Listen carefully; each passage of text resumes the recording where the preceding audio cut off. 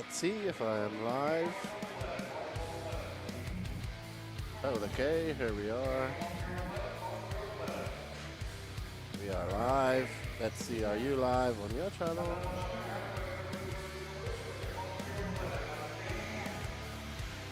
Not live on your channel and not live on Facebook yet. Are they just doing practice right now? Okay, because scoring hasn't changed here. Scoring still.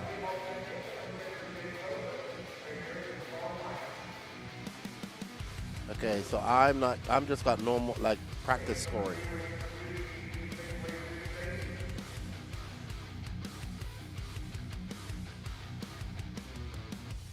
Alrighty then, good morning, everybody. Well, that everybody would be Chemo. What's up, Chemo? Hey, where's your boy Salty? Send this out to him. We are live here at the... He says, I was waiting for the live to start. One thing, Chemo is excited. What's up, Clubhouse? Morning to you. Morning to you. It's a rainy, overcast morning here in the Rabun Arena. We had some rain last night. They actually had to make a track change because part of the track is actually wet. So, slight track change. Good morning, Cam Goff. How you doing? Yes. See you at Epic. Hopefully we don't have no rain, and we can do that. All righty then. So we are up first with the Sportsman e-buggy E-main. It's Jeff Rexroth, Captain J, Jay Coker, Cameron Brown, William White, Shane Downey, who's beating his father, Stephen Downey, Rick Harris, and Carl Knight. So looks like we have no check from Rick, and I'm pretty sure he's still sleeping. Okay.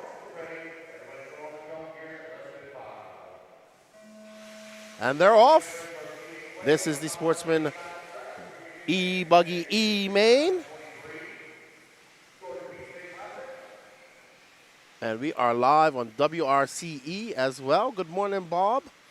Hope you're well. How was the golf tournament yesterday? Was you sneaking off and watching some racing? Watching Tater Sontag win two-wheel drive? As you can see, the track got wet there. It's really muddy. So they had to change it. Just no double and no sweeper. Hopefully that will dry out if we get some sun. And they will be able to race on that part of the track. But lap times are going to be way less than yesterday. I will find out how many bump. I haven't had a chance to talk to Lance yet. Maybe Danny will know. Okay. Bob's RC says, pretty good. I shot an 82. Good stuff. Alrighty, up front is William White, followed by Jeff Rexroth, Captain J in his captain hat, Shane Downey, Cameron Brown, and Mr. Steve in the back. No start from Jay Coker, Rick Harris, or Carl Knight yet. So not sure. Maybe they didn't make the start. Maybe they went home early. I don't know why you would come all this way and not run your main.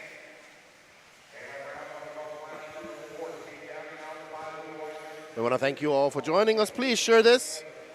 I need to share it myself. So please share this out to all the, get it going in the algorithms. I want to thank you for joining us early this morning. It is now, 8 o'clock in the morning. We are starting 8 o'clock on the dot. Looking to be a 12-hour day here. So not going to get done till about 8. Jeff Rexroth out to a early lead. He's on a 19-10-17 lap pace, just throwing on a 30.8. He has a 5.1 second lead over Shane Downey, who's only been racing for 5 weeks now. We are off. We're racing here at the 2023 Georgia Peach State Classic. And we want to thank all the racers for coming out. I'm actually got my hoodie on today. What's up, Mr. Douglas Reek? How you doing, good buddy? Long time no see. Up there from the land of 10,000 lakes, Minnesota. And we have three bumping up. So I think there's 12 and 3, so I think it's 15 altogether. And we have a couple of guys not starting their races.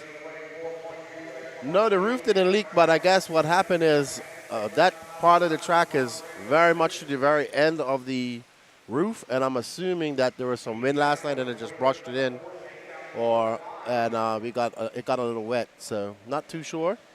I just came here this morning and saw that they had it, but there's no leak, and it's just very high. So I'm assuming that the rain and wind kind of just pushed in and it just gathered there. So you have to take into account for that when they build the track next time. But hopefully it dries out and they can go back to that part of the track. We'll see. Jeff Rexroth out to an 18:10:03, 3 bumps. So right now Rexroth, Brown, and Captain J are in your bump position. They have 6 minutes, 26 seconds left to go. We are on board with Jeff Rexroth in that green and orange car, white wheels, yellow wing. Oh, and he sends it nose high, gets it wrong over that double. See Ryan Lutz running out there. Ryan Lutz needs to take it easy, not break his foot like he did that time a few earlier on this year. I believe this is Captain J. That's the captain out there in that TLR tune Typhon. I haven't even had a chance to talk to the captain today. This weekend. Usually he comes up and says hello. But yeah, Danny says the captain is busy with the boats. But there's the captain wearing the blue hat. Oh, he was at Wicked Weekend. Met him first at this race. Hello, Torque Roland. Hi, Lefty from Perth, 8 p.m. here. Yes, sir. Was you a part of the endurance race that they had the other day? They're at the MORBC track. They're in Perth. There's Captain Steve. Oh, not Captain Steve, but Mr. Steve, his son racing. We are live here and racing at the Georgia Peach State Classic. Had to make a track change.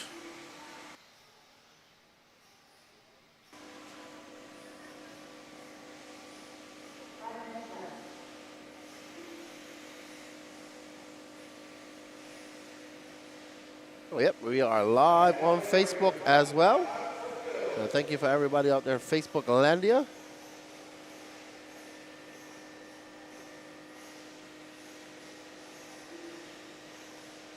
Okay, Mark Corn. Shout out to Ethan Martinez and Miss Bella Racing. Good luck today. Coming from William Norris.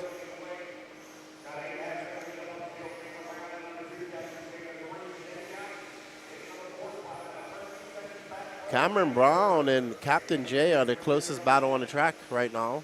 They're kind of separated. They kind of know that they're in a comfortable bump spot. They have a 13-second lead over fourth, Shane Downey. 4 minutes, 8 seconds left to go here in this first race of the day. Sportsman e-buggy E-main. And I believe this is got to be Cameron Brown. Yep, that's him. That all-white car. Can't really tell why. Uh-oh, getting it wrong. That's going to allow El Capitan to come by. Good morning, Amber. How are you? Oh, no. So we have an embroiled battle for third. There's the El Capitan J. This dude always rocking his captain's hat. I'm sure he probably has multiple sets of captain hats back at home. He has a motorcycle helmet. Always got interesting headwear, Captain J. Dominicano. I just knew that guy was Dominican as soon as I saw him. But sure. Let's got there he is. He's got his GoPro helmet on. There's the captain. Got his World War II German soldier-esque hat on. We love the captain. Uh-oh. Come on, Captain. Don't get too wild. You got to finish this race, dude. You want to bump up and race another day? Got a big four-wheeler, too. I knew he was Dominican. You know how I knew he was Dominican? He had a really nice four-wheeler, and he was rocking a captain's hat. And I said, only a Dominican could pull that off. Cameron Brown, Chris Brown's son. Them guys are doing camp life up there. He is ripping in style. Exactly, Chemo. Got his custom-made FPV helmet on. Morning, Saltwater Octane. How you doing? You coming out to Epic next month? Sorry if I do not have all the Facebook chats open. I am limited to monitors here. So I already have 4 monitors that I'm watching right now. So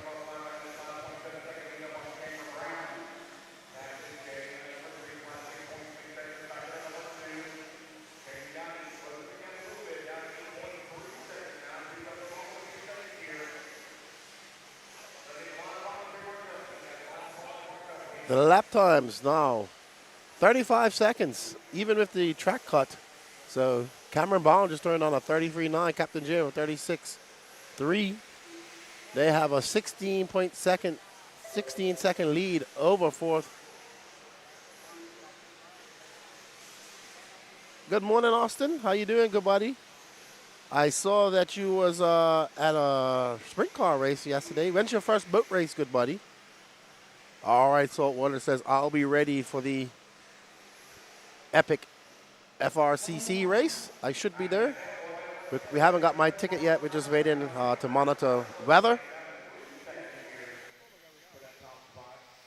Oh, this is the battle. We have a battle with 47 seconds left in this race. That is Rex Road out front in that orange and green, and that is Cameron Braun, who has found some pace. And he goes on the outside, tries to go around the outside. He's going to go right on the inside as they go around some lap traffic there as they battle it out. And we see Rex Road putting his arms out, not letting Cameron by. Oh, no. Cameron getting wild, going over there. Oh, no. Oh, what an excellent, excellent save by that orange and white car. We have seen some excellent saves over that white car, over that double over the last couple of days. We saw some exciting 360s and 180s and you name it. So Rex Road out front, Cameron Brown in the back, right in second. Captain J just chilling out in that third bump spot.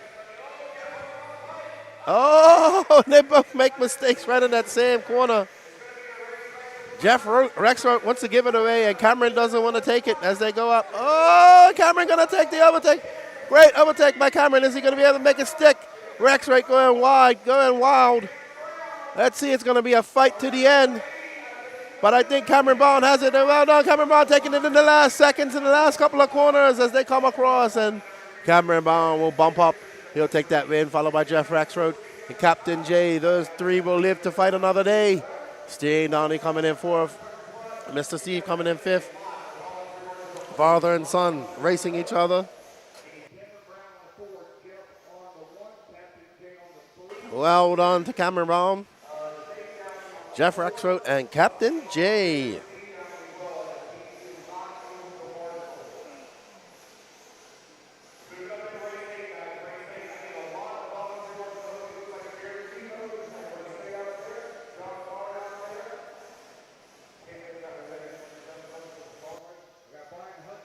And up front, our top qualifier, Sportsman e-buggy, Aiden Cotu. Top qualifier, intermediate e-buggy, Aiden Richray.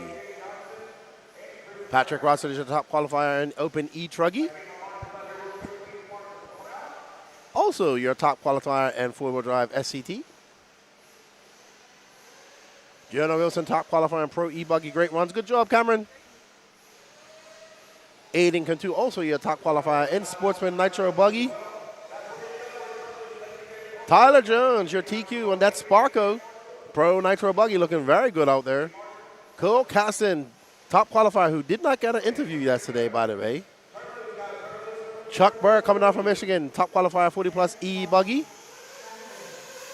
Toot Hollinsworth, your top qualifier and rookie e-truggy. Well done, Toot. Aiden Couture, your top qualifier in Sportsman e-buggy. And that's all Danny has. Yes, sir. Let's thank these sponsors for making this happen. The Georgia Peach State Classic is brought to you by Techno RC, longtime sponsor of the No Name RC podcast. Lead Finger Racing for all your body needs. BeachRC.com, Team Associated, HB Racing, JConcepts.net, ProTech RC,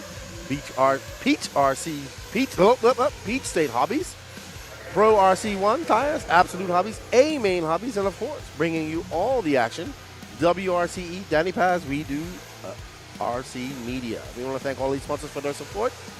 Without them, none of this is possible. We want to thank all of you guys out there in the interwebs. Good morning, D70. How you doing, good buddy? It is a little bit chilly down here this morning. I had to put my hoodie on. It's foggy. You can't even see the mountains today, so it's very foggy. They had to cut the track because it got wet in the rain last night. And I remember I went out about 5 to use the bathroom, and I was out there, and I couldn't hold my bladder, so I had to go out and just go outside and do my thing, and I just got wet. I just dried myself off and went back to sleep. So we are up with our first Nitro Buggy race. It is the Nitro Buggy Sportsman C main. Dawson Woodward, Blake Baker, Donald Hayes, Derek Long, Jared Swilzalowski, Travis Wimmer, and Lathan Pickard. Three will bump, remember? We came back from dinner last night, and it was about, gotta be about 10:30-ish. And the pits are still alive. People were wrenching on their cars, you know. We'll see today as the RC city that becomes a normal thing here at races starts to disperse. All these tents will start coming down, all the trailers will start leaving, and it's like, you know, the end of a good weekend as we see racers starting to go home at set times throughout the day. As we get ready, as we hear Lance getting ready, readying them to go. We only have 6 cars in this race, it looks like. Oh man, some car is not getting it right there. I heard a very high, very lean car out there.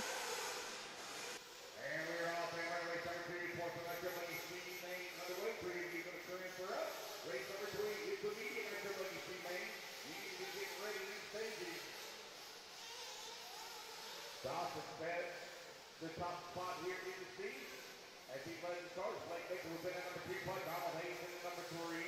Ready to come down the front circle.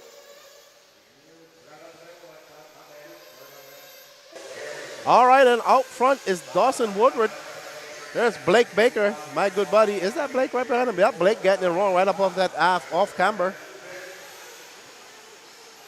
No, this is Dawson Woodward out front. The red and blue. Blake is right behind him in that white and fluorescent orange.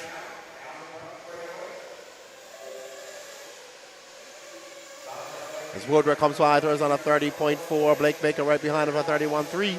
He's got a 1.8 second lead over Blake. Derek Long bringing up that third spot, 4.5 seconds back of your lead. So remember, top 3 will bump up. There's Blake Baker. No idea what he's looking at in that picture. And Blake gets it wrong over the double. Cases the top of that.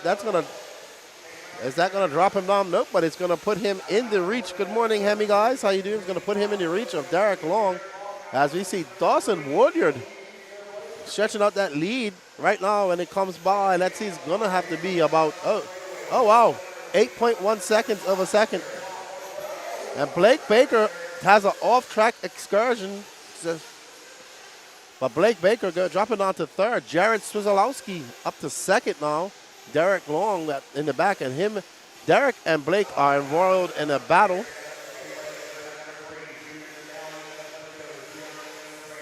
Pro 1 RC. All right. Got it, Pimo. I saw you post that yesterday. When I read it, it reads whatever I say. I can't remember.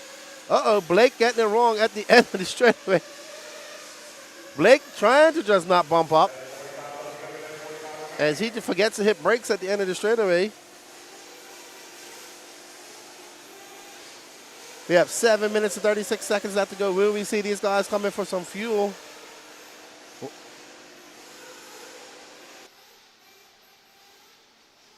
Some might try to stretch it out. We'll see. But there, I think, that is Donald Hayes now up to 2nd. Jared Swizalowski dropping all the way back to 5th. Wow, Swizalowski might be out. He's now down at 6th, so no idea what happened to him. But it's Dawson Woodward, Donald Hayes, Blake Baker. So that is 1, 2, 3. Maybe Jared came in for a splash of fuel. That's what it looks like. That long overlap. Him and Derek came in for some early fuel. So I'm assuming we'll see some fuel stops here as we see Blake and Donald. Donald in that blue car, Blake in that white and orange car. This is the battle for 3rd at the moment. But I'm pretty sure they're going to have to come in for some fuel. Pro 1RC. Oh, no, Blake got it wrong. I have seen so many mistakes right there on that corner. So many mistakes all weekend. And it was double, even though it's so easy.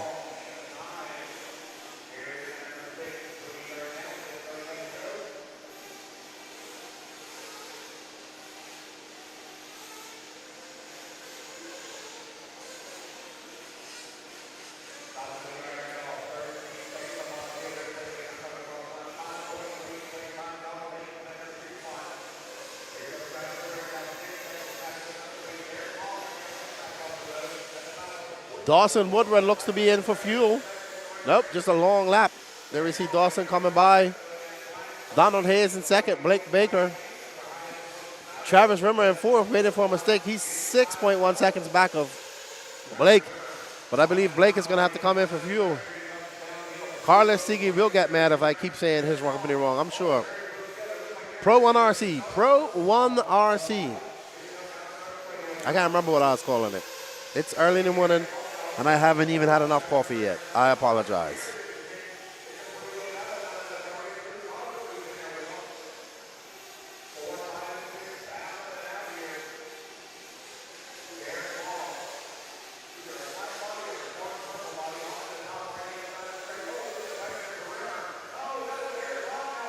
Uh-oh, I heard Derek Long. Let's see.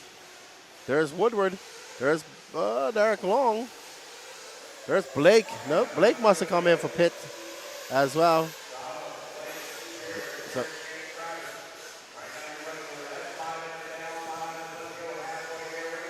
So it's Woodward, Hayes, Blake Baker. 4 minutes, 43 seconds left to go in this race. I believe that's Donald Hayes that just came in for fuel.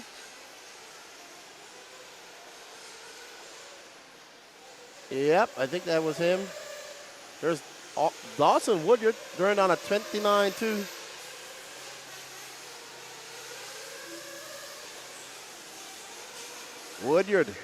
Woodward looking really good out there. Solid, probably had some bad qualifying.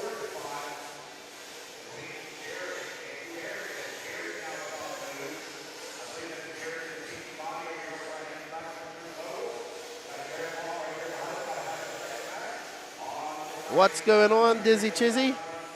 There's Blake Baker. So we have some fuel stops coming in. I believe that's Dawson. Good pit stop by Dawson. Dawson's pit guy. Let's see what it is when he brings out. Blake Baker still in second.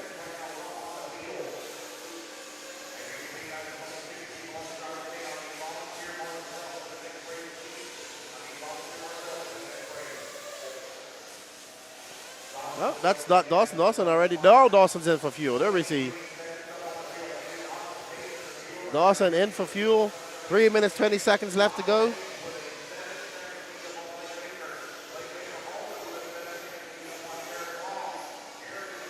So right now, your battles between Woodward, who came in for fuel just now. There we are on Woodward. Woodward, let's see when he comes around, how long of a pit that was for him. I think that's, not sure who's that getting it wrong.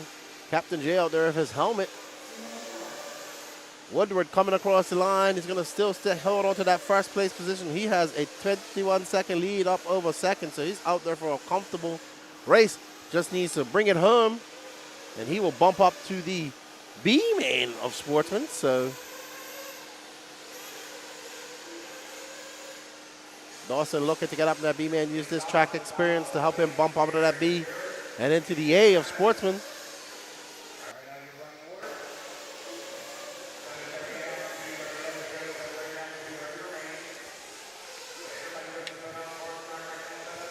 So it's Woodward, Hayes, Baker. Baker was up late getting Wilsonator's cars ready, as well as his own. Always helping out young Wilson. There we are with Baker. I will keep saying Baker. Blake Baker. And he comes across the line. That was a 30.5 for Blake. He has a good lead. He has a 13-second lead. Well, almost a 14-second lead over fourth. So I want you guys to share this to as many groups as you can, please. Let's get a lot of people here and there watching. My boy, Derek Vanderham. Sorry I missed you, good buddy. How you doing? This is live on WRCE as well as the NNRC podcast, YouTube. Also live on Georgia Peach State Facebook, Beach RC Facebook, I believe, and a couple of others. Blake Baker. So your top three are Dawson Woodward, Donald Hayes, Blake Baker. 1 minute, 17 seconds left to go. It says like this, these guys get to live to fight another day. I actually am enjoying this weather here. I've got shorts and a hoodie on. It's a great day. I'm rocking my new high-tech hoodie. As we see that, I believe that's Donald Hayes getting it wrong right there. Could be. Let's see when they come. Nope. That was Travis Rimmer. He's marked all the way down in 6th. I'm doing okay, Derek. It's a little bit foggy and wet here. They had to actually cut the track because part of it's wet. You can see over there as you come into the straightaway, it's not a sweeper, it's more of a 180. They got wet last night with some rain. This will be an issue they have to resolve going in. I know they're trying to get as much of the track in as possible. So, but it's not too wet, but they just don't want it to get it too damaged. I also don't want to get cars too muddy. I say let it dry up a little bit and open it back up again. And let that stuff get rough out there. That's what I would do. I'll see Derek. Masters. That's right. Masters of Dirt next month. Looking forward to that. Dawson Hayes, Woodward, Donald Hayes, Blake Baker. Uh-oh, who's that? Blake up on the pipe there? Oh, that was so close just now. That could have been very bad. Oh, man. Dawson Woodward having a very long lap. Oh, he's done. Oh, man. Jared Swizzolowski. Here's your bumpers. Your bumper uppies. Dawson Woodward. Dawson Woodward, Donald Hayes, Blake Baker live to race another day. Yeah, they are. It's already a 12-hour day here without that. So hopefully they'll get some sawdust out there. Hopefully they get some sawdust. I don't think we're going to have much rain today. So it must have been a little bit of wind. I mean, we had rain. It wasn't too big. Too much rain. But I guess a little bit of wind just blew that in and it got it wet. And yes, I am looking forward to Masters as well. I thoroughly enjoyed Masters of Dirt last year. I can't wait. But we need you guys to share this to as many groups as possible. And let's get this going. Let's get some people in here. I know it's early. It's only 8:27. So everybody's sleeping. It is Sunday. I get that.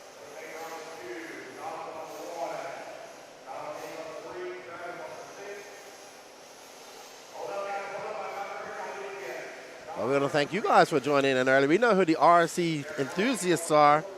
Uh-oh, here comes P. Diddy. Had to carry all his cars down here. Sorry, I couldn't come pick you up, Patrick.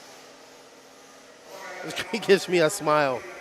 That is the smile of, I'm not awake yet, but I had to walk all the way down here in the mud with my cars. I don't know what time.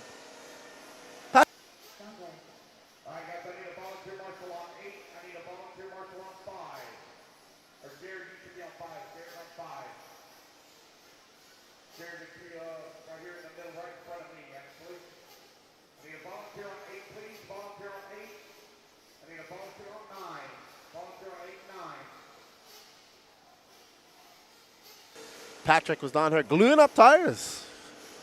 Came in late last night.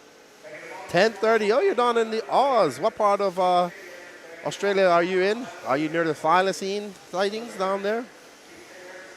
We'd love to come to Australia next year. Let's see if that happens. I know I want to go to Philippine Masters next year. That is for sure. Philippine Masters is on my list of races to go next year, hopefully.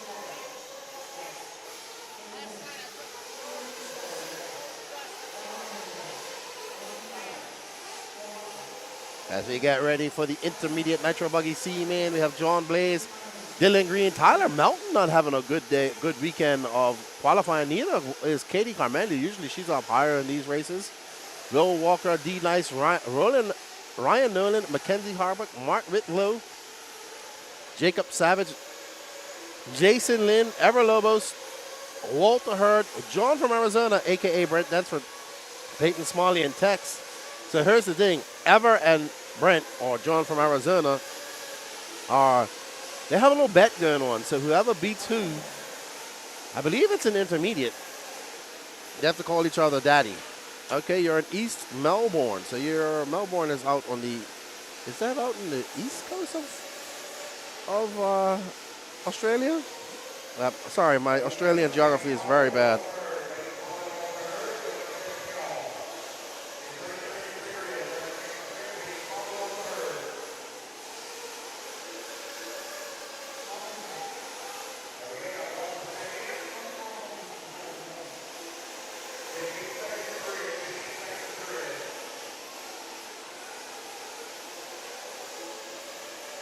As we get ready, as we get their warm-ups up to they have 33 seconds left. Okay, yep, just down from Sydney. That's what I thought. So, here we got people rooting on D Nice. Oh, let me go over a little bit as Patrick gets warmed up.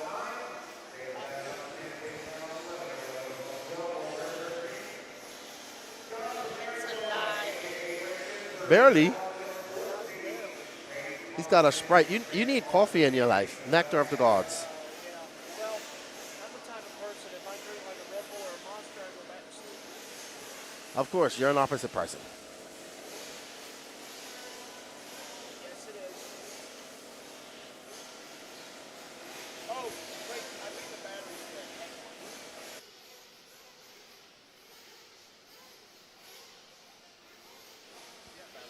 The man is playing with my knobs again. The man is playing with my knobs again. Alrighty, and we have Patrick Rossiter back. A sleepy Patrick Rossiter. Yeah, I'm getting here. I'm not here yet, but I'm here, I guess. Oh, so we have 16 car mains, it looks like. I wasn't sure. So 3 bump up. Ooh, 10 minutes of Diet Pro Nitro Buggy C main. Let's see how they shake out. I was about to say that's a good start. But I saw that. Not too bad. They got away with it. Good morning. That was an enthusiastic good morning. Yeah, well, hey. I'm just responding. I'm trying, dude. I will say that hearing the rain on the camper last night was very soothing. That was nice. I didn't hear it, but I did go out about 5 o'clock to use the bathroom, and I got wet from it. Oh. So. Yeah. All right, so John Blaze out front, Tyler Mountain in second, Katie Carmendi. I think that we're going to see Tyler Mountain and Katie Carmendi bump out of this. They probably shouldn't have been in this main as it was, but that is John Blaze right there. Just come from Bermuda, he was telling me. Was there for a couple weeks. Oh, wait a minute. I didn't even see they had to do a track change from the weather. Yeah. You behind the side. So you was here late last night. Was the rain coming in? Was the rain? No. I was only here until about midnight, and it was just a steady mist. It didn't start really coming down until I'd say about 4 or 5 a.m. Oh, okay. But it didn't rain too hard last night. No, just a steady mist. So I'm guessing what happened is that the water must have been coming off the roof, and it was dripping, or maybe there was a little wind, and it just was light on the top of that bowl and just came into that bowl down there. I'm thinking it was the wind that was blowing it in. That's just, I'm no meteorologist, because if I was, a lot more races in Savannah would have happened. Mm-hmm. Because I would have been right about the weather. So, there you go. Yeah, don't quote me on anything regarding the weather. All right, now we are following this race right there. We got a good race. We got John Blaze out. He's got a 2.1 second lead over Tyler Mountain. Katie Carmendi's right behind him. And Ever Lobos looking to bump up and make Brent call him Papi at full, bro. Well, hey, we are just getting started there. We're only 2 minutes in with 8 to go. So they're fighting hard and heavy early on. This is a great battle for the bump spot right there, actually. Tyler, Katie, and Ever. Oh, Ever with a little love tap to Katie. Oh, yeah, she ain't about to put up with that. Oh, no. Race like a girl. Don't give an inch. Oh, pardon me. That was Sprite. So it's Blaze, Melton, Carmendi, Walker now moving up to that 4th spot. Everlobos and Mark Whitlow. So Morning, Chemo. Well, sorry, I'm reading the chat. My bad. Go ahead.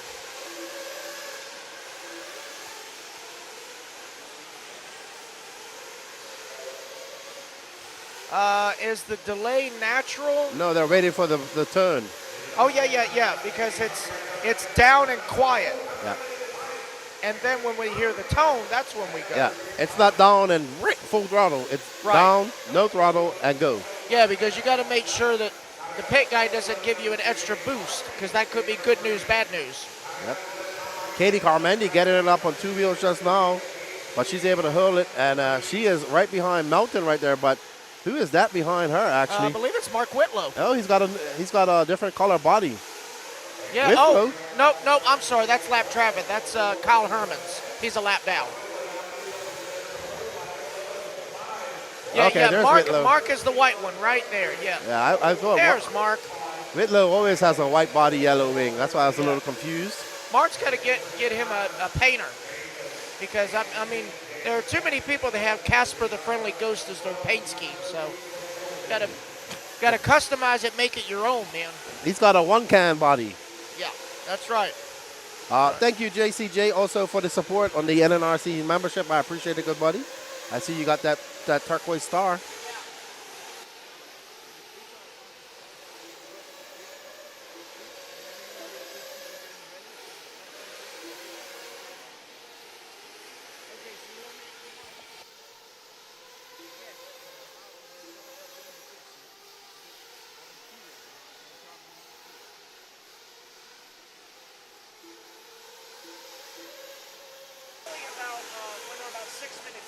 Oh, Tyler Melton getting it wrong.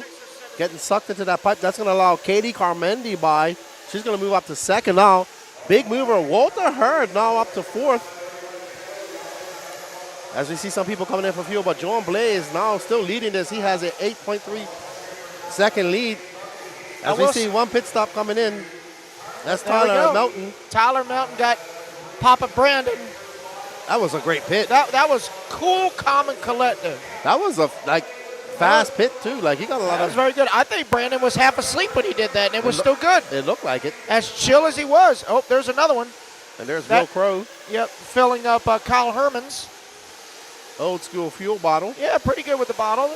Oh, what a perfect snatch by that gentleman. Wow. Oh, yeah, Mr. Harbuck. You saw that?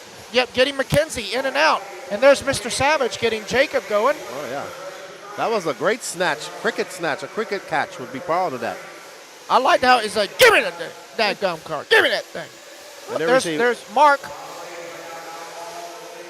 I believe that's Mama Whitlow. Yes. That is his missus. That is his missus. But John Blaze still out front. Katie Carmendi, Will Walker moving up to that 3rd spot.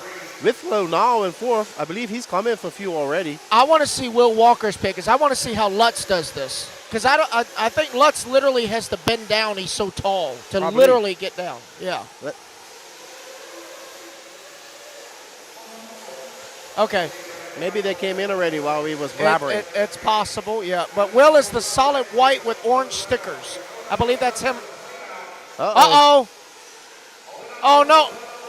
Who is that? Not sure. Can't tell. There's Katie Carmendi in for fuel. Dave doing the fueling duties. We see Hobo getting ready. Not sure who he's going to pick. Probably Brent. Right now, Brent's losing the battle. He's down in 13th and Evers in 5th. So Brent's going to have to learn some Spanish. Yeah.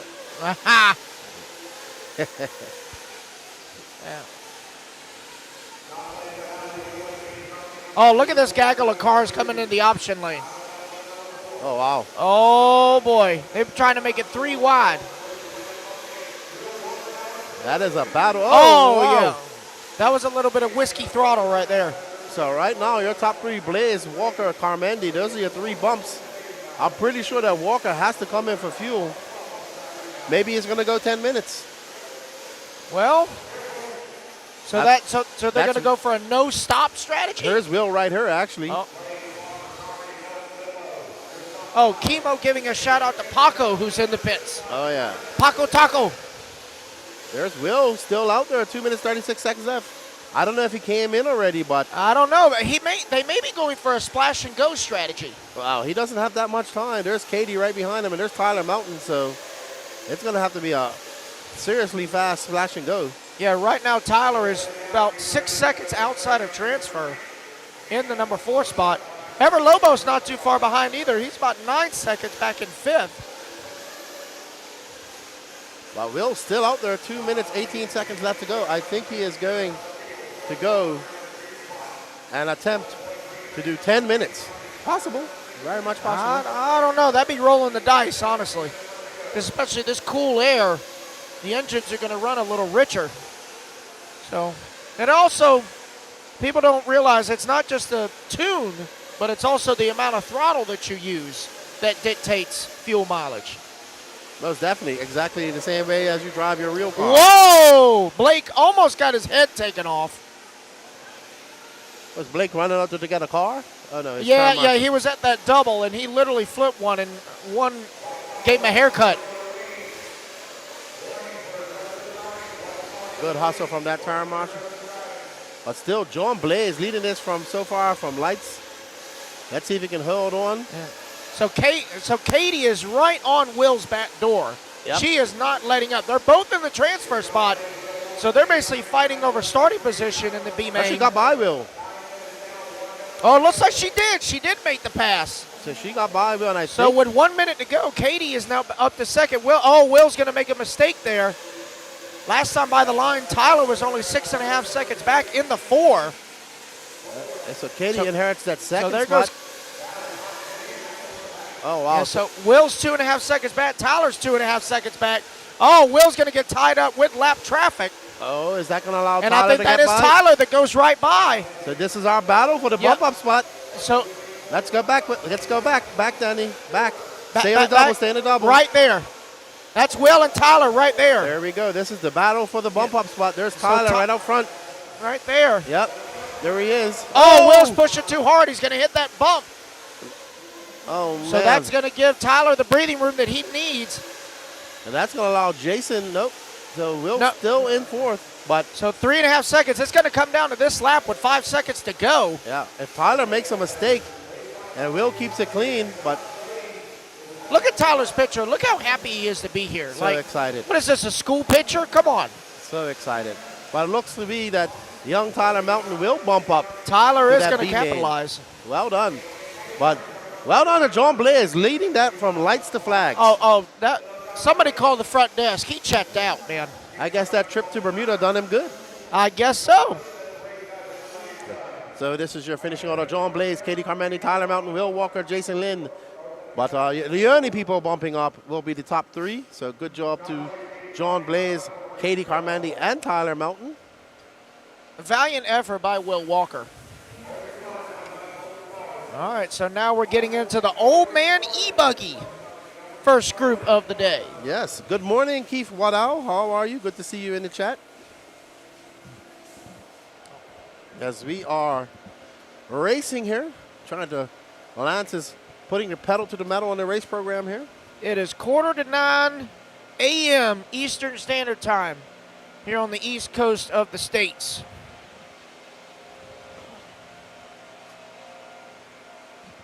That's it. For the B-bumps. No worries.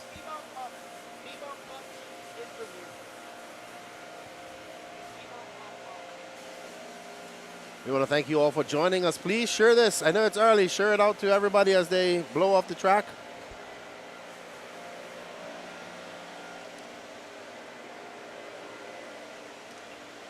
I'm on my way, dear. Uh, Why don't I bring you a battery? I'll get you that. no. Oh,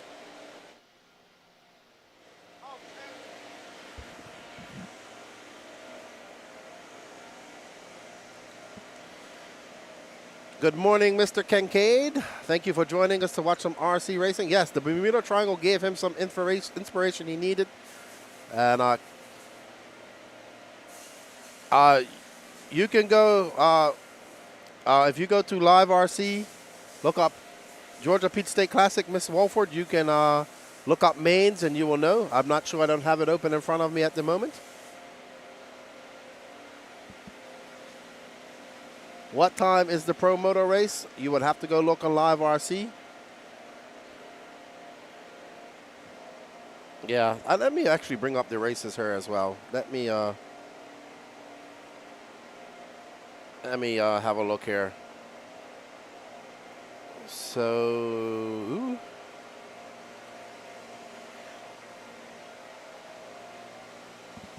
as they blow off the track.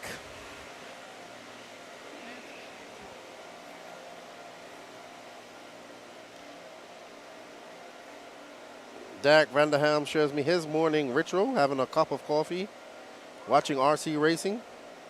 Lucky duck. Let me bring up the mains so I can be well versed myself.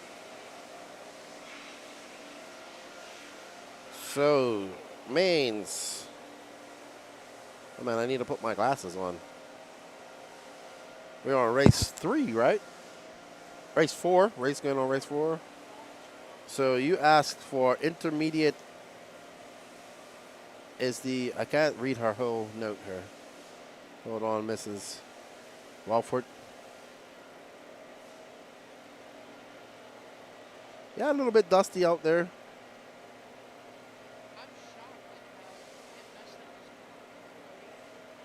Oh, you're up top now. You can see it. Which e-truggy main? There's a few, Mrs. Walford. So you gotta go look for who you want to see in the main.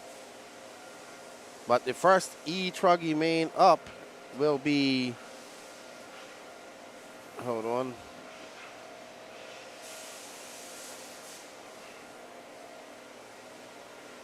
First e-truggy main is up next after this. Open e-truggy C main. So that's race number 5. And then the next one would be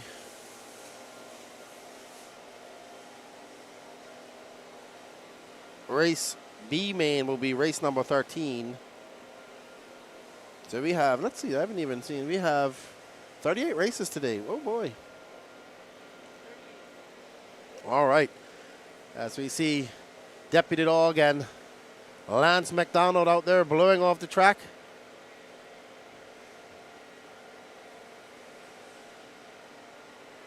They should blow some of that dust right over to the to that corner. I wonder if they're going to open up. Do you think they're going to open up the track later on? There we see Mr. Aaron Hellinger. I wonder if they're going to open up the track when it dries out. I think it is what it is right now. All right, Dizzy Chizzy, enjoy your sleep. We'll probably be here when you wake up in the morning, to be honest. Over there in Melbourne, 12 hours ahead, I believe you guys are. Maybe a little bit more. There we go, got the track blown off. I wouldn't blow the track off. I'd let it get dusty.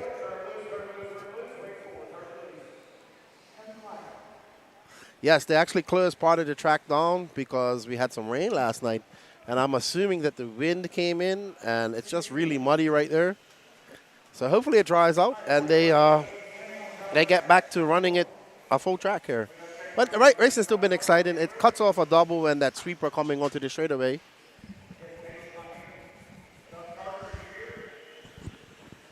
Andrew Matos, Derek, you are always on her. That is true. So we had some rain last night about Gaines RC, and I'm assuming that the wind just wet that part of the track, and it's shaped like a bowl, so I'm assuming a puddle will form there. They'll probably get some. It's very misty. We're probably going to have more rain today. So maybe they will, once it dries out a little bit, they will run it again, maybe get some sawdust out there to dry it off. But they had to make a decision to either run it, cut it off, or let it dry. And we don't have much time today, so people want to get people home at a decent time as well. This is your 40-plus e-buggy C main, 10-minute race. Remember, the top 3 will bump up as they're off.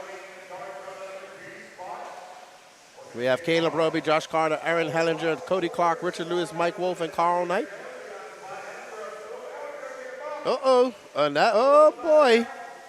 And whoever that is.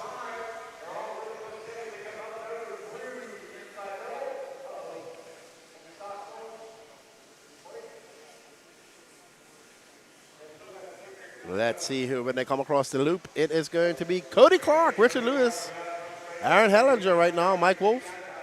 Separated, all 4 of those guys separated by 2.9 seconds. Don't see any transponder for Caleb and Josh Candler, so not sure what happened there. Maybe they didn't start.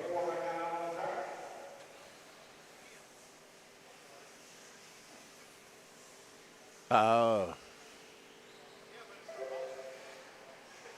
We don't even see them on the car. There's only 4 cars on the track, it looks like. So 3 of these cars not making the race, it looks like. So this is a battle. I mean, there's Cody Clark. He's just got to keep it on all 4s, and he will bump up. 8 minutes, 39 seconds left to go.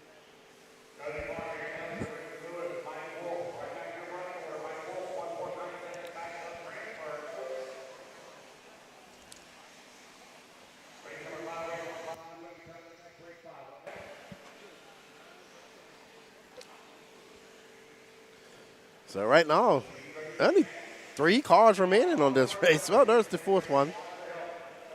So the battle will be for 3rd, actually. Aaron Hellinger currently being scored in 4th. Good morning, Mr. Abbas. How are you?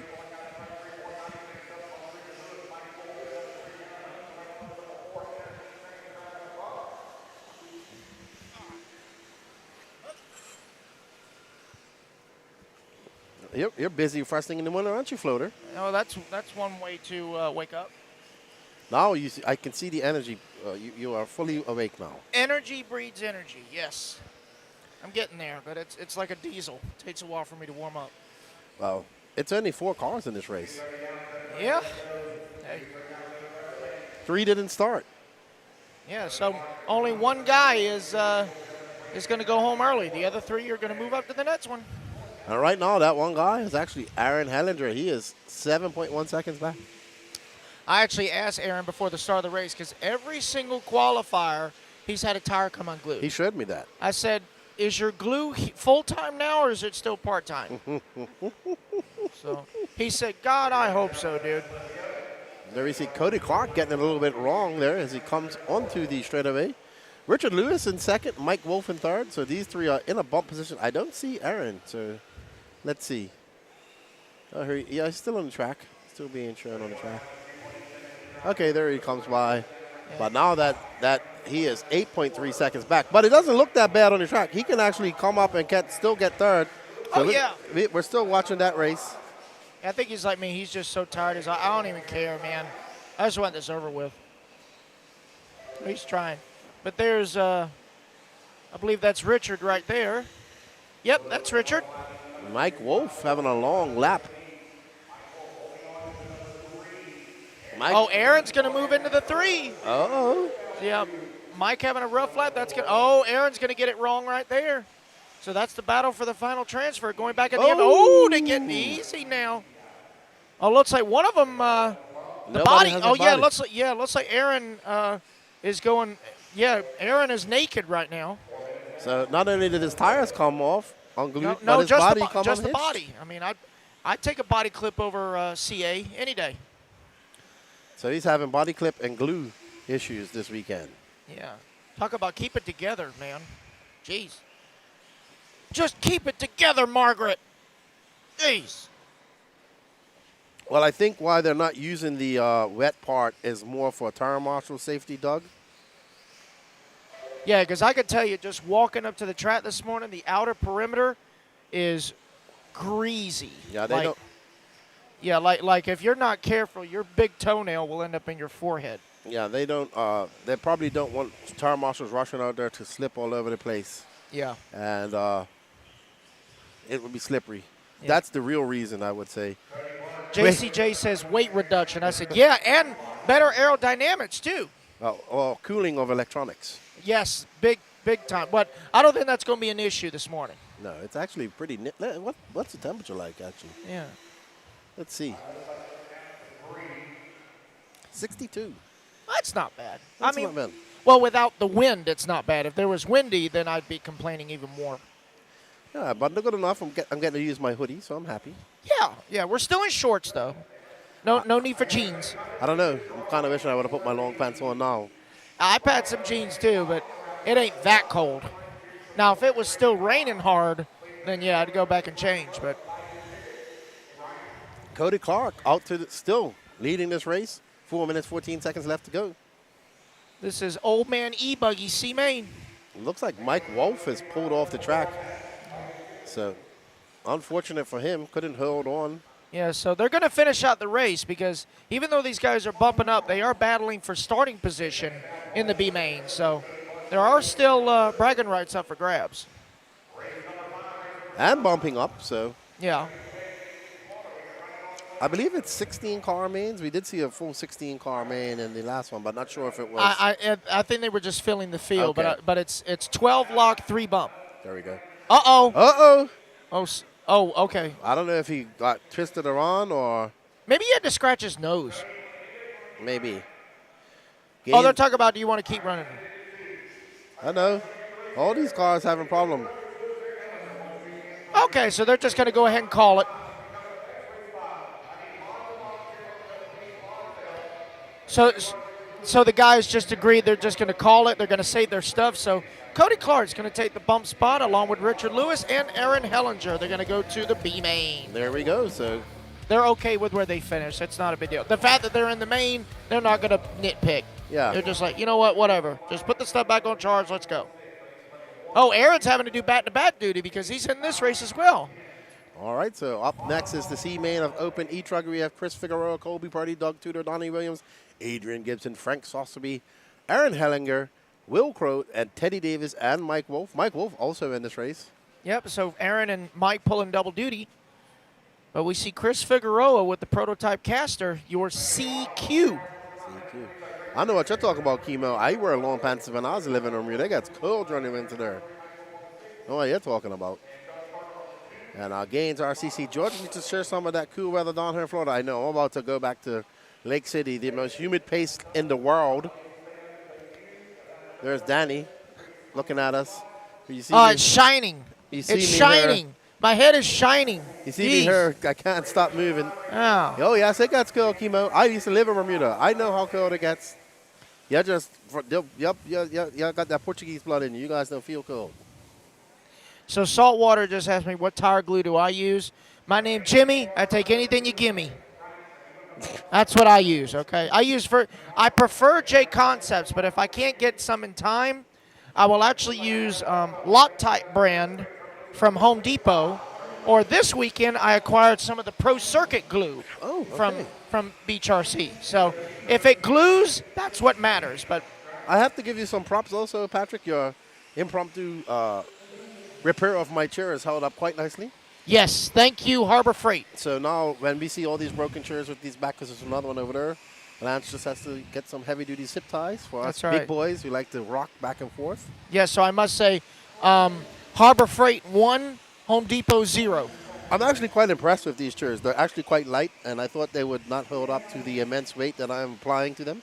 Yeah, they conform to your booty. It's Yeah, nice. It's comfy. It is. They're actually very comfortable. Yeah, it's not like this hard piece of plastic that, you can't feel your butt after 10 minutes. You I mean don't like that. the metal chair that I sat on at like most races?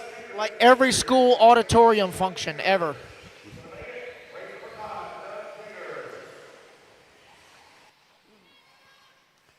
When are we going to see Lefty race short course? I wouldn't mind. I need a guy. You know what? I think I'm going to ask Matt for a short course truck. Okay. So Clubhouse just has Loctite brand at Walmart.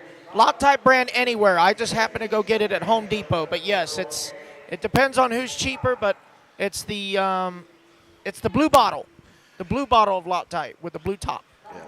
Oh, is it? And it's like, what, $15, right? It depends on where you go. I don't know. But, again, when you need it, price doesn't matter. You got to have it. Don't use Elmer's. I've seen people use Elmer's. Don't do it. Gaines RC, I should be there. The plan is for me to be there as we are off to the start of the first e-truggy main. Here we go. Open e-truggy C main. Oh, no. Chris going to roll it over on lap 1, but it looks like traffic able to help him. He's going to hold on to the number 2 spot. I think that is Will Crow now out front, starting from. It looks like it. From the number 8 spot. He's already climbed up to the race lead. I think that is Will. It is Will, that green and but he's swinging wide. That's going to allow Chris to get back to it. It is Figueroa, Crow, Gibson. You got Adrian in the 3, Teddy 4, and Frank in the 5. But we're just getting started. This is a 10-minute race, so these boys got to be smart. I really like Chris's paint job, that teal. Oh, looks like Will's fighting a push. Oh. Like a bad push. And he's going to fight it right up as he goes wide there. That's going to he's drop going to him get shut. all the way back. Easy, gentlemen. Hey.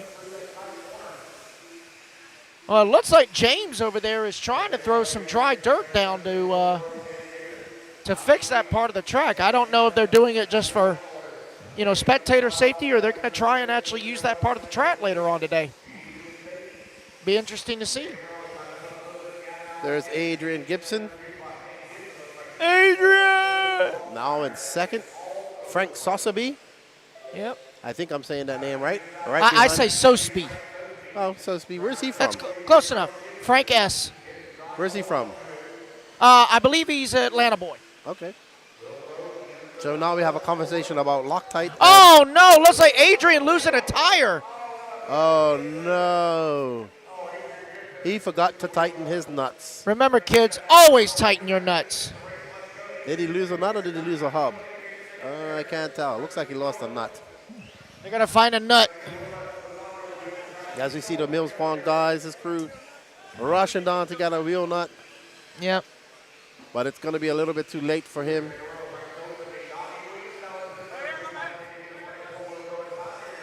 So it's going to be Chris Figueroa with the prototype caster truck out front.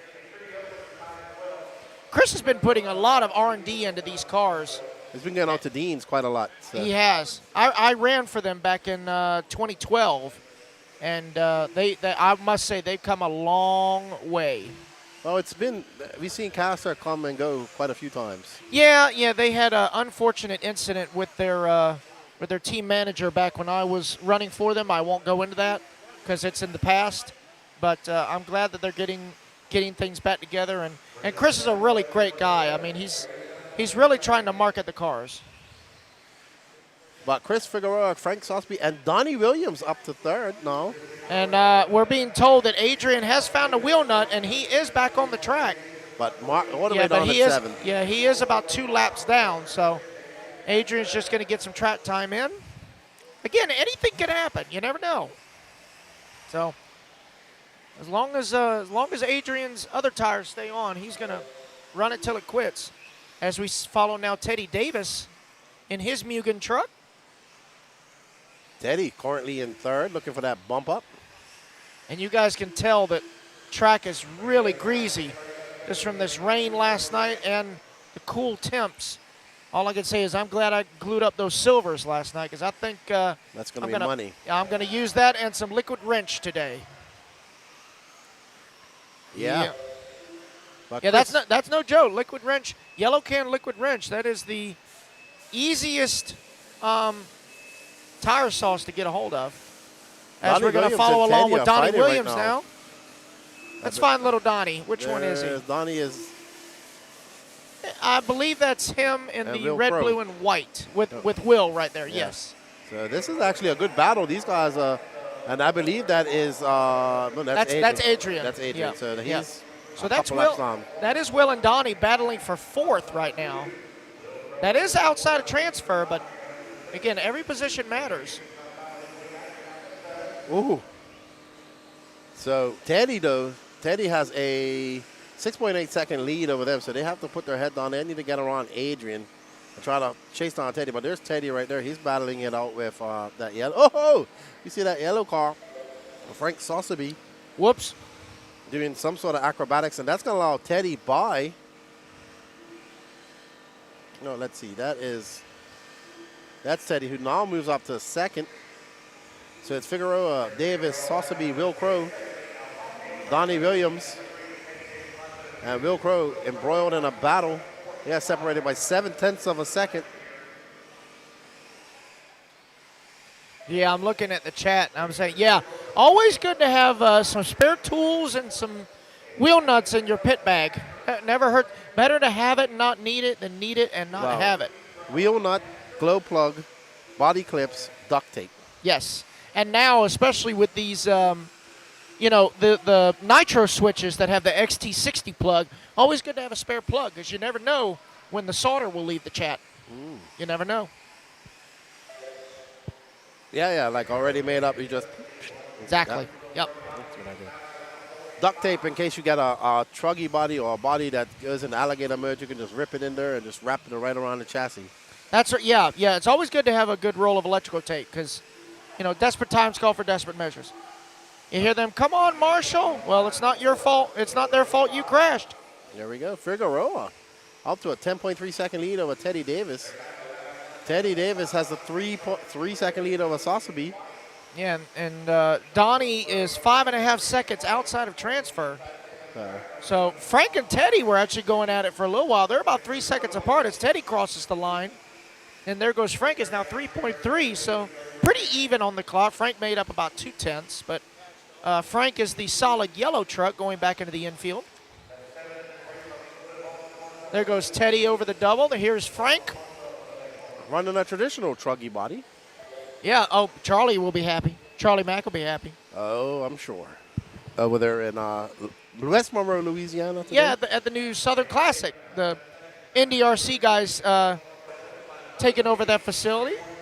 I will say that track looks gnarly. I wouldn't want to marshal it, but it looks gnarly. Yeah, I watched a lap with Brandon Rose yesterday, and it looks good. Oh, yeah. I got 2 words to describe that layout. Natural selection. Oh, my Lord. But Chris, looking solid out there. Always got the teal green. I love his green. paint. I love his paint. Always been a big fan of that color. Kind of reminds me of like a children's room in a doctor's office. I don't know why, but, I mean, it works. Kind of reminds me of Makita colors. Okay. Almost. I see it. But that is Chris Figueroa right there in the race lead. About 7.5 seconds up on the field, so he's comfortable. 2:15 to go. He definitely doesn't want to slow down, but I wouldn't want to push it, But you know what? Frank Sauceby just had a long lap. Oh, he did. That Donnie Williams is now 3.4 seconds back, so Donnie can feasibly, hopefully that Frank has another long lap and Donnie can get into that bump spot. Oh, you do see on the side of the track, you see Brian Burnett in the Bobcat trying to repair that outside part of the track. I believe they are going to try and get it going again. Well, that part of the track's going to be gnarly. It's going to get rough. Yeah. Oh, it is. Oh, wait a minute. Where's Mike Walker? Character. Yes, sir. We're gonna put a jar here, and every time we say character, you're gonna have to give me $1. Oh, looks like little Donnie making the pass on Frank. Donnie. So Frank having all kinds of trouble. So now little Donnie making the pass. So Frank's going to have to push it. There we are. This is a good race. We have 1 minute, 15 seconds left to go. We see Donnie. Can he keep it cool? Can he hold off Frank? The blue antenna of little Donnie Williams. You ever see a grown man argue with a little kid? I think it's about to happen. Donnie, cool as a cucumber. So little Donnie trying to keep it in the middle. Frank is pushing hard as he can. I think they're going to get another lap after this. There's little Donnie right there. Oh, Frank's going to get it wrong. Frank getting too excited over that double. Donnie just keeping it smooth, going right down the middle, jumping perfectly. Oh, Donnie powers out of the corner. Donnie trying to stretch it out. Last time by the line, it was less than a second. Now it's about 2.5 seconds.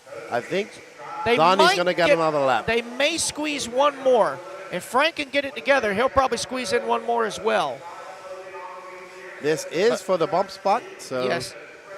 Frank's got to tighten up his line a little bit. He's over jumping just a bit. I think they're both going to get one more, looks like. So this is going to be a race to the end. Oh, yeah, Frank is giving it everything he's got, so it is going to be one more lap. So Little Donnie's going to keep it on all 4 wheels. But I'm telling you, you can see Frank is pushing as hard as he can, trying to gain some time, but Little Donnie is staying calm, cool, and collected. So let's see what, oh, Frank's going to get that double way wrong.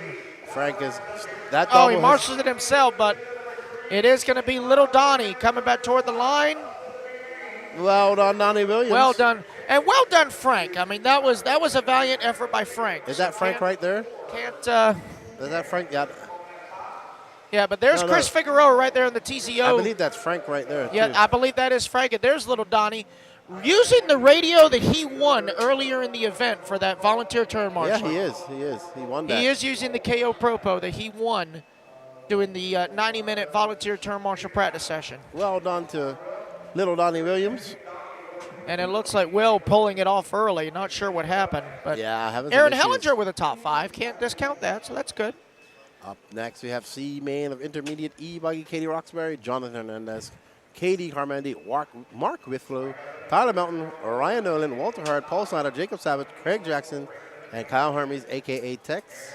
So, Mrs. Jared Wiggins as your CQ in Diet Pro E-Buggy. Can she bump it up? But Katie Carmendi, Withlow, and Tyler Melton, as well as Walter Hart, all having some practice early on. And let's not...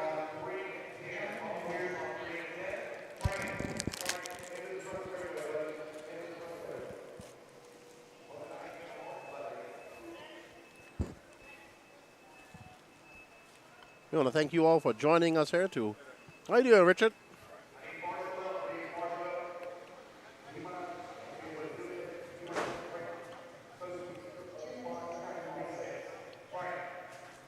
Yeah, Doug, they're fixing the track now. Getting it all sorted out. So.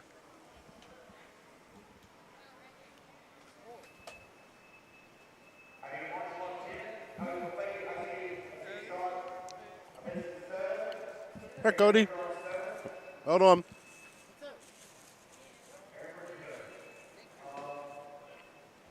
Thank you.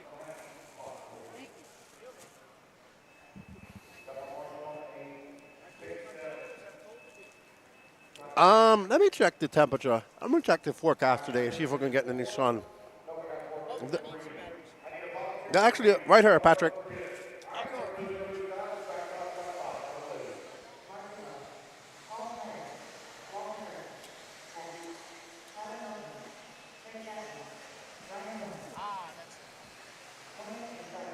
Let's see if you'll see some sun today. It's cloudy with a chance of racing. Yeah, it's really misty. You can't even see the mountains around us, so not sure. It's definitely cloudy with a chance of racing. So not sure what we're gonna see. My weather doesn't seem to want to alert up. Well, it looks like I think they're fixing it now. Whether they open the trap back up or they're just fixing it just for safety purposes, people walking around, not sure.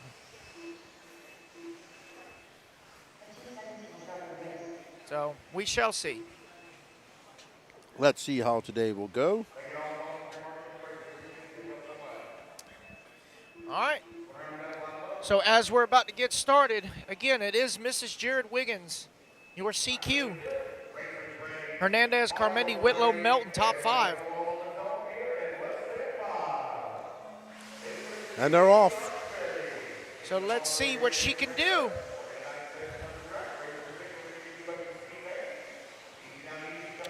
A good start. Good start from this intermediate C-Buggy man. Very good start. And you see her still holding on to, wow, no. Katie trying to save it. She overcompensated just a little bit, but pretty long race.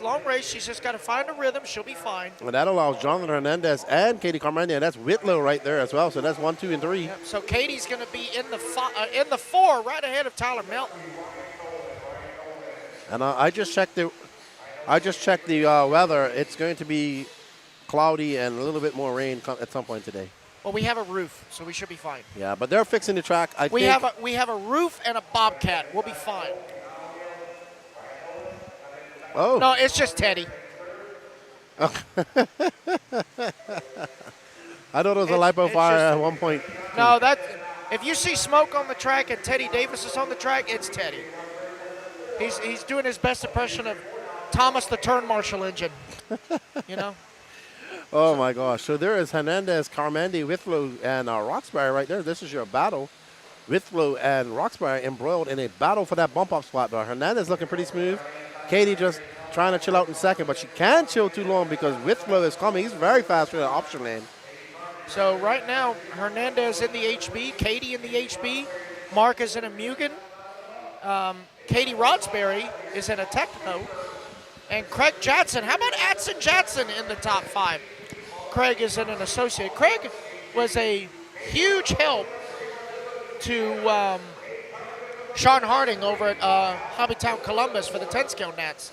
Part of his track crew helping him out. Very nice man. Very cool. Met him at Masters last year. A gentle giant. He is a big man. Giant, yes. Power socks. Yes. Always got power socks. Yes, yes. Former, used to be in the military as well. Yes. So. He served our country, very much so. He's also into a full-scale drive. Look at Katie. What a beautiful pass by Katie on Katie. Katie just passed Katie. Yeah. Katie with a K and Katie with a C. That's right. So she is So definitely how about that? racing like a girl and not giving an inch. Oh, they're racing like girls, all right. Goodness. And Hernandez is about to have a rear. Great. She Jonathan's got his back mirror full of estrogen right now, and he needs to run like crazy. Oh, my gosh. Katie saved it. I don't know how she did that. I think she just held it wide open, and she was fine, just like I've been saying. Oh, man. And she did not lose a beat at all. Jared better be writing notes. Because if the wifey can do it, he can do it too. Oh, this is a great race. This is 1, 2, and 3. This is good.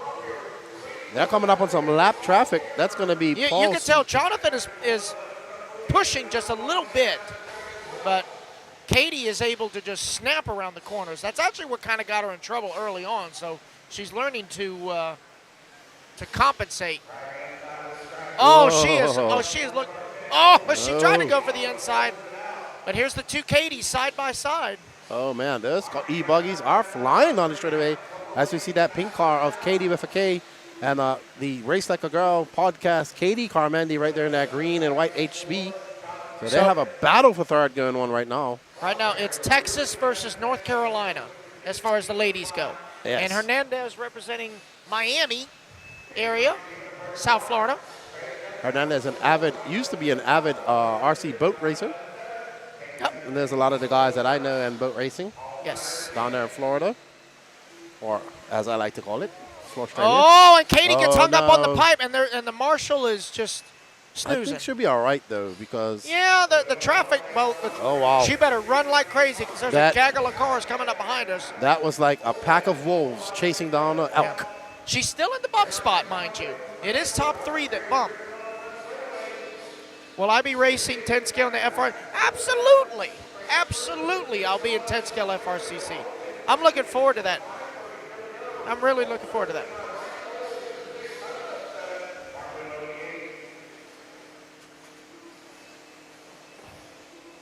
I do. Okay, cliff notes, sure.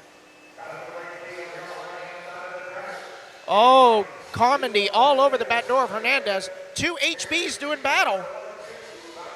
She's looking for a way around, but Jonathan's like, oh, God, here they come. I have to run as smooth as possible.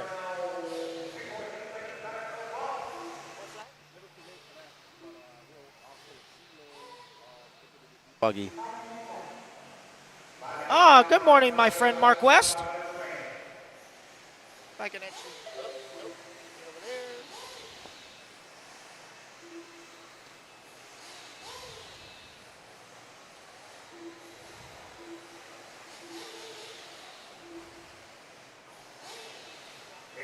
Oh, man, and Katie gets by Hernandez as he makes a mistake. Hernandez falling to the pressure of the Race Like a Girl, don't give an inch.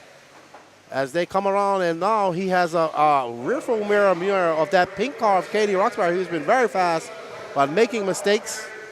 So now it's Katie to the race lead. I'm going to tell you what, Roxbury, she is pushing it hard, man. She doesn't just want the bump. She wants a better starting position. Oh, yeah. And she's driving. She's fast. She's the fastest car on the track, to be honest, but just making mistakes. She is. She's the only one. Nope. She got a 26.6 as her fast lap. Katie Carmody's hot lap is 27.2. Hernandez 27.3.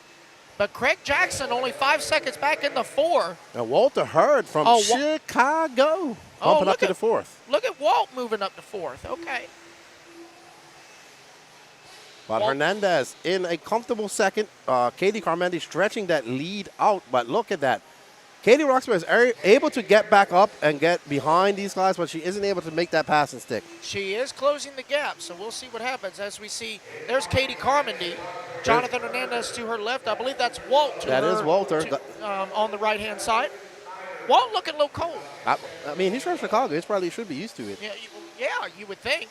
Maybe. But it's a little damp cold down here. That's true. Maybe it's just the wind. Maybe. You know? I think he's like me. He doesn't have much hair, so he's just trying to keep his ears warm. That's all. All right, as we see Carmody come by during on a 27.8. She's on a 22.10.5.15 lap pace.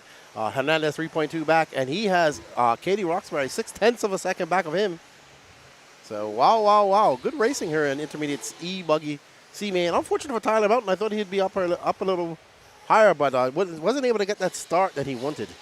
No, and I don't think he's found his rhythm. Maybe it was an incorrect tire choice. I don't know. But anyway, you know.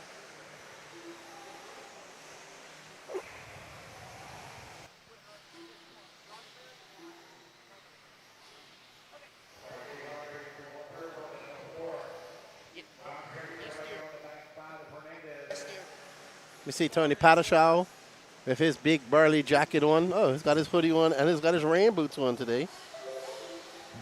I need to get me some boots, too. I think I'm going to get me some boots the next time I come around.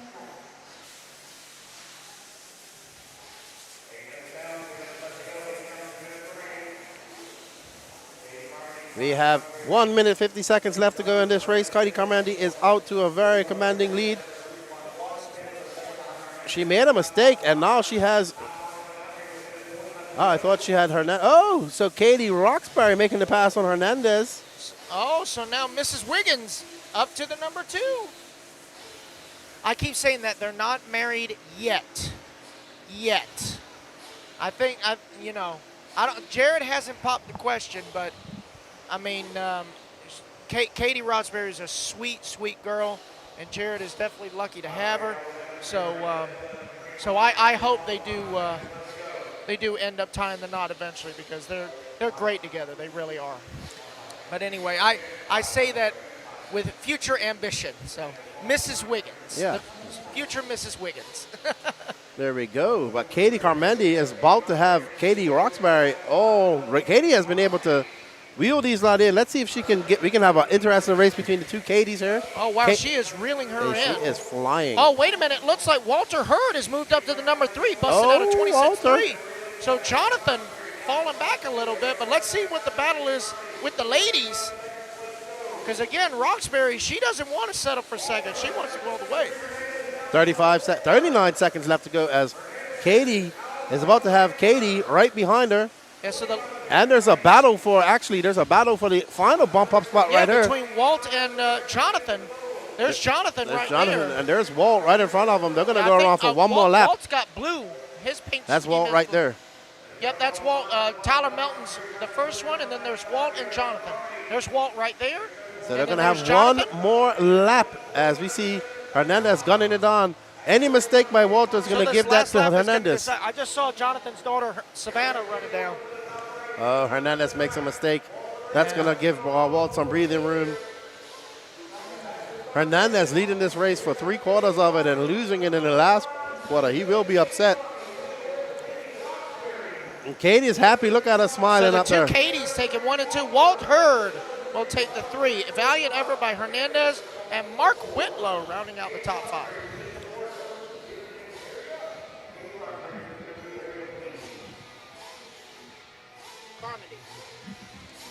He come.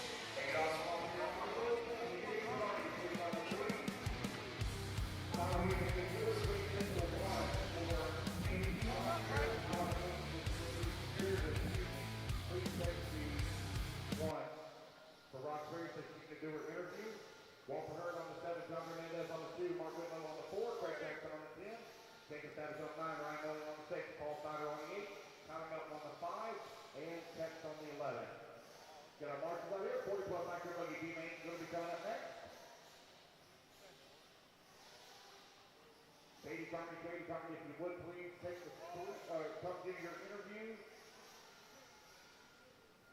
And Jared, if you're still close by, if you would mind grabbing the 3 for Carmody or Dave, one of y'all. I think Jared's staying down in the pit. Hey, buddy. Katie Carmody needs you for interview, please. Katie Carmody for interview. Marshall, let's go, guys. Marshall, let's go. Get in position. I'm ready to get this one underway. Marshall, please.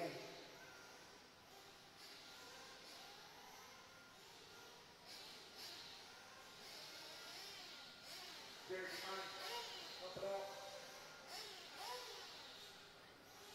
Yeah, both of y'all. I want both of y'all. I'm going to get both of y'all. Dave, do you mind grabbing the 3 for Katie? Farmer? 3, yes, sir.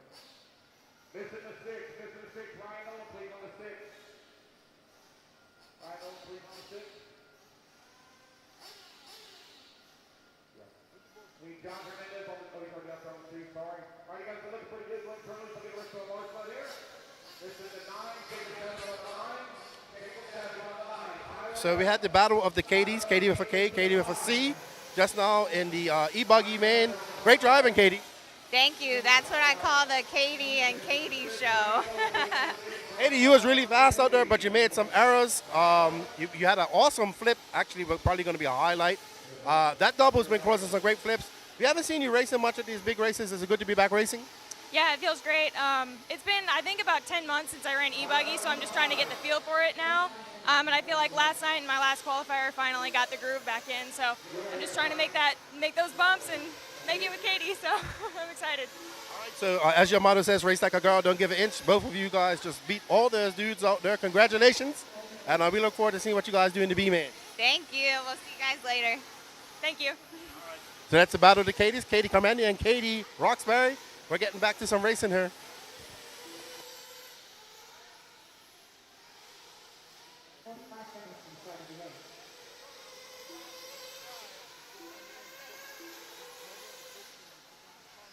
Good job, y'all. Good job.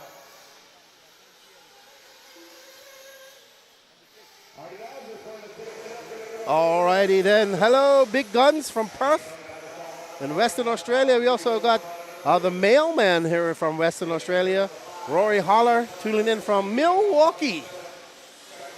So thank you guys for tuning in.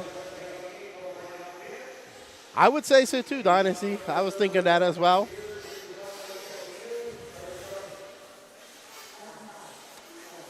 I'm not sure, dude. I have not been, Doug Breeze, I have not had a time to go around and talk to people about tire usage or how much they've been using. So.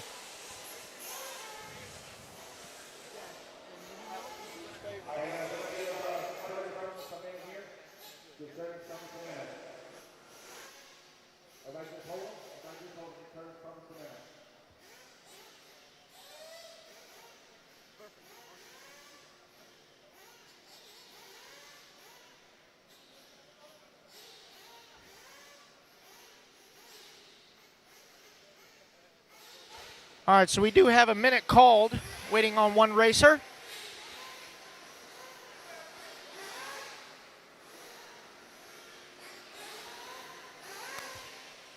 Yes.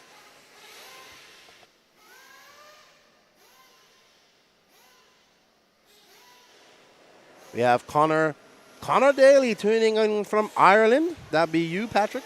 Oh, Aaron Gobra. Hey, man.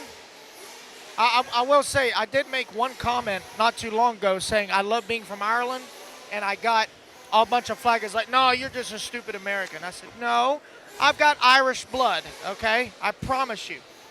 I promise you. With a name like Rossiter, I mean, County Wexford, hello. You ever see a problem with Curtis Crummins' car? So we're waiting. We got a minute called here for the B-main of.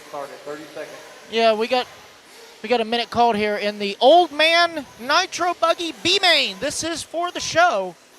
Tony Pattershaw, your BQ with Josh Fine in the 2, Will Walker 3, Curtis Crummins in the 4, John from Arizona in the 5, and we're about to get started. Here we go. We are off. Hello, Gary Stute. Hello, Big Guns. Enjoy the coverage. Glad to have you guys in there. Is that ready to go? We see Patrick down there in the pit lane. Did Curtis Crummins get started, Patrick?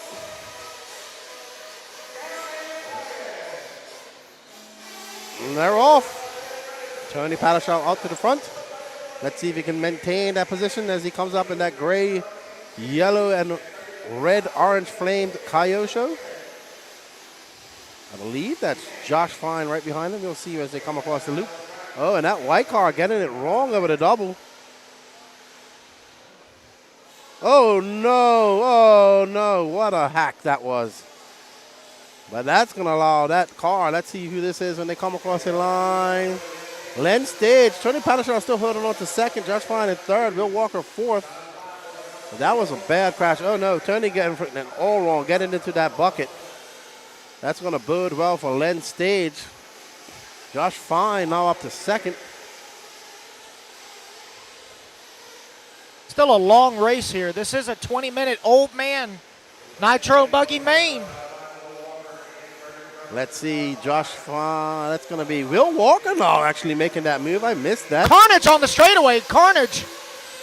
That was Brent Densford getting the worst of it. Oh, wow. But he's still marked in third at this moment. So Will Walker, Josh Cox, John from Arizona, a.k.a. Brent, and Tony Pattershaw. Tony getting hung up on the pipe there, having to be marshaled.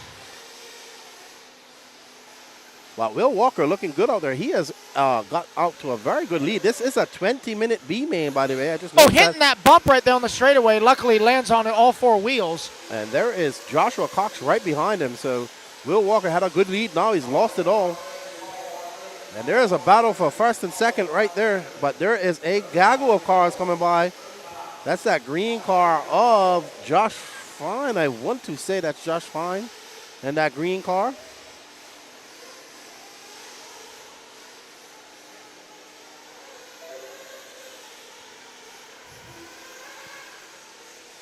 Will Walker, Joshua Cox, Josh Fine, your top three.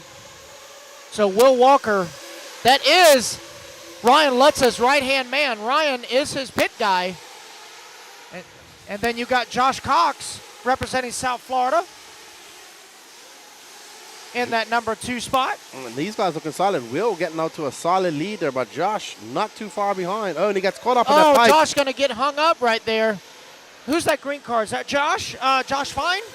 That was Josh Fine. Yes, that's Josh Fine. He just headed to that second spot. So the Joshes 1 and 2. Len Stage not too far back. He's 2.1 seconds back of Curtis Crummins. 7/10 back of them. So Curtis able to get back out there. But Will Walker got a 5-second lead right now. Looking very comfortable. So I believe I'm being told that they are going to change the track back after this race. Okay, so we see them out there working on it, just rolling it. So we will go back to the full track after this. And that looks like Josh Fine getting it wrong. No harm, no foul. But he does have these 2 cars right behind him. I believe that is, I have no idea who they are. I believe that's Curtis Crummins wearing that black wing. And that looks like Len Stage. That is Curtis right behind Len Stage. That is correct. But this is the battle for the bump position right now. Curtis with a love tap, but he is going to wait on him. A very good sportsmanship by Curtis. But that is Brent Densford right there in the mix. So that's Len, Brent, and Curtis going down the straightaway right now. Good sportsmanship by Curtis. As we see, it's Walker, Fine, Stage, Brent Densford, Curtis Crummins, your top 5. And this is a close battle. We see Josh Fine in that green car. He cannot relax too much because these 3 cars are coming at a high pace. And they are looking to get up into position. They're going to battle with each other, but Josh Fine does not have that much time to relax. Will Walker can relax slightly as we are 15 minutes and 59 seconds left in this race. And it's still Fine, Stage, Brent, coming. Brent with a hard cartwheel, going to go all the way to the fence. Marshall hustling. And that's going to drop Brent way down the line here. But not too far. He's able to get back on. And these cars are all fighting for position at this moment. There's Curtis Cummings. There's Pattershaw now up into the top 5. Yes, Tony Pattershaw, your leader. After they're going all wrong in the first lap. Climbing his way back up to the top 5. 4 minutes and 30 seconds left to go. Lots of time left in this race. So it has been confirmed by Lance over the loudspeaker that after this race, we are going to go back to the full layout. They were able to repair the far right side. So this is the last race on the short course, and we will open it all the way back to the full layout after this race. Good stuff, good stuff. Kudos to the track crew. All right, now it is Will Walker, Josh Fine, Len Stage, and Curtis. Oh no, Pattershaw moving up to that top 4 position. Curtis dropping down to 6 as Brent inherits that 5th. So right now, Len Stage is going to have Tony Pattershaw all in the rear of him. Tony trying to recover from the start. Tony was your DQ, and he got shuffled all the way back onto lap 1. He's climbed back up to 5th, but he's still got some work to do if he wants to bump into the show. That's right. He's got to get past Len Stage and chase down Josh Fine. Now they're separated by just over 7 seconds. That is Len Stage in the white, purple, and yellow. Pattershaw right behind him as they go into the off-camera. Densford not too far behind in the 6th. Well, Len making too many mistakes, and Pattershaw is looking very smooth out there. Let's see. He needs to get past Len now and try to make that charge for Josh Fine, because Josh Fine just went across during on a 29.5. And Brent Densford's coming. Actually, these guys are slowing each other up. So Len is driving an HB. Tony Pattershaw is in a Kyosho. Oh, Tony with a power move right there onto the inside. That's going to get Len all squirrely. That allows Densford in the S-Works to climb right on the back of Len's door for that number 5 spot. Yeah, Tony. Len left the door open and Tony went for it. Brent tried to follow but got caught up in that. So let's see. Now we see Len Stage tagging onto the back of Tony Pattershaw. He's going to be the hunter now. We're about to see some pit action here. But right now, these 3 are even closer now as Tony kind of taking his time. We see Jake Lasko getting ready. Probably going to see Tony Pattershaw. And as well, Will Walker. We see Ryan Lutz getting ready. So Will Walker should be coming in. I assume we're going to see Tony come in now. Yep. Oh, what a dive into pit lane by Len Stage. That's a good pit stop. File right outside the pit right there. Beautiful All right, stop. we can get back to the track there. Got a couple more coming in. There's Josh Cox being filled up by Nelson Garcia. And we see. Nice and easy. We see. Heck, I might as well be the turn marshal right here. Why not? We see Pattershaw and Len Stage coming out together, actually. There's Pattershaw not too far back, so a little slower lap. Little slower fuel pit stop for Pattershaw as Len Stage able to take that lead back from him. But still, these guys still battling it out for that 3rd position. And we see John from Arizona is actually in 3rd now, which is Brent. Josh Fine still in 2nd. Will Walker out there to a comfortable lead. He now has a 20-second lead over 2nd. Wow, Will Walker walking away with this at this moment. 11 minutes, 56 seconds left to go for Will Walker. Still not over.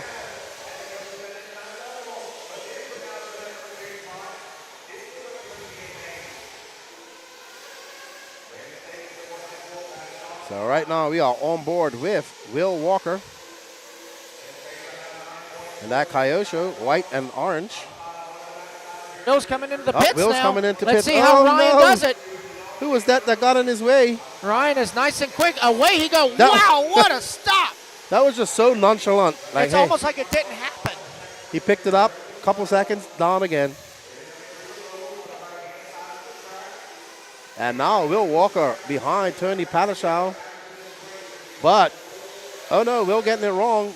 And there's our tire marshal, Hernandez, getting out there. Good hustle. Wasn't paying attention at first. Oh no, Will, come on, Will. Don't get it too wrong out there, buddy. Rest your nerves. Rest your nerves. But right now, the big don't mover drive with is emotion. Brent Dansford. He's still in second. So Brent either going very low. He had to come in for fuel early. No, right now, yeah, it's John. John from Arizona is Brent. So Will Walker, John, Josh Fine, Len Stage, Tony Panishaw, your top 5.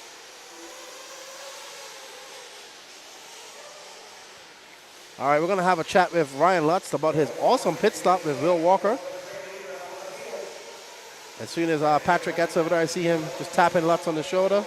Will Walker still, that lead is diminished to 1.2 seconds now.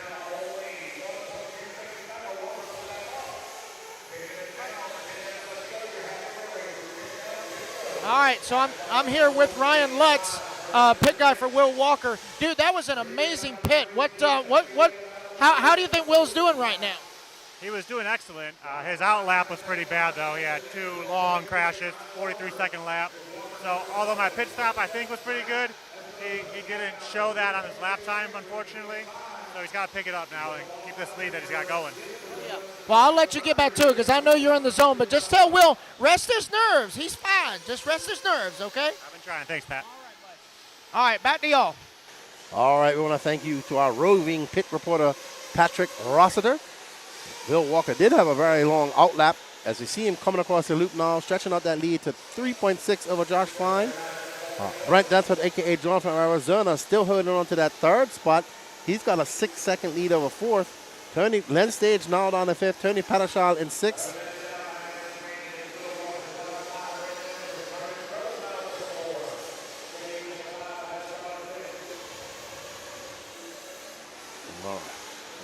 Let's go talk to Tony Padashal's pit guy, our BQ, Jacob Lasko.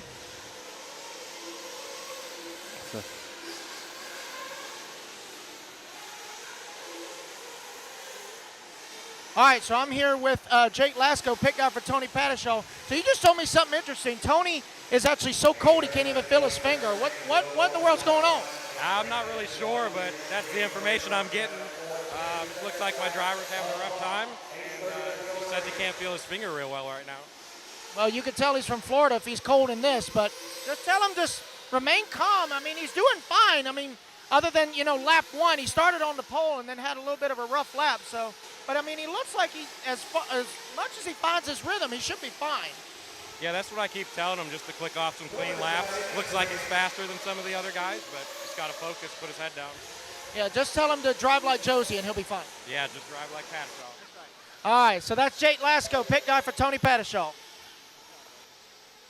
Thank you, Patrick. Will Walker just fine. Brent Dansford in 3rd. Curtis Cummings now 10 seconds back. So those guys have a comfortable lead.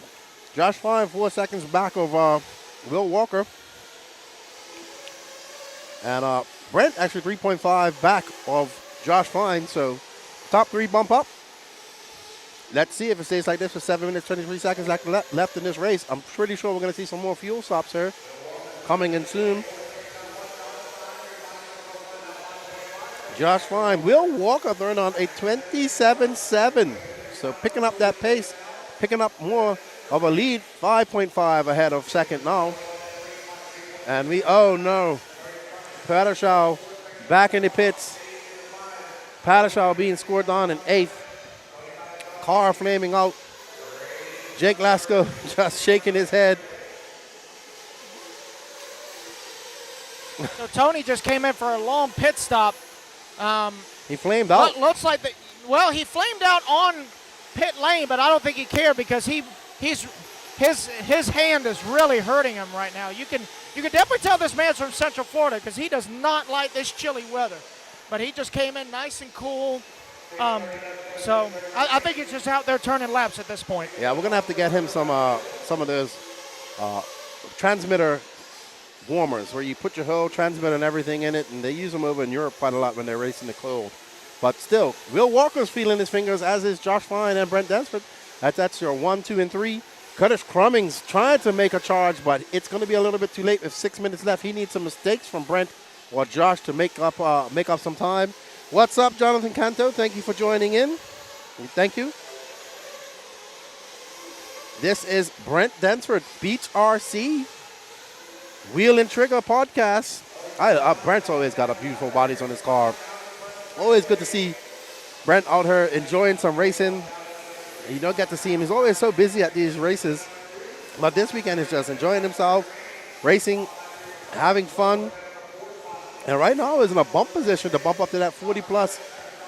A-main, where he's going to, I don't know, I have to remember how it went. Was it intermediate or 40 plus combined? But he's got a big bet on with Ever Lobos, and it's some pride on the line for those guys. But right now, Will Walker, if you're a betting man, you're going to bet on him. Oh, as you see that, Brent is moving up to second. So, well done, Brent. He's now 5.4 seconds back of Will.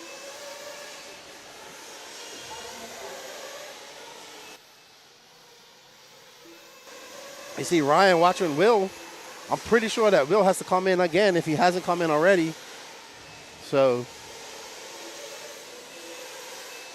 we are on board with Will Walker now. I believe he's going to come in for some fuel now, I assume. Let's see. And if that happens, you see our track crew. Nope, not yet. He keeps it tight.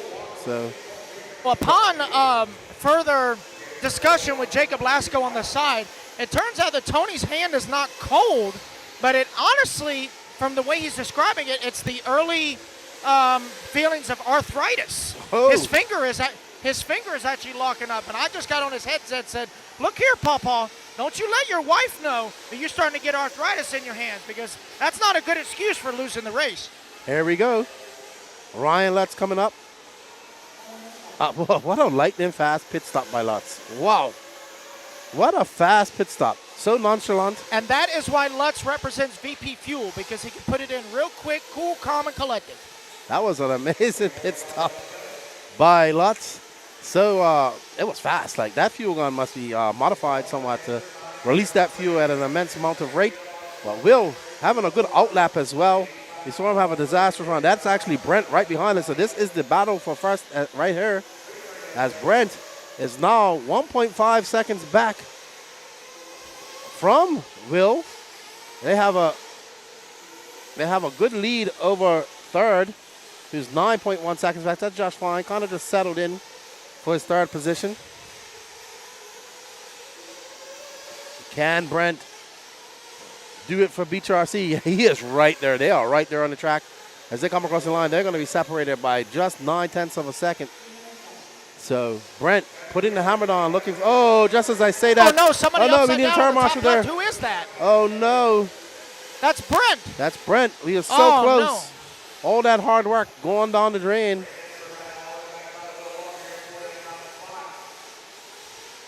I'm only joking, Broccoli. I only have something to talk about.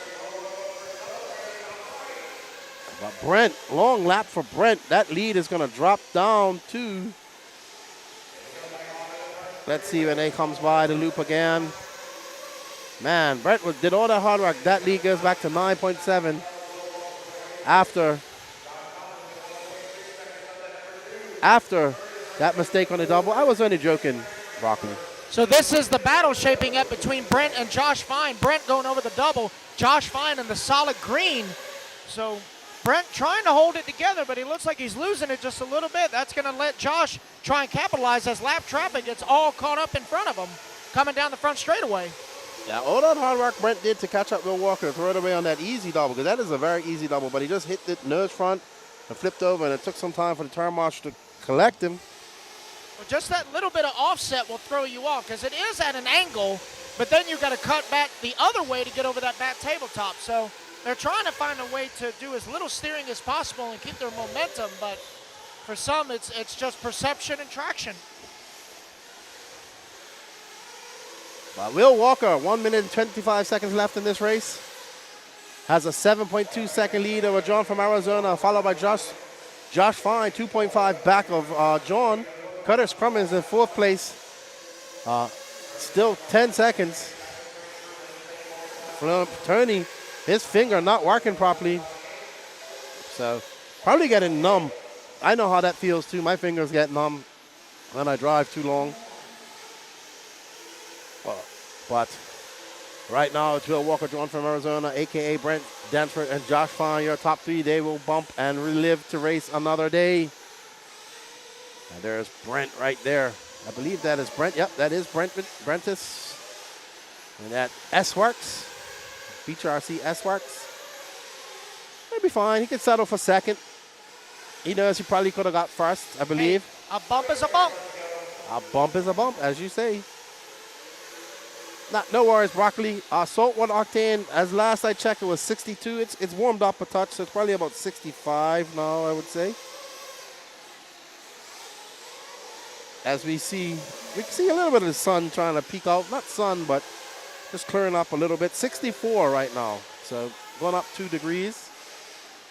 But good news is they are going to open up the other side of the track, which is great, because I'm going to go over and have a potty break in that meantime. And that's Will Walker, Josh Fine. Josh Fine getting Brent Dansford. Uh-oh. So, all righty. So, Will Walker, Josh Fine, and Brent Dansford will be your bump ups. Oh, did he? But where did he flame up? Because right at the line? Oh, wow.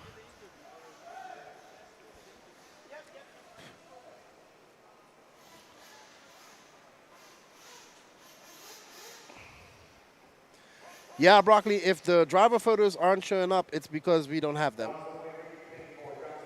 Not everybody comes over and wants to get their pictures taken, so some of the drivers don't have pictures.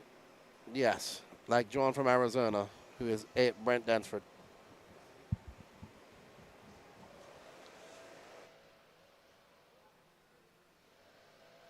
I need Will Walker, please, to interview, please. Tony Patterson as well for interview. Will Walker and Tony Patterson for interview, please.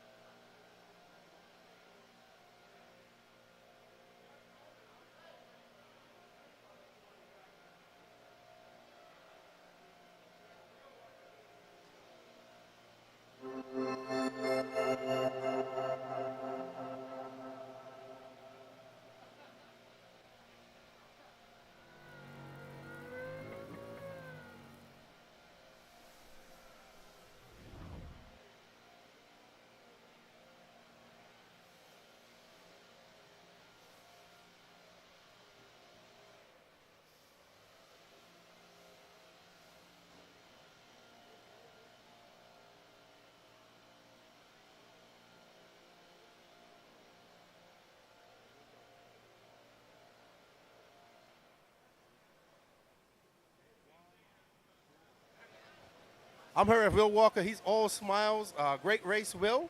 You almost gave it away after your first pit. You made some errors, but you had a big lead. Yeah, it was okay. I mean, my pit man, he did a great job. I could give a shout out to him. Yeah, but he was in my ear, like just clean laps, reel it in, click it out. Lots was giving you some amazingly fast pits out there. Was you coming in partial tank, or what was it going on? Yeah, we were going partial tank on it. Very close. Lots cool, calm, and collective. You bump up, you make it to the A main. Go get your car ready, and good luck to you in that A. Cool, thank you. Will Walker, he wins the A main. Let's talk to Tony Patterson, your BQ, who has an RC-related injury now. Come over here, Tony. Walk of shame. So our first reported RC industry on the driver stand here. This man's hand, something's going wrong with him. Is it a sign of age, or what's going on? I don't know. I just had no feelings in the sand. So gas and brakes were out of the question. Was it numb? It was numb. It was tingling. Yeah, it was like needles. You know, what type of radio are you using? M17. Yeah, I get that all the time with my 4PX. Maybe you have to lift it up some more. I don't know. It's called getting old, man. Getting old. You're right. Well, shout out. Good to see you, Tony. Josie isn't here. She might be watching. What's up, Josie? Hey, Jose. See you next month, Josie. Thanks, Keenan. Good job, man. Good to see you. We're going to take a little break as they fix the track. We'll be back shortly, and thank you guys all for joining us. I'm going to slip off to the bathroom, and I'll be right back.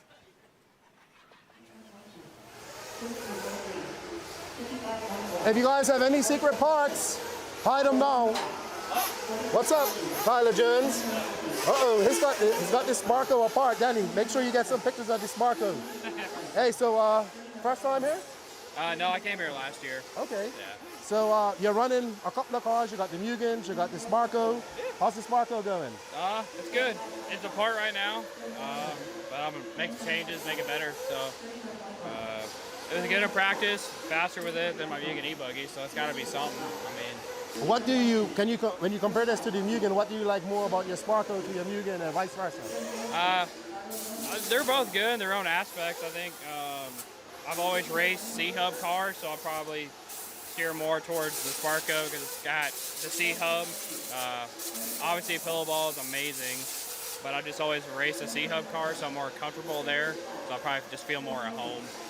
But it's been good. Sweet, I look forward. I'm gonna get some video of it when it's on the track. And good luck to you. Yeah, I'm gonna come over and talk to Tebow, but Ever's making too much noise with his air compressor.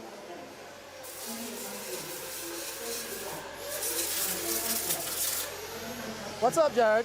Oh, not too much. Doing camp van life this weekend. Yep. Camper van life's been pretty solid. Yeah, I've been doing some mountain biking at Knoxville day before yesterday. Yeah, and yesterday, and there's actually a trail right across the street. I might go ride that here in a little bit. This guy, like, I don't know if my legs can do it, but he's gonna go do it anyway. You did a nice little clinic yesterday. Everybody seemed to be happy. How did it go for you? Yeah, I think it went pretty good. You know, it was something different, like not how I do my normal clinics. So I think there was, 4 drivers, you know, when we just kind of did, you know, whatever we kind of thought, and it went good. Yeah, all 3 guys I think had fun and learned some stuff, and you know, got a little track time yesterday, so it was cool for them. All right, what do you think about this track? Very fast. Yeah, it's really fast. You know, kind of easy. Hopefully it gets a little bumpy or something like that. But yeah, it's super fast, but it is pretty fun to drive. Cool, well, good to see you here. Good luck this weekend, and thanks for coming by. Yeah, thanks. Appreciate it, guys. All right, that's Jared Tebow. You gotta look at some JTP products right here. Nice hat. I gotta get myself, I'm gonna have to buy myself another hat. All right, Danny, let's go find some more victims. What's up, man? What do you do? How you doing? What's your name? Chris Brown. Chris Brown from Florida. Yeah, from Florida, Jacksonville. You made the trip up. I'll be in Florida next month. Oh yeah, yep. So how's your race going? It's going pretty good, man. I was here last year. I had to come back again. Oh yeah, good. Yep. Good. You know this guy behind the camera? Oh yeah, Danny Paz. Oh yeah. I've known Danny a long time. I know, he's getting all famous now. Oh, look at him, all famous. Mr. Cameraman now. I knew him, but I knew when he just had the camera and was just selling parts online. Hey, remember when he had the GoPro on the short course? Oh truck? yeah. Him and Yamit. Yeah. All right, well, it's good to finally meet you, man, and good luck in your race. Hey, let's talk about Associated though, right quick. You mean like Davide? Oh yeah. Davide coming over here and beating all the American drivers? Oh no, my boy Spencer though, man, he was right there. But he didn't win. Yeah, he didn't win. He didn't. Ongaro barely races 8 scale, comes over here. I was sitting there rooting for him though. I was rooting for Ongaro all the way. I got 6 months of bragging rights now. 6 months. Double champion though for Associated. I'll give it to him. Oh yeah, he's good. He's good. Yeah, back to back. Good. Very good. Very Unhuman, man. That come very over here talented. after a fresh build and just dominate like that. It's amazing. Yeah, he did a good job. He's awesome. Yeah, he did And a barely good races 10 scale. Yeah. All right. Well, good to meet you, man. Good luck. Let's meet this gentleman. What's your name? Walter. Oh, this Walter. Chicago. I'm like, I thought you were somebody else for a second. Oh, yeah? What's up, Walter? How you doing? You're down there by yourself. You was here at the Georgia Shootout. Yeah. Mitch and Birthday weekend, too. It is? It was. It was. In And April. then Mitch and the guys are going down to Louisiana. Oh, yeah. Southern. Yeah. That's what it looks good down there, it too. does. Looks fun. Well, you just running e-buggy this weekend? Nitro. All right. How's your Mayaka running? Pretty good. Pretty smooth. Tires good. Everything's good. All the way from Chicago. Good to see you, Walter. So you too. All right, I'll talk to you later. All right, man. Let's go find some more people to make scared Danny. Let's go see Tebow and Tyler Jones, because everybody wants to talk about this sparkly Sparko. Finish your yoo-hoo. Oh, yeah. Mark Moon, the man behind the Georgia Peach State Classic. How's it going? Second rendition of this race. I love it, man. It's people seems to be drawing more to the race now with the help of you guys. You know, doing the advertisement, getting the name out, and then Brian building a really good track, and just it's all coming together. So I hope everybody's enjoying their weekend, and And we appreciate all the support from the sponsors and all the prizes they gave to us to give back to the racers. And yeah, looking forward to that motorcycle race too. Are you racing in it? I'm not, because I want to watch it so bad. I want to see I want to watch it. It's going to be really good. You know, I want to thank A-Main for donating the RM2 Protec for donating the RM2 motor, Brian Mayfield engine, and the Protec 2090 pipe combo with a header. So the winner's going to walk away with that. Oh, for the yeah, that's cool. Five lap shootout. Awesome. All right. Well, thank you for having us. This race is definitely growing. Obviously, I was here for the North Georgia shootout. This is the second Georgia Peach State. I mean, we have three big races going on in America right now, and you still got a good bit of entries here, and people are having fun, and it's a great facility. Yeah, man, I really appreciate you guys coming, like I said, and I appreciate all the racers coming. Thanks for the pros to come. Not only the pros, sportsman drivers.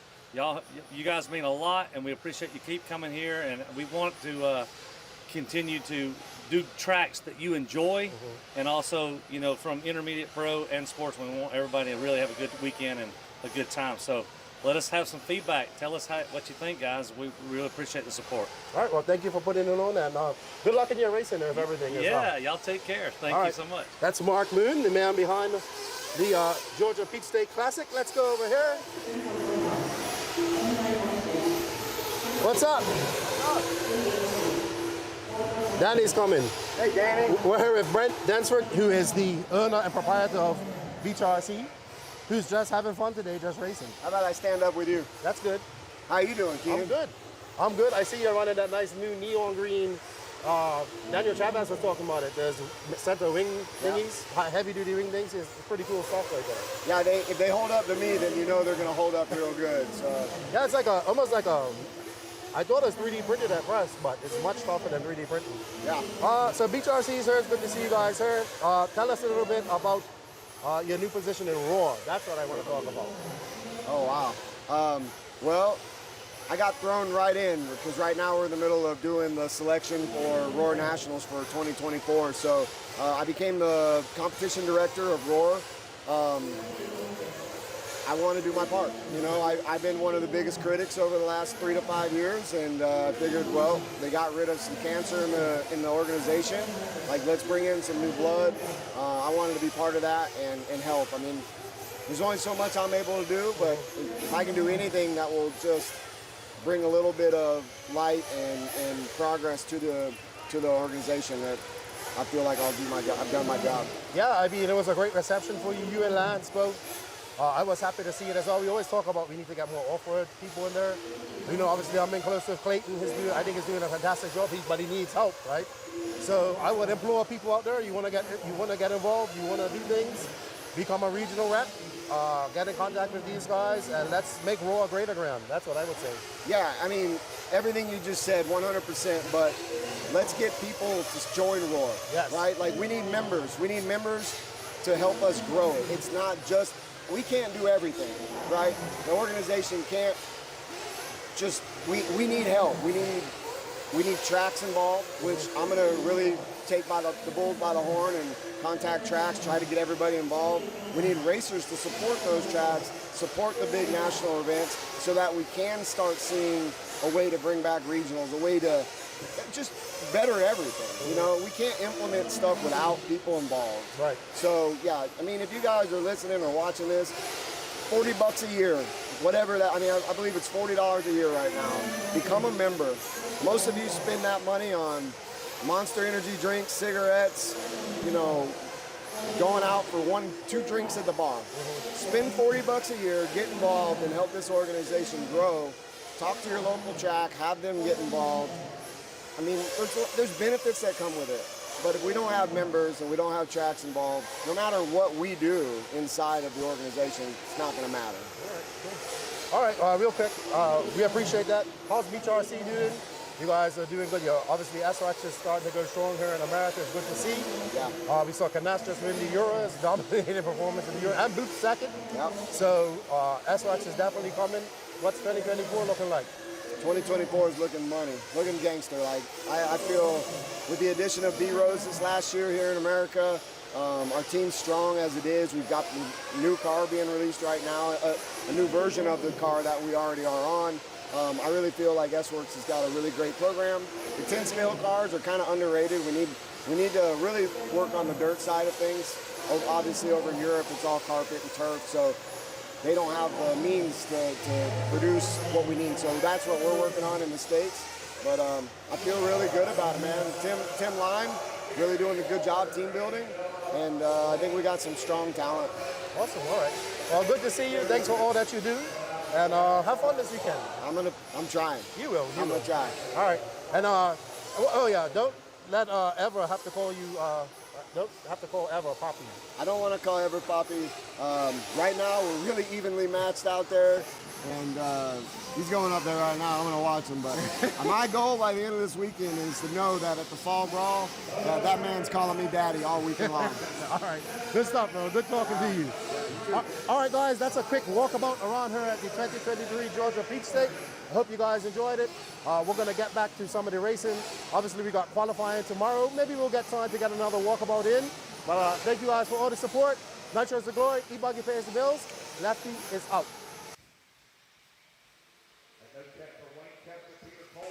All right, guys, and we are back. Keenan had to go visit the thinking chair, so I'll be your master of ceremonies for a little bit as we get started with the Sportsman e-buggy D-Main. As you can see, the track is back to its full layout. Track crew doing a superb job getting it patched up over there on the right side. Yeah, we did have some heavy weather come in late last night, and yeah, the wind actually blew it in, so they did have to do some patch work, and looks like they got it going again. So just to recap, the previous race was 40 Plus Nitro B-Main, and there was a little bit of an incident where one of the bump ups actually flamed out at the line and was accidentally hit and pushed across. So what Lance did, just to keep everybody happy, was he also bumped up not just third but fourth place. So it will be a 16-car A-Main for the Old Man Nitro buggy. So no one was left out, everybody was included. Just to save some controversy, so just to keep it fair, fourth place was also bumped up.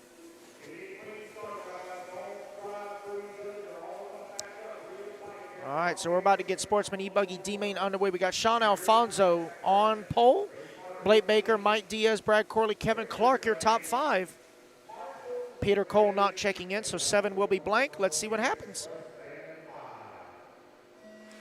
And we are underway. The D-Main. Oh, carnage up in the top left. Yeah. Caution in the parking lot. Caution in the parking lot. All right, we're good. Oh, getting piled up on the off camber. Oh, whiskey throttling through all the bad bumps. They just, the only thing they haven't hit is pit lane yet, so we'll see what happens. So let's see who's going to lead them around. It will be Blake Baker in the Yako.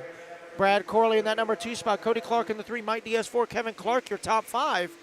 But this is a 10-minute e-buggy free-for-all. 14 have entered. Only 3 will advance to the C-Main as we follow Blake Baker, white, orange, and blue Mayako. Yeah, Blake taking his photo apparently at the DMV, not even looking at the camera. So that was a uh-oh. Oh, swinging wide in that fluff. That is the patched area, so unfortunately they couldn't do a 5-minute warm-up for a 10-minute electric main, so these guys are just having to wing it. So it is now Brad Corley in the HB out front, as he's known to his niece Jordan, Uncle Boo. So Uncle Boo now battling for that lead spot. I believe that is Mike Diaz now to the race lead, with Brad Corley right behind him.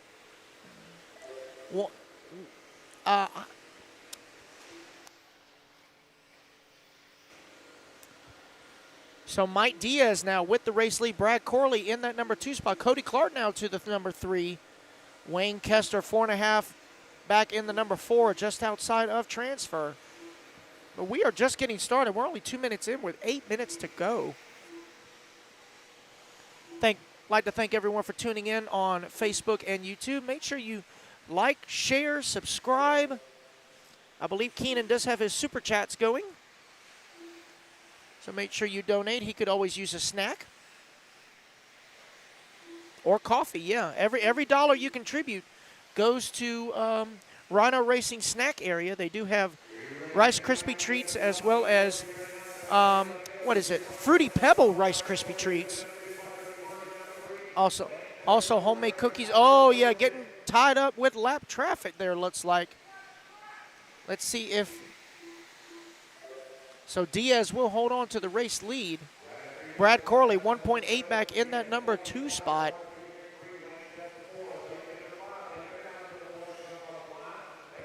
Oh, more carnage in that off-camber.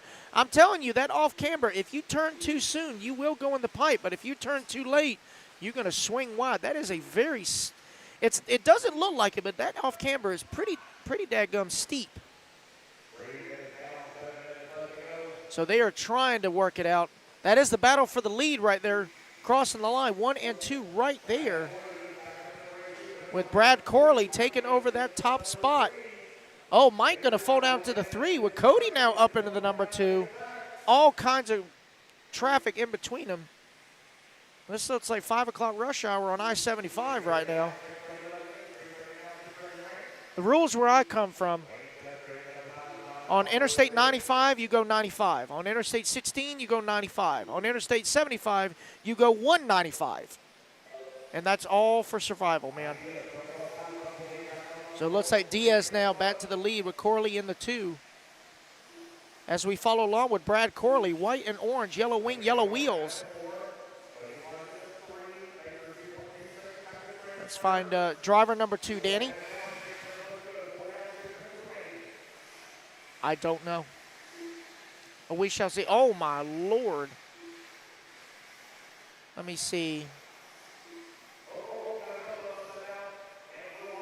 So let's see. There is Corley. Yep.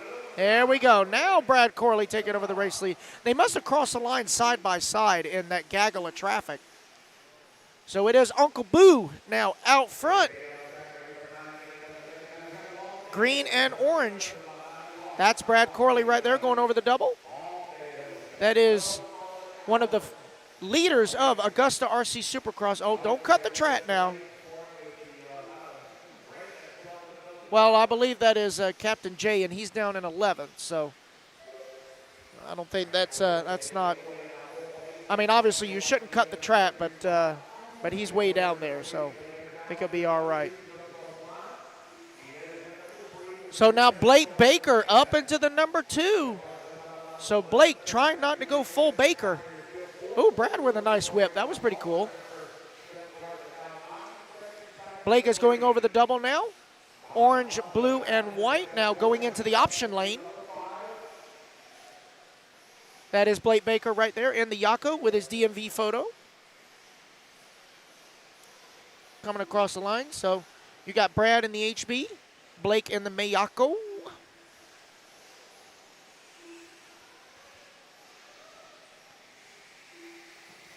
So next race, guys, is going to be Open Nitro Truggy. Open Nitro Truck B-Main.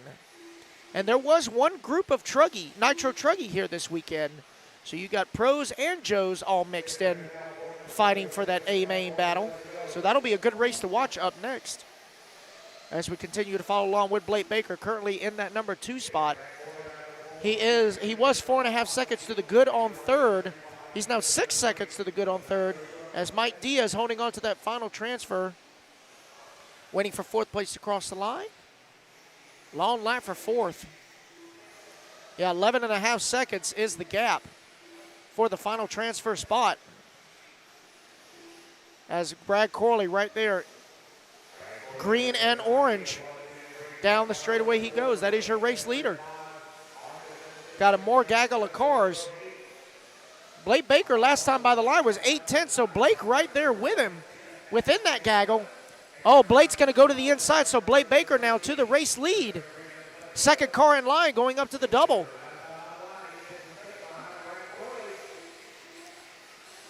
So Blake swinging wide on there, trying to find his way around this lap. Oh, no, that is Brad Corley. That's not a lap car. So that is the battle for the race lead. as Brad comes across the line, Blake across the line, and it looks like Lefty has returned from his thinking chair. Oh, that was almost like really bad. That was about to be R&D, research and destruction there.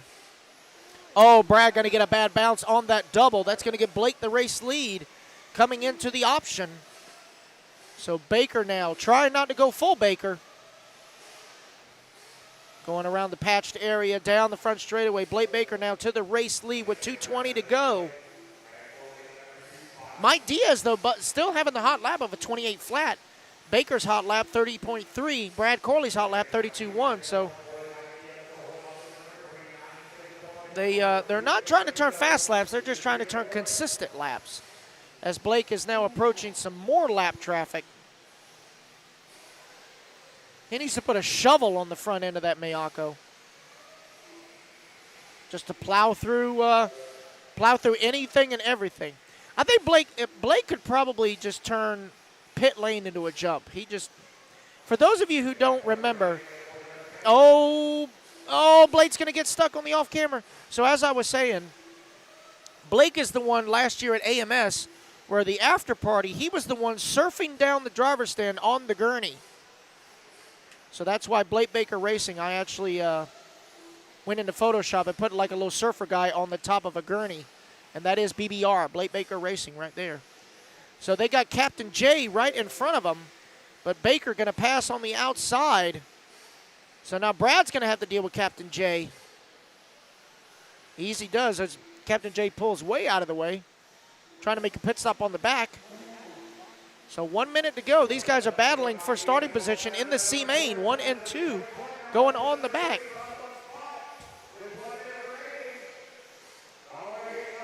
So actually the battle is for that final transfer with Kevin Clark and Mike Diaz. Oh, they got carnage going over the double, trying to figure out who is who with 35 seconds to go. I believe that is Mike Diaz right there upside down. Yeah, that looks like a Kyle Phillips old paint job. That is Mike Diaz with Kevin Clark right behind him. They're going to get one more lap, 20 seconds to go. This is for the C main. Going into the off camber.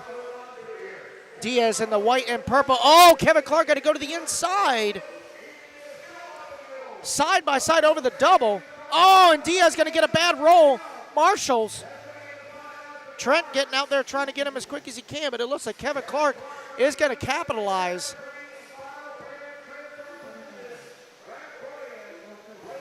So Brad Corley and Blake Baker secured 1 and 2. Kevin Clark will get that final transfer into the C main for Sportsman e-buggy.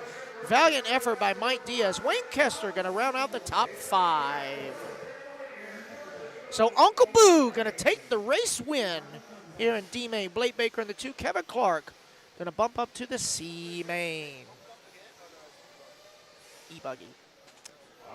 Chris, this is the Rabun Arena in Tiger, Georgia. This is just a horse arena where this facility is built for one time. We do have the Peach State Classic, which is going on right now, and also the North Georgia Shootout. This is the northeasternmost county in the state of Georgia. All right, well, as I'm going to hand it back over to Lefty as he is back from the thinking chair.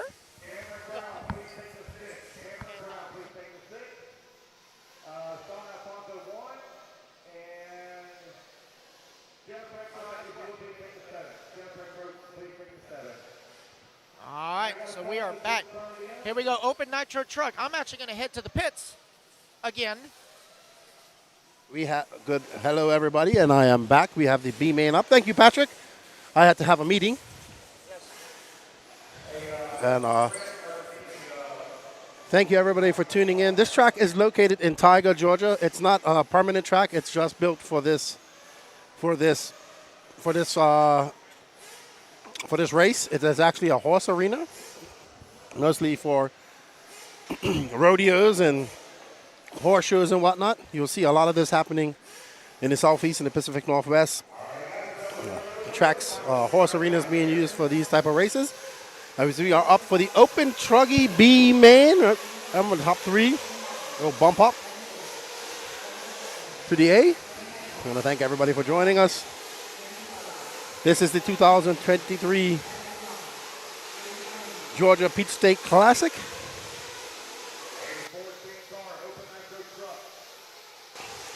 Probably a lot of dirt, Hemi. I mean, I don't know how deep it goes on, to be honest, up here. But I would assume they kind of have it very loose for the horse events. So it's very loose and not hard packed like this.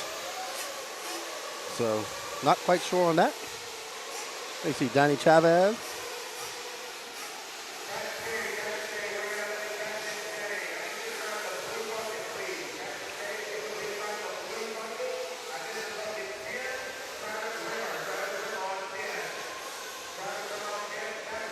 CTP chasing the podium. I wonder what that stood for. We have David Carmendi, Matty Long, Eric Hanneman, Scott White, Tony Padashov, Danny Stockman, Shane Coffey, Aiden Kotu, Josh Vicadamani, Mackenzie Harbuck, Dwayne Sizemore, Len Stage, Jared Swazalowski, and Russell Touchdown.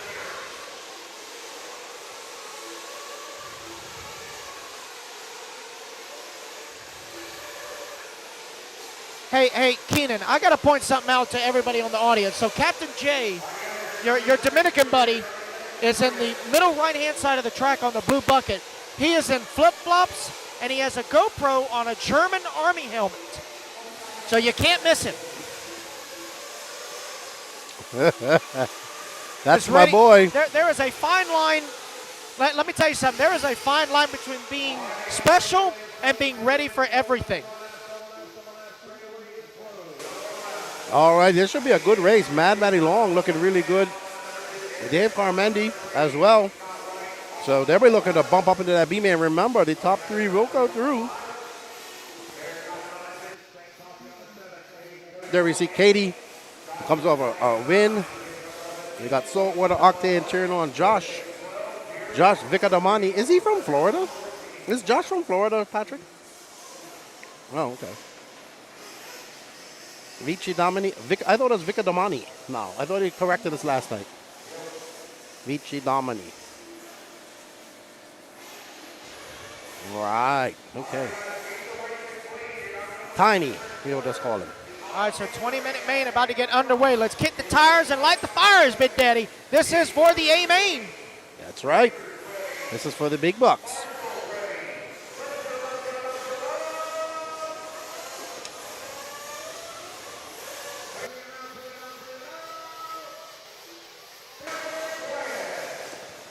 And they're off. Dave Carmendi out there in front of that green Nitro Trugger. Right behind him, Matty Long. Looks like she has Eric Hanneman right there in that green Kyosho. That is Eric. So they're 1, 2, 3, 4 getting off to a good start. Scott White right behind them. So lots of racing left here to do. As we are on board with Dave Carmendi as he comes by. His first lap's at 27.7. Matty Long with 28.6. Remember, they are running the long track now. After some track repairs. Thank you to our track crew for getting out there and fixing that track after some little bit of moisture attacked it. Oh no, we have a flame out there. That looks like Josh Vicadamami. So Josh flaming out on the first lap. Unfortunately. But Dave now out to a 1.4 second lead over Eric Hanneman. Scott White getting by Matty Long. Aiden Kotu as well. Danny Sockers and Matty having a bad lap just now. And we see Eric getting up on that pipe. That is going to allow Scott White to sneak on the inside. But Dave already up on some lap traffic there. So Josh Vicadamani is back on the track according to our roving pit reporter, Patrick Rossiter. But still, Carmendi, Hanneman, White, Kotu now moving up to that 4th spot. Stockman. Now, these guys all separated by 6.8 seconds now to Matty Long. So, still a good racer at the start with just 1 minute and 45 seconds down. Morning, sir. How are you? Dave maneuvering his way through some black traffic early in this race. This is, this is such a quick track and not that big. We're going to see a lot of a lot of guys being put on, and you are absolutely right. So what Octane and Nitro is definitely the glory, but Eric getting it wrong again right there. Just got a warning call for aggressive driving. Danny Stockman having to pull back just a little bit. He's trying not to go full Danny. I think that's Danny right there in our camera, to be honest, shaking away. NASCAR truck with mechanic coming right from the track, here to race. Got a little bit of warning as we see the clouds clearing up here. We're starting to see the mountains. We did not see them earlier. Now we can see them. So planning to be a nice day in here at the Rabun Arena here in Tiger, Georgia for the 2020 Georgia Peach State Classic. And Dave Carmendi is now out to a 2.8 second lead. Let's see when they come by. This at a 29 flat. Let's see what Eric's done. Eric having a long lap, 31 flat. Him and Scott White now dropping 5.2 back. Danny Stockman getting his composure and now still in fourth. But Eric getting it wrong, and that's going to allow Scott White by. Should actually allow Danny by. Let's see when they come across the line. But right now, the guy who's not having any issues whatsoever is Dave Carmendi out of that green HB. So it's Hanneman, White, Stockman. So Hanneman still holds on. Nope, White moves into that second position. Hanneman in third. Stockman now 0.9 of a second back. So Hanneman about to have a lot of company with Danny Stockman. We keep on calling him Donnie, but Danny Stockman. But right now, that is Scott White right there. Let's drop back, Danny. Let's drop back to that. No. Drop back. There's that green car. Here's the next battle for position. There's Hanneman in that green and white Kyosho, and there's Stockman charging away, coming down that option lane. Keenan, I can report from down here. I'm listening right by the straightaway right here. As the cars go by, there are certain boys they sound like they're going richer, but you can tell that it's getting a little darker around here. More clouds are moving in. The temperatures are changing. The air pressure's changing. I mean, you're basically racing in the clouds. If you look off to the right, you can see all the fog coming up from the mountains. So with temperatures changing in the middle of the race, it's going to be a real strategy, not just for tuning, but for fuel too, because the consumption's going to be all over the place. Yeah, just as you say that, I can actually feel the temperature changing here. Just got a little bit colder. We saw Eric Hanneman getting caught up and giving up that third position to Danny Stockman. Now Shane Coffey is 1.3 back. Not too far behind them is Mad Matty Long in fifth. We have 4 minutes and 52 seconds left to go. I think that's Coffey right there who made a mistake. And that's going to allow, there's Hanneman. So let's see where Hanneman is. There's Eric Stockman. is in the option area right here. He's the white and green Kyosho. That's right. He's making his way to the last double, coming around the fixed area down the straightaway. All right, so it's going to be Eric Hanneman, Mackenzie Harbuck. Danny, let's move up. Let's find Mad Matty Long right there. There we are. Mad Matty is right here with Aiden Kotu going over the middle double. She's actually embroiled in a battle with Kotu at the moment. So these two trying to not hold each other up. They want to catch up to Shane Coffey, who's in fourth. Then they have to chase down Stockman. They are about 8 seconds back of Danny. As we are, Mad Matty getting up on that pipe. That's going to give a little bit of breathing room to Aiden Kotu. I heard an exciting battle going on with Scott White and Danny Stockman, so let's try and find them as they come across the loop. Danny, hold right there. We'll hold on that shot. And pick it up. There we go. There is Danny Stockman in that white and pink. And there is Scott White in that all black purplish truck. Danny going really wide over there. That is very steep, so that pushes you very wide. There's Scott and that black. I don't know if he's running a Mugen truck. I know he switched over to Mugen. It might be an HB truck. Who knows? I believe Scott is running a Mugen. This is his first weekend with it. And it's easy to pick out Scott's truck because he's the only one with an antenna. And thank you. There is our roving pit reporter, Patrick Rossater, down there in the pits, getting us that 1-2 action.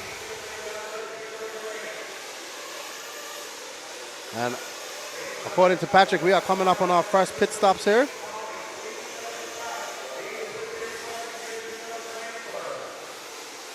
Alrighty then. So from our pit, we heard that Mad Matty, and Danny Stockman are coming in for some fuel.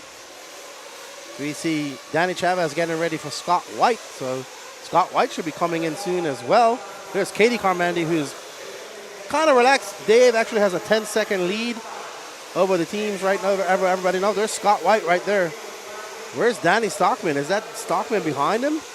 Did he get in front of Stockman? No, he did. That's Shane Coffey right there behind him, actually.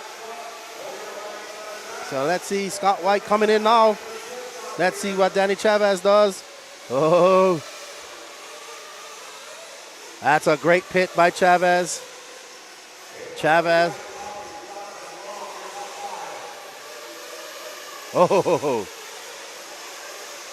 Oh man, those are all great pit stops right there.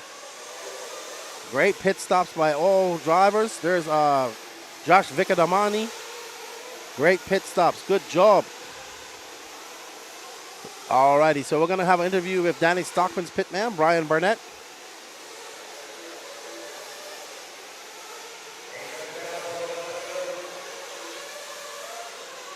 All right, guys, I'm here with Brian Burnett, pitman for Danny Stockman. How you feeling right now, Bubba? Pretty good, pretty good. He was sitting third. He made a mistake over there off a little short shoot double. Dropped him down to fourth. We had a good clean pit stop. I think we can make it up because he's very fast right now. Oh, yeah, well, Danny comes from the NASCAR world, so he knows all about strategy and pit and stuff, but he's also got a veteran like you helping him out, so I think he's got some good confidence now. I appreciate that, man. I really do. I'm trying to help him out this week since my son didn't get to race, and so I'm helping one of my fellow teammates out with Associated. And there's one question I want to clarify for everybody. Where is Cade? Well, Cade's a senior this year, of course, and he's very busy right now. But he didn't get to make it because he had senior homecoming this weekend, and that was kind of important to him. And, hey, he's got to live life and be a kid, too. So I got to give him that space to do that. But we got plenty more racing for the rest of the year coming up. Absolutely. All right, Brian, I'll let you get back to it, Bubba. Thank you, buddy. All righty, thank you, Patrick, for that great information. Mr. Burnett is the actual track builder of this track, and his son Cade very fast. Like I said, letting him be a kid right now.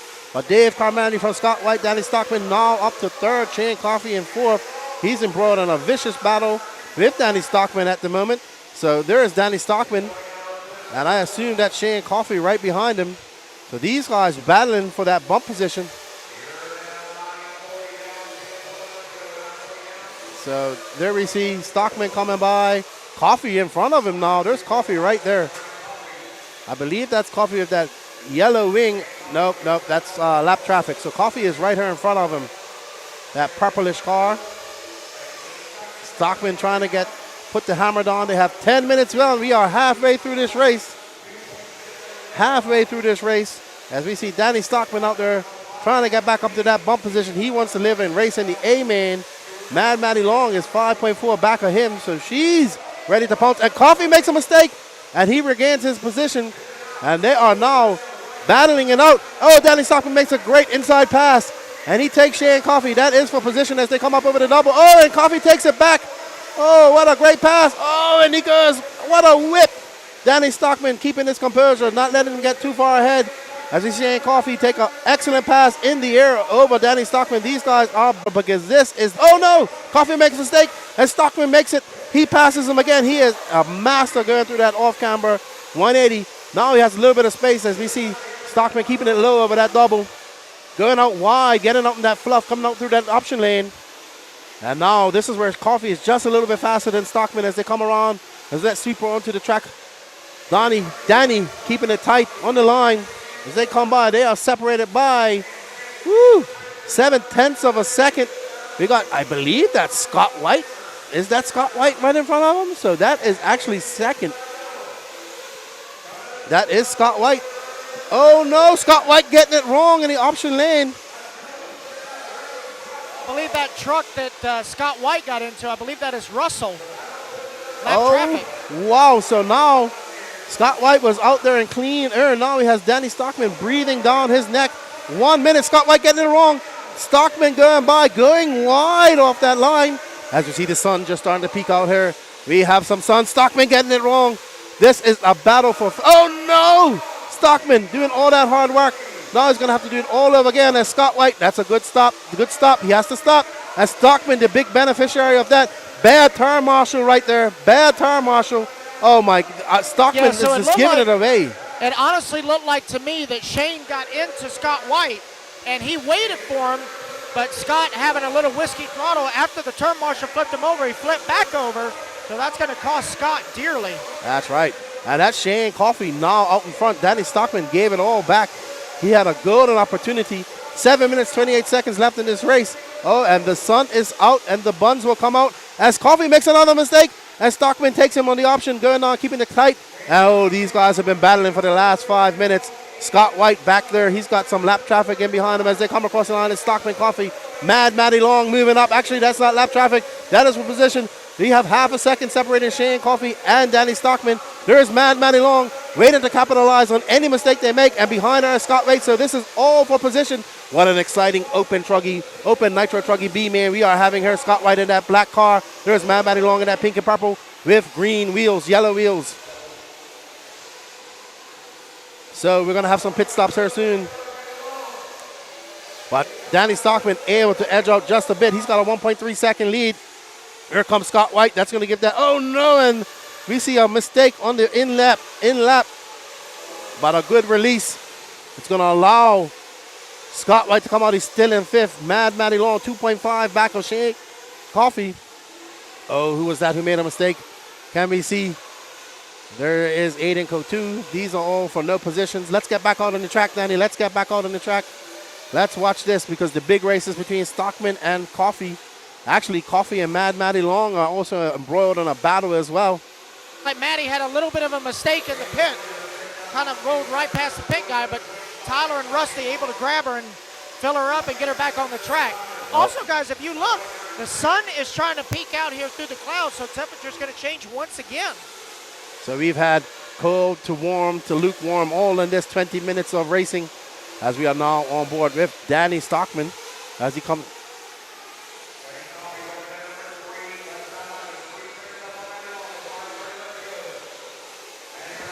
There is Stockman. He is now in second. He has Shane Coffey 3.1 back. Mad Matty Long 8.7 back of Shane Coffey. I believe Shane Coffey has to come in for fuel at some point. We have 5 minutes and 19 seconds left in this race as we see Danny Stockman in the groove. He is out to a very good lead. 3.1, Shane Coffey 5.9. Now that lead breaks up to Mad Matty Long. Going to put the hammer down. She has a rear view mirror full of Scott White behind her. So let's drop back. Let's find Mad Matty Long because that's actually the race that's going on right now. Mad Matty Long and Scott White. As Scott White gets by. No, is that Scott White? I can't tell from here. Oh, someone's coming in the pits.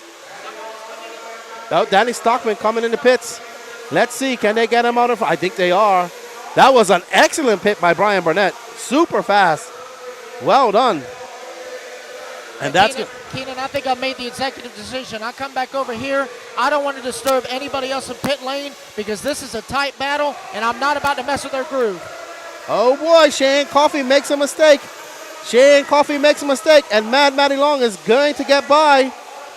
Well done, Mad Matty. She has 4 minutes, 17 seconds left to go. If she bumps up, I'm interviewing her. She gets by. She gets by now, Shane Coffey, and she is going to stretch that lead out to 3.2 seconds. Good driving by Mad Matty. It's Carmandi, Stockman, Mad Matty Long get 3 bump ups. This is an exciting Nitro Truggy race. It really is. I want to go interview Rusty and Tyler, but at the same time, I know he's in the zone and I don't want to disturb him. So I'll try and get a post-race interview real quick with Rusty after the race. Sounds good, good buddy, because this race is a barn burner. There's Mad Matty Long. She is going to set her sights on Danny Stockman, but she has 4.5 seconds to make up. Danny just needs to keep it cool, don't make any mistakes, but lap traffic is going to be a big issue for these guys.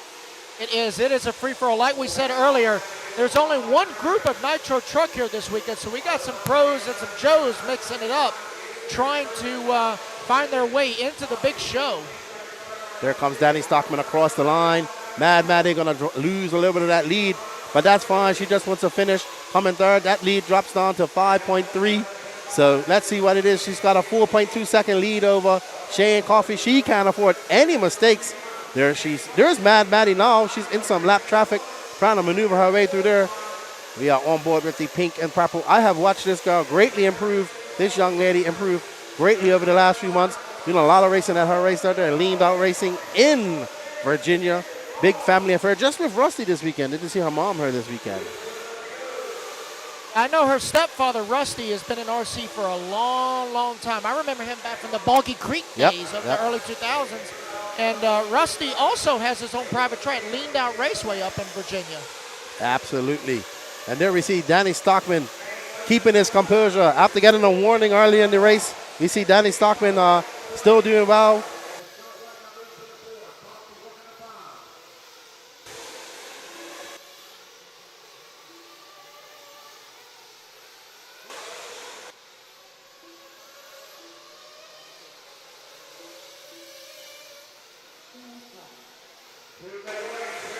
And Danny Stockman looking to bring it home. Dave Carmendi led this from lights to flag so far. Well, lights to white flag. He's trying to bring in his NASCAR knowledge. As many of you know, what Danny actually does for a living is he's actually a crew member of a Camping World Truck Series team. Crew chief. Crew chief, excuse me.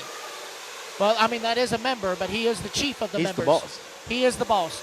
And I believe his boss is Kyle Busch. His boss is Kyle Busch. His boss is Kyle Busch, so prayers sent to him for sure. Oh, yeah. As we see Danny Stockman. There's Mad Maddie Long. Actually, she is not too far back of him. Let's see. She has put the hammer down, this young lady. Yeah, she's definitely looking for some redemption, because I can tell you from the Pro-Am, she had nothing but bad luck. And she came to Peach State ready to fight. And she is putting up a fight with just 1 minute to go. She's got her associated glued to the track. Oh, yeah, she's looking down. This young lady is getting faster every race I see her. Yeah, she's getting faster. You know what I've always wondered, and I'm going to ask Rusty this, what her sister's doing, Mighty Miley. We haven't seen Miley in a while. We want to check in with her, too. Oh, yeah. As we see Mad Maddie coming, that lead is not on to 2.9 seconds. So Danny kind of out there in cruise control, not trying to make no mistakes, maneuvering through lap traffic. And there we see, actually, there's Mad Maddie. There's Danny right there, I believe, in that gaggle of cars. Scott White dropped way back. He's at 12 seconds. Shane Coffey, that was a great battle for a while. We saw a very good mid-race battle between these cars. Exciting B-main here in Open Nitro Truck. As that is Mad Maddie. She is now 2.3 seconds back. 11 seconds left on the clock. They just got to bring it home, and they will bump and live to race another day. As we follow along with Danny Stockman and his associated, going to race it back to the line. Shane Coffey's going to get caught finishing 5th. So that bump spot is still up for grabs. Scott White on the same lap, so they just got to bring it back to the line under their own power. But it will be Dave Carmody taking the race win with Danny Stockman in the 2. And Mad Maddie going to get that final transfer. Oh, yeah, man. What a great race. That was awesome. That, dude. Yes, So well done to Dave Carmody. Lights the flags. very much so. Leading from tone to tone. There we go. How about that? Awesome. Awesome. That was a great race, dude. That was. We had temperature changes. Yeah, we need to get interviews done. We had temperature changes and everything else. I'd like to get top 3 over here if we can.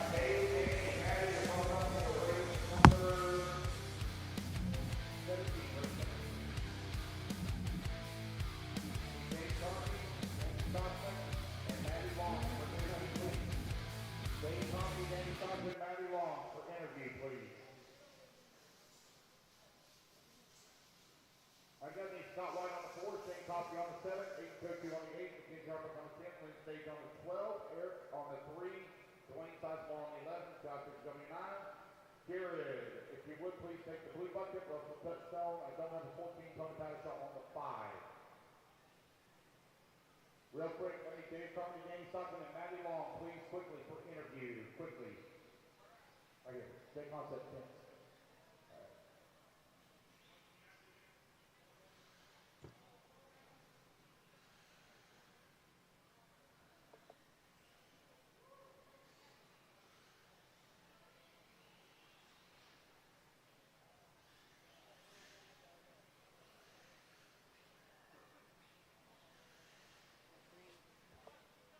Minutes to the start of the race. I'm her of Maddie. She just, hey, great bump up, great driving. Thank you. Can you speak up a little bit? Thank you. Communication today. Hey, how's your truck looking? You're driving very well. I see your pit daddy's out there. He did a good job in pit for you, him and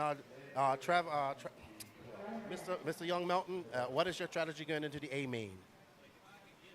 To just like not crash, I guess. Good luck, good driving, and you're really saying telepathically. Take care. Good luck. Get that car ready. What's up, Captain Jay? How you doing? Hey, Mr. Stockman. You got a little bit of a warning early out. We can actually see your controller shaking up there when we're doing the camera. How you feeling? Wore out, and that was only 20 minutes. So I'm just jacked. Like, I made all 3 A mains this weekend. It's I haven't raced in about 2 months, and I just love being here. The atmosphere is amazing. Glad you're here, and I'm really happy. Do you get the same adrenaline as in doing RC as you do with NASCAR? Way more here. Really? Way more. I mean, that's my day job. I do that every week, so I only get to do this a few times a year, and I don't even know what to say. I'm so happy I made all 3 A mains, and my associated cars on J Concepts tires are just hooked up. Made a lot of changes to the truggy last night. I looked like a hack yesterday in that truggy class, and made a bunch of changes last night and this morning, and it was really good. So happy to be here. Well, good luck to you, man. Congratulations. Come over here, Mr. Carmendi. Leading from lights to flags. It was a boring race for you. Yeah, it wasn't too bad. Take it. I'll take it. Lights to flags, good race for you. Your truck looks good. Katie had a good bump up, so you guys, your program looks pretty good out here this weekend. Yeah, we're happy. Car was pushing a little bit, so we're working on that. Probably changing some diffs up a little bit. I don't know, maybe some new tires. We'll see what we can do in the A. Well, you got 20 minutes practice. Good luck in your A main, and good luck to Katie as well. Thank you. All right, so that's your 3 bump ups. We're going to get back. We got 40 plus B main of e-buggy coming up. We're going to get back to all the action.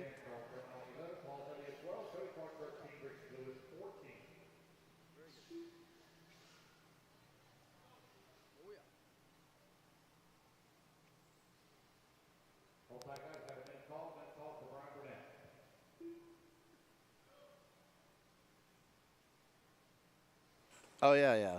You know, I actually got on a tour of the Busch Motorsports. Oh, I thought that was pretty cool. Oh, yeah. He invited me up there. You know what's awesome right now? I can hear you. Oh, yeah. Holy crap. Don't forget your microphone over there. Thank you for watching me. We're going to have to get Pat. Oh, man, look at it. The sun's out. Sun's out, guns out. Dude. Wow.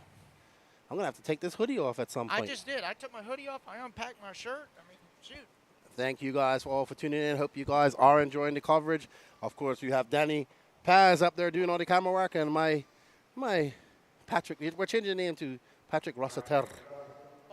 We're giving you a little Spanish twist. Oh, I like that. You know. Yeah. Patricio, as I was called. Oh, yeah, Patricio. We'll call you Patricio. We'll do that. We're changing Pat's name to Patricio. That sounds good. It's way better than the floater. Everybody's been calling me the floater because I've been all over the place. I said, no, a floater is a turd that won't flush. I think, have you got your mic on? No, nobody can hear you. See? Okay, so yeah, you've been calling me the floater, and because I've been all over the place, and I said, you know what? A floater is a turd that won't flush. But with me, you got to kind of jiggle the handle a little bit, and eventually I'll get out of here. All righty. Anyway, here we go. So this is your B-main of 40 plus e-buggy. Jonathan Hernandez, JJ Truex, Chris Smiley, Sean Shelter, Brian Burnett, Joshua Cox, Craig Jackson, Chris Figueroa, Demetrius Blunt, Rich Sonson, and they are off. And away we go. Old man e-buggy B-main. 15 will enter, only 3 will advance, and the other 12 get a nap. They're going to need a nap after this race. No kidding. No kidding. It is, I mean, I think, what is it? Oh, yeah, it's 10:47. It is definitely like, it is almost nap 30 for them. It's almost Metamucil time. It is. Oh, yeah. Well, I can tell you the morning coffee, it does 2 things. It jumpstarts your heart, and it jumpstarts your colon. Tell me about it. Oh, yeah. Yeah, believe me, that bathroom's going to have a restrictor plate on it now. Good job, Mr. Mihalik. Good job.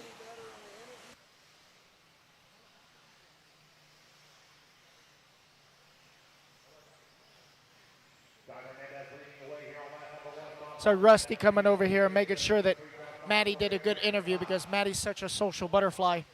Wink, wink. Anyway, we got Jonathan Hernandez out front with Sean Salter in the 2. JJ Truex in the 3. It's all part of the interview skills. If you're going to be getting podiums and stuff, you got to learn to give good interviews, right? That's right. That's why I was just saying that Maddie is such a social butterfly. Telepathically, she's telling me I'm the best. She is. Either that or I think she was saying, I'm hungry. Get me something to eat, please. Speaking of hungry, I'm starting to get a little bit of hunger pains myself. Very much so. I may have to go over to the concession stand for us and get you something. Or I could stop by Rhino and get you another Fruity Pebble Rice Krispie treat. That was excellent. Excellent. No, I'll get you that. Jonathan Hernandez out front, Sean Salter, J.J. Truex, Craig Jackson in fourth. Craig having a good run up there in fourth. They have 8 minutes and 18 seconds left to go in this race. The sun is coming out here. So now we're going to see temperatures even go up even more. So beautiful weather now here at the beautiful Smoky Mountains of Tiger, Georgia. There's J.J. Truex. I was trying to remember his name, rocking that 50th anniversary high-tech hat. Oh, that's nice. And there's Jonathan right there. I was actually talking to his little girl, Savannah, earlier, saying, did Daddy prep your car? She said, I hope so. and I said, well, you got to have faith. And Jonathan says, I'm glad you do. So, I think it's going to be interesting once my daughter starts traveling with me a little bit and see how she takes to this. She's going to definitely want a Barbie or unicorn car. Oh, yeah, definitely. So. Well, I can tell you that, I mean, she drives good, but Jonathan's got to give her a little bit more throttle. He's got her throttle turned down a lot. But, you know, she's enjoying herself. She's having fun, and she gets to watch Daddy race. And even, I think Jonathan's wife is even with him. So it was a big family trip. So here is, this looks like the battle for the final transfer between JJ and Craig. There's Axon Jackson in the white, yellow, and purple yellow wing. You got JJ in the red wing, red, orange, whatever you want to call it. There's Craig right there. Mr. Craig Jackson. We call him Tiny. He is tiny. He is a big man. He is. I also want to give a shout out to Craig. He did serve our country. Yes, he did. So we thank him for that. He is an awesome dude. I met him at Masters last year. Oh, yeah, okay. And always it's good to see him. He comes up, gives me. Yeah, Sean Salter and Craig getting together. Oh, yeah. Sean whiskey throttling a little bit. Comes up, gives me a big, giant hug because he's a big man. He is. And I'm a big man, so, you know. Oh, man. It's like two big grizzly bears out there. Yes. Or two big silverbacks out there giving each other a hug. I was about to say, when y'all clash, that'll be like something from the Book of Revelation. Yes, just like it's like the rock meeting a rock in the hard place right See, there. I told you, so I was wrong. So since Craig you guys do look like big bears, I said that the Bears signed up for Sportsman. I was wrong. He signed up for 40+. There we go. I was wrong. I should have got that right. My bad. What's up, Lucas Shasso? Tuning in. Met Lucas at Wicked Weekend. Saltwater Octane wants to say shout out to Danny for a great event production. No glitches. Love the coverage. There you go, Danny. Getting some shout outs. Danny Paz is up before us every morning. Oh, yeah. Doing his editing and all that type of stuff. And I heard him. I was in the top bunk. He was in the bottom. And I heard him rustling around. I felt the trailer shake. I'm like, well, I guess I got to hit my snooze button about 2 more times before I can join these boys. He doused himself in cologne as I smelled him as he left. Yeah, oh, yeah. It's like, Danny, you got a real pretty mouth, boy. I mean, hey, we are in the land of banjo music, so just saying. Okay? Just gotta be careful. But Jonathan Hernandez out in the lead. JJ Truex, Sean Salter. I have yet to meet Sean Salter. We talk quite often on I tell you what, when Sean actually came down to Savannah one time, you know, that was when we were allowed to camp and everything. You know, we always do the national anthem. We always do the national anthem prior. And Sean's father actually served in the military. I believe he was in World War II, and Sean's father actually came out of the camper and gave a salute while we were doing. So that's one memory I will never forget. But I actually have to go fill in for Lance real quick because he has to go take a potty break. See, this is why we call you the floater. Alrighty, as Patrick goes up and takes over for Lance, this man is running cameras, pit reporting, helping us out, as well as doing RD work. Thank you, everybody. Absolutely correct, Lucas Shasso. Danny can fall asleep in a heartbeat, especially when he's in a car. Jonathan Hernandez out to the lead. He is now stretching that lead out to 7.5 seconds over JJ Truex. Sean Salter in third. So we got a little interview of Jonathan Hernandez when this is done. Chris Figueroa, 7.6 back of Sean Salter. Craig Jackson, who was up there earlier, has now dropped down to 7. Unfortunate for Craig. He was up late wrenching on his car. What's up, Mr. Rory? How you doing? We hope you guys are enjoying this coverage. Please share this out. Get this going. Yeah, we know there's not much coverage of RC going on today, so get this out in the algorithms. Let's get that viewership up. We do have a top bunch of pro guys here to come up as well. Tyler Jones, your top TQ with that sparkly Sparko today.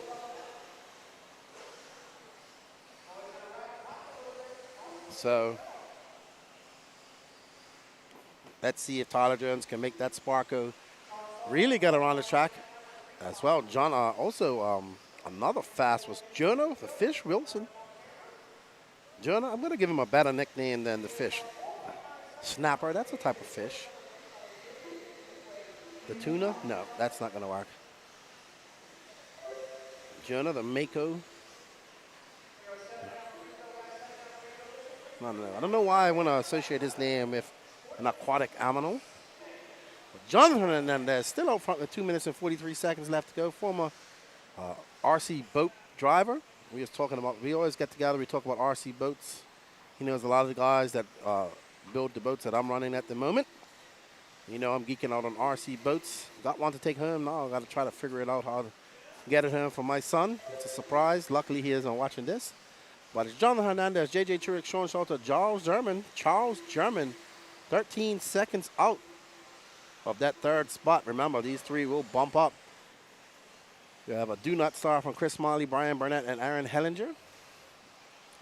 I got to put my Hey Dudes out in the sun now and let them dry. It got a little bit wet this morning when I was coming to the track.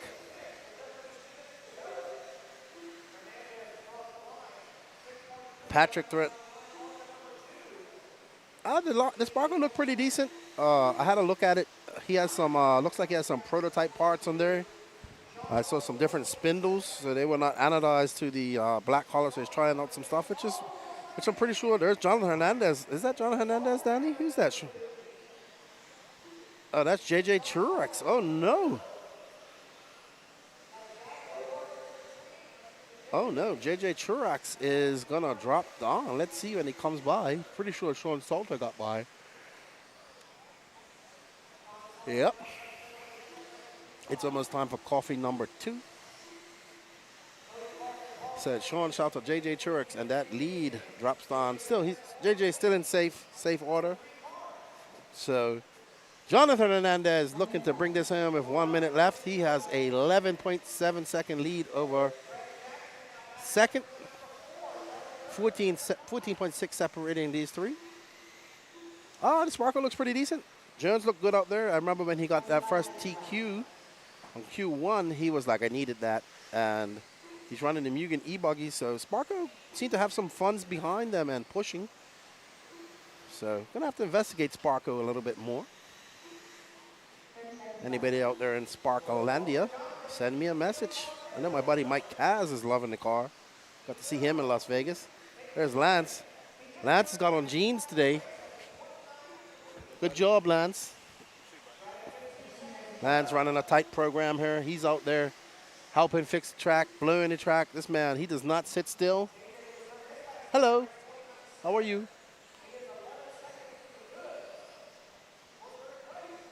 Anybody know anybody out there that needs some NNRC stickers? Come see me. I got a bunch here. I want to give them away. So there we are. Jonathan Hernandez, well done. Taking that win. Sean Salter in second. JJ Truex in third. So we're going to get them over for an interview here shortly.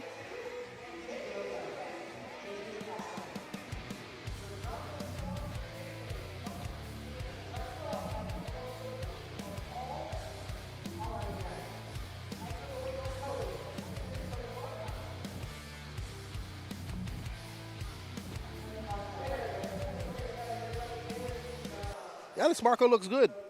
I enjoyed it. I don't have any NNRC shirts. I should have them for AMS, I believe, Lucas, and hats. But I have stickers. We're looking to have shirts for AMS, and we should have shirts at every race I attend next year, especially in the Southeast. Are we going to have some interviews over here? Up next is the Sportsman e-buggy C main.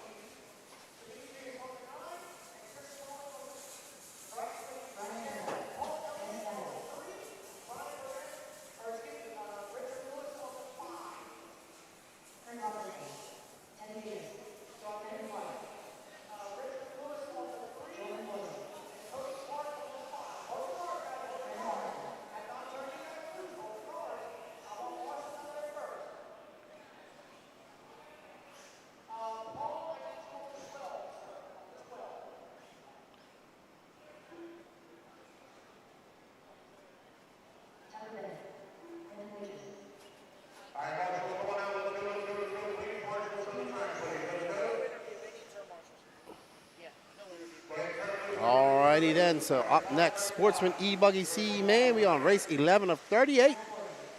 So, hey bud.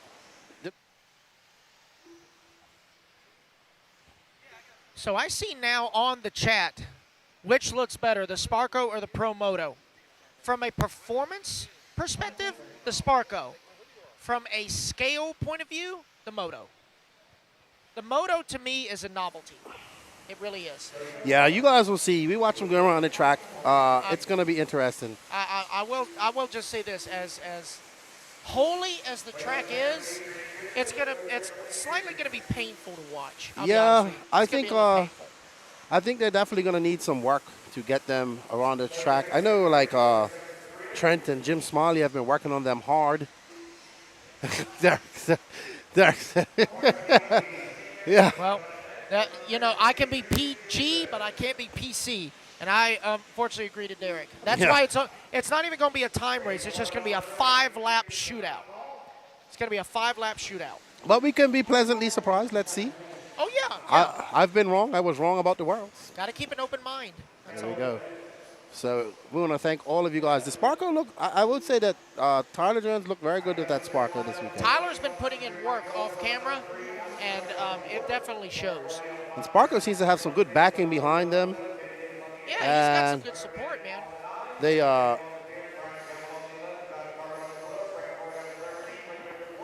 Survival of the fittest. That is a T-shirt for that class. There's no doubt about it. And not to mention, they're different to Marshall. Like, you don't just set them down. You actually have to stand them up and actually give them almost a rolling start. Those things, like, you actually have to steer with the throttle. Mm-hmm. It's really weird. No fireworks at this event. Not yet. We haven't seen anybody. We had a little bit of kerfuffle with the last bump up with Brent, I believe. Flaming out at the line. Yes. But they ended up solving that problem. They just bumped fourth as well. Just He to says, save the controversy. go Aussie, wider, no flags next to some name. I guess mostly everybody is from America here. Yeah, I think that's just something you have to go into individual settings for individual classes, and some have them, some don't. But I will say, you do have one Aussie brother here, and Mr. Kurt Robertson. Is he from Australia? He is, but he now resides in Florida. Sounds American. No, you listen to his accent. He's Aussie, definitely. All right, so Adrian Gibson, who's out front, who had bad luck in his e-truggy bump up, lost the wheel nut. I will say, every time I do talk to Kurt, I pray to Saint Steve Irwin. Saint Steve Irwin. Yeah, I do say good day, mate. Definitely. And oh Support wow, us. whoa! Oh dear. That was ugly. That's not how this works. That's Oh. not how any of this works. Adrian getting it wrong. Oh, so Kurt is a professional wakeboard instructor and champion. Did not know that. That's very true. He did tell me that he used to wakeboard, and he's also trying to balance not just RC, but being a father as well. So when he finds time to play, his kids allow him to do that, which that's very nice of them. Wakeboarding in Australia has got to be dangerous. I mean, you have to worry about sharks and crocodiles. Big time, yeah. If you got teeth marks in your board, now's a good time to go get some lunch. What part of Australia are you from? All right, so stop and go for a little bit of aggressive driving, but it is Adrian Gibson and Quinton. How about Q-Man in that number 2 spot? Miss Jordan in the 3, Alex in the 4, and Blake Baker, the bump up from the D main now into the top 5 of the C. That's right. Blake was And way it looks on. like Blake is hung up on the off-camber. All kinds of carnage. Blake starting on that 14th, all back up to 5th, but unfortunate with that, getting caught up in that off-track excursion. Yeah. So it is Q out front. Quentin. Adrian, Jordan, Alex, and how about our Aussie brother, Kurt, up into the number 5. Yeah, and he's not too far back. They're all separated by 5.1 seconds right now. So I can tell you, I asked Kurt about, because he did the clinic with Lutz, and it was very informative to him. He thoroughly enjoyed it. Yeah, Lutz is a good dude. Very much so. So he got some help on his K cars from the K car expert. Good stuff, good stuff. Well, let's see if that will help him bump up 2 more spots and get into that 3rd position. We have 7 minutes, 16 seconds left to go in this race. This is the Sportsman e-buggy C main, race number 11 of 38. We're clicking along here. We're clicking on. And just as we say, it's such great weather, we see a dark gray cloud coming over, so we're about to see the weather change once again. As we're looking at the clouds, I think somebody just did a jump pass over that tabletop there. Because even Danny said, "Wow!" Caught my attention. And that's Adrian Gibson back out to the front. Alex Cummins in second. Jordan Corley and Kurt Robinson looking that on the move. That is got to be Alex Cummins getting it wrong. Jordan Corley looks like she's going to take over that 2nd spot. And that bodes well for Kurt. Let's see when it all shakes out. What color is Kurt's car? The solid blue, like the overcast gray kind. Okay. Yep. And I just see in the chat here, Perth, where the Worlds were held, the track's being redone for the Australian Nationals. Oh, yeah. Was you a part of the recent endurance race that they had there? I saw there was a Nitro is the Glory team and a team that couldn't figure out a name, so they just had the No Name RC podcast shirts on. Good product plug right there. Oh, very good. Good product plug. So shout out to all of the NNRC supporters down there in the land down under, the land of the thylacine. Yes. Yeah, shout out to our Australian, New Zealand, Tasmanian viewers out there, if y'all guys are out there. And I did distinguish y'all. I don't want to get y'all confused. That's like confusing the Americans with the Canadians. Oh, yeah. We don't like to do that. Kurt Robinson to the 2nd spot. Adrian dropping down to 3rd. Jordan Corley out front. This is Jordan right here. Go Jordan. I consider her my little sister. And she my is little out baby front. sister. And that pink HB she drives, yes. Yes, HB ride with Jetco tires. That's what she Jetco runs. tires. There's Chris Braun. How you doing, good buddy? Ready? What about Cam?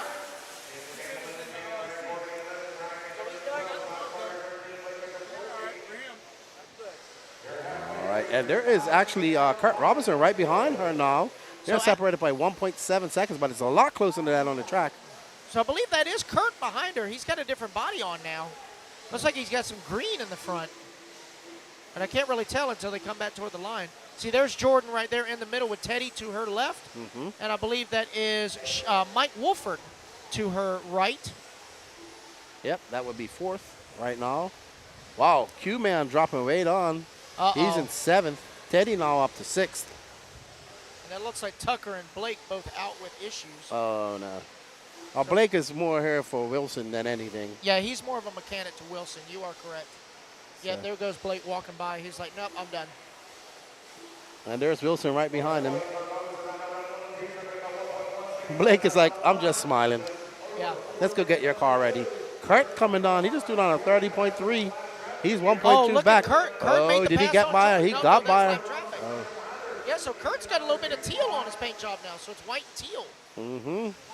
So Kurt right behind Jordan. That is the battle for the lead. They are in transfer spots, but they are fighting for that position as Uncle Boo pulls out of the way for his niece. Oh, Kurt getting it wrong. Oh, and Brad had nowhere to go. That's going to allow Adrian by.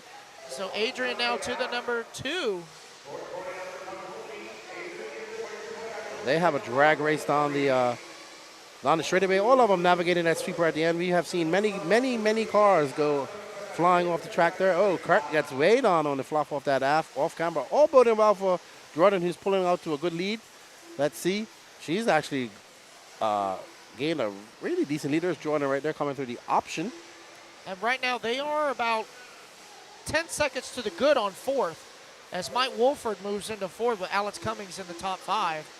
And we got right about 3 minutes to go, so let's see what happens. Yeah. Adrian busting out a 29.9 about 2 laps ago. So These guys still want to work together. They do not want to crash each other because then that's going to be good for Mike. absolutely, because they're fighting over starting position, which, you know, you're in the main. Just, you know, rest your nerves and cruise. Make your way through traffic. Don't push the issue because you're going to have a bad time. Exactly. And Alex and Mike just waiting to pounce if they do make that decision, that bad move.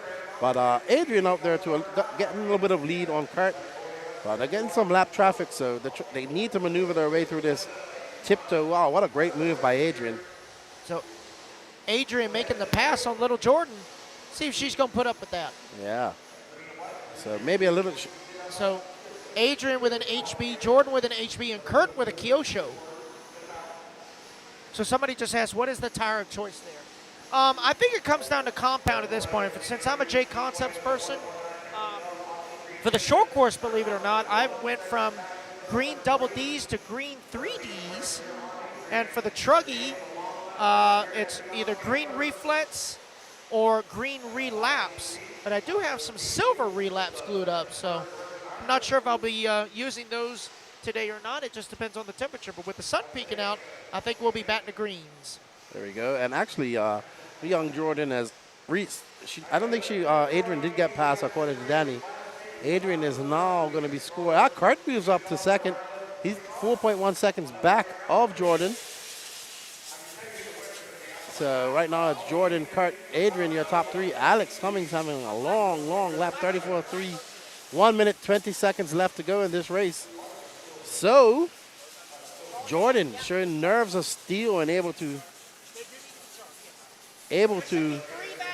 maintain that lead. There we see Jordan coming down the line. Sorry about that. I had AJ come in to steal my headset that I brought. Kurt still in second. He's got a 2.6 second lead over third place Adrian Gibson. So Jordan trying to find her way around that lap traffic right there. Not sure who that is, but did give her some room. White, pink, and black of Jordan Corley. We got to get her picture. I know she's not a picture taker because she's like, I don't have my makeup on, or I don't look good. I got to fix my hair and all this other. Like, girl, just take the picture. It don't even matter, man. But she is going to take this. She's got 28 seconds. She'll get another lap here. Yeah. She's like, how's my face? It's on your skull. What difference does it make? It's fine. It's there. I asked my friend Arthur, what's your ride height? It's there. It's there. It's there. It's there. It's just there. So anyway, I think Jordan's going to get one more lap. And she will with 2 seconds left. I think Kurt is going to be done at the note. Kurt gets one more lap. So Jordan and Kurt have secured the bump spot. So Yep. Adrian Gibson going to get the final transfer. Well done, Adrian. Well done, Kurt. Well done, Jordan. We got to get an interview with Jordan. I'm going to go tell Lance to get Jordan over here. Whether she likes it or not, she's going to be on camera. All right, as Patricio runs off to get an interview with Jordan. There we see Jordan right there.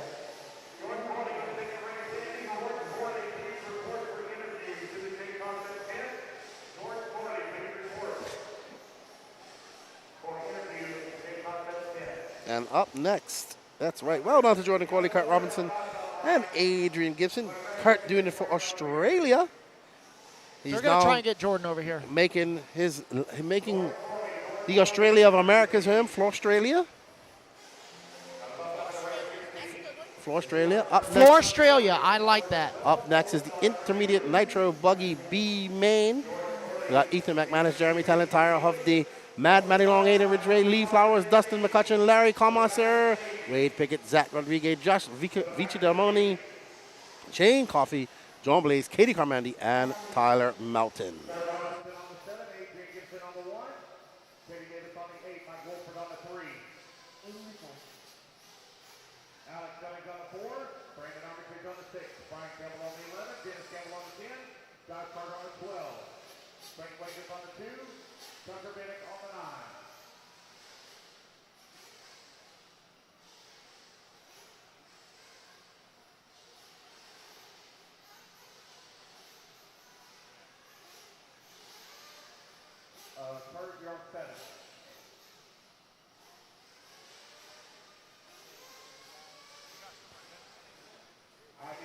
of young Jordan Corley. Impressive win out there. You showed nerves of steel. Yeah, I'm dying.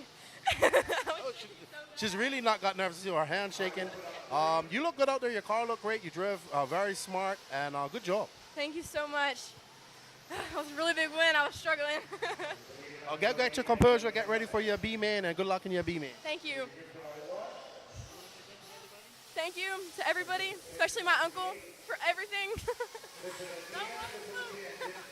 All right, Jordan. Well, good job, and good luck in your B-man. All right, we're going to get back to some nitro racing as we go on. Thank you to Jordan. She drove a very excellent job. Excellent job on her driving.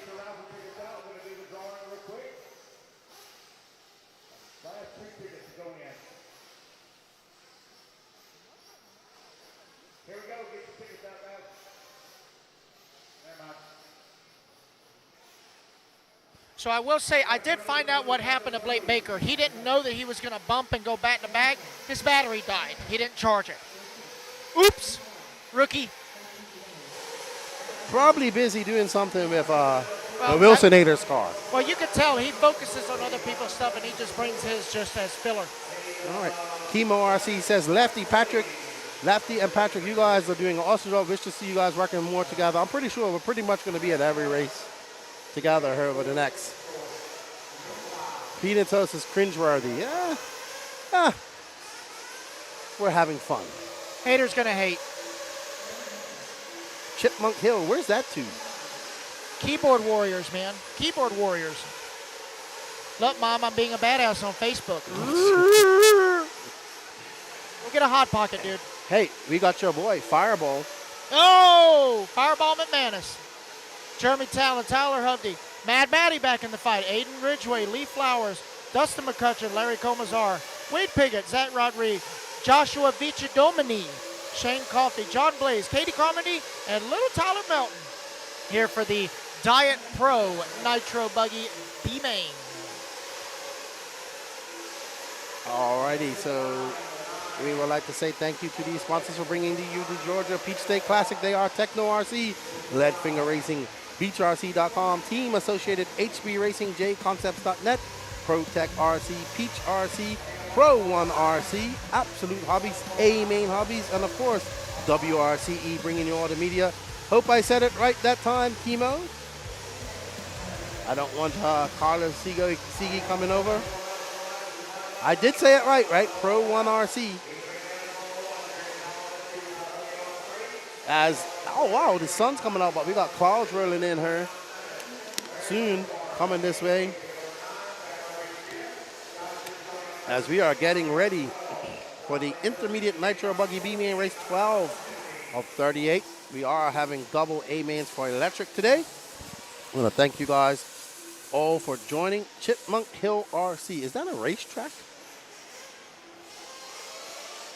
Well, I don't know what's going on with Ryan Lutz up there. Oh, they're doing their raffles. Good job, man. Oh, wow. So Lutz is raffling off his body that he's doing for the, I believe it's called the Underground Railroad, some federation. So Joey Bernard actually won that. So we will try. When it's mains like this, we kind of try to follow the race, the lead. So if Larry gets up there into a bump position, or first and second, we will try to follow him. And there you are, off. This is the start of your Intermediate Nitro Buggy B-Main. Oh, wow. And that looks like first, McManus getting way out there. Uh-oh, looks like something's wrong with his car. Looks like got something stuck in there, but uh-oh, so I don't know who's in front right now. That's Jeremy Talent. That's in front right there. Wolf Den Racing. Where's Donnie B? Surprised he's not in there. Jeremy Talent, Tyler Hovde, Lee Flowers, Wade Pickett, Dustin McCutcheon, and Larry Commerce are up to 6. So maybe we'll get some video of Larry. Gearhead. Gotta let us know what color is his car. Uh-oh, we see Ethan McManus coming into pits. But there's Jeremy Talent, and right behind her is the Corsa Gray color of Tyler Hovde.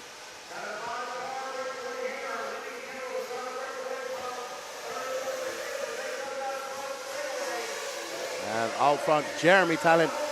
And he's got Tyler Hovde right behind him. Wade Pickett now up to that third spot.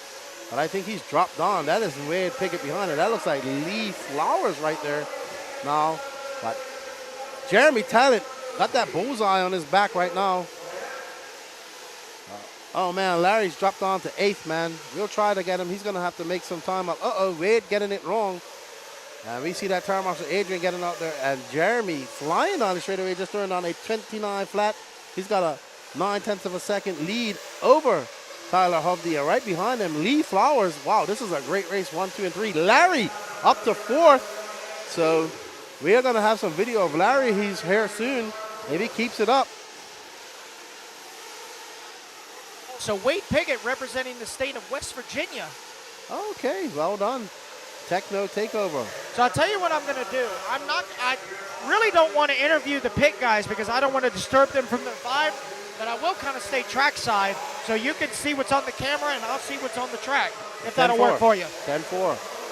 Right up out of this race of Fireball and Josh Victor Damani. I think we are going to see. So, all right, so who are we watching right now? I'm trying to figure it out.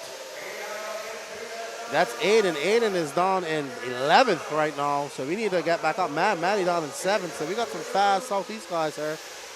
We want to find Larry Commercier. He's in 6th. We got a good battle between Wade Pickett. They're just coming across the line just now. There's Aiden. Wow, these guys are so close on the track. I think that's Wade up front. There's Mad Maddie. Mad Maddie and Larry Commissioner. Let's find Mad Maddie right real quick, Danny.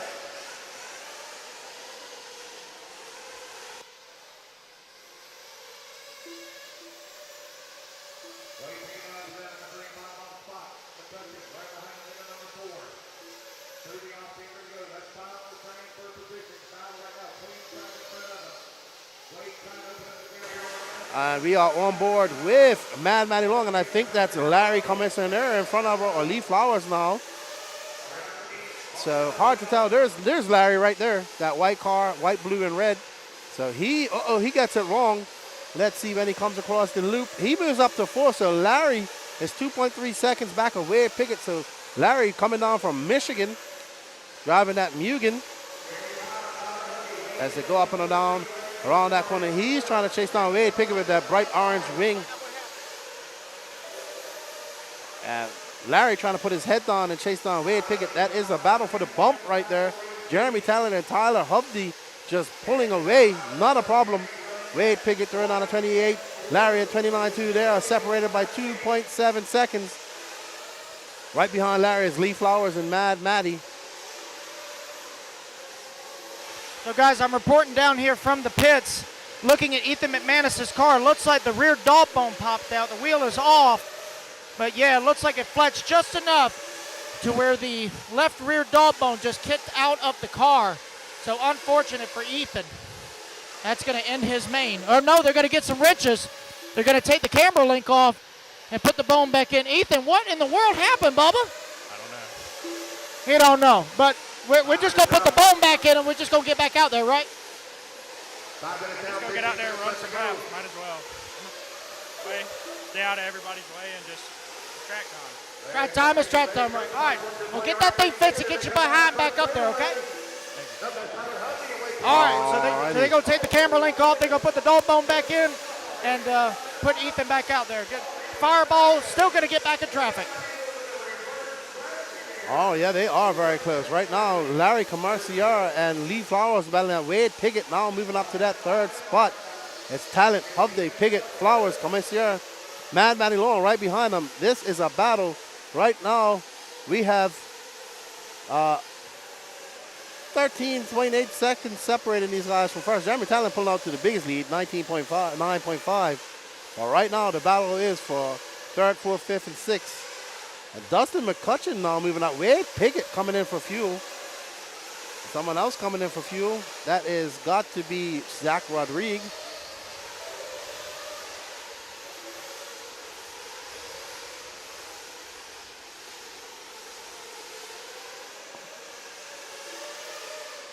We are on board with, let's see when they come across the loop. There is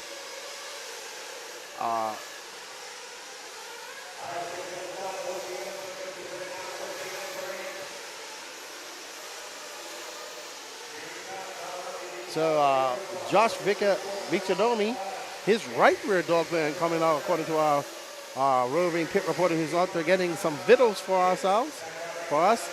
All right, now we are on tap with, let's see if I can catch back up here. Let's watch the battle for third and fourth. They just came across, there it is right there, Danny. Let's follow this battle, going up over the double now. That is Mad Matty Long and Wade Piggott. That is the battle for fifth right now. And right in front of him is Larry Commissioner.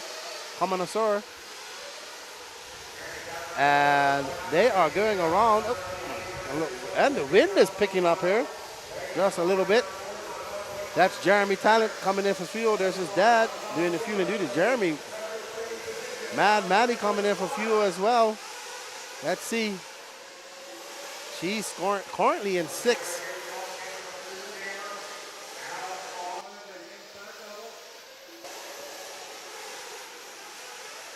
There's Mad Maddie. She is on a mission. 12 minutes, 41 seconds left to go in this race. She is in 6th place. She's not too far out. She's just under.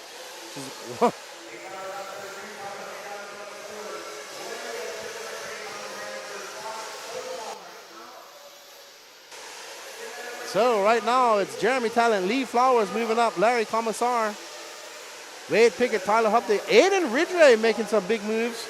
After we see some fuel stops coming in. Mad Maddie having a 36. Oh no, that's Aiden Ridgway getting it wrong. There's Mad Maddie getting that position back. I believe that is, wow. It is all over the place here. Let's find second and third. They just came across the loop, Danny. Let's go. Let's follow this car. There's Aiden Ridgway. There's his dad coming in for fuel. Let's see as he goes out. Good fuel stop for Aiden. We're going to try to follow second and third. I'll let you know when they're coming across the loop here. It's Larry and Wade. So Larry out front. There's Larry. There's Wade. So Wade now in second. Larry dropping down to third. So let's just fade back a little bit. There's Larry. Wow. And they have made up now. That's first, second, third right there. That's Jeremy Talent, Wade Pickett, and Larry. I'm pretty sure that Wade and Larry have to come in for fuel because, oh no, they've been getting it wrong.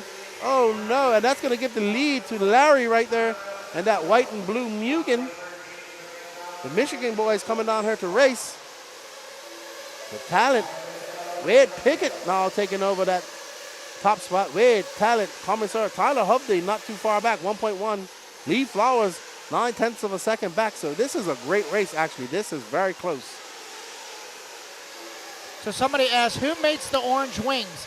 I know of 2 companies that make orange wings, Miyako and Kyosho. Yeah, so maybe he's running a Miyako wing or a Kyosho wing. Not sure. But Piggott back out front with a 28.5. He's got a 1.1 second lead over Jeremy Talent. Larry Commissar, he's back 2.5. And Lee Flowers is 9/10 behind him. And in 5th, Mad Matty on 5.5 back. But we have 10 minutes left. We are just almost halfway through this race. 10 minutes, 18 seconds left in this race. Lee Flowers looking to take any advantage of Larry Commissar's making a mistake. And we see some car up. There's Piggott. There's Talent. And there is Commissar. I hope I'm saying his name right. So here is Commissar coming in for pits. That's Rinky doing the pitting duties. He was fast yesterday. All these Michigan guys are fast. Rinky Wade and Bird. flaming out. Nice Bird. Wade oh, no. flaming out. Wade Piggott with a flame out. Oh no. Trying to stretch that fuel just too much. And he's going to flame out, and that is going to drop him completely out of contention. That bodes well for Lee Flowers, who now takes over second. Mad Matty Long is now going to be up to battle with, she's moving up to third. She's on a slightly different pit strategy than Wade. Let's see if Mad Matty can bump up once again. So it's Talent, Flowers, Mad Matty, Commissar, Zach Rodriguez, and Tyler Hubday. Yeah, but it's too late for Wade. He's going to be way back. There we see Matt. Ooh, she gets around that traffic. Great driving by Maddie Long. That actually looked like Lee Flowers is right in front of her. Nope, she passed Lee Flowers. So Lee is in the burgundy and white, and Maddie is in the pink and blue. Yes, he is. So Lee Flowers, the Peach State Hobbies driver. I think he's the owner of Peach State. Is Peach State an actual hobby shop? Is Peach State an actual hobby shop? Peach State Hobbies. I don't know if it's a brick and mortar. Okay. I'm not sure if it's a brick and mortar or not. Okay, gotcha. But Jeremy Tellett back out to that lead. He's got a 9.5 second lead over Maddie Long. And there's Maddie and Lee Flowers battling it out. They don't need to battle it out. They need to just not let Larry get in front of them. So don't make any mistakes. Oh, looks like we got a broke car there in the infield. Oh, it is definitely broke. And there's Larry not too far back. Based on the long lap, I believe that is Little Milton. Oh, no, Tyler not having a good weekend at all whatsoever. There is Maddie Long. There's Lee Flowers. And there's Larry. Uh-oh, what happened there? No, that was Shane Coffey. Okay, he was letting traffic by. Okay, I was a little bit confused there. Shane Coffey, good sportsmanship by Shane. Man, Maddie looking solid. There is actually the battle for the bump up right there. Let's see when they come by. So there is the battle for the bump up right here. Let's stay on this, Danny. This is the battle. Oh, and Aiden, what a great move by Aiden. Wow, great driving by young Aiden. Aiden making some impressive passes. He's not going to hurt that third spot. He is flying. He is one of the fastest, if not the fastest car. He's going to have a good lap. Great driving by Aiden Ridgway. There he comes across the line. He is now in third at 29. Flat for Aiden. 28.9 for Maddie. Jeremy Tallent loving all of this. Oh, no, Aiden getting it wrong. He's going to have to do all that work all over again.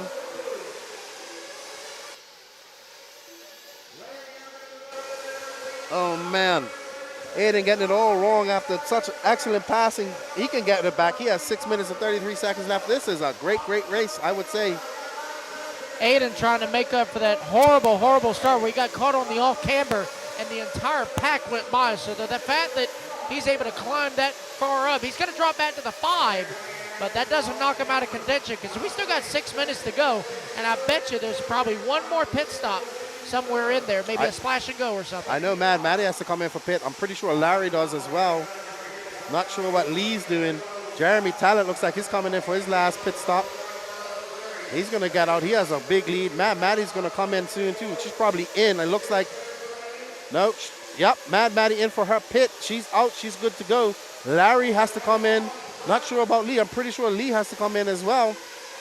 Aiden has one more pit stop as well.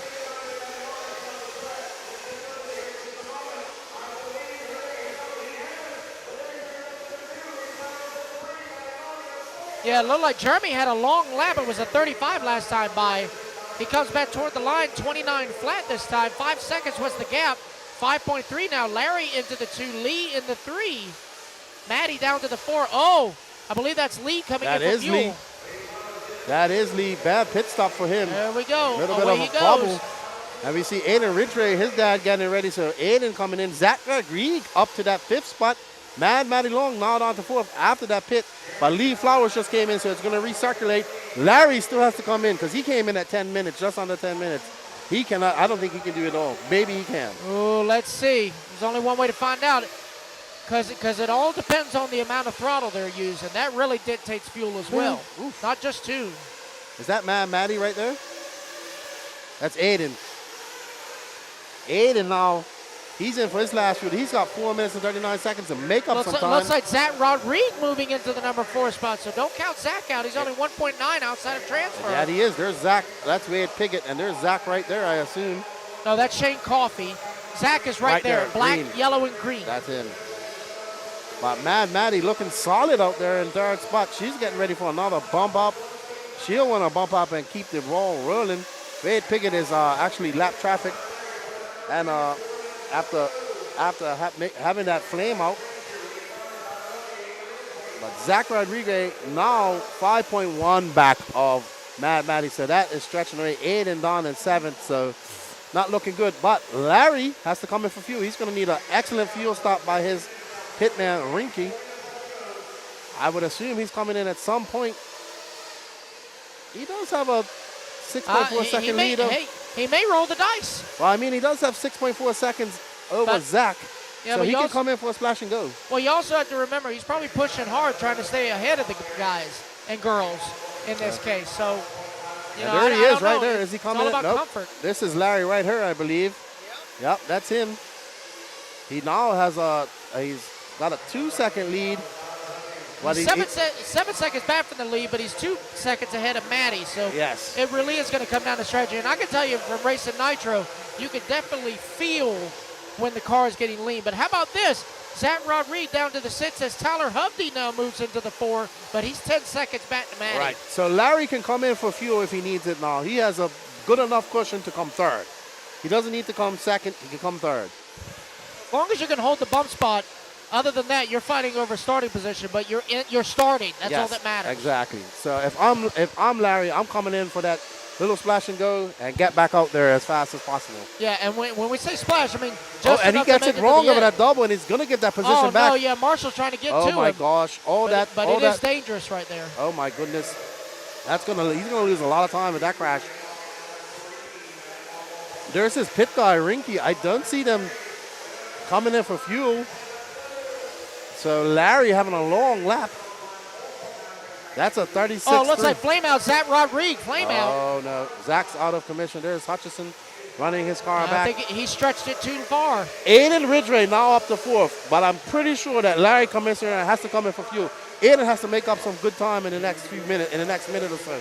There you go. Don't count that youngin' out. So that crash going to hurt Larry. Let's see. Can Aiden put his head on? There's somebody out. Yeah, that's McManus. Okay. He put the drive shaft back in, but he was just getting laps, and he's so far behind, he just pulled it off, and he was getting track time for his other classes at this point. I don't know. It looks pretty set here with 1 minute and 38 seconds left to go in this race. We are on board with Jeremy Talent, your leader, who took over that lead on the first lap and hasn't relinquished it ever since. Yeah, there's Jeremy. It looks like Mad Maddie's only 3 seconds back. Yeah. But waiting for Larry to cross the line. 8.2 now between Maddie and Larry. Let's see the difference between Larry and Aiden now. 11 seconds last time by the line. 7.3. 7.3. So Aiden charging hard. It all depends on if Larry's going to come in for that spit sip. So Aiden I think if Aiden would have not made that mistake after he did all that hard work to get by these guys, he would have been in such a much better position at this moment.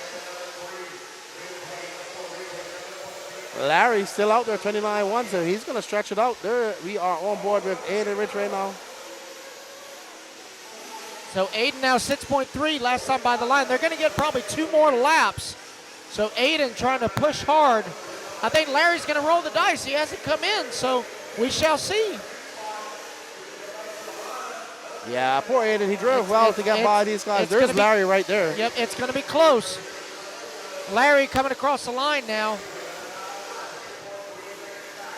So let's see how far Aiden is. 5.2, he's making up time, but I don't think it's going to be enough unless Larry has a catastrophic last lap. But Jeremy Talent looking to secure it as he comes across the line with 5 seconds to go. So Jeremy's going to lock it in, and Maddie's going to lock it in, so they're bumping no matter what. It's just going to be a matter of who's going to start where, but they are in the A main. Let's see if Larry can hold on for that last lap. And he will. Larry's going to hold on to that final transfer. Aiden Ridgway, hard charging, going to come home in the 4. And it looks like Tyler Hovde going to come home with the top 5. Yeah. Unfortunate for Aiden. He did all the work early on to get around those guys and made a mistake right away. He was at incredible pace. And it will be Jeremy Talent, Mad Maddie, and Larry. Yep, it will be Michigan guys coming down here ensuring that they can race.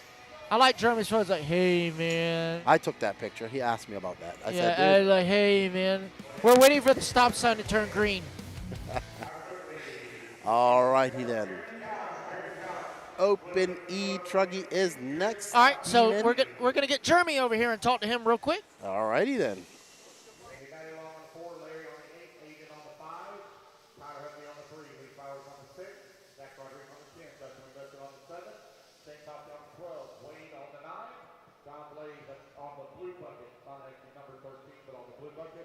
Tyler Melton, if you would please take the 2 for Jeremy Downs on this interview.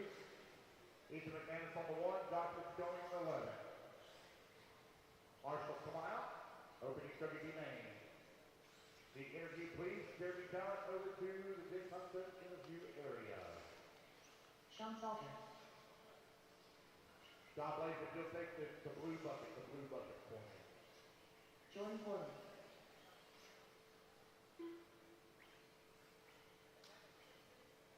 Right there.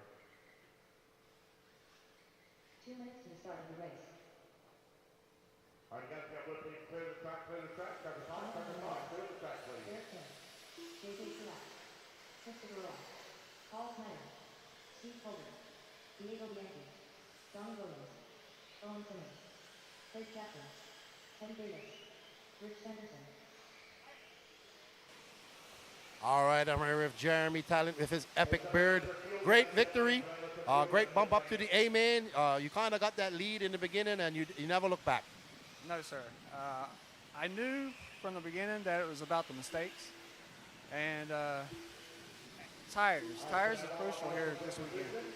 I finally figured it out in the 3rd round. It was too late. But car started working great. Lightened up the diffs a little bit for grip. And car was really easy to drive in the main. Besides little Maddie. She was turning it up right there at the end. I had to watch her coming. You guys were battling a couple of weeks ago at RC Pro-Am. What tires did you go out on, and what did you decide? I actually went with slide locks. And we're actually doping the center. We're using M3, and we're doping just the center and brushing out to the tips. Good stuff. It's always good to see you and your dad here. You guys are racing quite a lot, and good luck in your A-main coming up. Can I give a shout out? Let me thank Fame Wolf and Beach Hobbies, Dialed RC for all the support, and there's so many more companies that just come into the program this year. Everybody in this track. Everybody in this track. There we go. There we go. They have helped my program so much, and look forward to the years coming. Well, good luck in your A-main, and good to see you again. All right, Jeremy Talent, let's get back out there to that open e-truggy B-main.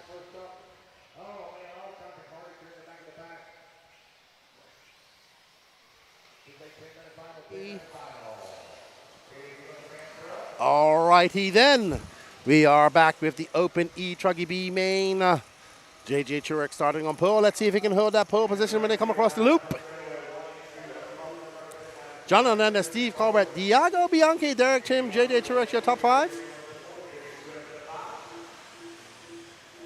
So Steve Colbert currently in 2nd. We got Gearheads cheering him on. Is he a? Yeah, he's a Michigan guy as well. There's Jonathan Hernandez. He got a bump up to the A-main in e-buggy, looking to do it here in e-truck as well, as Patrick comes by with some vittles. Always good to have some vittles. Getting a little bit hungry. Yeah, it's almost lunchtime, that's why. Thank you, buddy. Thank you. Thank you. All righty, let's get back to the racing here. We want to thank everybody for tuning in. And Hernandez gets it wrong. He hits that last double, but wow, he's going to still keep out on that lead after a great tire marshal by, no know who that was, but great tire marshal. And so it's Hernandez, Colbert, Derek Trim. Please share this, everybody. We still have a lot of racing left to do. We're on race 13 of 38.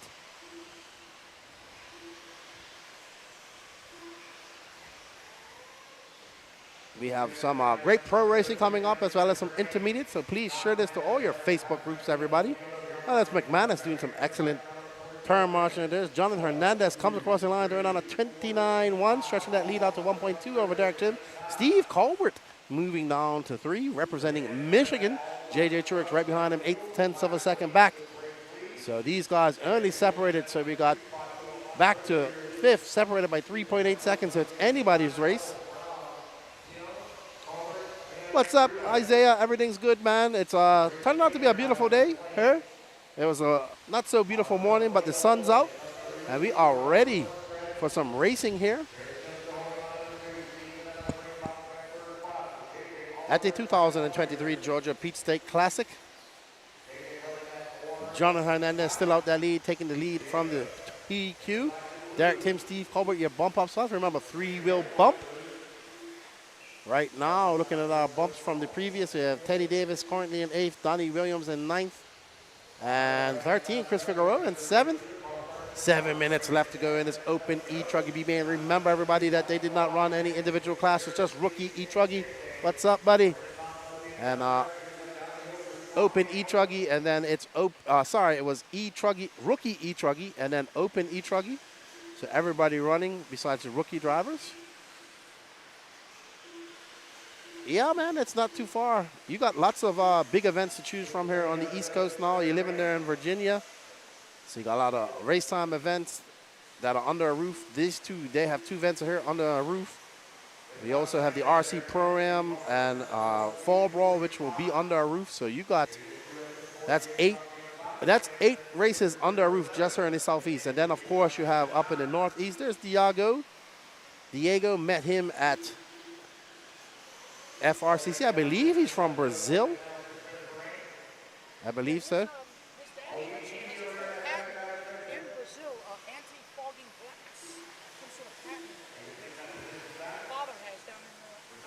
Oh, really? So Patrick says that Diego's dad has a patent for anti-fogging glass in Brazil. I can't wait to go to Brazil next year for the World Championships.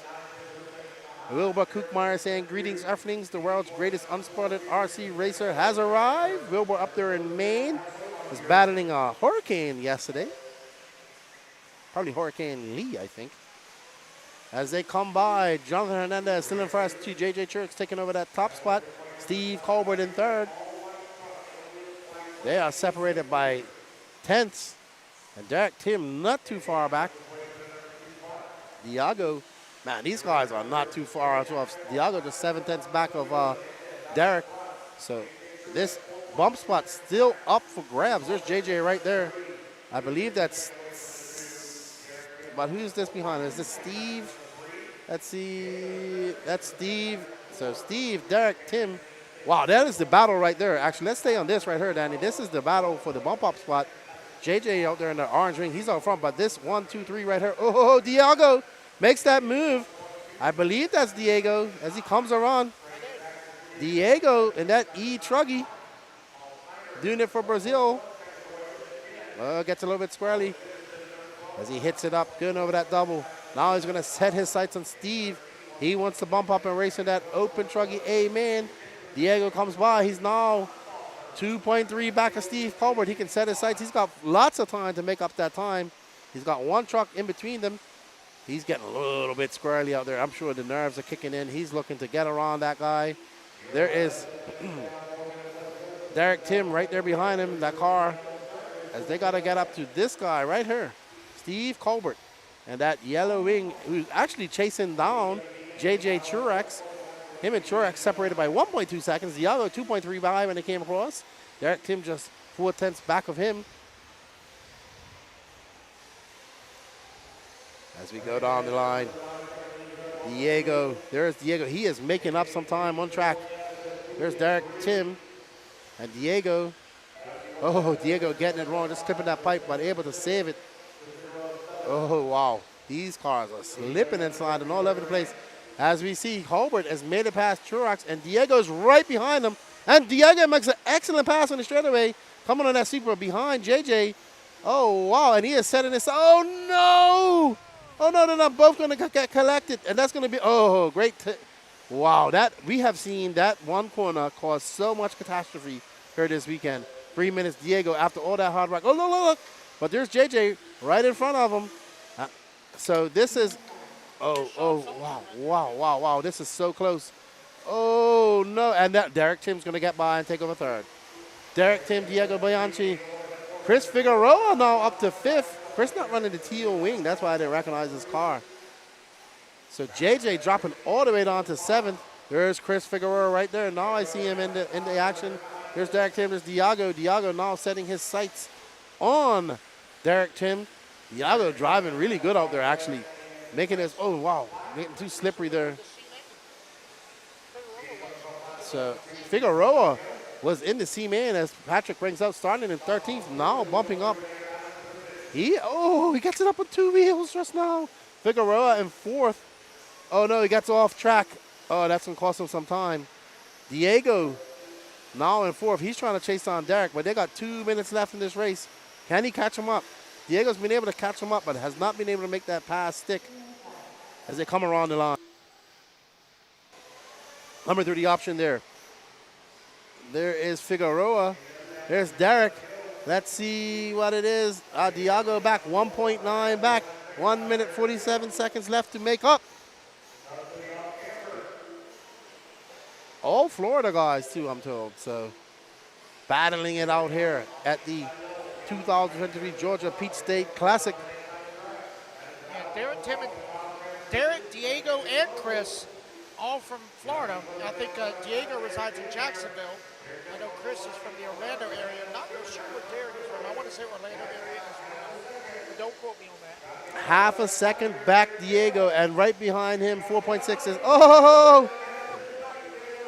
Oh, so Derek's going to get it wrong. And Derek has Diego to give it gives back. It back to good sportsmanship. Diego great passing pass on the by Diego. outside. This is for the final transfer spot. Derek doing a little 50-50 grind on the pipe there. That's going to cost him some time. Oh, it is close. They are separated by half a second. Good sportsmanship out there. Giving those positions back. They're going to get another lap to battle it out. Oh, no, Diego getting it wrong over that double. Don't know what happened there. These guys are going back and forth, giving the lead, taking it away, giving it back.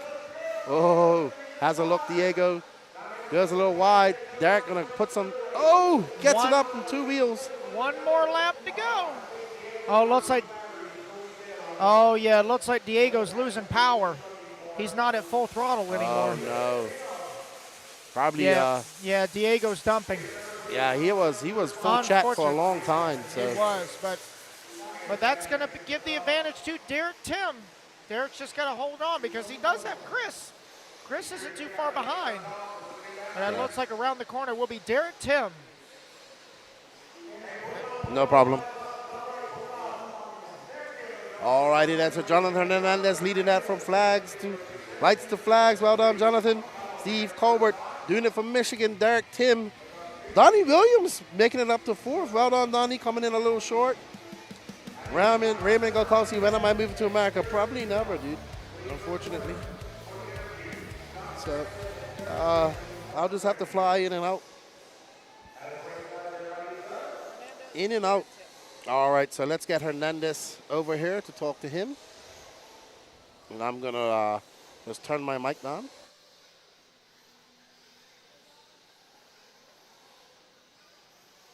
Johnson, Steve, and Derek, your first day main is going to be race 23. All right, let's get our marshals out here, please. I need Jonathan Hernandez and Derek Hill, please, for interview. I need Steve on the 2. Donnie Williams at 115, Rick Sanderson on the 5. Actually, Donnie Williams, if you would, please take the 3. Donnie Williams, take the 3. Rick Sanderson on the 5, Paul Snyder on the 9. Chris Figueroa, please take the blue bucket. I am here with Jonathan Hernandez. Great bump up. You bumped up an e-buggy as well. Good job, man. Thank you. Qualifiers were rough, but, we're putting it together here where it counts. Representing Mills Pond in Miami you are from, right? J Concept, Hot Bodies, thanks to Lance and all the Florida crew. Good job to you. Come over and talk some RC boats with you later on today if you don't leave, and good luck in your A-main. Thank you. All right, Jonathan Hernandez, you're bumping up. Good job. Derek, oh, man. You and Diego come over a little bit. You and Diego were embroiled in a battle out there, then it looks like he dumped his battery. Good job. Yeah, thanks, man. That was intense. I'm still shaking a little bit, but yeah, Diego, man, he's my buddy. I'm sorry that happened to you, but great battle, and it was a great time. Yeah, a lot of respect out there. You guys hit each other, gave back positions. Good to see that. And unfortunately, it didn't go to the end, but great job on the bump, and good luck to you in the A-main. Thanks a lot.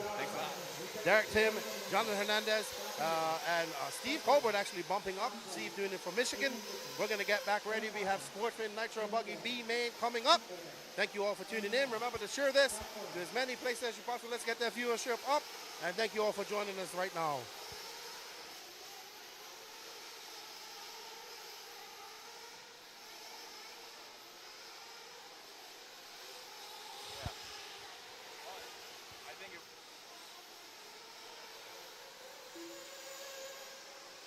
All right, guys, so Keenan's going to take a quick snack break as we about get underway here with Sportsman Nitro Buggy B main. We got Brandon Hutto starting on pole. Diego running back-to-back. He's going to start in the 2. Alex Cummings, Yoandy Reyes, my boy A.J. Waters in that number 5 spot. Chris Baird, Adrian Gibson, Tommy Coker, Johnson Wynn, Dennis Allison, Brad, Uncle Boo Corley, Bobby Blair, Dawson Woodward, Donald Hayes, and Blake Full Baker. 15-car field for Sportsman Nitro Buggy B main. 20-minute race. Again, guys, we did want to do interviews in pit lane, but things are just get a little congested down there, and I really don't want to disturb the people's vibes, so what we'll do is, unless there's a catastrophic break, I will go interview, but I'm not going to disrupt everyone while they're still racing. I just don't want to interfere with that.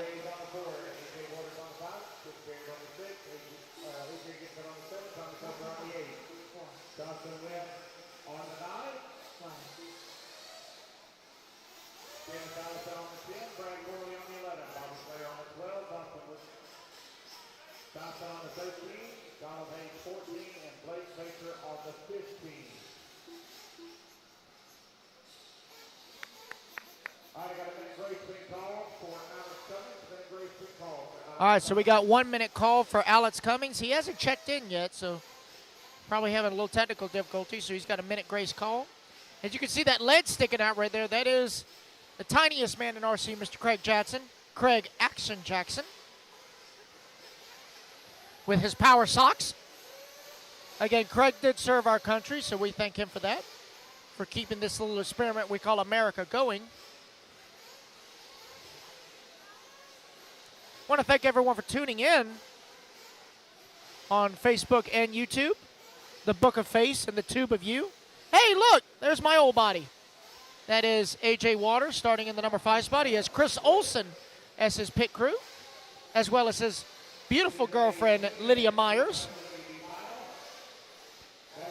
So it looks like Alex is getting into position now. And we're about to kick off the Sportsman Nitro Buggy B main. 15 will enter. Only 3 will go to the show. So Raymond just asked, Keenan, when are you moving stateside? He just, whoa.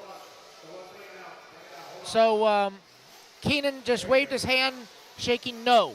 So to quote Daniel Lewis from Techno, maybe never.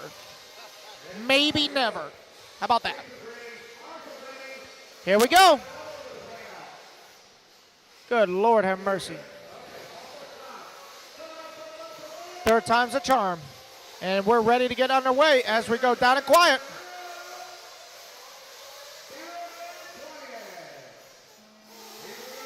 And we are underway here, Sportsman Nitro Buggy B main. Let's kick the tires and light the fires, Big Daddy. So it is Brandon Hutto on pole with a gap. It's going 3 wide into the off camber, and as you can see, that didn't work at all. So we got a 20-minute main. We got plenty of time.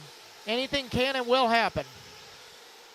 So it's going to be Brandon Hutto leading him around for lap number 1. I believe that is Alex Cummings swinging wide, going to hold on to the number 2 spot with Adrian Gibson in the 3, Chris Baird 4, and Johnson Wynn, your early top 5.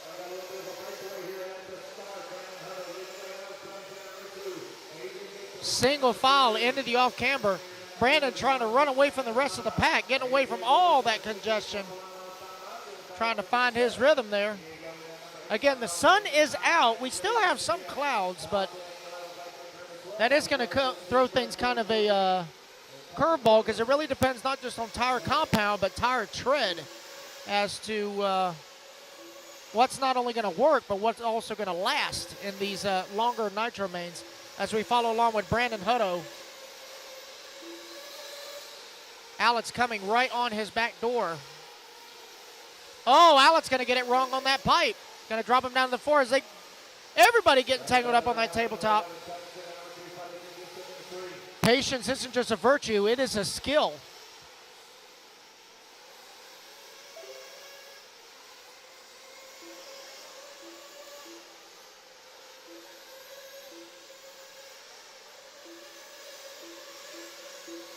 So it looks like my boy AJ Waters moving up to the number 4 spot.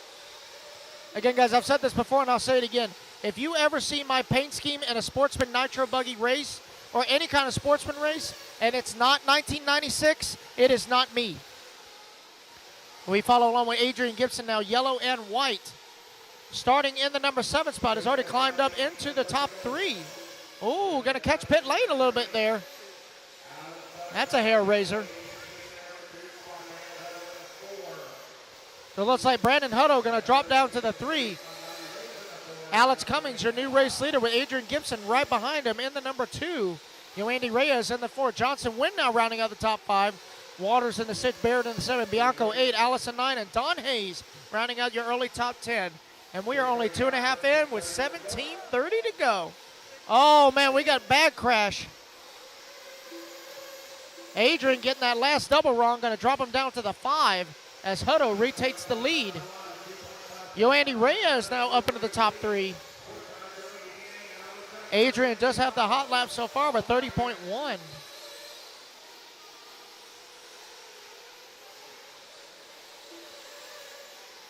I'm going to switch microphones real quick.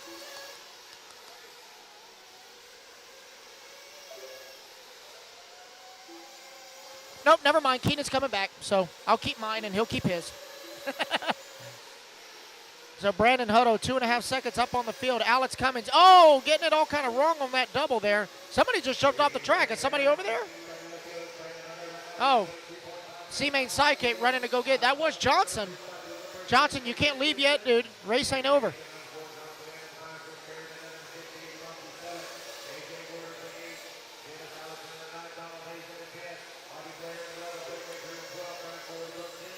So Alex Cummings, I believe he's in the orange and yellow paint job. Let's find him on the track. There he is right there with the gray wing. I believe that is a Techno based on the shape. Alex Cummings, your race leader, 3/10 up on Hutto. I believe that is Brandon directly behind him, white, blue, and black. Coming back towards start-finish line. Alex just turned the fastest lap of the race. Oh, Alex going to roll it over into turn 1. Brandon's actually going to clip him and flip him back over. But Alex just turned the fastest lap of the race at a 29.4. But I tell you what, that turn 1 is getting blown out once again. So Adrian Gibson in the 3, Chris Barrett in the 4, AJ Waters top 5.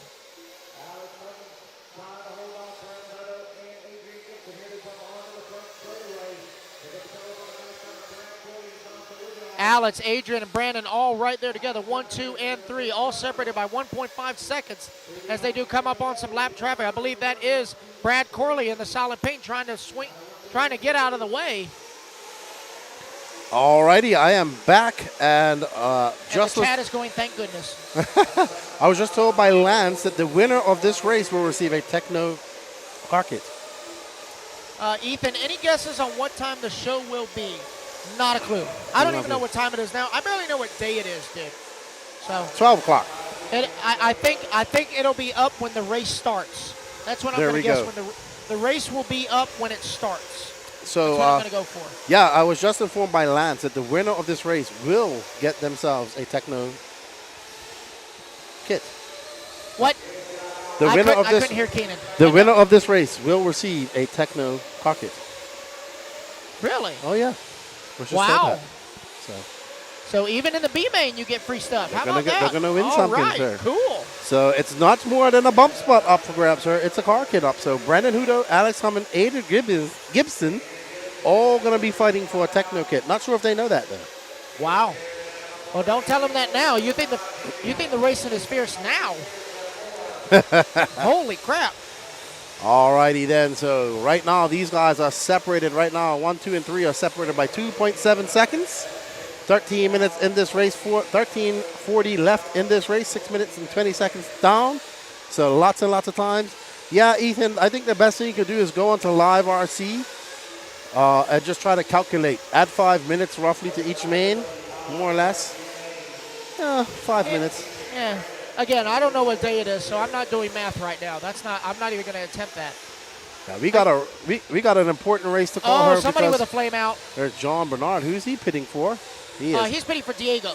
He is in perfect position there, getting Diego. Even with a fuel bottle, look at him go. And there's I Chris know. Olsen and Lydia looking on for AJ. Uh-oh. Oh, Blake that's Baker. Blake Baker. Oh, boy. He went full Baker. Not That's having a good one. Nope. And there's AJ. Oh, look at me. How are you here and driving at the same time? Multitasking. Again, I said, if my body is in a Sportsman race and it's not 1996, it is not me. And Adrian Gibson to the point. Alex Cummings in second. Brandon Hudo now in third. Chris Beard in fourth. So let's see. 12 minutes, 31 seconds left in this race. You know, AJ asked me to pit him last night. I said, no, I can't because I don't know how to use a fuel gun. He said, what do you mean? I said, I'm left-handed, dude. Unless the track is going counterclockwise, I can't pit with a fuel gun because I'm left-handed. Because I was toilet trained the wrong way. Oh my That's why gosh. I'm left-handed. Oh, goodness. You know that? So it looks like Blake Baker Going from bad to worse throwing in for the Blake. white flag. Probably going to say, let's go get Wilson's cars ready. Exactly. But Alex Cummings now out front. He's got a 0.3 of a second lead over Brandon Hutto. Oh, no, something happened to pit lane exit. Oh, they got it squared. And there we see Hutchison in an SMV shirt.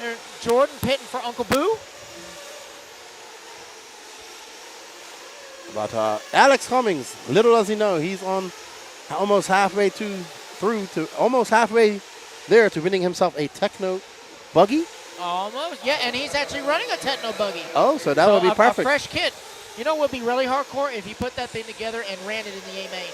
That would be hardcore. It would be impossible, but it would be hardcore. I wouldn't even risk it. Nah. But Brandon Hutto now taking over that lead. Chris Beard, Adrian Gibson, Alex Cummings dropping down to fourth. I think he came in for some fuel. Oh, looks like Alice hung up on the off-camber there.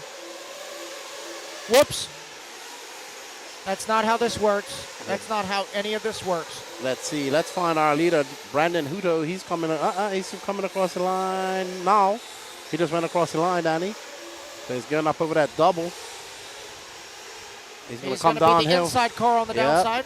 Black wing. White, blue, and black. Oh, was it the white, blue, and black? Yeah, that is Bobby Blair in front of him in the black Yes, that rims. is correct. That is correct. Up and over that double. He now currently has a 3.1 second lead over Adrian Gibson. Where's Hutto from? I want to say he's a Carolina boy. I believe he's a Carolina boy. Okay. Little does he know, he's 10 minutes and 23 seconds away from winning himself not only a bump up, but a Techno truggy or a buggy kit. Tell you what, let me be correct on this. Uh-oh. Who's got a flame out? Whoever Aiden Ridgway. Yeah. So I think that's Dawson Woodward with a flame out. He is currently being scored down in 11th. So no harm, no foul here. Brandon Hutto still out front. Adrian Gibson 2 seconds back. Let's see what it is. 1.9 now as they go across the line. Chris Beard 7.9 back. So Adrian also trying to fight to get that bump up. Oh no. No idea. Ted is vape juice. Teddy dropped his vape. Juice. So it's not a choo-choo train without the smoke, man. Yep. He is the little engine that marshaled. So let me see. Brandon Hutto. I'm looking him up on Facebook to actually see where he is from.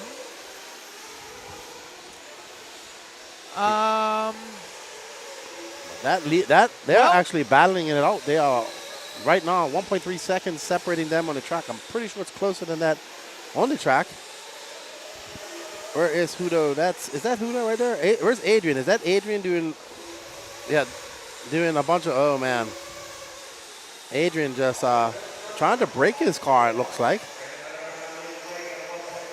So I'm pretty sure Brandon is from the Carolina area. Okay. He's from one of the Carolinas. Okay, good stuff. Good investigative reporting there, Patricio. I am not fake news. I will never be fake news.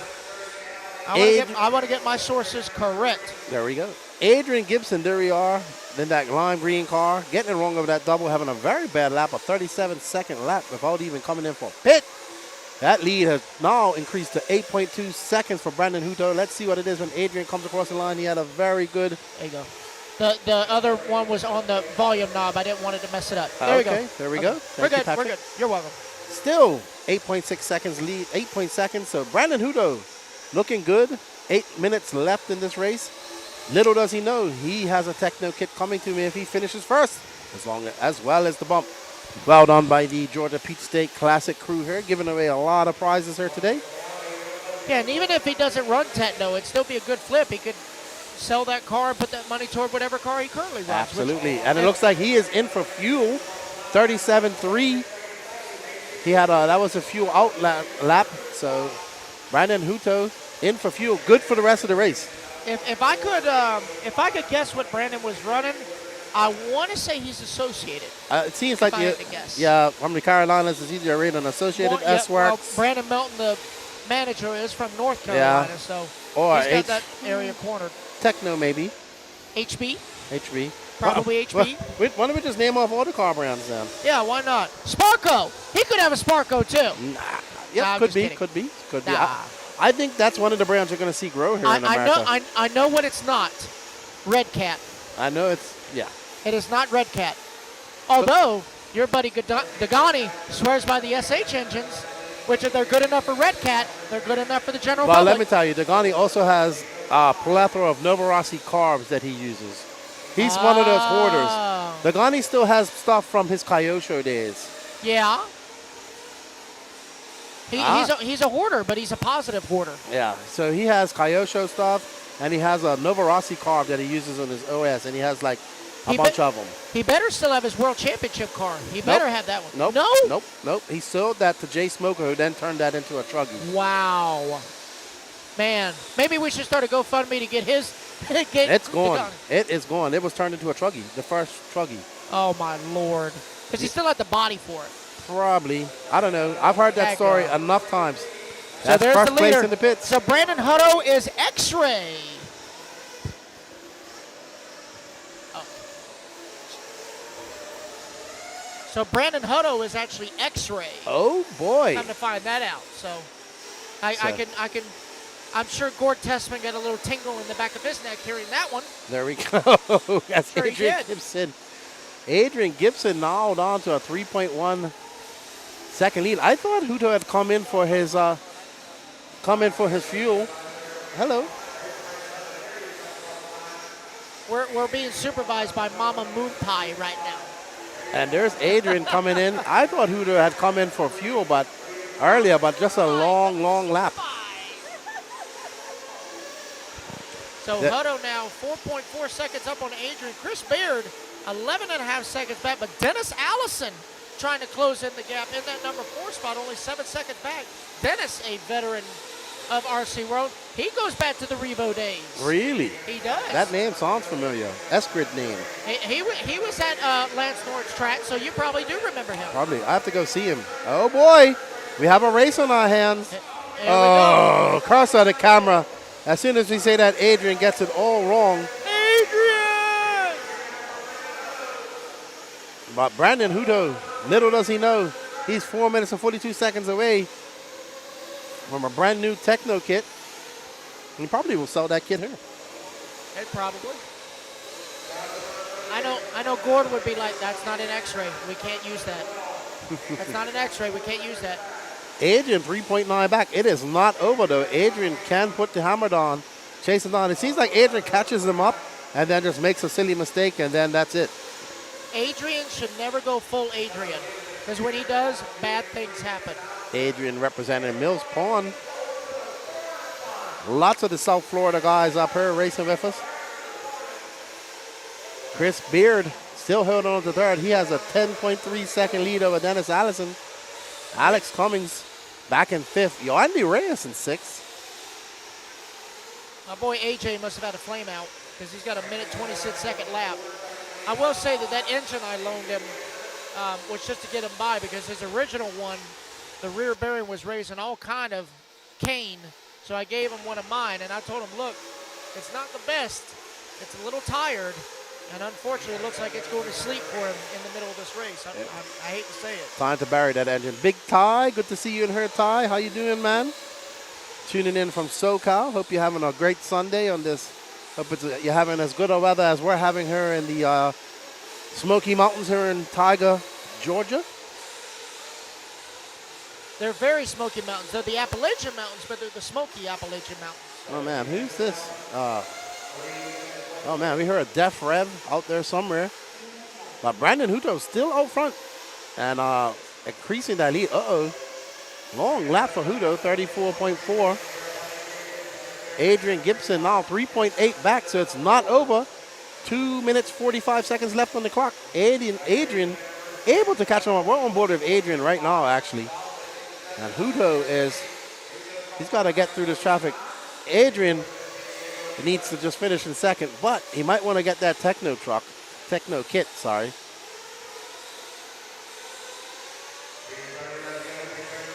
Doug, it definitely cleared up here. We can see the mountains now. The sun is out. Still a little bit chilly, though.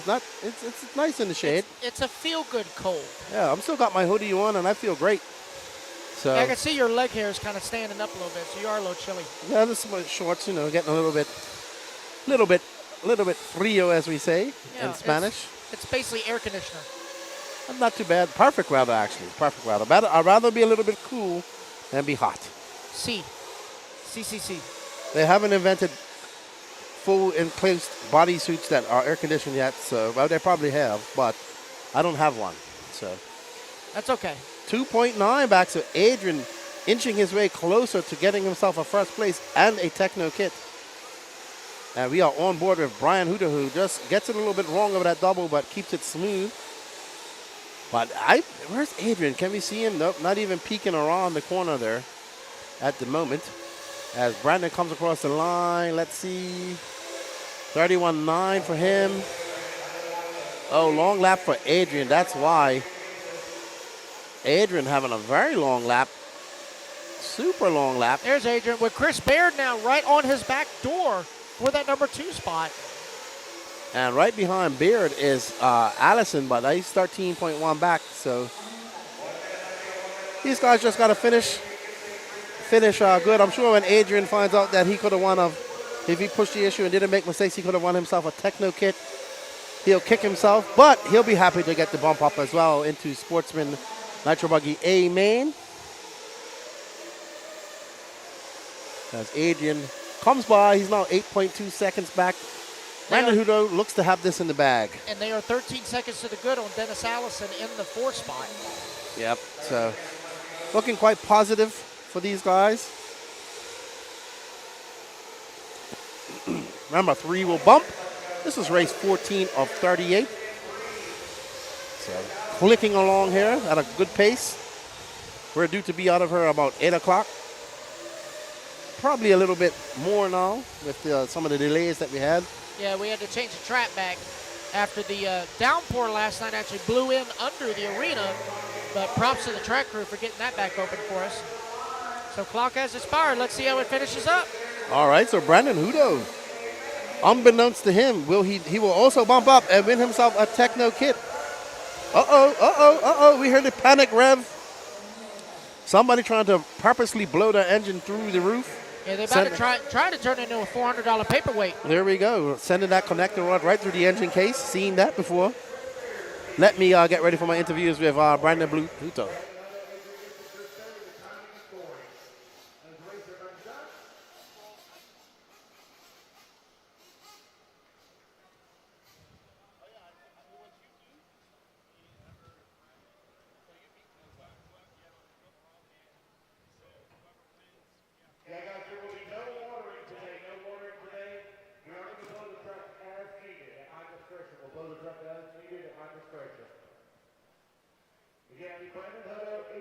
All right, so it looks like we're going to get a special presentation for Brandon Hutto, Adrian Gibson, and Chris Baird. 3 minutes to start.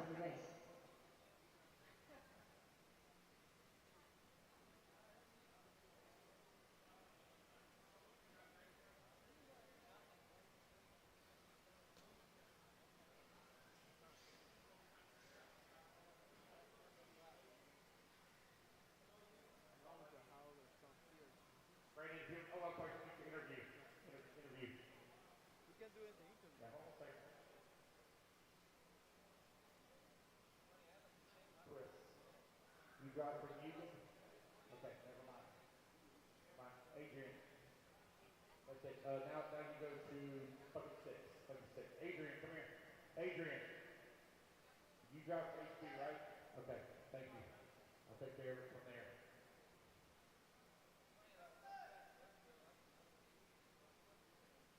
Dennis Allison, where you at, buddy?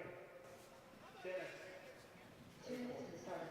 All right, here we're with Brandon Hudo, who takes the win and bumps up to the A, man. Tell us a little bit about your race. It was really good. I just told myself I didn't need to beat myself. I tried a tire that I haven't run all weekend, and I really liked it, and the car was good, and I just tried to drive smart and take it home. You're driving an X-Ray. What tires did you decide to go out there as well on your X-Ray?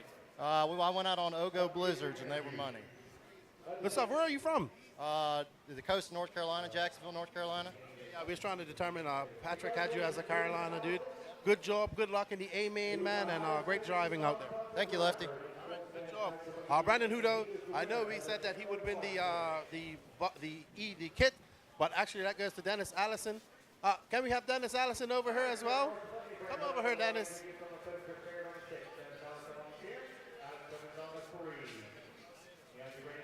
Come over, man. Come, let's get into it. Oh, right there. Okay. All right, Dennis Allison, good job. Congratulations. Even though you might not have gotten the bump, you got yourself a new Techno kit. Yeah, thank you. I can really use it. A new car's a new car, you know. And I appreciate all the sponsors and everybody that's chipped in to give everything to us guys, and I really appreciate it. All right, thank you, Techno RC. This man didn't bump up, but he gets himself a new Techno Nitro kit, autographed by, I think it's Seth Van Dalen and Jared Wiggins.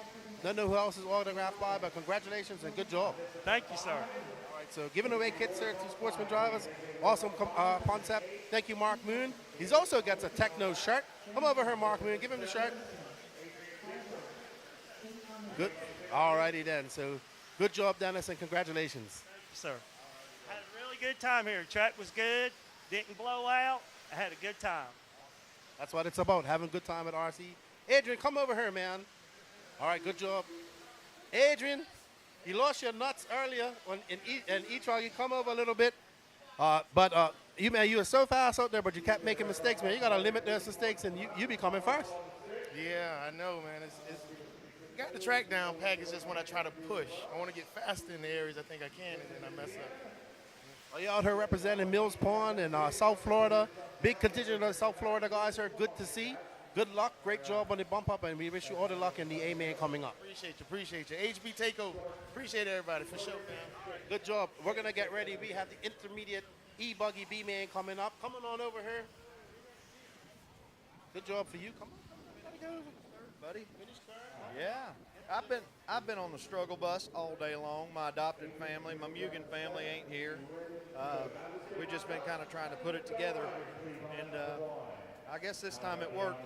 Apparently you got to glue some foams on some super softs. It makes the world of difference. Those guys are fast. It's been crazy all weekend. I've just been slow. Hopefully we can keep it together for the main. I think we need some diffs to be rebuilt. They got a little bit hot, so we'll see what happens. Hopefully it goes good, and those guys, we can keep it clean and have a good run. That's right. You live to race another day. Anything can happen. And I believe your son is running the rookie e-truggy. Yeah. Under 15 under. He's in the 15 and under e-buggy. He's on his way. I got to start doing a little bit more for his program. I've spent all my time doing me, so it's about time for me to pass the torch along, let him start getting faster than me. He's already there. His equipment's not always up to par. So I'd like to thank Mugen, Famed Wolf, WRCE, all those guys. It's been good running for them. Love the cars.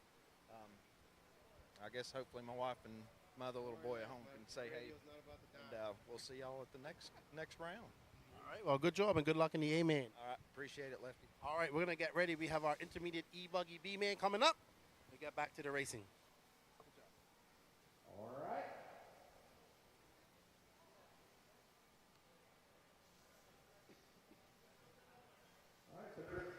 All right, Diet Pro e-buggy B main about to get underway. 15 will enter, 3 will advance.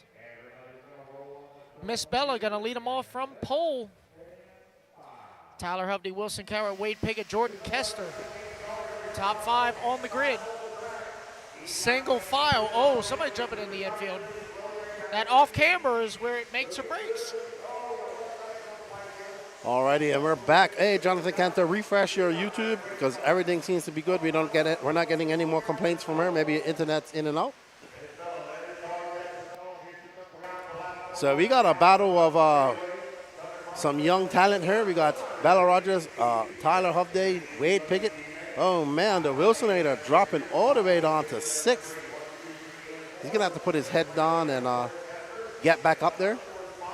So it is Bella currently out front. Hovde in the 2, got a pair of HBs, 1 and 2.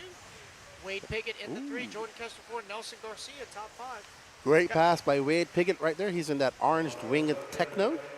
Got James Kincaid carrying on Bella and Wade, both representing Virginia and West Virginia. The Wilsonator making it still in 6th place. Oh, there's Wilson and Nelson having a great battle for 6 back there. Let's fall back here because Wilson is on the move after a bad start. Keep it up on that yellow wing car right there. Actually, at the front too, as we see Hovde making a mistake. And these guys up front are about to have some company as the Wilsonator is on the move, sorry.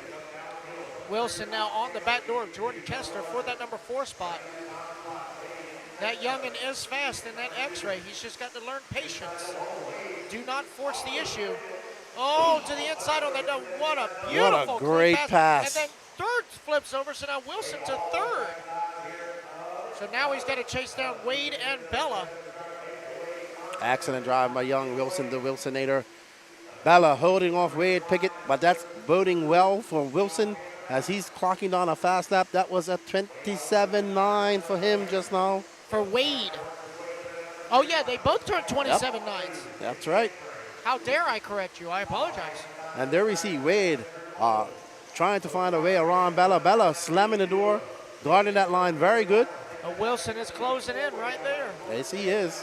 1, 2, and 3 down the straightaway. And Wilson fast again, 27.6. That's his fast lap so far. Wilson is flying right now. Look at. Oh, he is balls to the wall, man. And they can't really, they have to put some space because. Oh, I think Wilson traction rolled. Ooh. Oh, he barely saved it. Oh, no. Now he's getting impatient. Uh-oh. And it's dead. Oh, wow, I thought it died. He had to wait. He had to think about it. Okay. So down to 6th. So he's going to make up some time. So, oh, no, something's wrong. No. Something's wrong with Wilson. Oh, no. That crash. Wilson. That crashed on something. It was definitely electrical because it was a connection break. Yeah, unfortunate for Wilson. But now Tyler Hovde moving up to that 4th spot. Jordan Kester. They're going to have to put some space. But right now, Bella doing a great job of fending off Pickett as they are racing. Probably just want to keep it. They're going to have a good lead right now. They have a 3.3 second lead.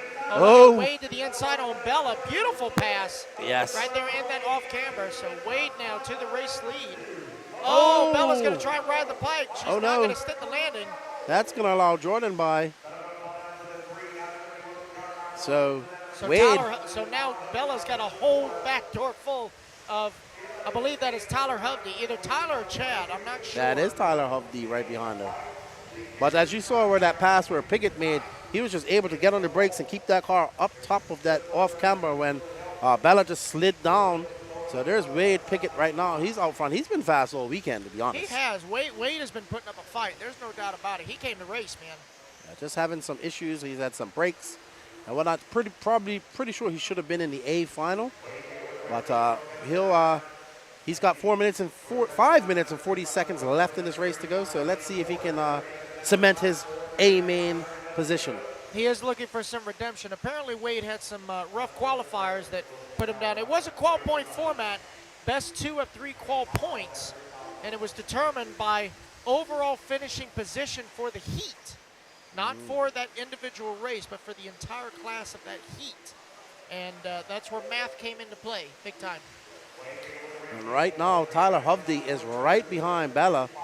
I think we're just going to hold up. Let's see. That's the race right now. There's Bella. There's Hovde. And Hovde is flying right now. What type of car does Hovde run? HB. And HB? Yep. Tyler runs HB. Bella runs HB. I think Wade is in a Techno. I'm not sure what Jordan's running. I would say based on the shape, I'm going to guess Associated for Jordan. But I'm not sure. Oh, wow. She's just pulled out of, we see Hovde almost getting it wrong at the end of the straightaway just now. Well, now you see Chad Perganis taking wind of that. Chad started from the 12th spot, made his way up to the 4. He's only 1.7 seconds outside of and shot at the A main. You see some.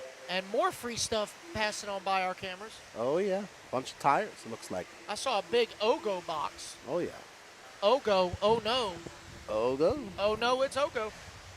Brought into you by Peach State Hobbies? Yes, I'm glad it's Ogo and not O Stop. Ogo. That's way better. But yeah, I will say the Ogo tires have been making a statement lately. Like you were saying a couple of podcasts earlier at Pro-Am where Ryan ran running the prototype Ogo tires on his e-truggy.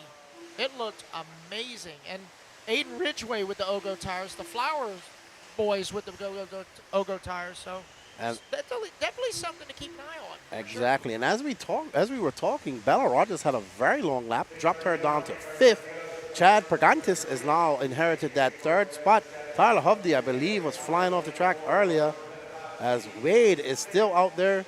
Jordan, he has a 4.5 second lead over Jordan. Chad Pergantis in 3rd. Let's see when they come across the line. Did Hovde almost go off the track? I believe he did. And Bella back up to 4th, but she is 3.3 back of Pergantis in that bump spot. So she's going to have to put her head down with 2 minutes and 55 seconds left in this race to get back up. And there's Bella right there, and there is what she's chasing. Oh, maybe that was for position. Do you know Pergantis' car colors, Patrick? I'm not sure which one Chad is. There's Jordan across the line. I believe. There's Chad right there. Yeah, there he is. So he should be in the blue and white. But I will say, if you look on that leaderboard in 5th place, a very familiar name, Jeremy Talent. Yes, he is. Don't count him out. He's 2.9 back of Bella. So Bella now 2.1 back of Chad. Yeah, I believe that's Chad right there we're following, the blue and black. Blue and black wing. And Bella is right there. Yeah. Actually, Chad, I think, has a hint of purple. I think there's some purple. Let's see. There's Chad. That's Bella. And Talent is right behind her. So it's very close. Well, Talent was right behind her. It's very close on the track. 1 minute, 59 seconds left to go in this race. I need to go inform the race director that we got some pipe that may need to be repaired in that top left corner. Had a tear in it. Wade Pickett still out front. Jordan Kessler 2nd. Chad Pergantis 3rd. And Bella Rogers chasing him down. Let's see when they come across the line what it is. She has a rear mirror full of Jeremy Talent. That lead now, she has 3.2 seconds to make up. 1 minute, 30 seconds left for Miss Bella if she wants to get up into that bump spot. Oh, no, she gets it wrong. We've seen many a car get it wrong. Even the pros are getting it wrong right there on that 180. That off-camber 180 is very deceiving. It's deceit because it's so steep. It's steeper than people think. And not to mention when you're driving on it, it's not only steep, but it's crooked, like face down at you. So you're like looking at the top of your car as you're going over it. As I look now, Chad Pergantis is 0.6 of a second back.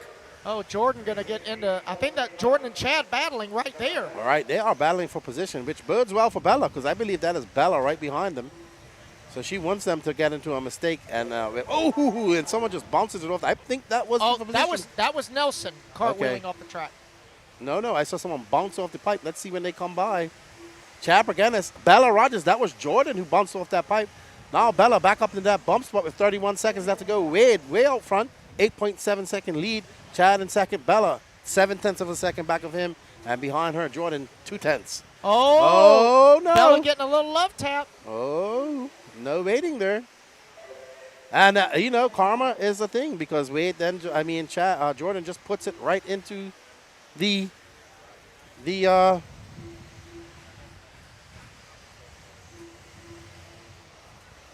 We gotta give Mr. Lutz some stickers here. oh, here's some for Will. So there is the battle right there between Jordan and Bella for that final transfer. Coming into the sweeper in the middle double, it is Bella in front of Jordan right there. Oh, Jordan with a muscle move to the inside. Gonna go to the option lane. Oh, no. Bella gets into the back of him. They're both upside down. And that's going to allow Talent by, I think. So that's going to allow Jeremy Talent coming across the line. Oh, wow. Jeremy's already done. Oh, no. So it's going to be Bella. Wow, okay. Woo. Wow. Wow, they were racing each other rough for quite some time there. That was, and Bella tried to go for a muscle move, and it looked like Jordan just checked up too much, and she didn't have time to check up, but that is racing, unfortunately. So it will be Wade Piggott, Chad Perganis, and Bella Rogers transferring to the double A mains. Jordan Kester with a valiant effort going to come home in the 4. Jeremy Talent rounding out the top 5.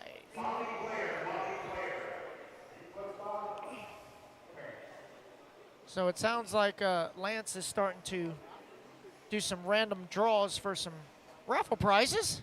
And it sounds like Bobby Blair just won something. So now coming up is the Sportsman e-buggy B-main. We got Hayden Pascal lining up on the number 1 spot. Chris Figueroa, Cam Hamill, Johnson Wynn, Brandon Hutto, Yoandy Reyes, Doug Tudor, Brian Hutchison, Chris Brown, Charlie German, Davey Talent, Diego Bianchi, Jordan Corley, Kurt Robertson, and Adrian Gibson.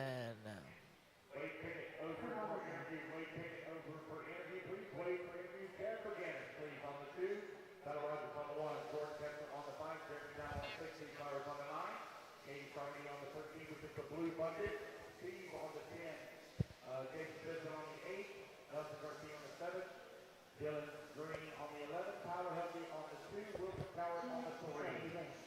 Wade, I need you for interview, please. Wade for interview. Katie Rockberry, if you don't mind taking a 4. Katie Rockberry, if you take a 4, please.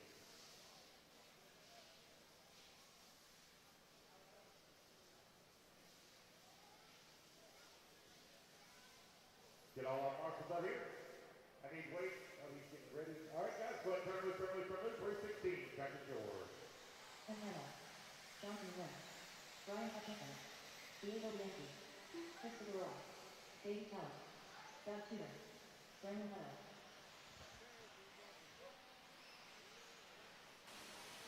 We are here with Wade Piggott. He just bumped up. He was very fast yesterday, had some gremlins, had some breaks, but bumping up to the A-main in her. You got out to an early lead over Bella. Had a little battle with her. Tell us a little bit about how your race is going so far. It's going all right. I mean, I've had some ups and downs this weekend, but overall it's been decent. Just wish I could have been in the A, but bump in the A, so I'm happy. You got some extra practice. How about you? How are you making out in Nitro? Nitro, I flamed out, so I didn't get a finish, but good stuff to you. I want to say thank you to anybody before you get out of here. Yeah, thank my parents and especially Techno and all my sponsors for all the help. Good job and good luck in your A-main, bud. Thank you. Wade Piggott, he just took he bumped up to the A-main. Do we have some more things to do?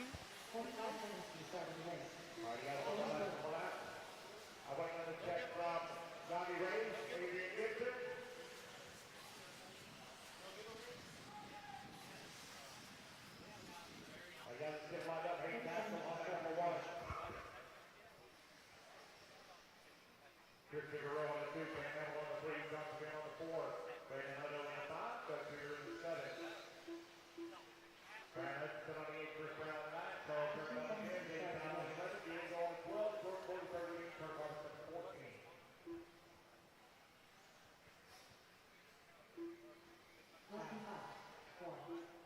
Last call, Adrian Gibson, Johnny Ray. Last call.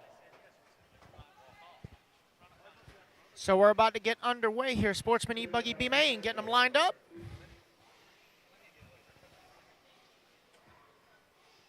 Again, guys, thanks for joining us on the YouTube and the Book of Face. Hope you guys like, subscribe, comment, share. And, of course, The Super Chat is available on the No Name YouTube. Of Oh, course, yeah. every dollar goes toward a Fruity Pebbles Rice Krispie treat for Keenan that he really likes. Yes. Absolutely. So, exciting intermediate e-buggy main just now. We are about to get started on the Sportsman e-buggy B main.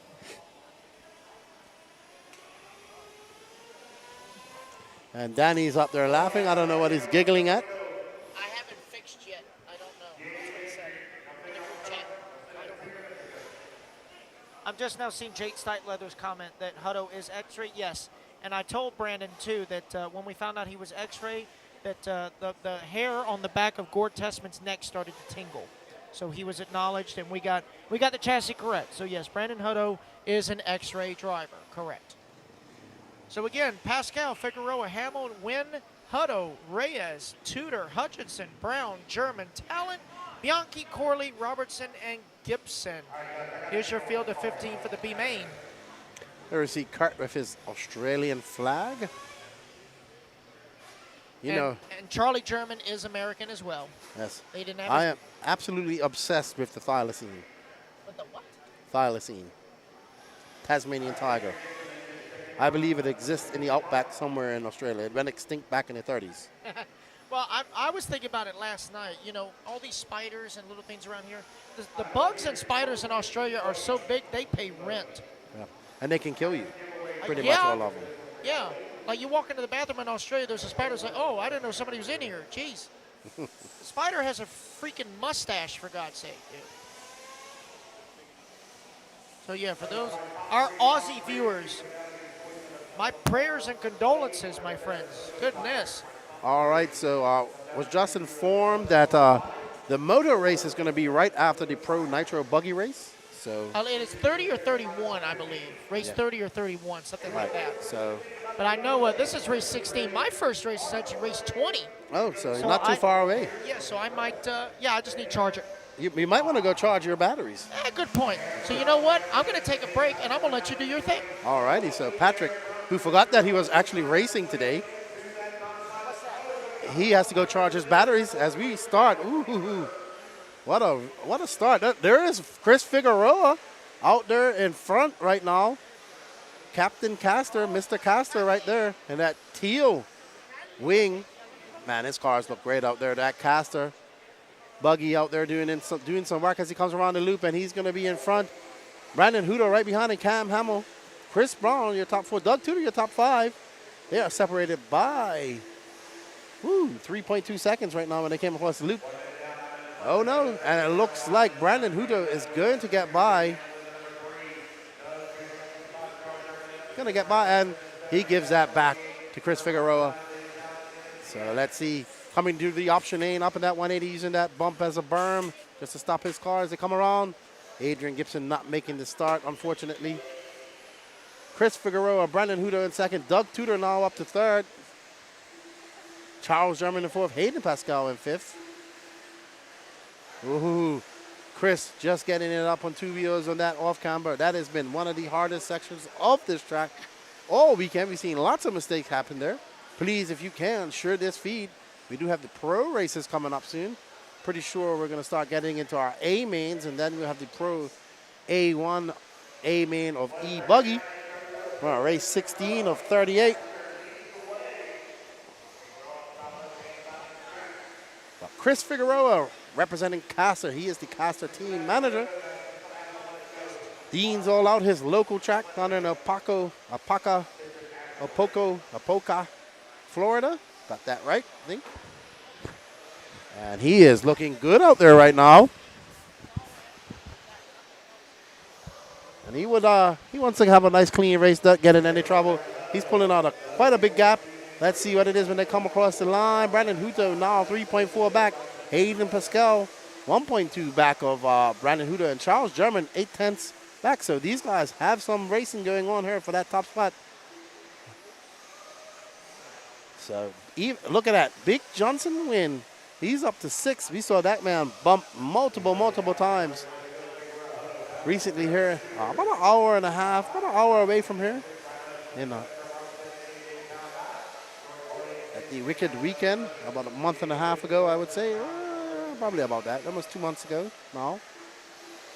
But you are watching the 2023 Georgia Peach State Classic here at the Rabun Arena in Tiger, Georgia. I want to thank everybody for coming out here, supporting this race, put on by Mark Moon and his staff in the Loganville RC complex.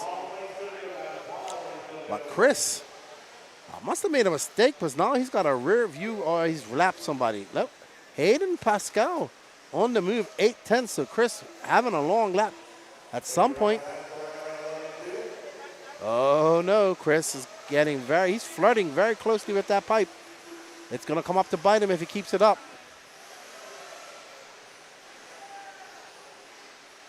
Sure. Let's do that, Danny. When the races are finished, let's get a view of the driver's stand. We might miss some scatter action up there. There we see the high-tech tent that has been the hay bale barrier for a lot of these cars flying off track this weekend. And Johnson Wynn up to fourth now. He's now 4 seconds out. And we see Chris Figueroa getting out there in that berm.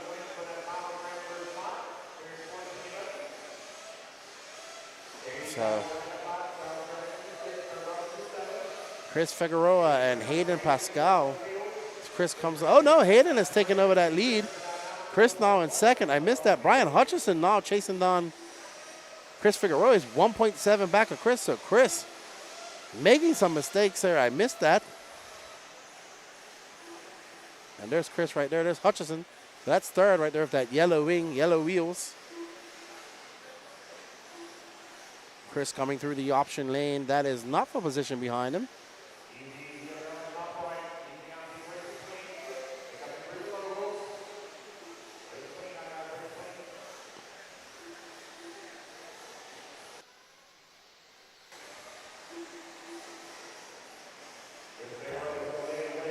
Chris Figueroa, Hayden Pascal, Brian Hutchison, your top three is Chris takes over that. No, he's now back to second.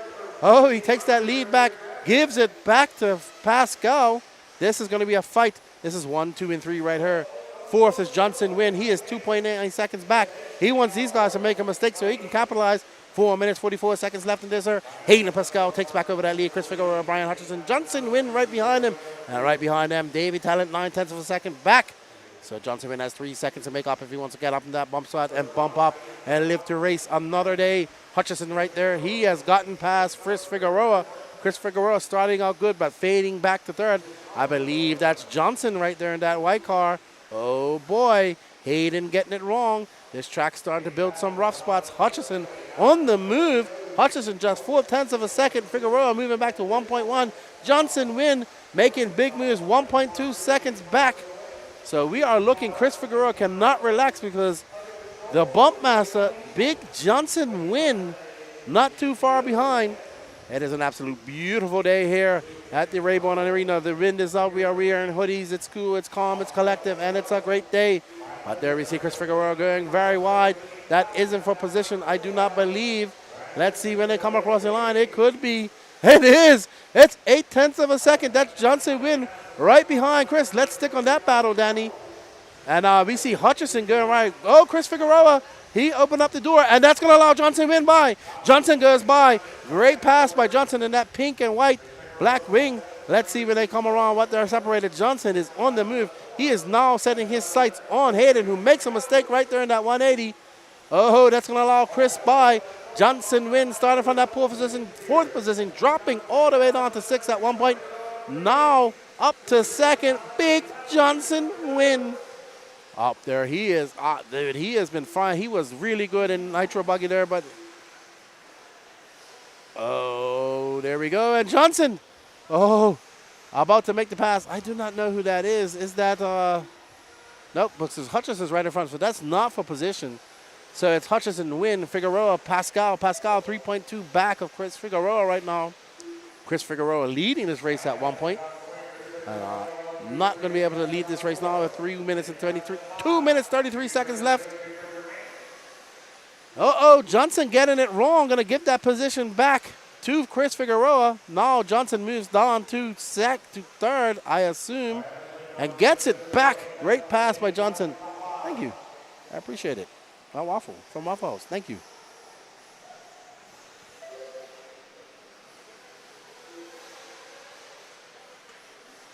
Let's see where they come by. Johnson coming by, still maintaining that second. No way. Johnson dropping down to fifth.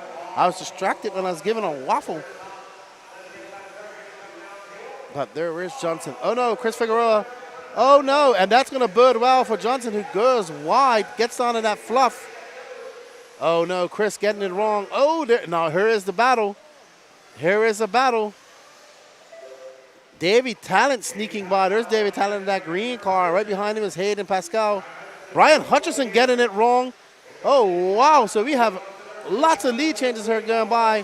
When we come by, it's going to be, oh, no, I thought that was Hutchison getting it wrong.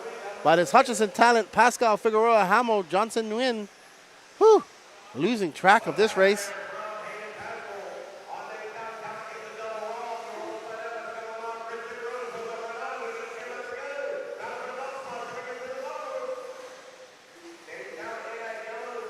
There's Hutchison right there in that blue and yellow. And there's Davey Talent battling it out with Hayden Pascal as they come across. No, you're on Davey Talent right now. That's Davey Talent in that green car. There's Figueroa right behind him. And that is Cam Hamill right behind them. So this is the battle for the bump position right here. Davey Talent. Oh, great move by Figueroa. Oh, no, and that's going to allow Cam Hamill to get by in that blue and yellow. I keep getting him confused with Hutchison. So now Hutchison out there wants to put some space in between. He's in that bump position. Oh, Figueroa having a look. Davey Talent going to take that inside. Figueroa going too wide out in that fluff. Oh, no, Figueroa getting it wrong over the double. That's going to end his bump up dreams with 7 seconds left. Oh, no. Pascal making a mistake. So that's going to allow Cam Hamill and Davey Talent to go. Oh, what a race to the end. Wow. So it's going to be Hutchison, Hamill, Hayden, Pascal right at the line.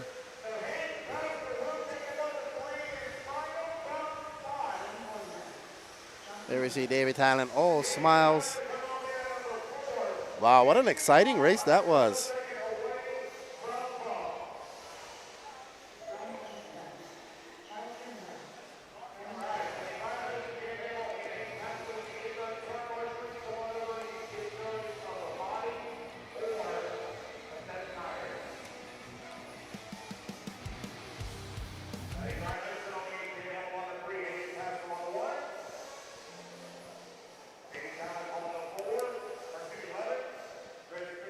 Alrighty, up next is Open Nitro Truggy A-Main, our first A-Main.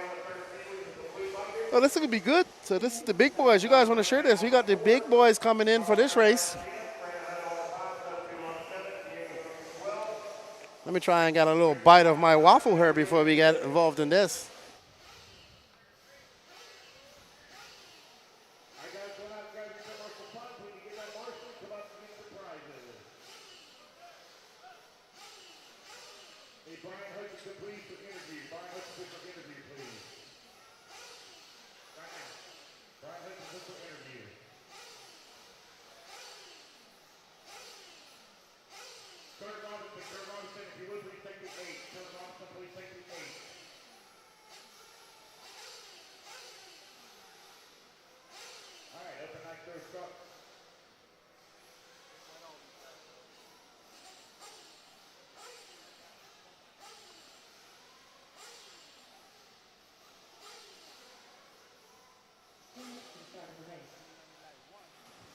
What's up, Brian? Great bump up from the B-man to the A-man. You look nervous. Yeah, a little nervous. I'm more worried about Nitro later, but glad to get it done in the B-main, get it more practice for the Nitro A-main. That's what I'm really focused on. I knew I had the speed. I actually changed a bunch of stuff for Q3 because I had really bad Q1 and Q2. So I was able to test a bunch of stuff. I really like what I got going on for later. Tires were good. Everything was good. So we'll have a busy day for the rest of the day. I'm excited. Good stuff. Good luck to you and your A-man, and good luck to your Nitro, and we look forward to seeing what you can do. Yep, thank you. Great weekend. Good job, good job. Brian Hudson, you're a bump up.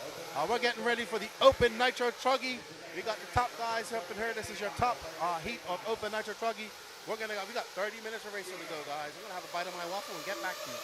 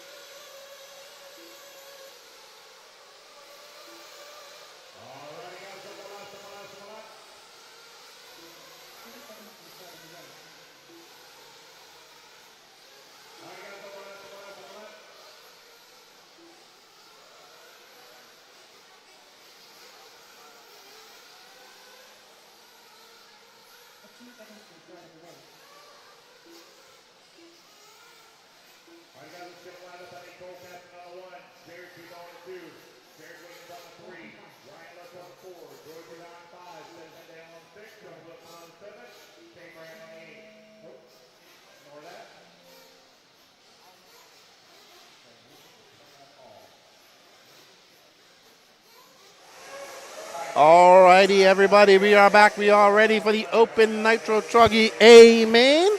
We got Madison in there cheering on Seth. Sorry. On pole is Cole Caston, followed by Jared Tebow, Jared Wiggins, Ryan Lutz, Joey Bordon, Seth freaking Verdalen, Jonah Wilson, Shea Brand, David Olson, Kyle Neary, Wilson Callwood, Ryan Daze, David Carmani, Danny Stockman, and Mad Manny Long. We are ready to go. As Patrick says, let's light those fires and kick those tires. We are ready for the dawn and quiet. On the tone, they're off. We are ready. Let's see. Cole Caston was exceptionally fast yesterday. He has a rear view mirror. There's Tebow. He's looking racy. Right behind him, Seth and Dalen, I want to say. Well, that's Wiggins, sorry. And Lutz right behind them. No, that looks like Seth and Dalen. Let's see when they come by. Cole Caston. There's Wiggins. There's Seth. It's going to be Caston, Tebow, Wiggins, Lutz, Seth and Dalen, and Jonah Wilson. So we have a race on our hands. Jonah Wilson was very fast, showing these big boys what they can do. But Cole Caston keeping it tight up there. This is his home turf here. Well, Georgia is home. Tebow right behind him now. Right behind Tebow looks like Wiggins. Lutz there in that cotton candy. Right behind Lutz now, Seth and Dalen. Oh boy, these guys are going to be separated right by 2.1 seconds when they come across the line.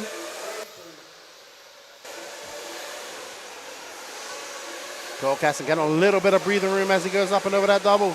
Pulling a little bit of space between him and Tebow. Tebow making that space back up as they go through the option lane. We don't see anybody going wide at all.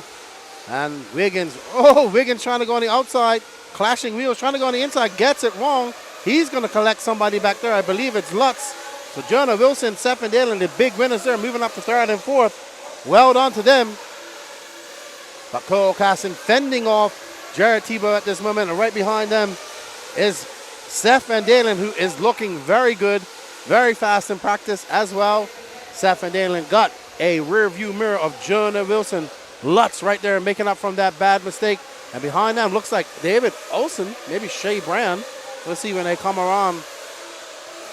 Shea Brand right behind Lutz. Joey Burdon. Wiggins dropping all the way down to 8th. Olson right behind him.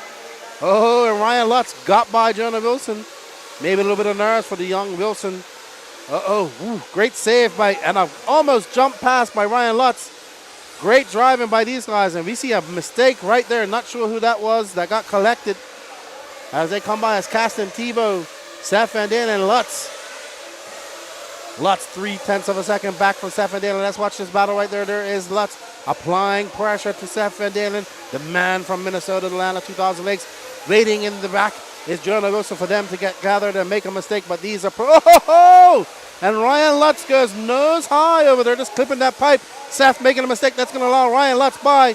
Jonah tries to capitalize on it, but we see Seth coming by, and as they drag race down there, it's going to be Seth Van Dalen and Jonah Wilson 1/10 of a second back. Jonah not showing any type of, he's not going to give these guys any leeway. Jonah just tagging onto the backside of Seth Van Dalen. But Cole Caston still cool and cool. Tebow gets into the rear wing. Ryan Lutz looking to capitalize, tries to go over. That's going to bode well.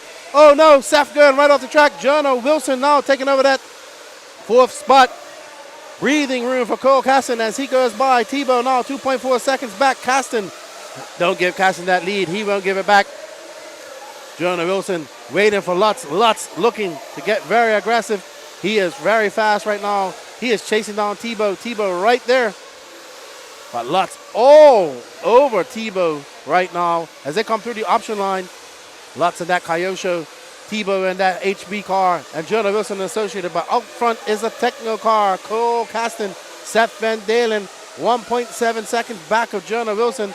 There we see a picture of Tebow right now in that blue, white, and black HB truck. Lutz looking good.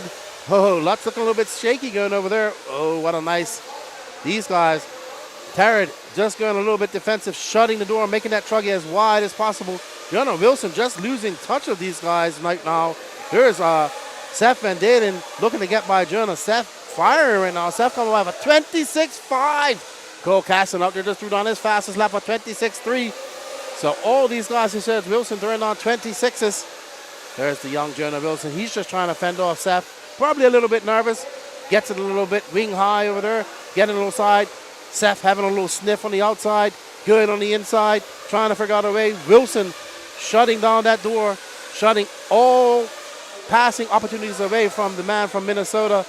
Ryan Lutz now just losing a little bit of touch off of Jared Tebow as they go through some lap traffic there. Jared Tebow pulling slightly away from Lutz.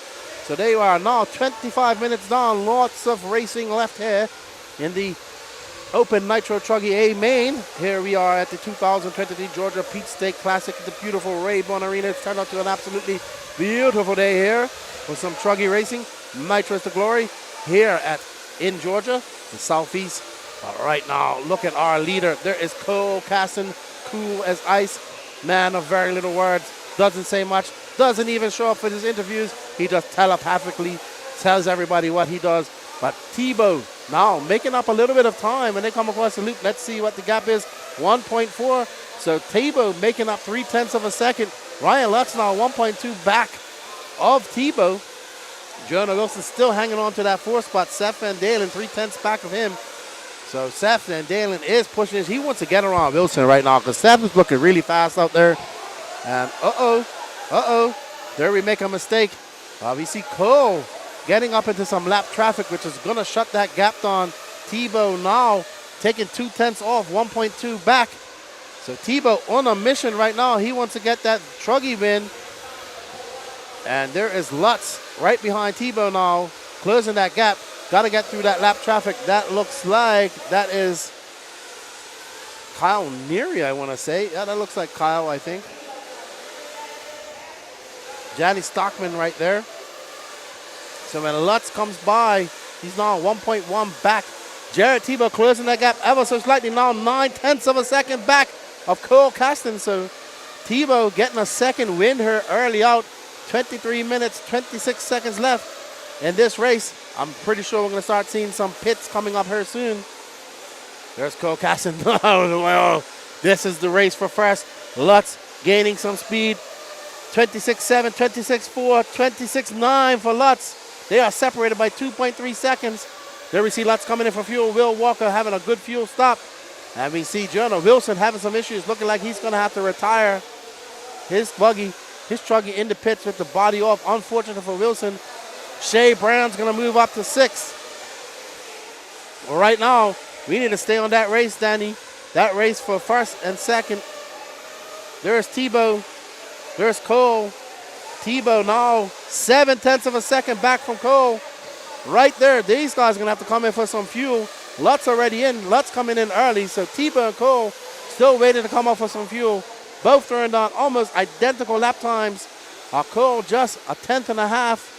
Just a second, just slightly in front of Tebow. Tebow pushing the issue right now as he comes on the inside. Has a look. Cole coming in for fuel. Tebow coming in for fuel. Let's see if we can see the, oh my goodness. We see his dad just snatching Cole's car, getting out in front of Tebow. Great pit by Jeremy Caston, getting his son back out there in front of Cole, back in front of Tebow. They came in at 7.5, so 22 minutes left. Cole getting a little bit squirrely, but able to keep it under control. These guys came into pits this tight. Now they're coming out.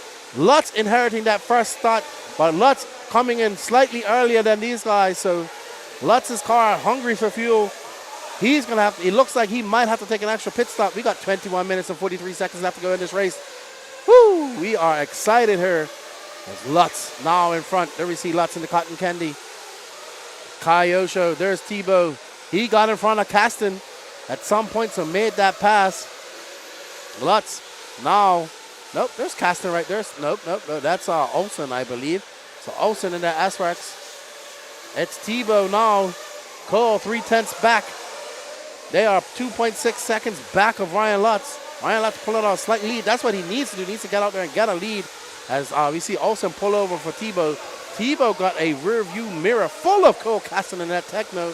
The young man from Georgia, Kentucky originally, now making Georgia's home. Very few words. Always good to talk to his father. Very few words said between me and Cole. That's just how he is. But he stretches out that lead just ever so slightly. Cole Caston 0.7 back of Jared Tebow. 20 minutes, 36 seconds left to go in this exciting Nitro Truggy main. Ryan Lutz trying to pull some clean air between him and Tebow, but Tebow is on a mission right now as they have clean air in front of him. Cole Caston just latching onto the back as they come across the line. It's now 0.6 of a second. Jared Tebow 2.9 back of Ryan Lutz. There we see Ryan Lutz going over that off camber. Tebow on the binders. Cole following that line right behind him as they come around, keeping it on the inside. Identical lines going through that double. Cole getting a little bit sideways, going a little nose high, going to lose a couple tenths of a second right there, but he makes up some time right here on Tebow. Lutz coming by. That gap has stretched out to 2.8. And Cole just losing a little bit of time. He's 0.9 of a second, almost a second back of Tebow. But on track, Tebow is making up some time on Lutz, it looks like. And just putting a slight gap between him and Cole. All it is a slight mistake, a slight bobble, and Cole will be right there. Also the same for Lutz as they're coming up on some lap traffic. Lutz come by to us on a 26.3. That's his fastest lap. Tebow at 26.6. Cole Caston at 26.8. That gap now stretching to 3 seconds for Tebow behind Lutz, and 1.1 behind him is Cole Caston. Wiggins slightly on the move, 6 seconds back of Cole Caston. We have a lot of racing left to go. There is the young Cole out there in that white and pink and orange car. We got Doug Breeze cheering on Tebow. Lutz getting by that lap traffic right there. Lutz coming by the loop. Tebow knocking 2/10 off that lead. Cole now losing some time, 1.2 seconds back of Jared Tebow. Wiggins still 6.4. Tebow trying to push the issue, make up some more time on Ryan Lutz. And is that Ryan Lutz who got it wrong? Nope. Ryan Lutz coming across the line. Tebow losing some time. Now Lutz is lead up to 3.1 seconds. Cole Caston losing time as well off Jared Tebow, ever so slightly, 2/10 back. Lost 2/10 on that lap, 1.4. Wiggins on the move, gaining 2/10. So Wiggins putting his head down. Seth Van Dalen 8.6 back. So Seth wants to put his head down, wants to be in position in case any of these guys make mistakes. But right now, Ryan Lutz on rails doing exactly what he needs to do. Get on the front because he'll have to come in pit, I believe, one more time more than these guys. You see Jonah Wilson back out on track. He's currently scored down an 11 after having some issues. Wiggins having a long lap, 30.7 right there. I'm looking at our timing, but nobody having a long lap right now. Ryan Lutz still out front. Let's see when he comes across the line. It's going to be 26.9 for Lutz. Tebow having a long lap there. Ooh, boy, long lap for Tebow. 31.2. Wow. So Ryan Lutz stretching out that lead to 7.4, and Cole Caston making up some time. He's now 9/10 of a second, just under a second behind Jared Tebow. There's Tebow. There's Caston right there. It's a lot closer on the track now, and it has been all this time. Caston, making a mistake, getting caught up in that pipe. That's going to leave some breathing room to Jared Tebow. He's going to want to put his head down and make up for that long lap that he just had. First down at 26.7. But Ryan Lutz in the zone. Another 26.6, extending that lead to 7.6 seconds in front of Jared Tebow. And now we are on board. There is Seth Van Dalen. No, that's Jared Wiggins. Wiggins now 3.4 back of Cole Caston. So Cole Caston about to have some company with his Techno teammate, Jared Wiggins. Wiggins putting his head down, doing wizardry stuff, and getting up, making up some time. He's clicking off some fast laps. A 26.6 for him just now. Oh no, that looks like Danny Stockman out of the race. Unfortunate for Danny, one of our bumper uppers. Ryan Lutz, another 26.7 for him. 26.6 for Tebow. Last lap, let's see when they come by. Nope, Tebow losing some time. 26.9. Cole Caston now 3.9 back. Let's see, Wiggins drop that gap down to 2.5. We got to find Wiggins, Danny, because Wiggins is actually approaching Lutz. I'm sorry, approaching Cole Caston. There's Lutz coming across the line now. Oh, Lutz in for fuel. So Lutz coming in at 15, 16 minutes. So that's what? He's on a 7.5 minute fuel stop. So we'll see Tebow and Cole come in a couple of laps after. They're more like an 8-minute pit stop, I think. Don't mind me, math is off. Todd Reed, thank you for joining in.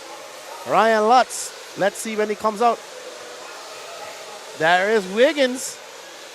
Now 1.8 seconds back of Cole. There's Cole right there. Wiggins on the move. Wiggins is flying. Wiggins doing some of his wizardry magic as he flies on the straightaway, and that lead now 2.3. So Cole Caston made up some time. I'm probably going to see Tebow and Caston come in here soon. 15 minutes left. Oh man, actually, Lutz is on a very short time in Truggy. So that engine very hungry. As you see Tebow coming in. Tebow exactly on a 7.5 fuel strategy. Cole coming in as well. And that looks like, I don't know who that was who came in. Oh, I got Cole. Let's get back out on track. Jared Wiggins and Cole Caston neck and neck here in timing. Ryan Lutz out there. Let's see. There's outlap 26.4. Lutz is looking in the zone. He's going to have to really make up some time. He is running very short on fuel. Less than 7.5. While Tebow is on a 7.5 strategy as well as Cole Caston. Tebow comes out. He's now 12 seconds back of Ryan Lutz. And Seth Van Dalen making a move up. He's now 0.6 of a second behind Cole Caston. Cole Caston 1.1 back of Tebow.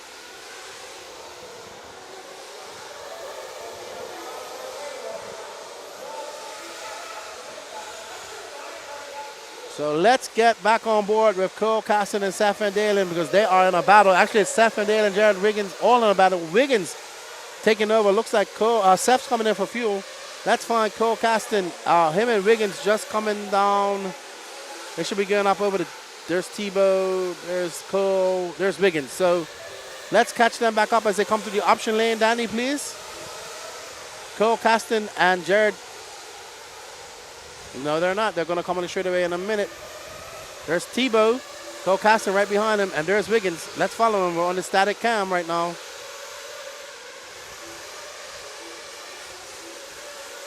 So there's Wiggs right there. He has Cole Caston in his sights. He's gunning for Tebow. Tebow not too far ahead. Tebow now 9.9 seconds behind Ryan Lutz. There's Tebow. So Cole Caston and Jared Wiggins both hunting down their former teammate on Techno, Jared Tebow. It's now 1.3 back, and Wiggins 0.2 of a second back of 1.5 back of. Oh boy, we see it on the track. There, Cole makes a mistake, and Wiggins will take that. Wiggins is fast right now. He's going to set his sights on Tebow as he comes through that option line. Let's just stay on this. Cole getting it wrong, going through that option. Let's follow Wiggins, please, Danny, as he comes across the line, and that was a 26.6 to him. He's 3 seconds back of Tebow. But right now, Ryan Lutz out front, 9.5 ahead of Tebow. But he has to go one more fuel stop. I'm pretty sure that he does. And they come down through. There's Tebow getting a little sideways, getting on the brakes. Cole, Wiggins navigating that lap traffic when they come across the line. That lead is now 2 seconds. Wiggins is putting down some heaters at 26.9. Jared Tebow's 28. So, wow. Big lap for Wiggins as he makes up some good time. And now he can smell Jared Tebow. He can smell the blood in the water like a great white shark can smell an injured seal and a mile away. As he comes down across there now, still 2 seconds ahead. So Wiggins looking to put on the afterburners. We have 11 minutes and 30 seconds left in this race. We're going to see one more pit stop. As we have guys cheering on Tebow. Ooh, Tebow's gonna have to make out some time because Lutz has got a decent lead right now. 10-second lead, exactly what he needed. He's got to come in one more time. Probably going to see Lutz coming in here in the next minute or so. And maybe 2 minutes. He should be good after that. Nope, he won't be good. He's going to have to come in one more time. Maybe he's going to stretch it now. But Wiggins now right behind Tebow on the track as they go up over that double. Oh, Wiggins just getting a little bit sideways. Oh, man, Wiggins looking real good. Seth Van Dalen, Cole Caston now 1.1. So Cole isn't out of this. Cole waiting for these guys to make a mistake. Jared Wiggins comes across now that lead down to 2.9 behind Tebow. So losing some time. Jared Wiggins. There's Wiggins. There's Tebow going up. He's coming down the option lane. So Wiggins making a mistake, allowing Tebow to stretch that lead ever so slightly.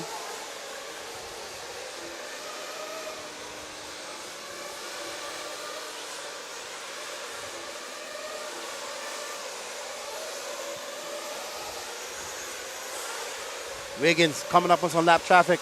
That's going to allow some breathing room for Jared Tebow.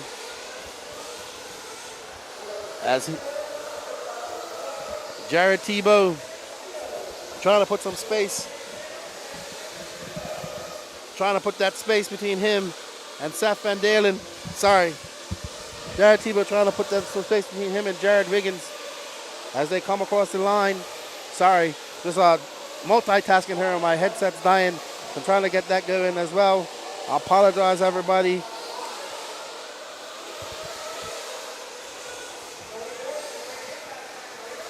But right now, it's Ryan Lutz, Jared Tebow, Jared Wiggins, Seth Van Dalen. Seth Van Dalen getting by Cole Caston.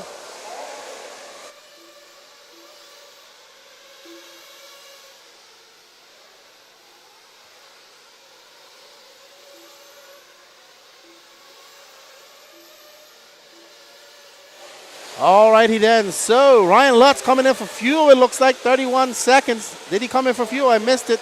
No, it doesn't look like. Might have. If we did. 8 minutes and 56 seconds left. Jared Tebow now down to 5.3 seconds. Might have just been a long lap from Lutz. Couldn't see.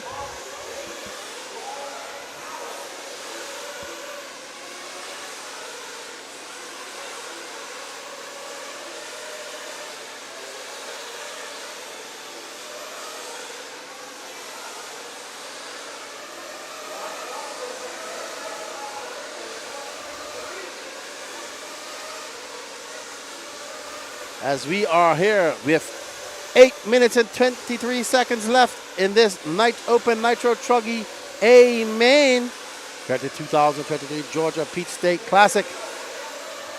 Can Tebow make up that time that he needs now? That gap down to 5.8 seconds. We see Tebow's pit. He's going to have to come in shortly. He's going to be good for you. I think Tebow's going to come in here shortly. We are on board. Let's follow Tebow if we can find him. Tebow is right there.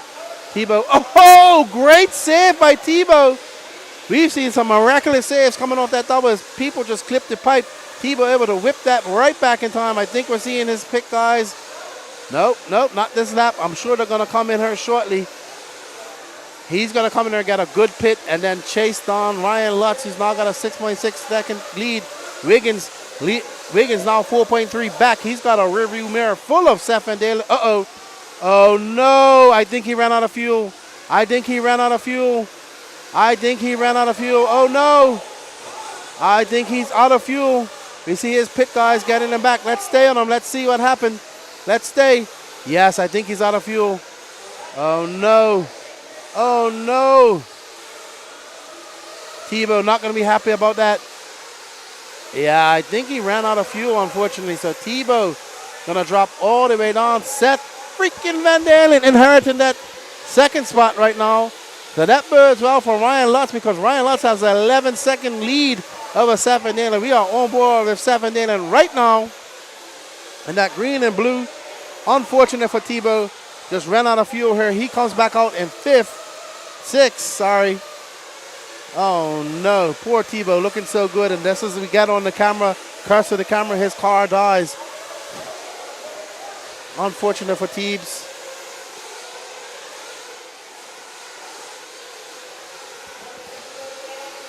Ryan Lutz, though, 6 minutes, 17 seconds left to go. I'm pretty sure that Ryan Lutz has to come in for some fuel. He did? I don't know. I see. No, he's coming in now. Let's get on his pit guy. I could have swore I saw Will getting ready. Yep, I was right. There's Will. Last pit stop for Ryan Lutz. I knew he had to come in one more time. I knew it. I knew my math wasn't off. But very good pit stop by Will Walker. And Ryan Lutz just now has to keep it on cruise control with 5 minutes and 45 seconds left in this race. He's going to have a big lead over Wiggins. As Wiggins and Seth had to come in for fuel as well earlier. That was a great. Let's see his pit outlet. There's Wiggins and Seth. Great pit for Lutz. 30.8, great pit out for Lutz. Lutz is flying. Let's see what his lead is when they come across the line. Tebow still in sixth. Lutz has a 12.1 second lead over Jared Wiggins, and Jared Wiggins has a 1 second lead over Seth Van Dalen. So you are seeing the battle of the Wizard and the youngin, the man from Minnesota, Seth Van Dalen in third. Techno bragging rights here on the line. But Seth coming on late. Oh, Wiggins getting it up on two wheels, able to control it. Great driving by Wiggins. And they come across the line. They are separated by 9/10 of a second. This is so close.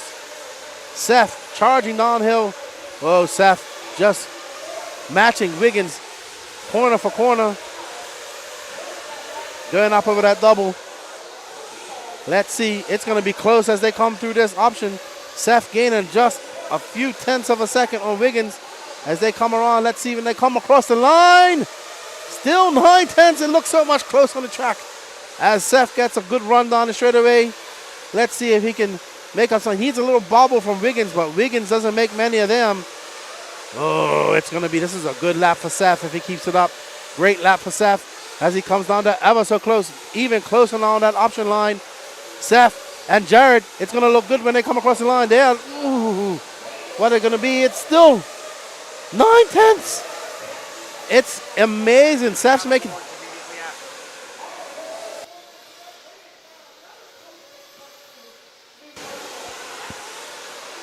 Oh boy, Seth now all on the rear end of Jared as they come down. Oh man, Seth is so much faster. Even though he gets up on the pipe just now, he's able to make it stick. They're going to be close when they come across the line here. 6/10 of a second. Wiggins makes a mistake there at the end of the straightaway, but gets his composure. Seth looking to push the issue. Oh, Seth so close. I'm sure Wiggins sees that his teammate's right behind him. This is where Seth's been super fast too, right through the option lane, up on this 180. Oh, wow, it's going to be so close when they come across the line. Wiggins getting on the power. They are separated by 0.4 of a second. All building well for Ryan Lutz, who's got an 11-second lead.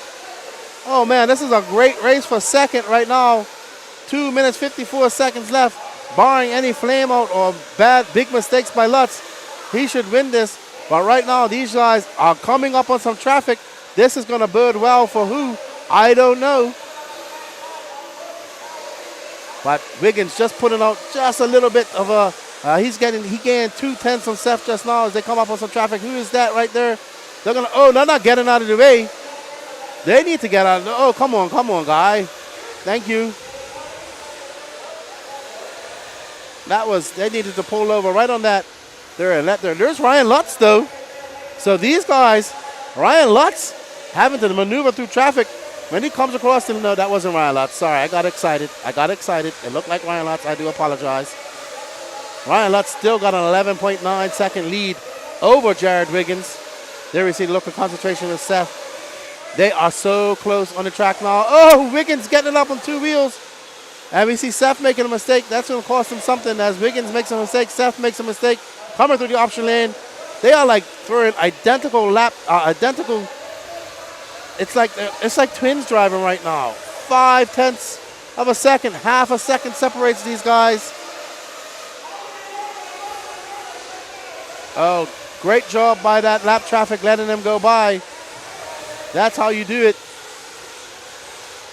And looks like Wiggins just gained some time and spacing out, getting a little bit of space between him and Seth Van Dalen. That lap is going to drop down to about a second when they go across the line now. That's right, 1.1 back. So Seth making a few mistakes with 1 minute, 11 seconds left to go in this race. Wiggins got a little bit of breathing room, but not too much as they're coming up on that orange car who is lap traffic. As we go around, Wiggins coming down through that option. It looks a lot closer now when they come back. Well, Seth going a little bit wide. Still going to be about 1.1 seconds when they come across the lap. Yep, it was correct. 1.2 now. So Seth losing a 10th as Wiggins gets by that lap traffic. Seth getting by as well. Can they pull it off? 35 seconds. They're going to get one more lap as they go across. Seth able to make up so much time to that option lane. When they come across the line, it's going to be about a second between them. 0.9 of a second, very close. Seth going to put the hammer on. This is the last lap for these guys. Ryan Lutz already kind of got this in the bag. Oh, Seth pushing the issue. I think we're in store for an exciting finish here. Risk it to biscuit as Seth jumps up there, flies it, goes at wing high. He's going to push the issue. Can he get on the inside of Wiggins? He's going to try and set up on the inside. They're going to go. No, Wiggins has got it. Wiggins does it as they come by, and 0.3 of a second separates them. Great race right there. Congratulations to Jared Wiggins, Seth Van Dalen as they congratulate each other. All smiles there on the stand. Cole Caston will finish in 4th. Joey Bird on 5th. Jared Tebow will finish 6th after that flame up. But well done to Ryan Lutz. Not doing so good in qualifying all day, but able to come back, and he is here. He takes Nitro Truggy. Vin, how you doing, good buddy? Well done to Ryan Lutz.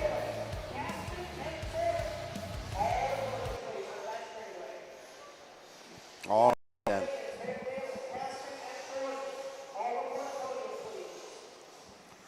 All right, not sure what's going on here.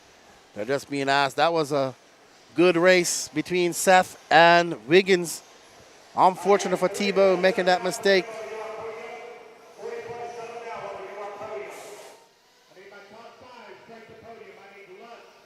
All right, so we're going to do our podium real quick.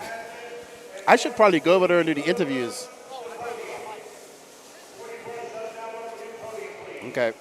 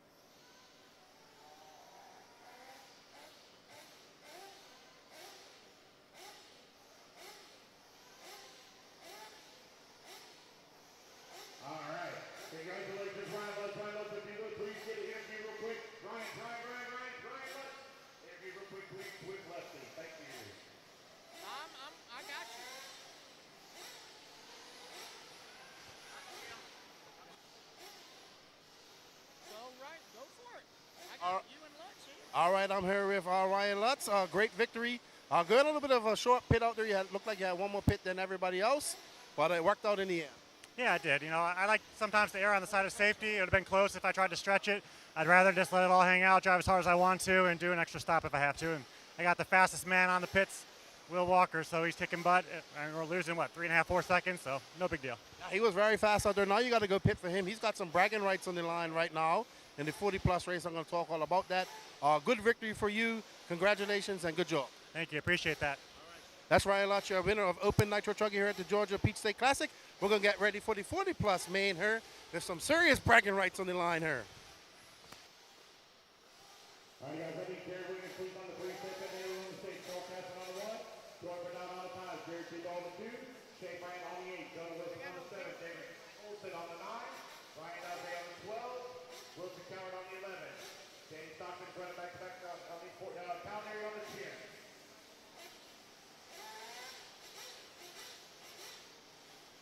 Get our marshals out here, please.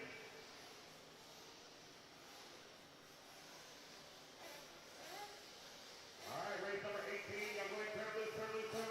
Track is high, track is high. All right, guys, congratulations to Ryan Lutz. That was a good race. Actually, the race was actually between Wiggins and Van Dalen. But Lutz doing quite well. Sure he'll be happy about that. We are on race 18 of 38. We got 20 more races left to go today. So, let's see. I believe this race has some serious bragging rights in her. So we have Will Walker, Brent, who is joined from Arizona, Brent Dansford, Ever Lobos, Will Walker, and John from Arizona, a.k.a. Brent Dansford. They have a bet going on. So, whoever wins this race or finishes the highest out of those 3 guys at the next race at Fall Brawl has to call whoever wins Daddy. In Ever Lobos' case, he'll have to call them Poppy. So, serious bragging rights going on her in the 40-plus Nitro Buggy A main. So, while we have the race going on between whoever's racing out there in front, we will be watching the position of Will Walker, Ever Lobos, and on the screen, John from Arizona.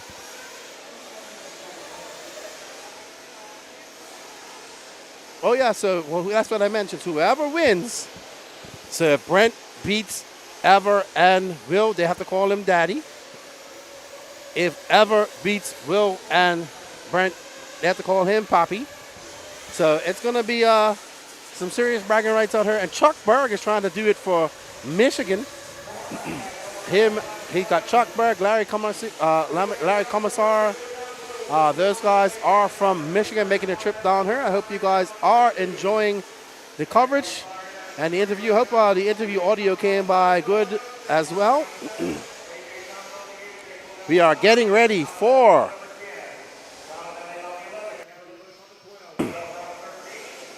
the 40-plus Nitro Buggy A main. Here at the 2023 Georgia Peach State Classic.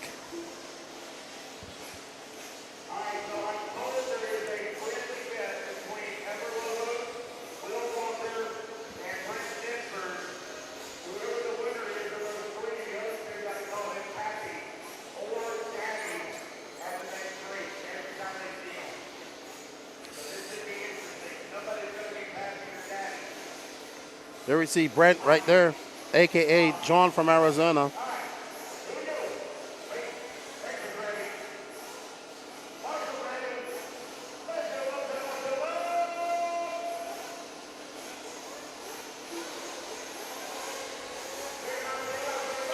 As we get ready for the dawn and quiet of this intense 40-plus Nitro Buggy A main.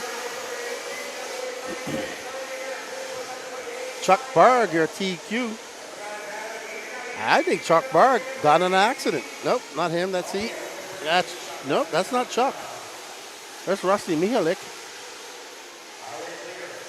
Unless Chuck changed his color. I don't think that's Chuck out front.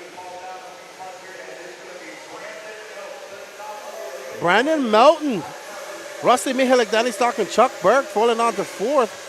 Larry Commercer. So bad start for the Michigan guy. Started on TQ, falling all the way down to 4th. But lots of fine effort as we are on board. Oh, wow. We have a cluster right there at that spot that has been causing a lot of problems. There we see Brandon Melton, that green-winged car, Rusty Mihalik. And right behind him, Danny Stockman. So they come on. It's Melton, 28-7. Rusty, Chuck Berg making that move back up into 3rd. Larry, Scott White, and Danny Stockman dropping down to 6th. So some shakers and movers right there. But no big deal. Look at Brandon out there looking steady. Another Southeast stalwart here, the Southeast Team Associated Team Manager. Have been doing that job for quite some time. And there's Rusty, the stepdad of Mad Matty. Also doing double duty, mechanic and racer this weekend. Another veteran racer here from the Southeast. Back in, and Brandon, I told you that has been the most tricky spot all day for everybody. That one little corner. As now that's going to allow Rusty to pull up a little bit of space on Brandon. And right behind Rusty, we see Larry, Scott White behind them. There's Scott right there and behind. Oh, Scott getting it wrong. That's going to allow, so Brandon got a 1.6 second lead over, so it's Brandon Melton, Rusty, Larry, Danny, and Chuck Berg dropping down to 5th. Mark Moon moving up to 6th. So Brandon trying to get back that space that he made with that mistake. But Rusty keeping him honest, trying to fend off those 2 hard charges behind him, which is Danny Stockman and Larry Commissar. As they come across the line, Brandon throwing down a 29.5, Rusty for 29.8. He's separated by 1.8 seconds. Larry coming by. He's 2.1 back of that. And Danny Stockman, 8/10 behind Larry. Chuck Berg, 7/10 behind them. These top 5 separated by 5.6 seconds. You see Rusty up and over the double. Brandon just stretching out that lead ever so slightly. But there you see the battle for 3rd, as I believe that is Larry who got it wrong. And that's going to allow, and Danny getting it wrong. I'm pretty sure that Chuck Berg is now in 3rd. Yep, Chuck Berg, Danny Stockman, Larry Commissar. Okay. Brandon Melton stretching that lead out now to 2.7 seconds over Rusty Mihalik. Mihalik got a 2.2 lead over Chuck Berg. Danny Stockman is 3/10 back. And Larry Commissar 1.1. Brandon Melton turns on to 28.6. Good lap for Brandon. 29. So that lead, 3.4 for Brandon. 1.3 back of Rusty is Chuck Berg. Danny Stockman 4/10 back. So the battle right now is for 3rd. Larry Commissar is now almost 2 seconds back. There's Stockman. There's a battle for 2nd right now. So Chuck Berg getting a little bit wrong. Got Danny Stockman. There's your battle for 2nd. Rusty trying to play defensive. There's Chuck Berg and that Mugen coming all the way down from Michigan. And right behind them, Danny Stockman. Behind him, Larry coming around, another Michigan guy. And that looks like Chuck Berg getting it wrong in that spot. That's going to allow Rusty by. There we see the associated of Danny Stockman waiting to capitalize on any mistake that they make. And this bodes well for Brandon Melton because his lead is just increasing. Let's see what it is when it comes across the line. It's a 5.1 second lead. Oh, and Chuck Berg pulls Rusty down the straightaway and cuts, and makes a mistake and gives it back to Rusty. But that motor has some speed as Chuck just pulls him down the straightaway and cuts in front of him, but unable to capitalize on that. And we see Danny Stockman, getting it wrong over the double. That's going to allow Larry Commissar by. Rusty, steady Freddy up there. All this bodes well for Brandon Melton, who's now extended that lead to 5.8 seconds. Danny Stockman now down in 5th. He's 2.9 back after that mistake. He's got a lot of work to do to make up if he wants to get back up to this group of guys racing. But there you see Danny Stockman. He's got some company. Jake Wilhelm. Wilhelm is right behind him. Chuck Berg looking, and he gets by Rusty as Rusty goes wide. And Chuck goes by. Chuck going to set his sights on Brandon Melton. Said he used to race with Brandon Melton back in the day. still racing against him now. Chuck looking very fast. I think that was Brandon that made a mistake, but I couldn't tell. So this is your 40-plus Nitro Buggy A main. 5 minutes, 40 seconds down. 24 minutes, 16 seconds left.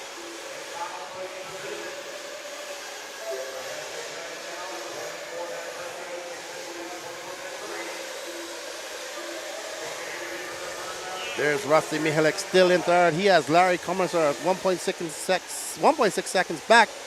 And Brandon stretching out that lead to 6.2 at this current moment. Rusty Mihalik, 0.7 of a second back of Chuck Berg. Oh, was that Chuck Berg? Oh, wow. They have a gaggle of cars to make their way through right now. Oh, no. Oh, I think that's Chuck Berg, actually, who was able to get through. Chuck Berg able to navigate that traffic, and now 1.3 seconds back of Brandon Melton. Not sure if Brandon came in for fuel.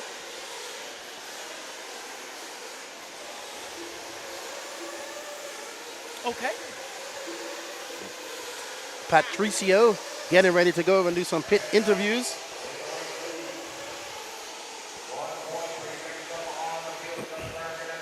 There we see Danny Stockman is still being scored down in fifth. He is currently 6.5 seconds out of the lead. And there we are on board with Brandon Melton, Chuck Berg right behind him. Not sure if Brandon Melton came in for fuel, but Chuck Berg is on the move, chasing down. We got Associated versus North Carolina, versus Michigan. And we see Brandon coming in for fuel. There we see his young son Tyler getting that fuel in for his dad. Great pit stop by Tyler Melton. So, looks like Melton on a 7.5 pit strategy. Chuck Berg, let's see when he comes in. Right now, in the battle of the Pride, it looks like John from Arizona.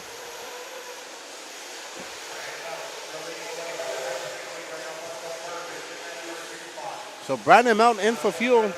Chuck Berg gonna have to come in here soon as well. So Brandon giving up a big lead on the track. Must have got caught up in that lap traffic. Now here we are on Brandon. Chuck Berg has to come in. I'm pretty sure we're gonna see him coming in soon.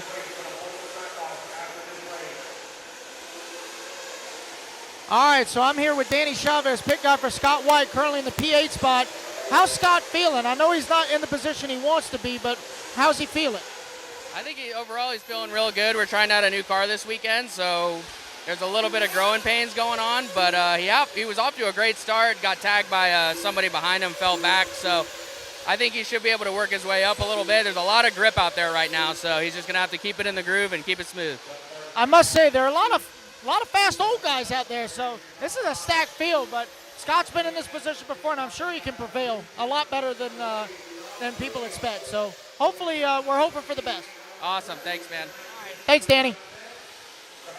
All right. Thank you, Patricio, for the interesting interview. Scott White currently being scored in 8th after that fuel stop. Chuck Berg might have come in for fuel. Don't know. But right now, that lead is down to 2.9. And he's in a gaggle of cars right there. There's Chuck Berg right there trying to make his way through that traffic. Let's stay on Chuck Berg. I'm not sure if he came in for fuel or not. I believe. Oh, and he gets it wrong over the line. Oh, wow. That's going to bode well. There's Brandon Melton right behind him. So Brandon Melton right there. We're going to have another pit interview. All right, and I'm here with Tyler Melton pitting for the old man. How's he feeling right now? He's running in the top 3. Is he all right? Yeah, he said in qualifying he was 0.6 off in first round and 0.3 in the third round. He told me if he could just keep it clean, Chuck keep it clean, they'd have a good race. So I'll just try my best in pit road and leave it to him. Well, that's cool, man. Well, keep Daddy cool on the mic there because he's got a lot of old guys to contend with. But again, he's never not been in this position before, so I think he can prevail. Yeah, I do too. He'll get it done. Thanks, Tyler. Tell the old man good luck, okay? All righty then. So Brandon Melton now 1.3 seconds back of Chuck Berg. Let's pick up Chuck Berg in the Brandon Melton battle right there if we can. Let's see if we can find him. There is They just came across the line. That's Chuck Berg. That is Larry. That's not. No. That is Chuck. Okay, so not sure.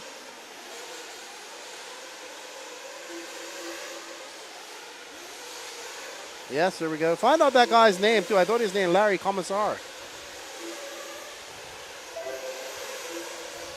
And Brandon Melton takes over that lead. Wow. Chuck Berg going long, it looks like.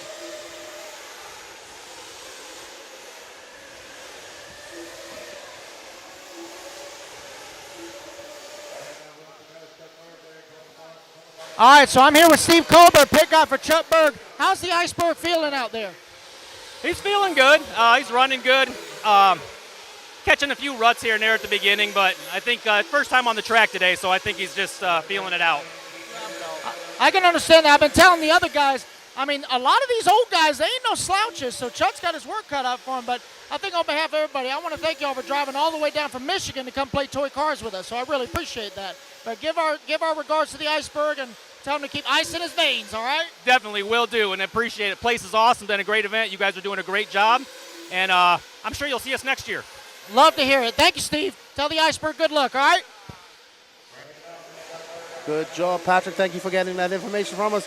Right now, Brandon Melton still out in the lead, followed by Chuck Berg, Rusty Michalek, 1 second back. Brandon Melton's lead is up to 6.9 seconds, so Brandon looking steady. Been in this position many, many times. This is his home turf. I don't think he wants to let these Michigan guys come down there and beat him. So let's find, right now, there is Chuck Berg, I believe, and there's Rusty, not too far back of him. There's Chuck. If there's green wheels, there's Rusty right there, right behind him. So let's see when they come across the line. Woo, it ain't separated by much, 1.8 seconds. 17 minutes, 26 seconds left in this race. We got a lot of racing left here in this 30-minute 40-plus Nitro Buggy A main here at the 2023 Georgia Peach State Classic.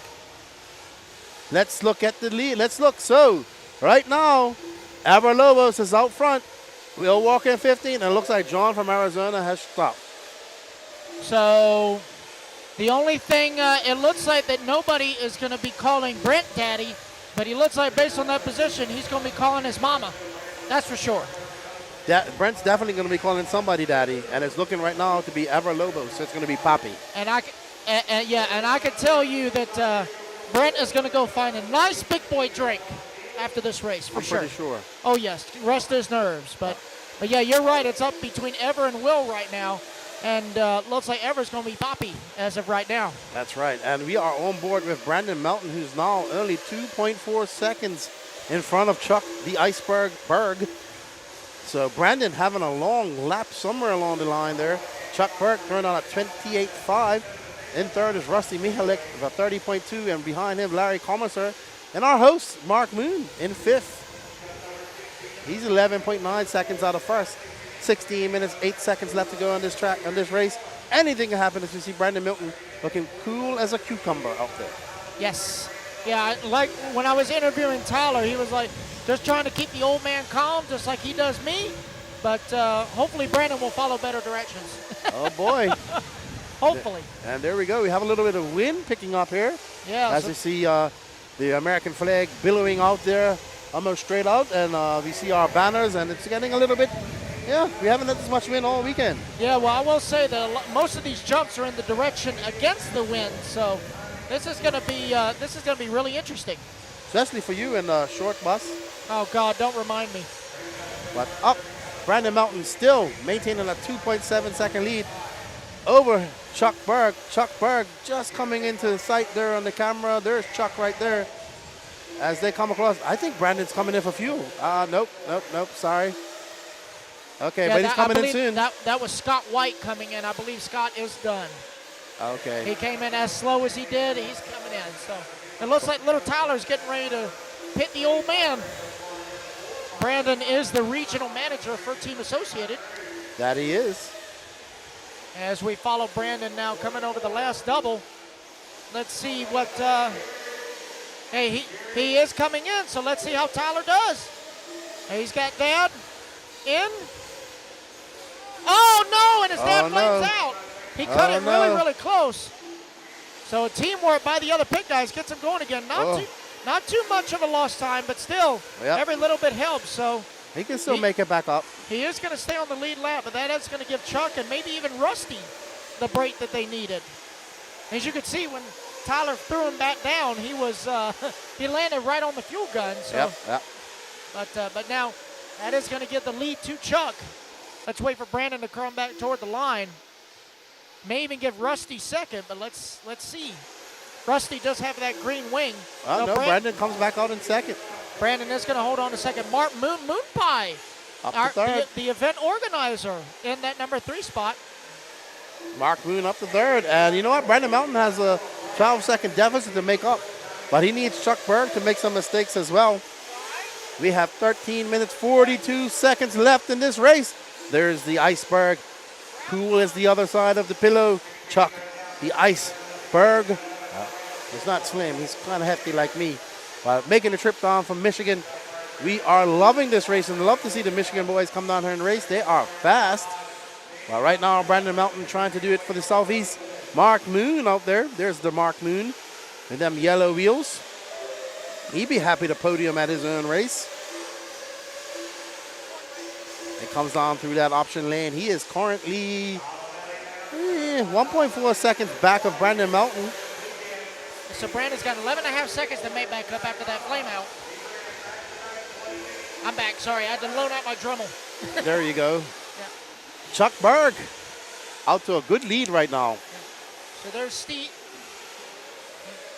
So that's Steve right there in the Mugen shirt. That's just who I interviewed. That's Chuck's pick guy, making the trip down from Michigan. I have noticed, too, that all the Michigan boys have Drake sponsorships. I did see that. They're all vegan guys. Because that's, that's also Adam's stomping grounds. Oh, okay. Because he went to college in Ann Arbor, even though, when he grew up with me, he lived in South Carolina. Okay. But then he moved back up to Ann Arbor, and now he's a Cali kid. Got you. I get they're about all Drake's age, too, I would say. Drake's for my age. Yeah. They're probably his buddies from back in the day. So. Yeah, for sure. All right, but Chuck Berg, that lead now down to 12.8, up to 12.8, and behind them, Mark Moon, 2.5 behind Mark, but Mark Moon coming in for fuel. Looks like 34.3, so Mark Moon in for fuel.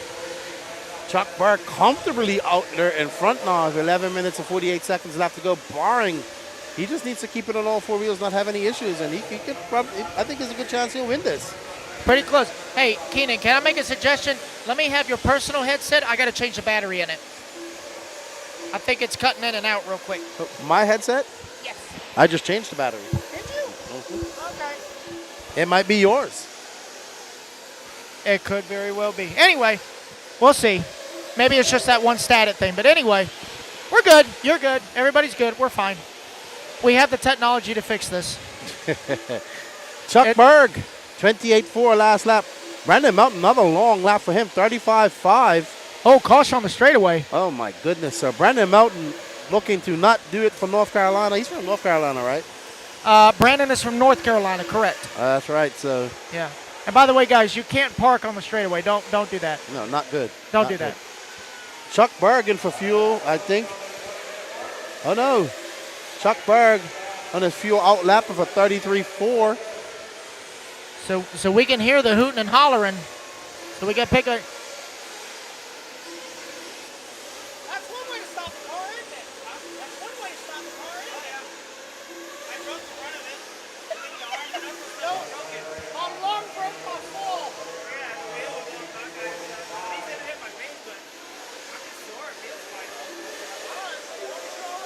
Chuck Berg out there throwing on a 29-1. You going? 29-1 for Chuck Berg, extending that lead to 15.5, 15 and a half seconds over Brandon Mountain. But Brandon Mountain has Mark Moon on the move right now because Mark Moon looking to get second. They need Chuck Berg to have a flame out or break if they want to inherit that first position. But Chuck Berg driving a good race. He's been fast all weekend. So we are following now. Yeah, There's Chuck Berg. He is pitting long. There we go. I mean, I know old people drive slow, but that's not the time to do it.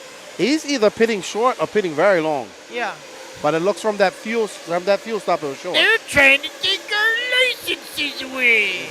You ever saw that episode of South Park? No. Okay.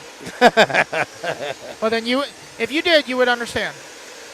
But I think he's just coming in. So if that's the case, he's probably going to come in one more time. But he has such a big lead, he can do it. And he's... It's a 16-second gap between Chuck and Brandon. Wow. But Mark is only 3/10 back to Brandon, so that's a good battle.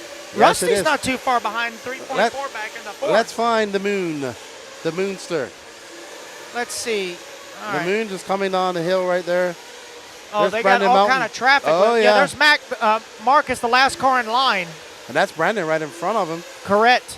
I can't tell who's that in front of them. Oh, man. Moon is going to beat his regional manager if he keeps this up. He's going to get kicked off the team. Oh! Mark pushing the issue. Brandon's going to get the worst of it. So Mark now to the number 3, or Mark to the 2, Brandon to the 3.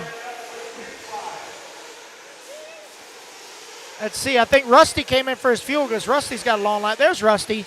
He's 9 seconds back in the number 4 with Larry well back in the 5. Right now we have Mugen, Associated Mugen. Wow. That's a lot of booty. And then we have an N1. Yep. That N1 is only a second and a half back outside of Podium. So Don Elliott.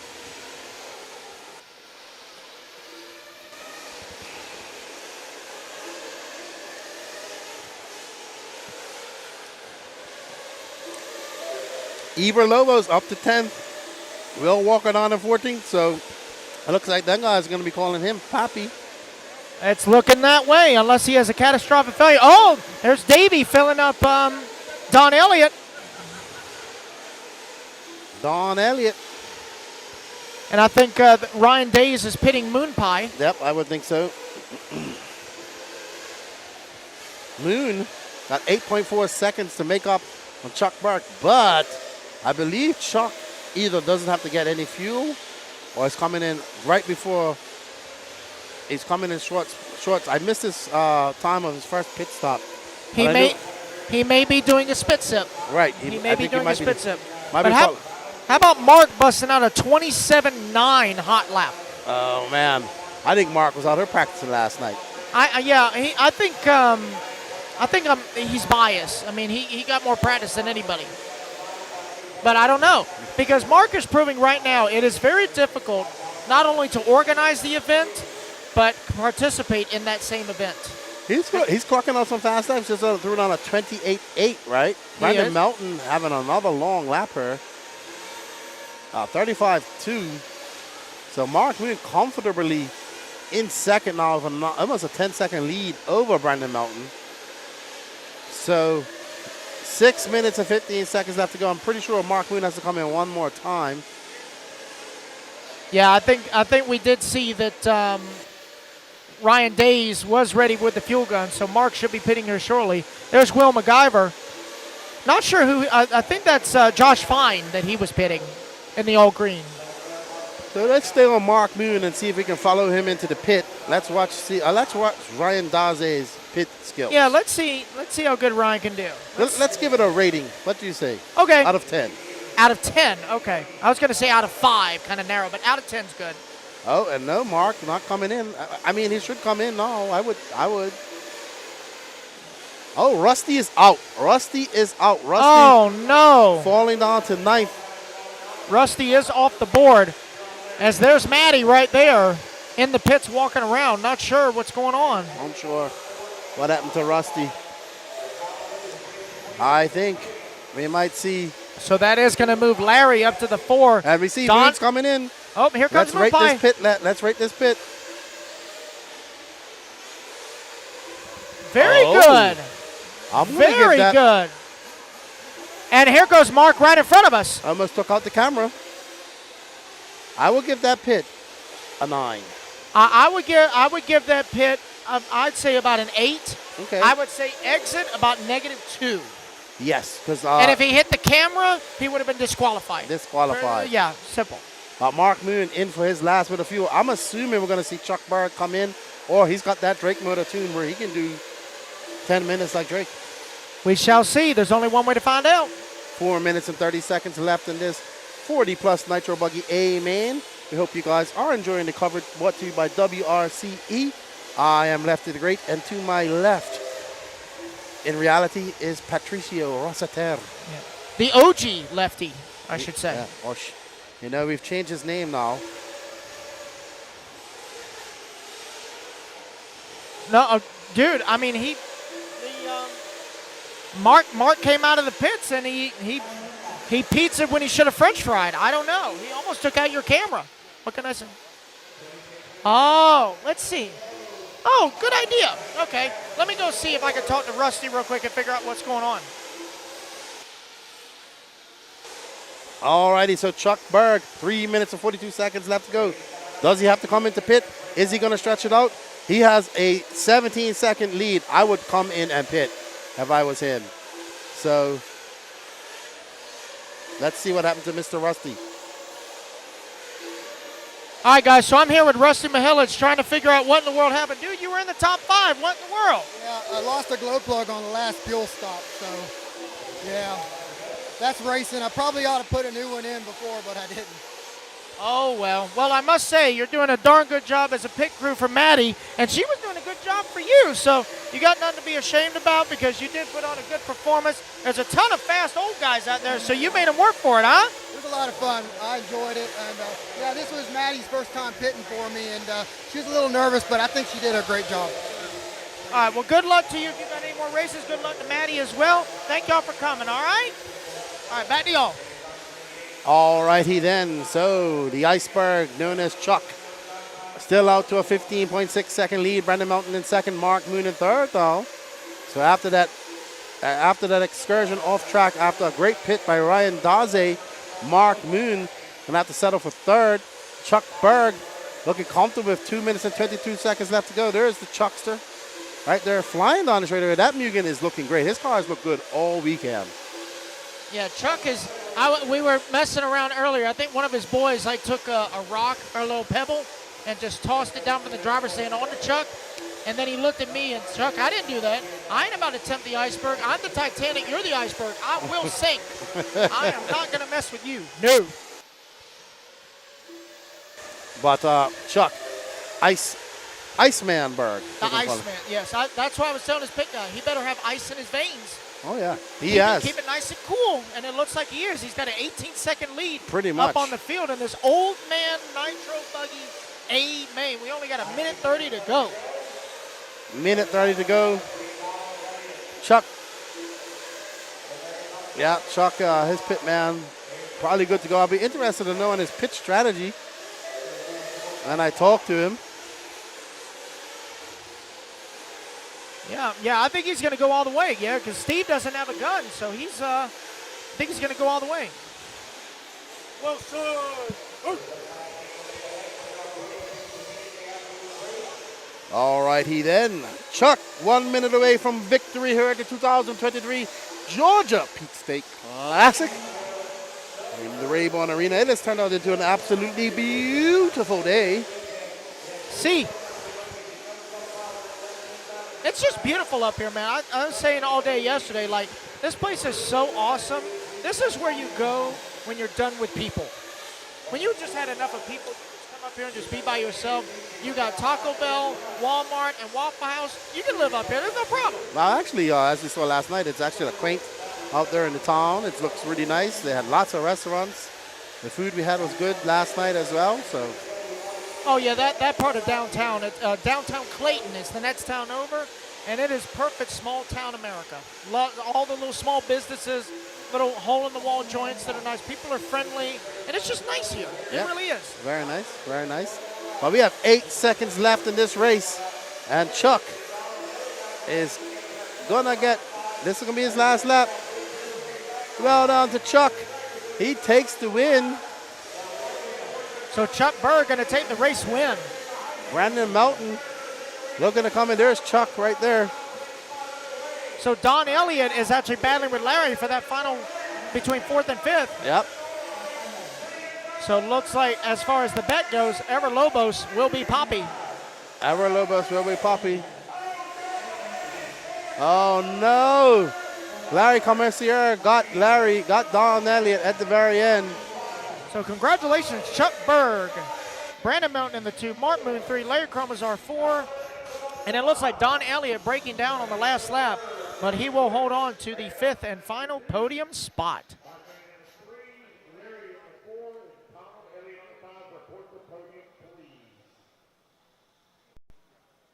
3 minutes to the start of the race.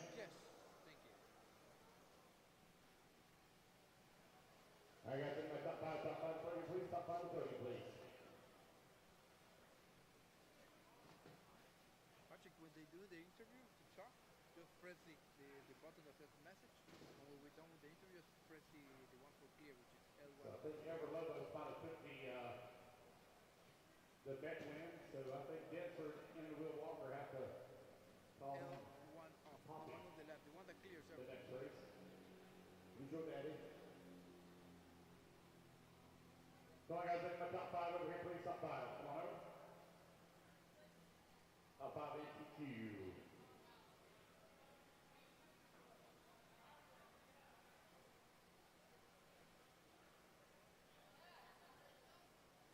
So I got the top five ATQ, please. L1 off, just press the, that's for the message. Okay.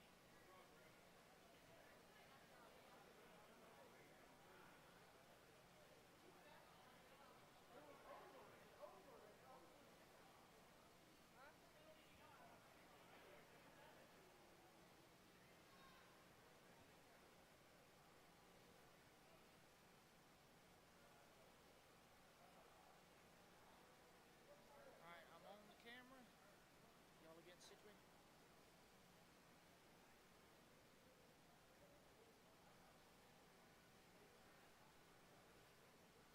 So Danny, do I press message after the interview? Oh, I see. Okay. Gotcha. Yes, dear.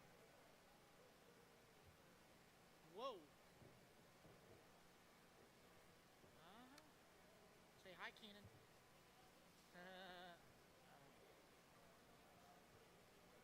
Donald Elliott. We got somebody, Donald Elliott. Need you to podium, please. Donald Elliott. Need you to podium.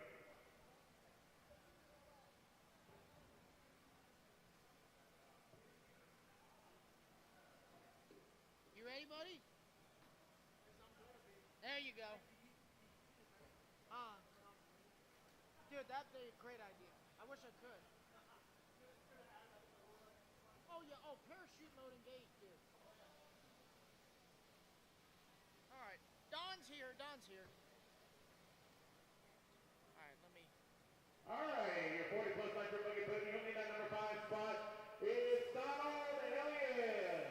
In at number 4 spot, Larry Customer. Is that right? I'm saying it wrong probably all weekend. In the 3 spot, Moon Pie Mark Moon. In number 2, Brandon Mountain. And your first place winner, MTQ Chuck Berg. Congratulations, guys. Good job. All right, let's get our podium, please.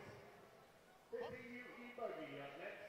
Hold your cars, guys. Hold your cars. We're going to do interviews real quick, all right? Hold your cars.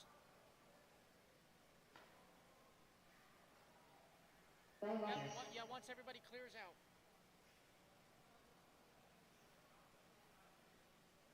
All right, guys, let's get our everybody can stand. All right, all good. All right, Irv Chuck, the Iceberg Berg. Great run, 10-minute fuel strategy. That Drake motor is running great, getting awesome fuel mileage. We was trying to figure it out on the feed, but good job, man. Thank you very much. Yeah, OS 83 Adam Drake edition, Drake in service. I mean, can't match it. Michigan guys coming down here and putting in some work. You beat Brandon Mountain here. You said you used to race him back in the day, so you came down here in the same turf. And good race, man. Good job all weekend. You've been fast. Thank you very much. Yeah, I've put a lot of work into it, and I mean, Friday night we stayed here till like 1:30 in the morning, redoing stuff. So all the work paid off, and we got to do it again a couple more times today. So, well, good luck and good job and congratulations. Thanks, Lefty. Appreciate it. All right, everybody. That's Chuck Berg. He just won 40 plus Nitro buggy. We're getting ready for 15U A1. Savannah Hernandez. Dave Franklin, come over and hold off for us. Thank you, buddy.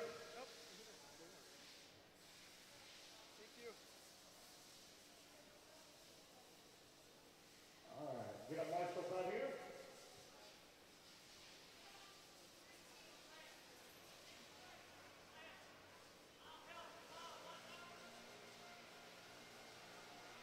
Just run the track off and then I'll call it out.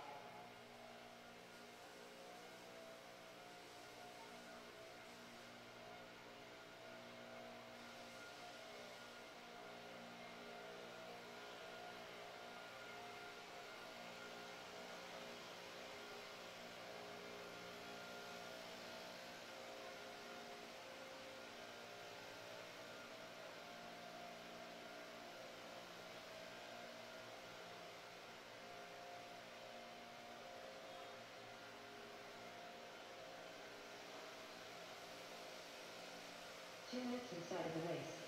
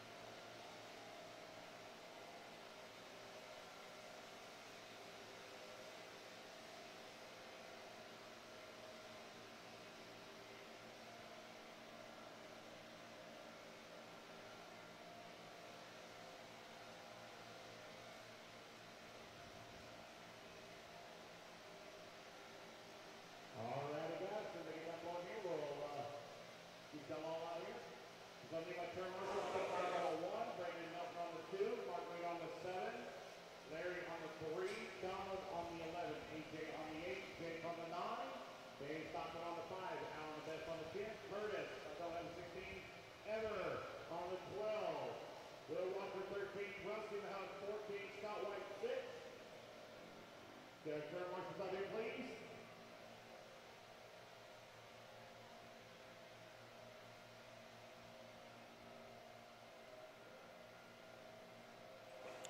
All right, everybody, we are back for the first A1 of the 15 under e-buggy main. Starting out front, Ryan Daze, 10 days away from his 16th birthday. Aiden Ridgway, Mad Maddie Long, Wilson the Wilsonator Colwart, Bella Rogers, Dylan Green, Toot Hollingsworth, Jordan Corley, Mason Beard, Tucker Bennett, Donnie Williams, David Diaz, Connor McCutcheon, Tyler Dexter, and Savannah Hernandez. So these are the young racers looking to go out there and do some damage this weekend. I need to find out. Patrick.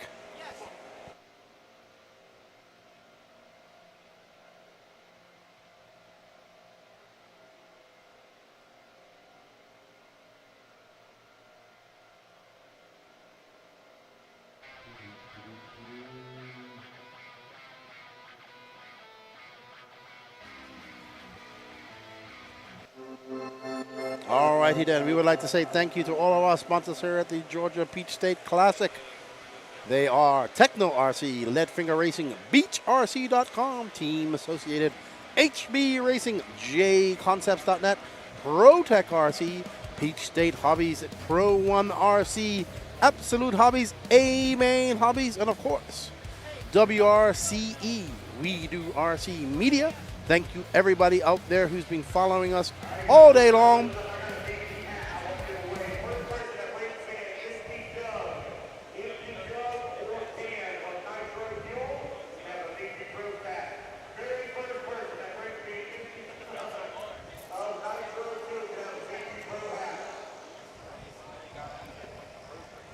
As we see the youngsters getting ready for their racers, little Donnie Williams with his new radio. There's Wilson. There's Miss Bella. There's Aiden. There's Jordan. There's Ryan Daze.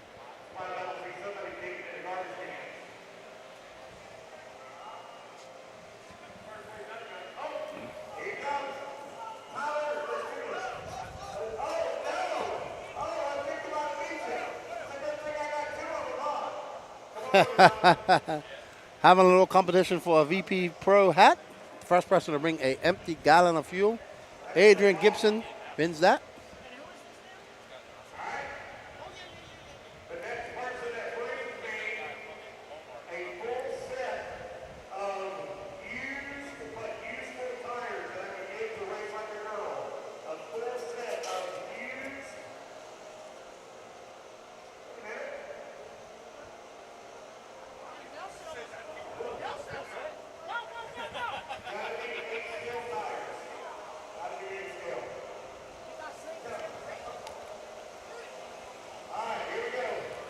All righty then.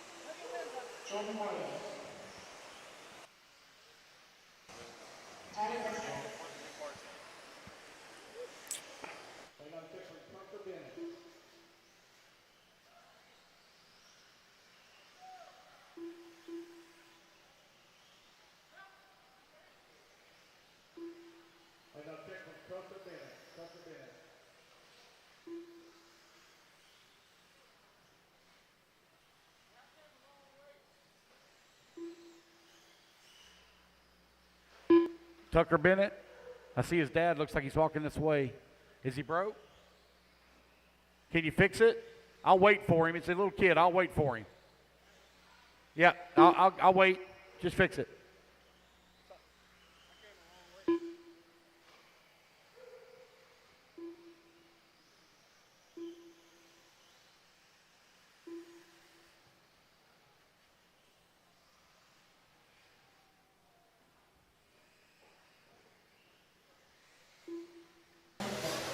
Finish your yoo-hoo. Oh, yeah. Mark Moon, the man behind the Georgia Peach State Classic. How's it going? Second rendition of this race. I love it, man. It's people seems to be drawing more to the race now with the help of you guys. You know, doing the advertisement, getting the name out, and then Brian building a really good track, and just it's all coming together. So I hope everybody's enjoying their weekend, and we appreciate all the support from the sponsors and all the prizes they gave to us to give back to the racers. And yeah, looking forward to that motorcycle race too. Are you racing in it? I'm not, because I want to watch it so bad. I want to see I want to watch it. It's going to be really good. You know, I want to thank A-Main for donating the RM2 ProTech for donating the RM2 motor, Brian Mayfield engine, and the ProTech 2090 pipe combo with a header. So the winner's going to walk away with that. Oh, of the yeah. That's cool. Five-lap shootout. Awesome. All right. Well, thank you for having us. This race is definitely growing. Obviously, I was here for the North Georgia Shootout. This is the second Georgia Peach State.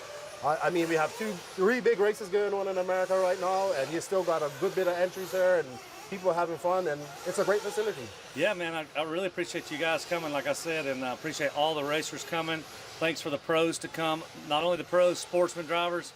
You guys mean a lot, and we appreciate you keep coming here, and we want to continue to do tracks that you enjoy, and also, you know, from intermediate pro and sportsman, we want everybody to really have a good weekend and a good time. So let us have some feedback. Tell us what you think, guys. We really appreciate the support. All right, well, thank you for putting it on, and good luck in your racing with everything. Yeah, y'all take care. Thank you so much. That's Mark Moon, the man behind the Georgia Peach State Classic. Let's go over here.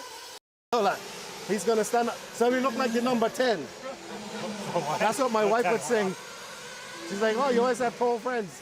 You're the 0 and not the 1, for obvious reasons. Oh, no, come on now. No, it's also. What's up, Ryan? How you doing? Doing great. Having a good time out here. Yeah, how do you like it? First time here? Yeah, first time here. Pretty cool arena and setting. I mean, the beautiful mountainous trees and everything. It's really nice. You're showing me the new AKA tire. Are you going to try that out here this weekend? Yeah, I've been running it in my practice earlier, and it's working pretty good. As long as we have a groove out there, I think it'll be good. Okay. You had a clinic as well. How'd that go for you? Did you It was really good, yeah. I had 4 drivers, got to work with them for a couple hours and help them with their program, teach them some things, especially on the radio.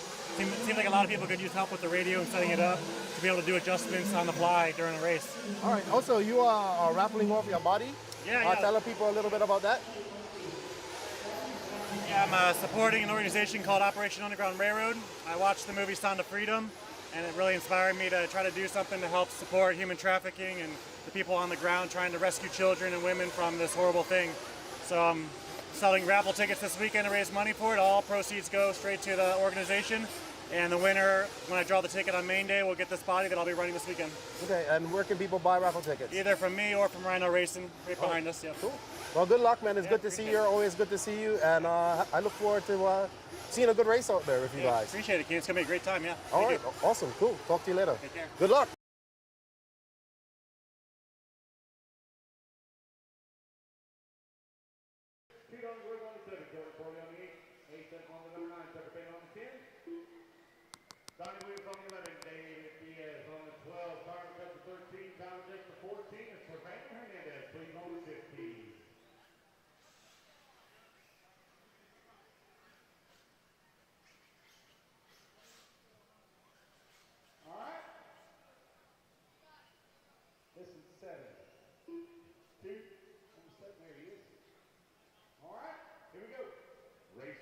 Ready, marshals ready. Everybody's gonna roll the tone here. All right, we are ready to go here with the first A1 of the 15 under, man, and they're off.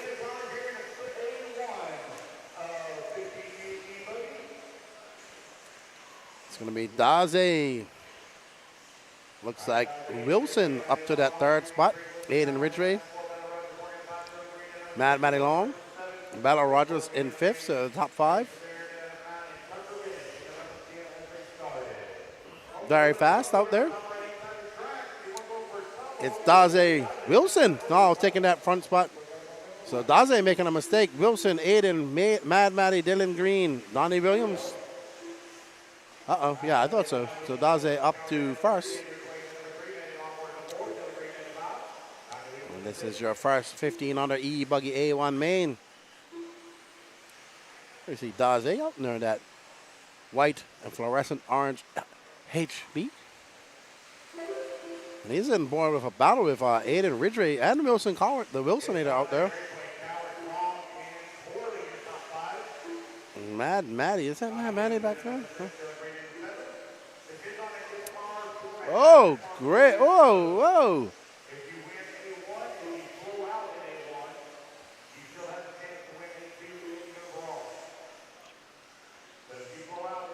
There's Mad Matty.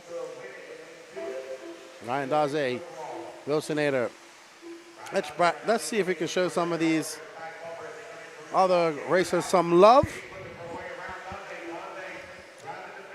And let's drop back a little bit down there. Oh, Wilson and Miss Wilson and Mad Matty involved in a battle right there.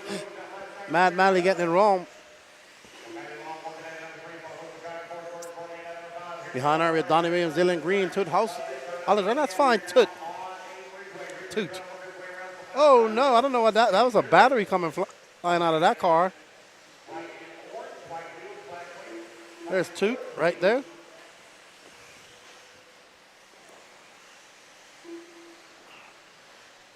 There's Toot. Let's find that car number 9 right behind them. Number 10. Let's hold back there, Danny. Hold right there. Hold.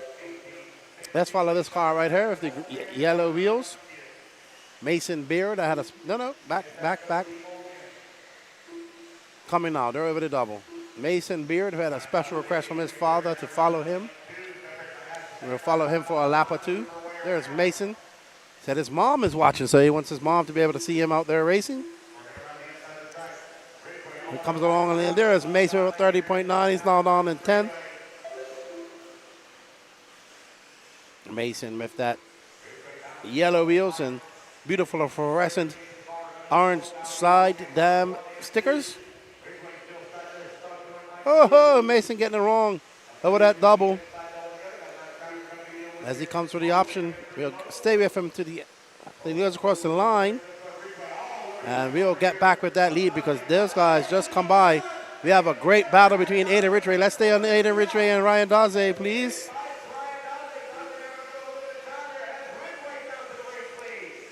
We can drop back to Ridgway and those guys. That's fine, Ridgway. Is it? No, that's not Ridgway. That's 2.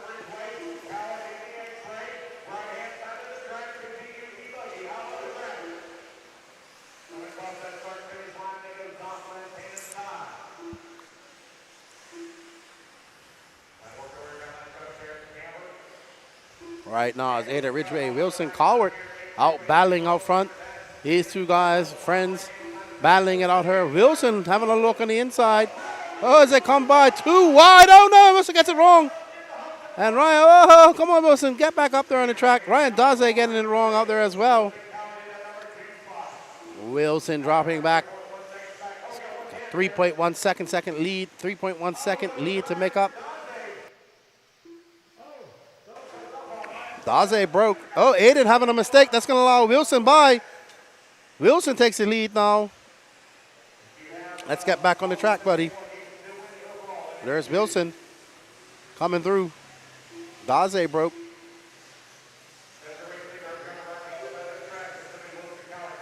Wilson. There's Aiden. There's Wilson right there. Aiden had that off-track excursion. Set him way back. There's Aiden, though. He's coming. Wilson can't slow down. He's got to put some gap between him and Aiden as they come around that 180 down through the option. And there's Aiden Peeking in, Aiden is impressed. Aiden's ability to catch up is quite impressive. As he comes across the line, there's Wilson. Aiden throwing on a 27-1. He just threw down a heater. As they come up and around, Maddie back of them. She threw down a 33-1, but these two youngsters are flying. Oh, ho, ho. That was close. Wilson, uh-oh.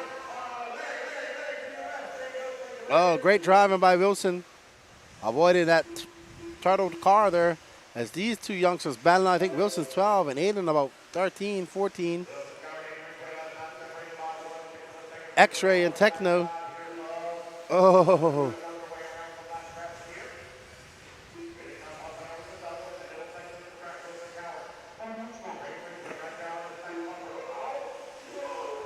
Whoa.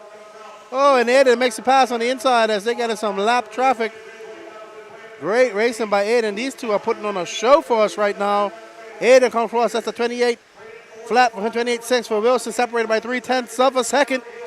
It's going to be about lap traffic as Aiden is able to do it. He's up on Donnie right there, right behind Donnie. Wilson is right behind Will. Great pass by Wilson.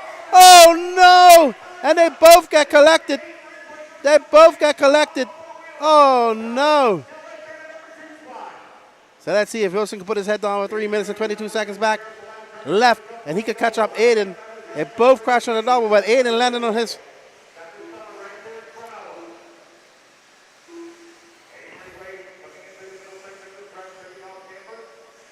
Aiden crashing on that double.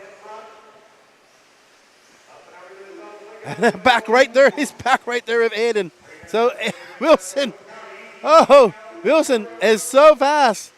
Aiden able to make it up, make up for his mistakes. But these two youngsters are battling. Whoa. As they come drag racing down the straightaway. Oh, so close. Great racing. Oh, Wilson gonna get on the inside. He's made a pass twice on. Oh no, getting a little bit wide.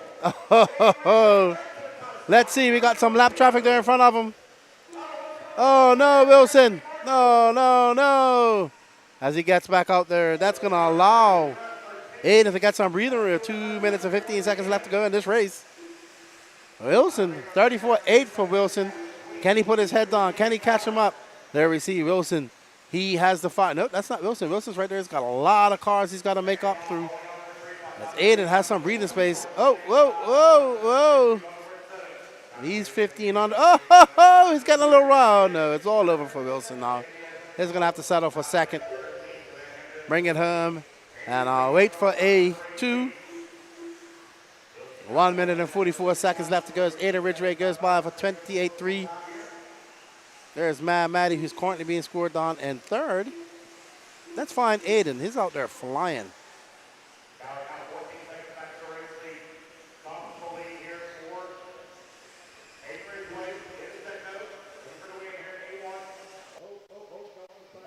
Aiden coming flying down the straightaway at that clear winged Techno. Lead finger ring, I believe.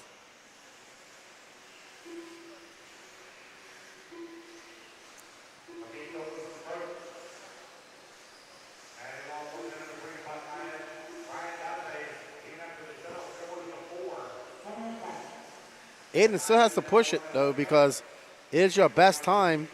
So he has to push it. Let's find Tucker. He is down in 11th. Let's see.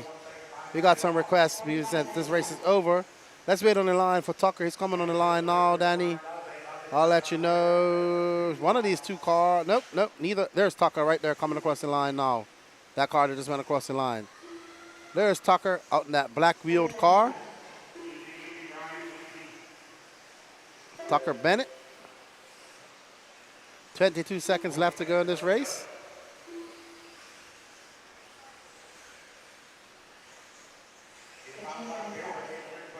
As they come down the option lane. Tucker getting it wrong at the end, just clipping that bump at the end. What's up, Captain J? How are you, man?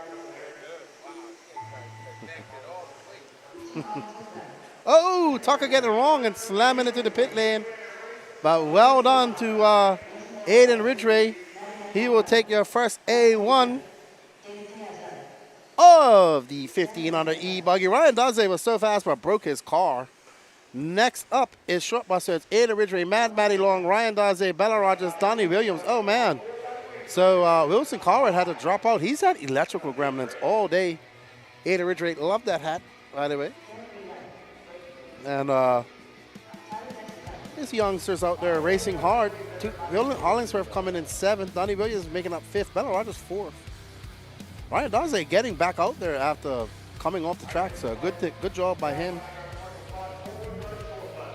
Very good job. Next up is 4x4 short bus. We got Patrick Rossiter, Joshua Vicadamani, Sean Sauter, Owen Simmons, Matthew Jones, Sean Alfonso, Ryan Goet, Richard Lewis, Doug Banks, and Teddy Davis. Thank you all for joining us. We are on race 20. 18 more races left to go in this day.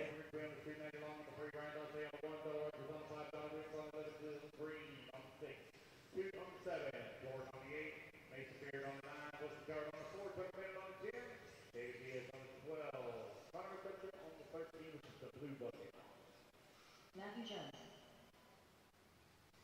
Patrick Rossiter. Marshall, come on out, please. Marshall to the track. Sean Salter. Josh Buccioni. All right, we're looking pretty good here, guys. Go ahead, we'll take race 1 Marshall out here. Sean Alfonso. Beach State Band. Doug Banks. Owen Simmons. Teddy Davis. April 2 start on minutes the to start of the 4. race. Ryan Boyette. In the 7. Drew Hollingsworth on the 7.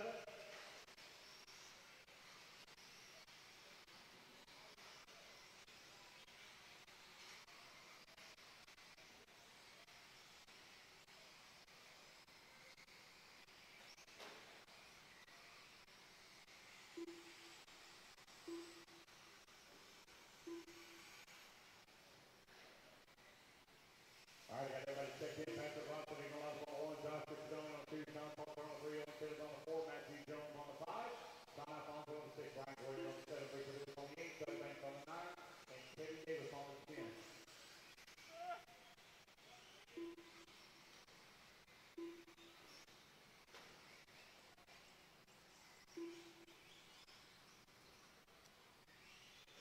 Hemi says he has Salter for $10. I don't know, man. Hard to bet against Rossiter. He was flying.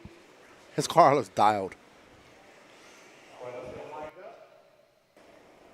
Watching these 4x4s make me want a Techno 4x4. Maybe get one of the new ones. 45 seconds to start the race. No idea why. I'll just go out there and bash it, I think. As we get ready for the start of this round, as they're off, that green and white car of Patrick Rossiter. Josh getting it wrong right off the first jump. Salter going to take over that second spot. Let's see.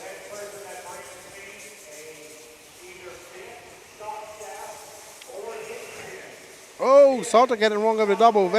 Everybody getting it wrong over the double. Almost. Oh, no. Oh, no. Oh, no. Everybody getting it wrong over that double besides Patrick. And Patrick is out at 29.7. Sean Salter, 33.1. He's 3.3 back. Owen Simmons, Doug Banks, Sean Alfonso, your top 5. Teddy Davis, the big loser there. He was caught up in that double, in the middle of that double for quite some time.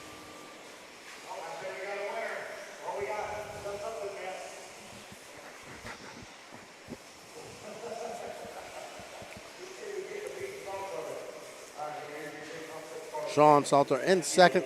Josh Vicadonali just making so many mistakes. That's not Josh. He's way back now.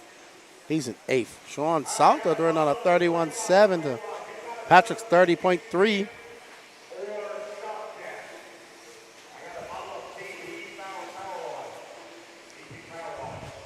We got Lance giving away lots of prizes here in the background to people. He's asking people to bring up bent shock shafts or anything similar. That's funny things, so he can give away a lot of the product that the sponsors have donated. And Josh Vicadamani, I think, is going to take over that. No, that's Owen Simmons. So it's Sean Salter, Owen Simmons, Doug Banks. I believe that's Owen Simmons we're on board with now. Yes. So it's Patrick Rossiter, 30.6, he has a 5-second lead over Sean Salter. There's the C main sidekick. This man has been racing a lot.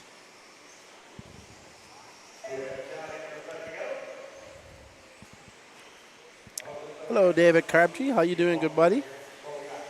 Welcome to the 2023 Georgia Peach State Classic. We are on race number 20 of 38, A1 of four-wheel drive short course.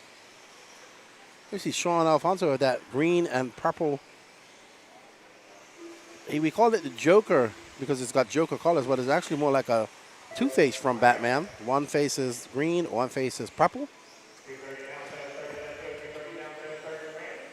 I like short course too. I have a slasher and a two-wheel drive short course, and I think I want a techno short course, just to paint up the body to look like a real short course. That would be cool.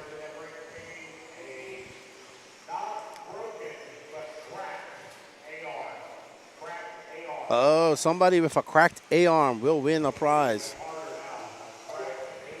Just a cracked A-arm, not a broken A-arm, just cracked one. We'll get a gallon of fuel. We are on board with, we'll see when they come back. That is Joshua Vicadamani. He was in second, then they made a mistake right on the second corner there and went cartwheeling all over the place. Yeah, I think I want one too. I would get a techno one. I'll go out there and have some fun with my kids and their slash. And there's Patrick. There's Teddy, currently making his way back up to 6th after that super bad start. Rossi Mihalik comes flying down this go-kart with a cracked A-arm. We are watching Teddy Davis in that blue, yellow, and white short course truck. There's El Hobo. Patrick Rossiter making this a boring one. He's got a 7.8 second, 11.2 second lead over first. He's actually coming up. Man, I ain't gonna lie, Patrick's truck looks great.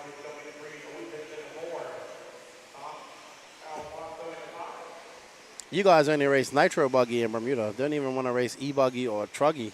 Well, you're going to race a little bit of truggy.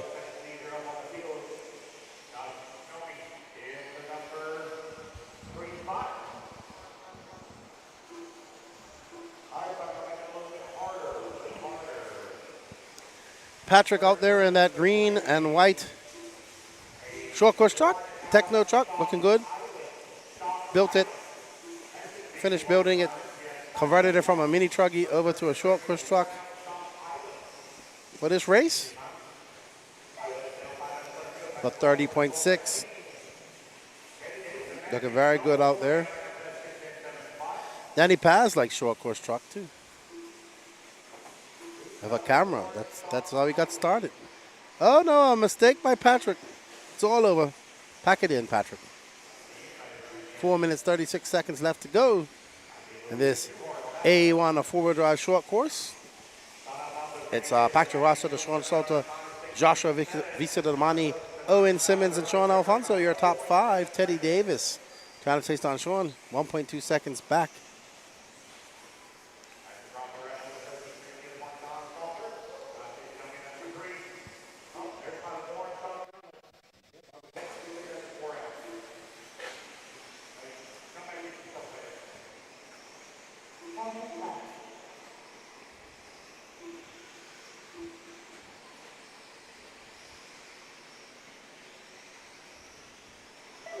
There we see Sean Salter trying to chase down Joshua as they're coming up with some lap traffic. So here's your race for second.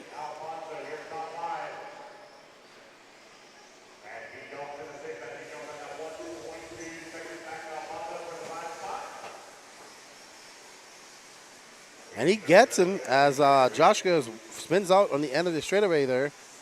And actually, Sean's car looks really good too. He's got some checkered flames, it looks like. And that blue paint at the back, that truck was really good. It's just checkers, it looks like.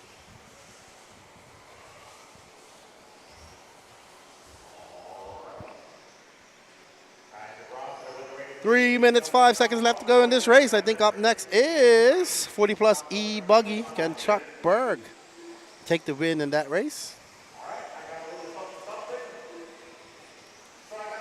Hey, I got some stickers for you. He didn't miss me.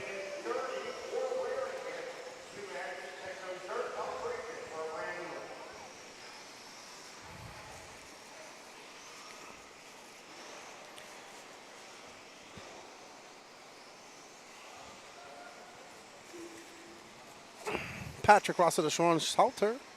The only one's on 14 laps, but Patrick got a 16.9 lead. Short course is for bashing. Well, they're racing them here. I mean, they're fun to race too. I've raced them.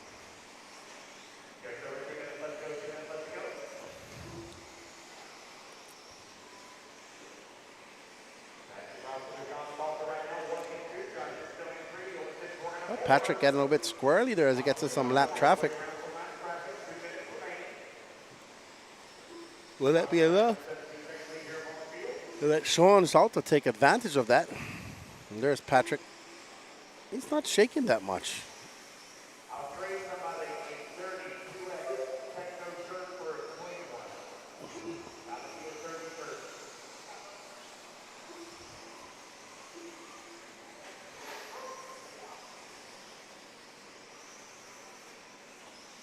Patrick looking to lead this from lights to flags, from start to finish, from turn to turn.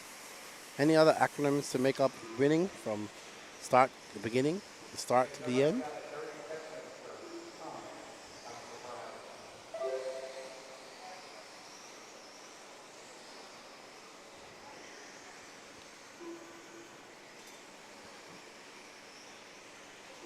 Yeah, but I think we're reading your comment, Austin.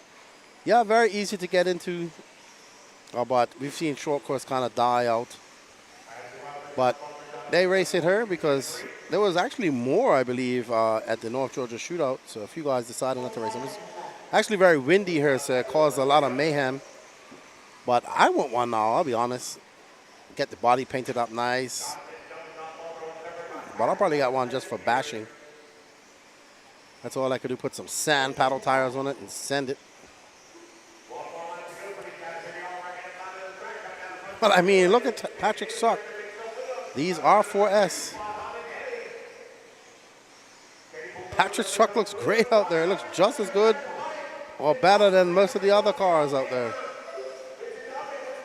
Uh-oh. So Josh and Salter having a great race to the end. Salter getting wrong over the double. Ficadami, Visidami. Visidami. Damani.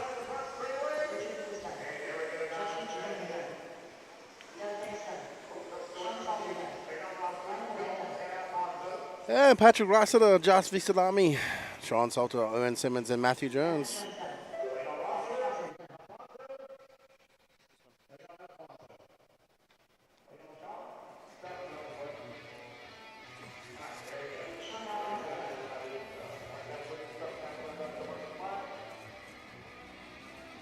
You sure? Okay. All right, guys. Gonna let Lance take over for a bit. I'm just gonna head up and get myself a cup of coffee. And I will be back.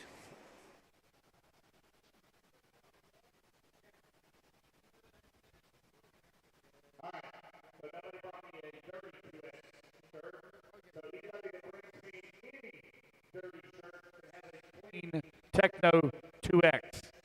Anybody that brings me a dirty shirt can have a clean Techno 2X. Does it have to be taken off? No. Mark Moon. Yeah, I don't have a 2X. I don't have anything any bigger than that. Sorry. Sean Salter. All right, guys, let's get our marks later. Patrick Rossiter on the 1, Josh Visalami on the 2, Sean Salter on the 3, Owen Simmons on the 4, Matthew Jones on the 5, Bashan Alfonso on the 6, Richard Lewis 8, Doug Banks on the 9, Ryan Goyette on the 7, and Teddy Davis, please, on the 10. We're giving away some stuff. Yep, we're giving away stuff. This is race number 21. 2 minutes to the start of the race. Sean, you're 3.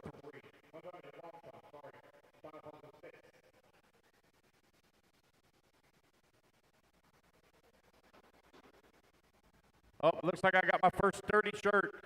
Here, you can have this one because I don't want no smelly shirts. I mean, wait, I don't want no smelly shirts. You can keep that.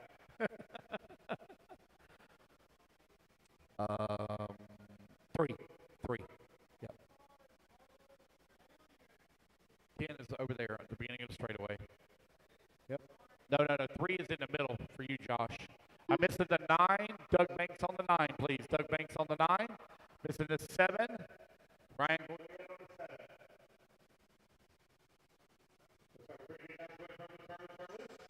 Shepard, Carlos Eddy, Derek Miller, JJ Truax, Steve Holder, Eric Henry, AJ Johnson, Jonathan Hernandez. The race. Alan Avis. Jason Spiman. Sean Bernard Jr.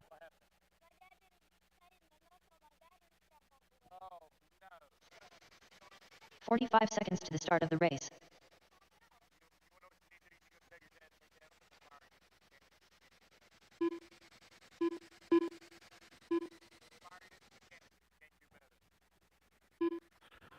Waiting on a 30 check seconds to the start of the race. Waiting on Donald Elliott.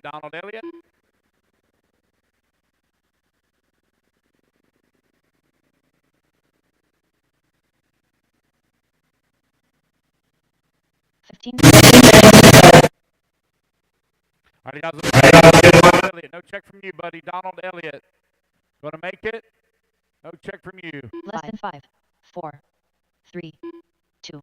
I need Chuck Berg on the 1, John Bernard on number 2, Carlos Sieg on the 3, Rusty Mihalik on the 4, Mark Boone on the 5, Larry on the 6, Donald Elliott, no check for you, buddy, on the 7, Jason Spitzman on the 8, AJ Johnson on the 9, Al the Best on the 10, Steve on the 11, Eric on the 12, Jonathan 13, Sean Salter 14, and JJ on the 15. Last call, Donald Elliott. Going to make it, buddy? I don't hear anybody hollering or don't see anybody running.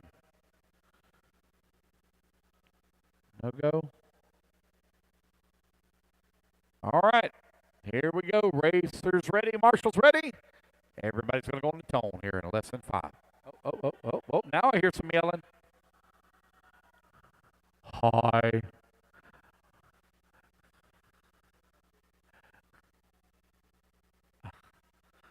All right.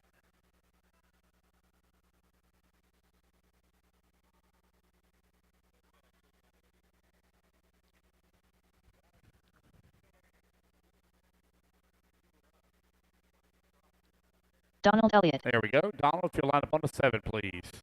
All right, here we go. Racers ready. Marshals ready. Everybody's going to roll on the tone here in less than 5. It's going to be Chuck Berg leading the way. He's already took the win here in 40-plus Nitro buggy. Going to try to see what he can do here in 40-plus e-buggy. And you can see he's been pretty strong here this weekend. Oh, he gets to run up onto the pipe. That's going to be John Bernard now. All over his back bumper. John Bernard going to make the pass. Oh, car don't look really edgy here for Chuck. Bernard now up into the race lead in the Techno on the Proline tires. Coming down that front straightaway. John Bernard Jr. leading the way. Larry in at number 2. Chuck in at number 3. AJ Johnson working at 4. Carlos C in the 5. Rusty Mihalik in the 6. Donald Elliott in the 7. Al the Best now up to the 8. Jonathan Hernandez up to the 9. Mark Boone in the 10. Sean Salter in the 11. Eric in the 12. JJ 13. Steve 14. Jason Spitzman 15.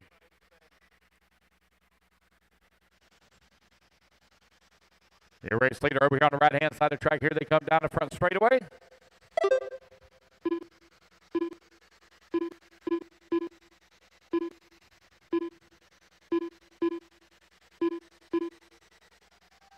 Oh, watch out front straightaway. Oh, my goodness. Man, Sean Salter getting creamed.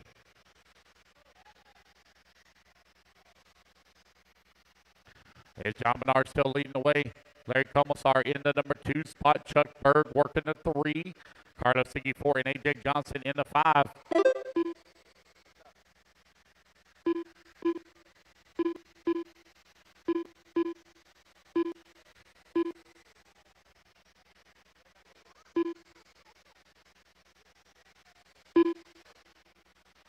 Oh. Man, what's up with Sean on the front straightaway? John Bernard still leading. We got a 3/10 of a second lead here up on Bernard. Larry Kosmar in that number 2. Chuck Berg working at number 3. Top 3 right now separated by 1.4 seconds as they open up a gap here on A.J. Johnson, who's winning the 4. Mihelic in the 5. Donald Elliott in the 6. Mark Moon 7. Eric in the 8. Alan the best in 9. Carlos C down to the 10. John Hernandez in the 11. 2:15 down. 7:45 left to go.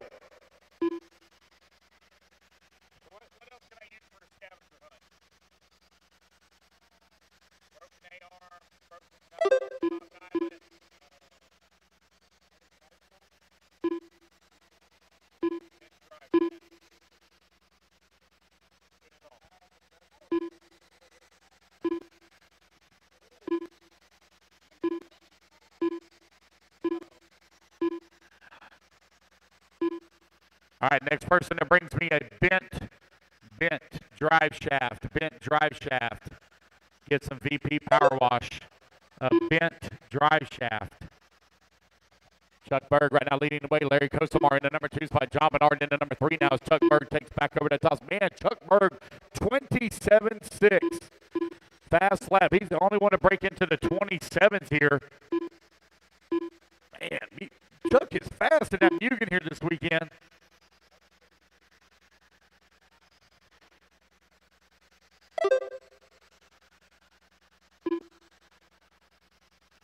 .330 down, 6:30 left to go. Oh, I think I see somebody coming with some parts in their hand. He's got a grin on his face, so I'm going to say yes. Oh, I got another one. Oh, man.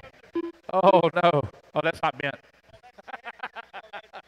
It's right there in the white box on the left-hand side. The white box on the left-hand side. The white box on the left-hand side.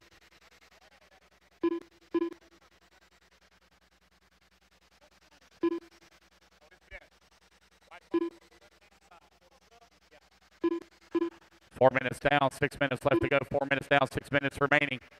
A battle hot and heavy right now between that 3, 4, 5, 6, 7 spot. Rusty Mihelic, Larry in the 4, Donald Elliott in the 5, Mark Moon in the 6, A.J. Johnson in the 7.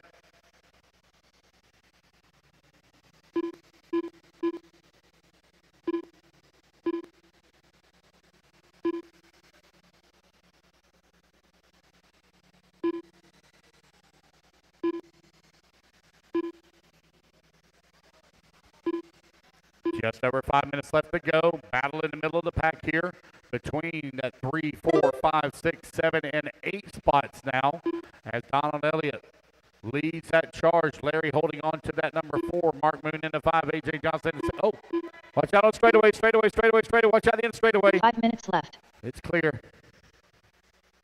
Woo. 5 minutes down, 5 minutes left to go.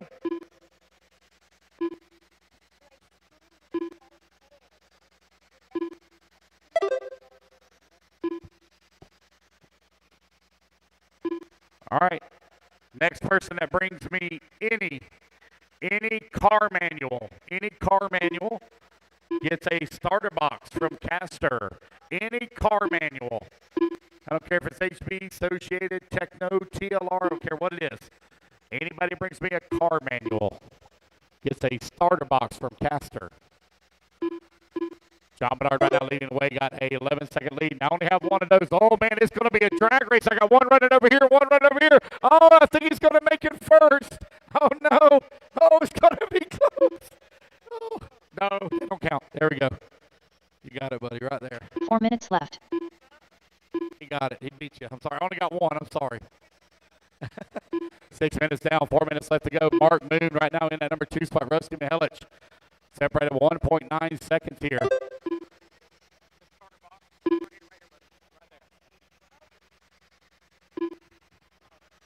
Remember, guys, if you have problems in A1, don't sweat it. You can still win the overall in A2.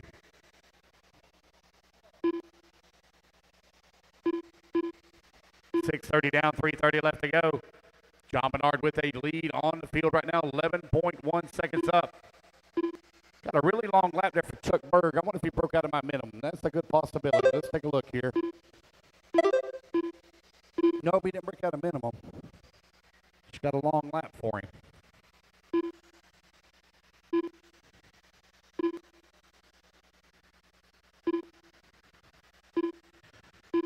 Mark Moon right now, 9 seconds out of the race lead. He's got a 3.9 second lead here up on Rusty Melich. Man, Rusty Melich, AJ Johnson, Larry, and Donald, they're all going at it. A little bit of a long lap there for Donald. Now that's going to allow Eric to close up on the back of that number 6 spot.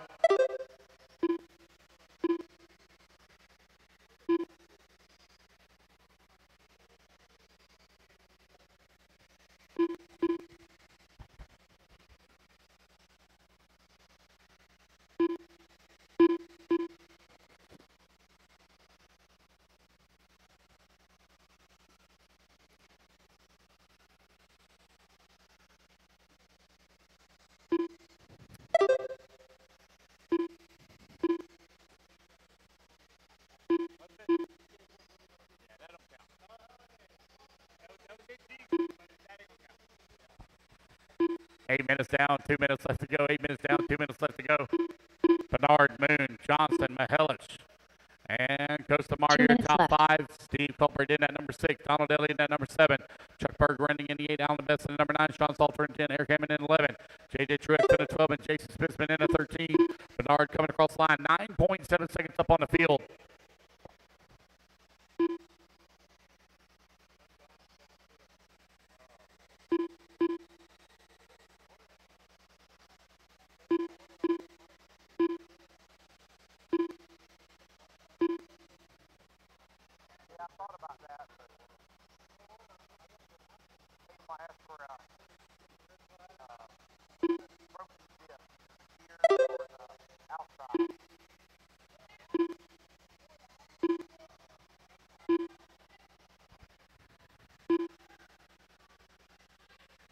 Okay. So I'm being told Chuck Berg missed a lap. We'll add a lap in here for him. 1 minute left. So Chuck Berg right now with the race lead. John Bernard working in at number 2 spot, 2.1 seconds back. There's Chuck Berg coming across the line. Let's see where Bernard's going to be when across the line this time. There's Bernard now 2.2 seconds. Chuck Berg right now at the off-camera 45 with seconds Bernard. left. Oh, Bernard going to get it hung up on the pipe. Marshall himself, he turns it back over.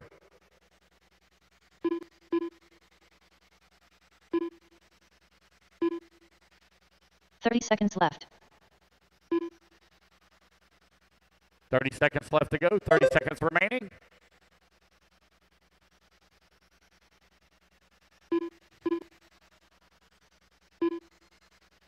Chuck Berg with the race lead. 6 seconds now up on the field. Mark Moon working at number 3. AJ Johnson in the 4. Larry in the 5. Race clock about to expire.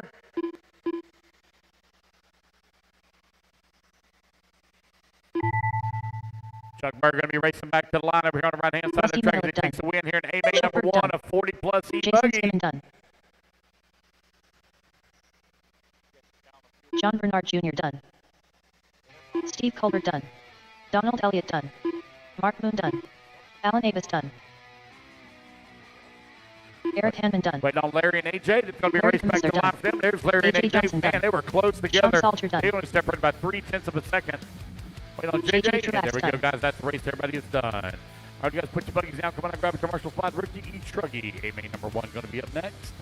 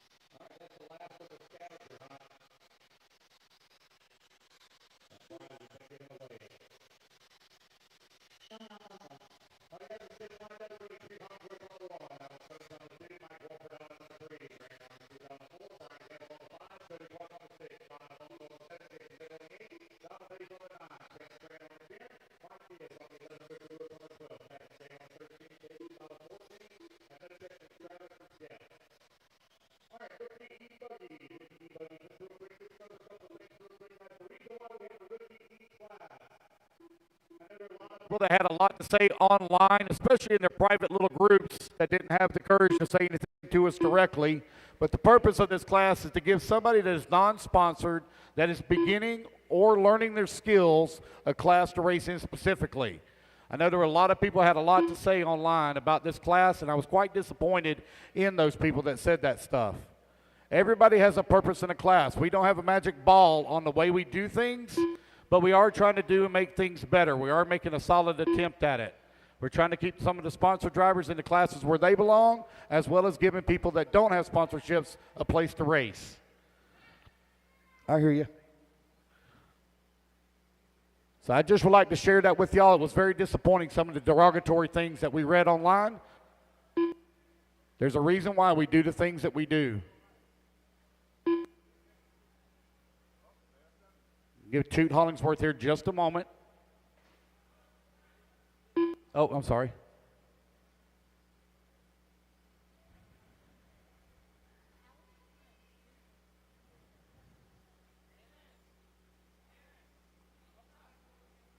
Yeah, no problem. Sean, you're seven. Give him just a moment here. Looks like maybe lost a wing button or a shock, screw, something. Give him just a moment. Is that more giveaways? Oh, okay, perfect. Okay, looks like we're ready to go. Thank you, guys. Looks like they got it fixed. There we go. Here we go. Racers ready. Marshall's ready. Everybody's going to roll on the tone here in less than 5. Toot Hollingsworth, the young man going to lead him off here. Kid's been racing out little over a year.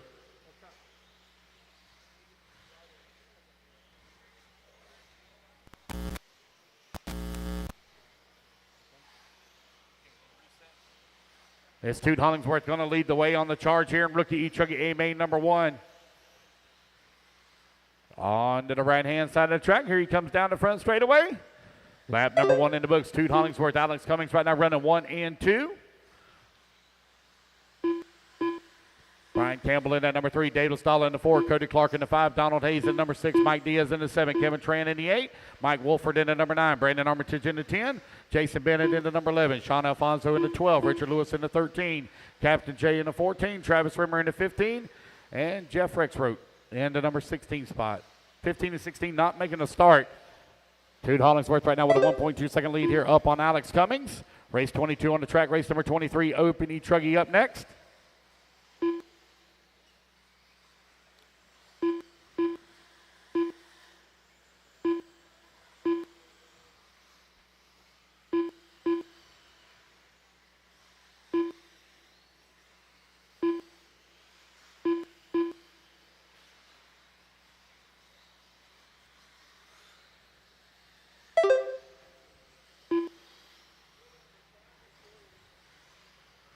Dude Hollingsworth, Alex Cummings, last time by the line, separated by 1.9 seconds.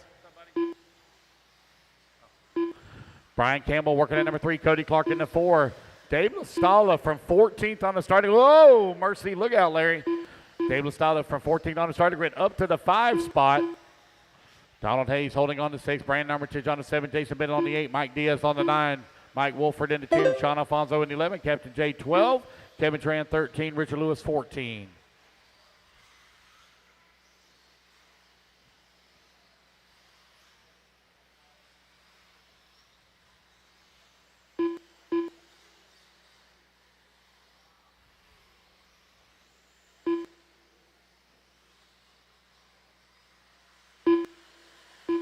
Dude Hollingsworth, Alex Cummings right now running 1 and 2. 2:30 down, 7:30 left to go. 2:30 down, 7:30 remaining.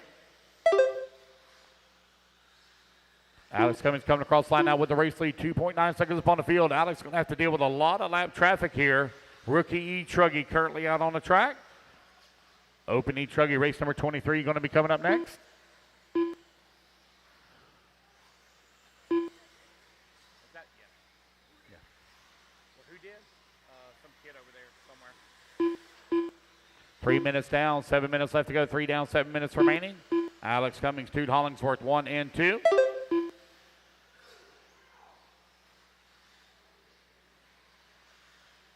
Brian Campbell in that number 3 spot. 2 coming across the line now, 7.9 seconds back at the race lead. Rookie e-truggy out on the track. Open e-truggy coming up next.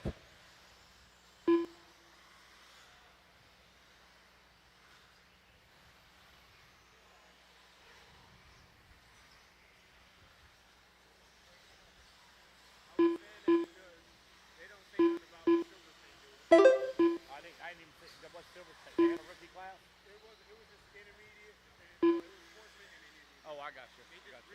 I got you.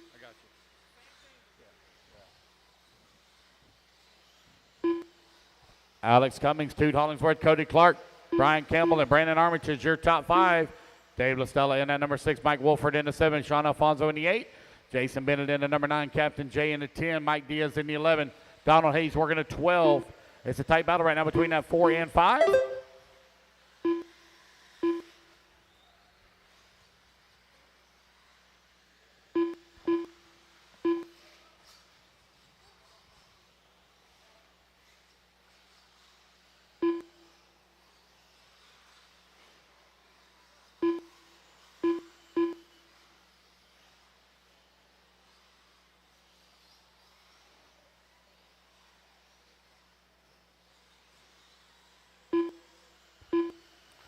.430 down, 5:30 left to go. Alex Cummings right now leading the way. Dude Hollingsworth in the number 2 spot, 7.4 seconds back. He's got a 7.3 second lead up on Cody Clark. Brandon Armitage in that number 4, 5 seconds away from the 3. Mike Wolford, Jason Bennett running 5 and 6. Wolford right now 1 second up on Bennett. Dave Lastala in that number 7. Donald Hayes in the 8. John Alfonso in the 9. Mike Diaz in the 10. Captain J 11. Kevin Tran in the 12. Richard Lewis 13.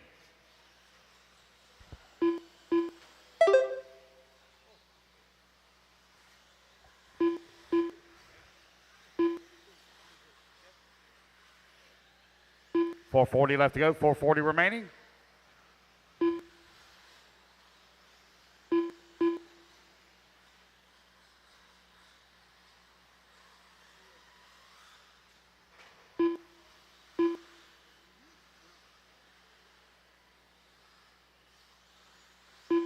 Alex Cummings right now with the race lead, 9.7 seconds up on the field as he comes across that start-finish line. Alex really beginning to stretch out the lead here in rookie e-truggy A1. Oh, got one tied up over here in the corner, getting it worked out.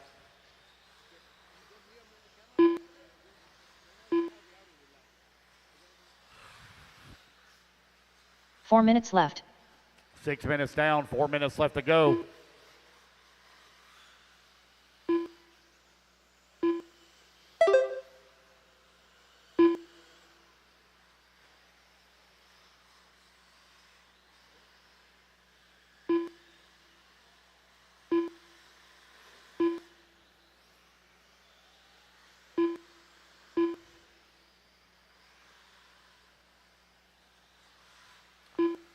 Cummings, Hollingsworth, Clark, Armitage, and Bennett, your top 5. Mike Wolford in at number 6, Sean Alfonso in the 7, Donald Hayes 8, Dave LaStalla in at number 9, Mike Diaz working the 10, Captain J in the 11, Richard Lewis in the 12, Kevin Tran in the 13.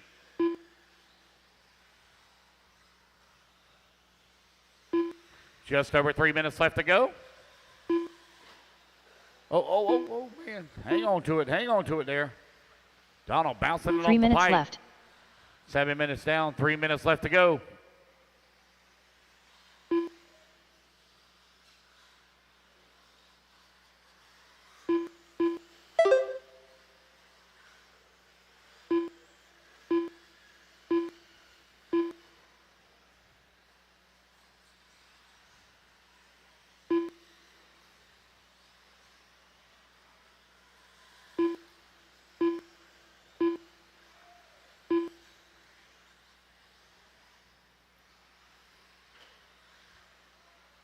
Alex Cummings, 2, Hollingsworth, Cody Clark, 1, 2, and 3. Brandon Armitage working the 4. Mike Wolford in the 5. Jason Bennett in at number 6.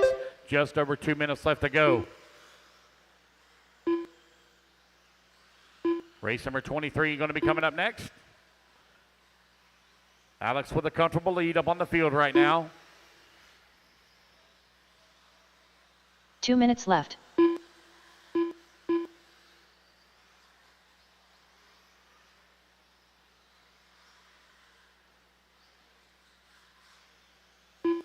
Mike Wolford now within 1.6 seconds of Brandon Armitage for the number 4. Race 23, please be ready. Dave LaStalla, Donald Hayes, and Mike Diaz, 8, 9, and 10.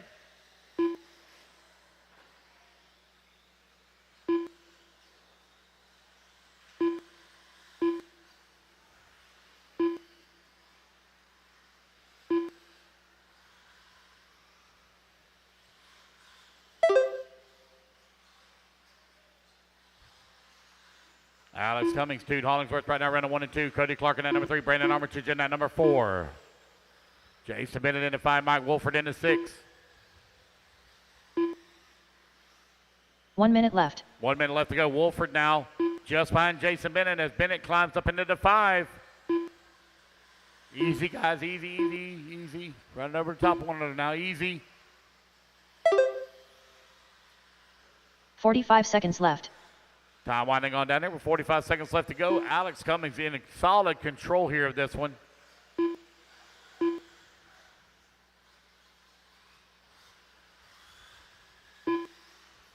$30 seconds left.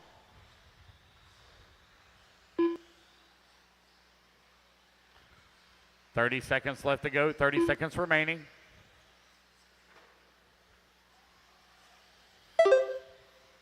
$15 seconds left. Alex Cummings on his final lap. Coming down the hill, coming across the off camber. That yellow and orange, your race leader.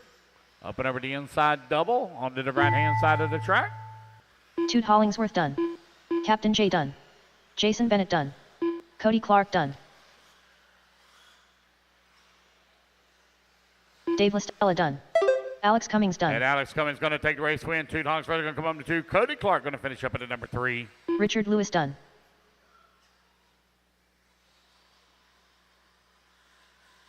Donald Hayes done. Brandon Armitage done. Mike Diaz done. Mike Wolford done. Waiting on Sean Alfonso. Sean Alfonso done. And there we go. That's the race everybody is done. Race number 22 in the books. Race number 23 going to be coming up next. 3 minutes to the start of the race.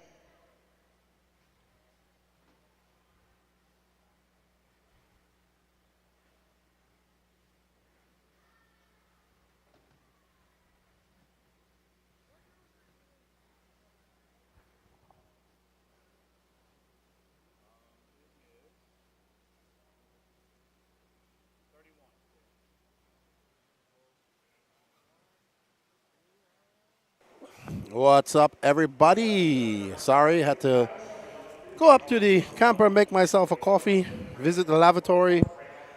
We are back for the Open e-truggy main. Let us know, as some of you saying the audio is lagging. Let us know if it's continuing to lagging when you hear me. Okay, okay. But Lefty needs coffee, and he also needs to go to the bathroom every now and then. Up next, we have Patrick Rossiter, your TQ, Michael Rinke, Ada Ridgway, Ethan Fireball Mechanics, Carlos Vale Sigi, Matty Long, Matty Long.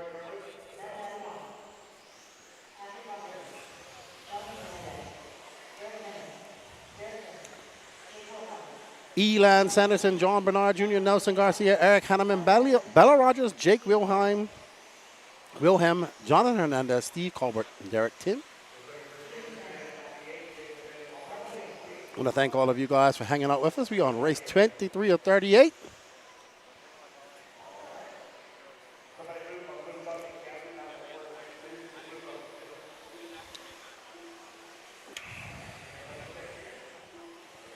As we are live and ready for the first A1, I guess pro e-buggy. We'll get into some e-buggy racing here shortly. Hey, dude, what goes in must come out. If it don't come out, it's a bad thing. I don't know, man. Michael Rinke was fast. Patrick's glued up some super tires here, so he's going to get back on pace. I think it's going to be between Patrick, or Michael, or Aiden. Aiden, very fast young man.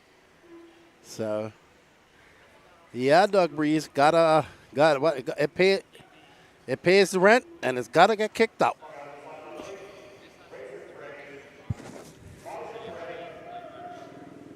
Oh, we got on some time cold here.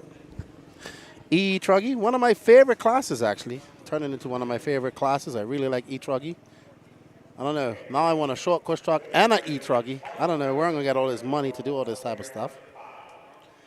No idea. And they're off. Patrick Rossiter out on the tone. Michael Rinke making the trip down from the Michigan crew.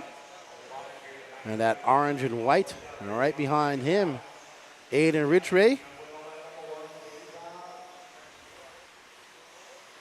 Well, I don't know, man. Patrick's e-truggy is looking pretty dialed out there. He went to some different tires yesterday. Stayed up to about 12:30 gluing tires, and it looked like it's paying off already. This Patrick is on a 28 flat. Ethan McManus. Oh, no. Hold on. So something happened. What happened is that Patrick threw down too fast of a lap, or his truck isn't counting. Yeah, so Patrick actually is out front. He's got a 2.1 second lead. Gearhead is cheering on Rinke. Am I saying his name right there, Gearhead? Rinke? Patrick Rossiter throwing on a 27-4. Ethan Fireball Mechanics right behind it. Aiden Ridgway, John Bernard Jr. Oh, I forgot about John Bernard Jr. Oh, man, Rinke having a bad second lap. He's all the way down in 10th. Wow, so Rinke's hopes and dreams are going to be lost on the first lap.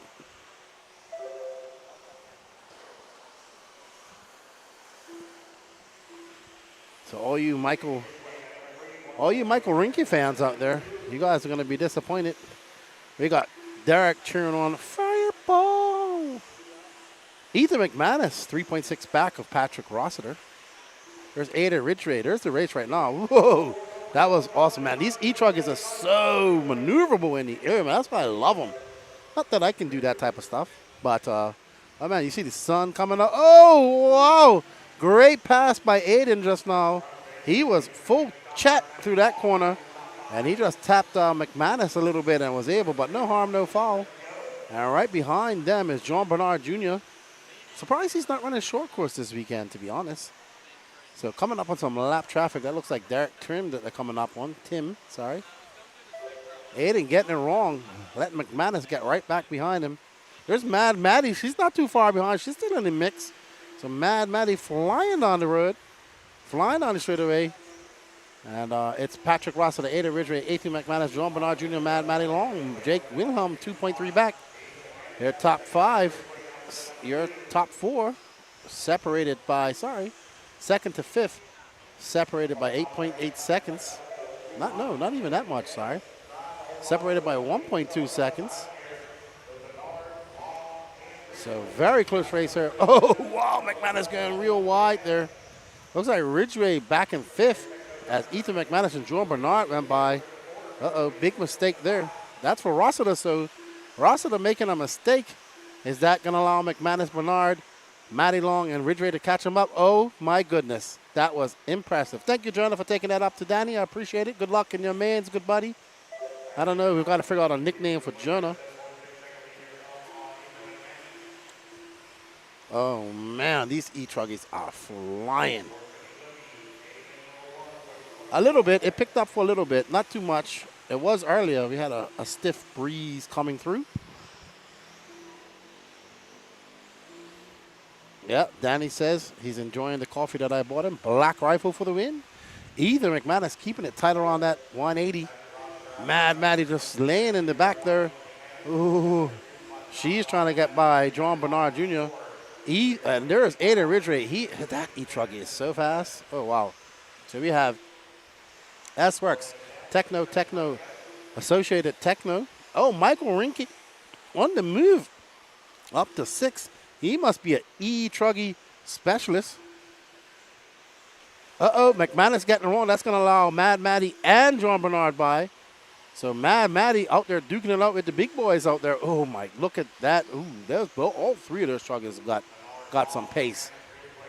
Man, I think I got to get an e-truggy and a short wheel truck and a low-C LMT and a Pro MT and a helicopter and another RC boat.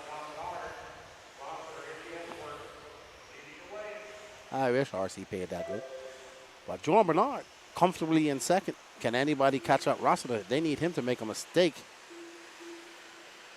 There's Ridgway. As Rossiter has a 4.9, only 4.9 seconds though. It's not that much. So if Bernard can get around this lap traffic right here. So Bernard needs to get around this car. Ridgway getting around Matty Long. Where's Fireball falling back? He's going to be, so Ada Ridgway up to 3rd, Rinke up to 5th. So after dropping down to 9th, Michael Rinke, he is flying out there. Man, he is an e-buggy specialist. Too bad he had a problem at the beginning of the race. He probably could have put a challenge up for Patrick. We're going to have to see if he can make up for that in A2.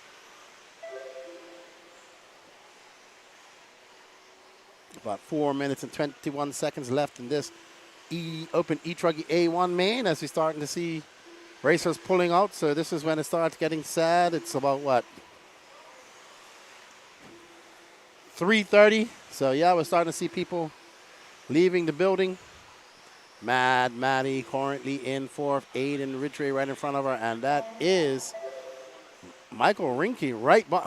Dude, Rinke is flying. I assume he's running a Mugen. That thing is fast. The Michigan boys have got their stuff together, man, because so Chuck Berg doing 10-minute pit stops. And Michael Rinke, he TQ'd a round of this yesterday, and he gets it. There we go, thank you. Now he's going to set his sights on Matty Long. He's got 3 minutes and 33 seconds. He is actually 1.1 back. He is not too far back of John Bernard, to be honest, so he can catch him up. That's all for position right there. That is Ridgway, who's now in 2nd, Bernard in 3rd, Matty Long in 4th, and Rinke in 5th. So that is a battle for 2nd almost.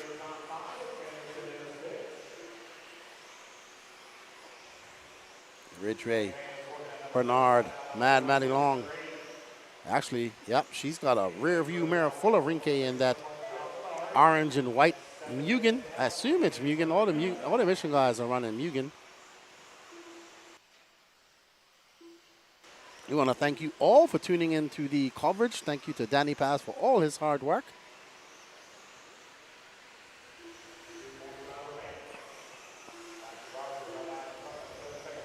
So I will say this, we can't really do requests when there's races going on. We did it for the 15 and others because we know we had parents watching. So when there's racing going on, we can't do requests. And right now, this is the race for 4th as Matty Long is trying to hold on. But Rinke is fast, man. He is just threw down a 28.4. But Matty Long threw down a 28.2. So these e-truggies are eating this track up. Rinke looking in the inside, trying to force the issue. Couldn't find a spot. Oh, I thought he was going to go, but he lost a little bit of momentum. Matty just, oh, Rinky. Hit it at divot. Oh, wow.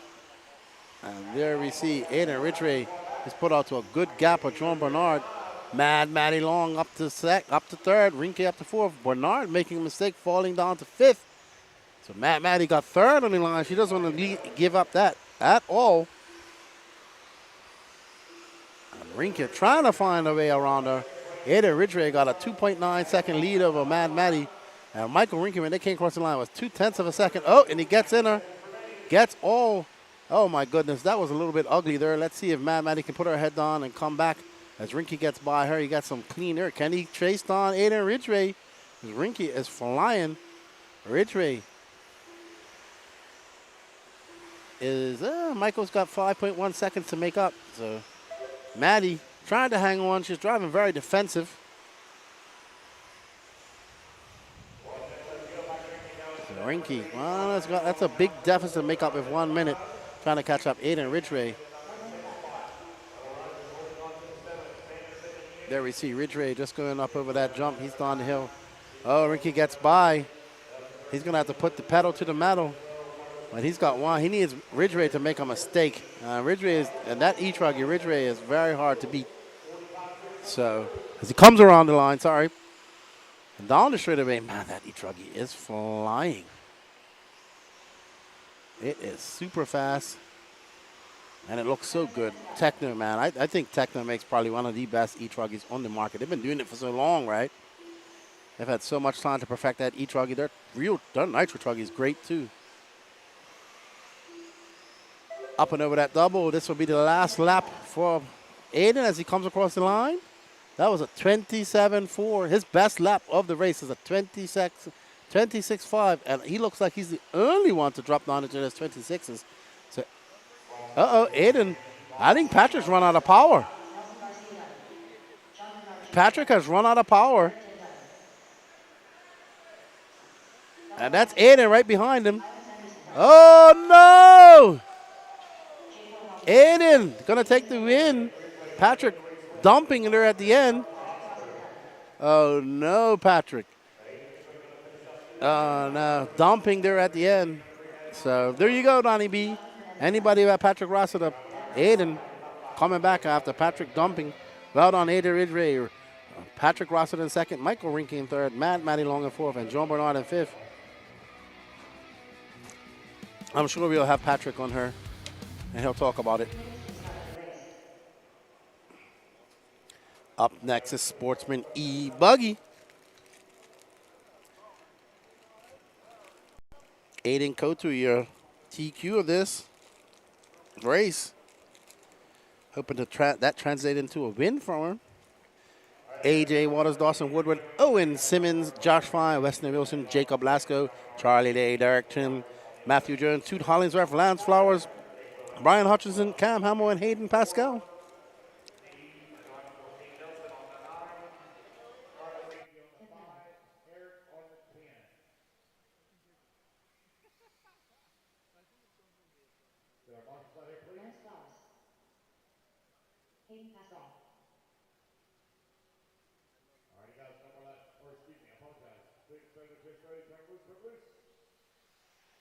Josh Fine, Derek Tim, Weston Wilson, 2 minutes to the start of the race. Brian Hutchinson, Matthew Jones, Owen Simmons, Charlie Lake. Not ready for that part yet. AJ Waters, Jacob Laxell.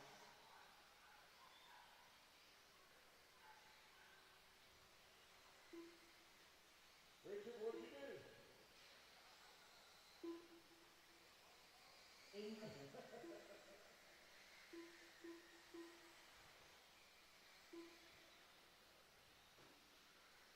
right, guys, let's get them lined up. Aiden Kotu on the 1, AJ Waters on the number 2, Dale Familiar in the 3, Otis is on the 4, Josh Fine on the 5, Weston Wilson on the 6, 8, Lester 7, Charlie Lay on the 8, Derek Tim on the 9, Matthew Jones. I just saw Patrick Rossiter's battery, and that thing is blowing up like a balloon. I wouldn't. He got lucky. I think he was on the. He was a slither away from a lipo fire.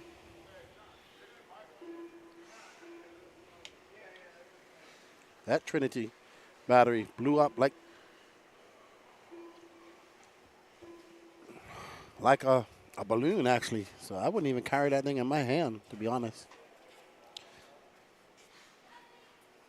Let's see what they can do as these guys line up.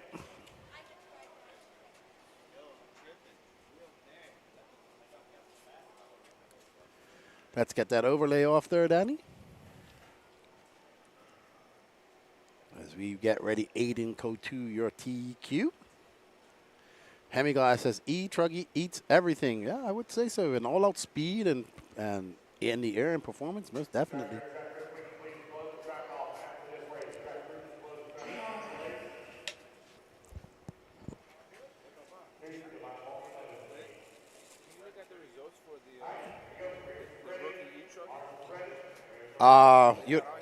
You'd have to look.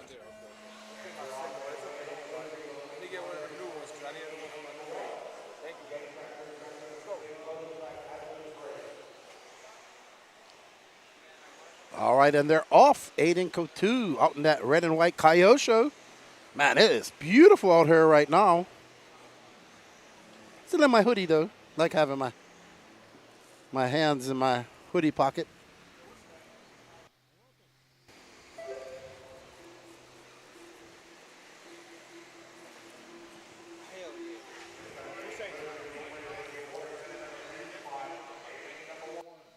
So, Aiden Kotu, AJ Waters, Dawson Woodyard, Josh Fine, and Weston Wilson, Jake Lasco.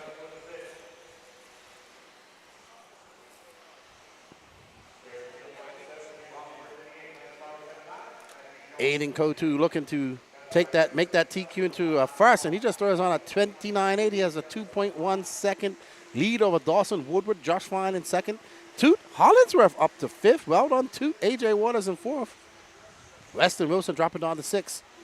Jake Lasco in seventh. 8 minutes, 46 seconds left to go in this race. As this is your first A1, we'll have intermediate e-buggy up next, then pro e-buggy A1, and we'll get back into some nitro racing. Aiden Kotu having a little bit of a long lap. Josh Fine moving up. AJ Waters, Weston Wilson, and Jake Lasco both moving up to that top five.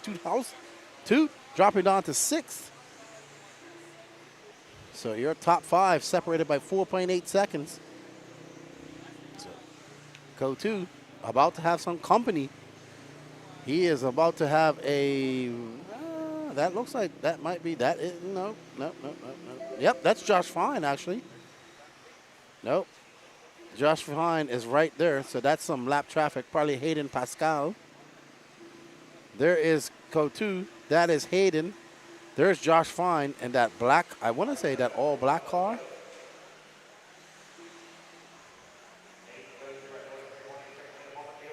Some sort of dark color, dark burgundy, purple burgundy type of color with black wheels.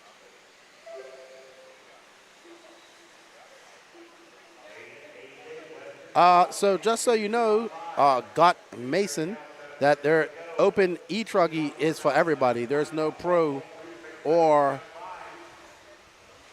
sportsman. There was a rookie e-truggy, and then there's open truggy for everybody. And once again, I will tell you that there is no sportsman, open, or pro e-truggy. There's only one e-truggy class, and that's open e-truggy. And then they have a rookie e-truggy class for people who aren't sponsored.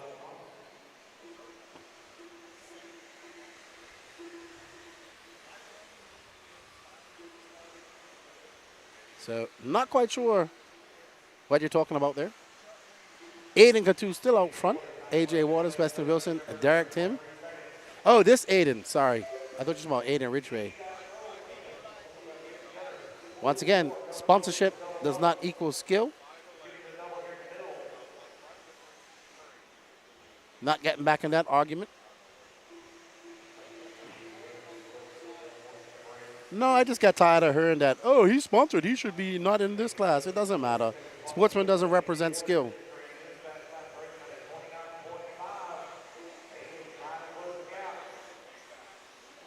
Exactly.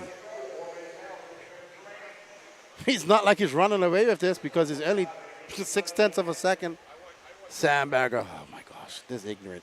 That's just an ignorant argument. I get so tired of it. Maybe 20 years ago, sports sponsorship equaled skill, but not nowadays. I'm sure there's other sponsor drivers in this sportsman class as well. So Aiden makes a mistake, and that's gonna let Josh. No, that's AJ Waters. He's in that burgundy. That burgundy car. So AJ Waters out front.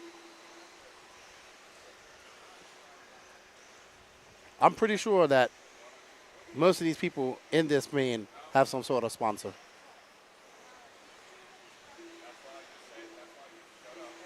Got me some. I love it when YouTube guys who don't use their real name make comments. But AJ Waters, Aiden Cantu, Josh Fine, Jake Lasco, Brian Hutchison, Derek Tim, Toot Hollingsworth. Oh, that's Hutchison, I believe. Oh, where did Hutchison come from? And he just like shows up out of nowhere in that blue and yellow car and is like in position. I don't understand it. Oh man, they're getting it all wrong. AJ Waters pulling wheelies, hitting that pipe. And Aiden will take back that lead. Actually, that might be Josh Fine. Sorry. So it's Aiden Cantu, Josh Fine, Jake Lasco. Yeah, Josh Fine and Brian Hutchison have very similar cars.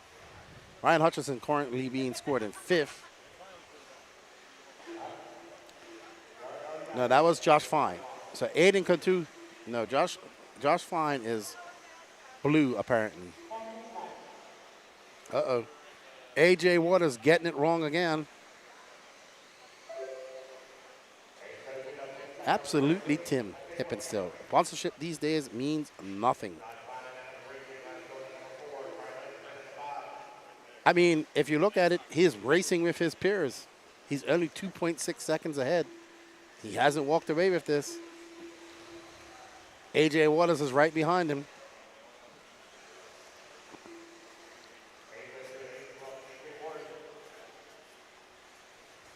As he comes across the line, there's Aiden Cantu.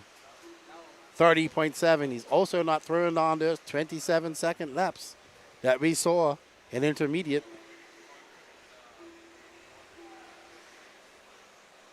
Oh, man. Oh, that's lap traffic that's going to cost him that lead.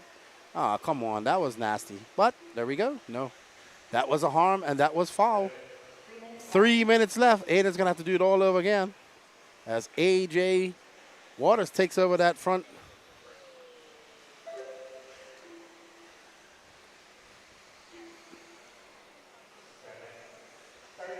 What's up, Big Johnson? Hey, did I give you some stickers?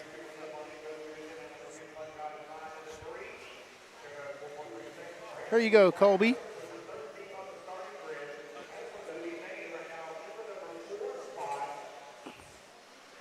So there's AJ Waters. Good to see you, man. Safe travels. I'll be there.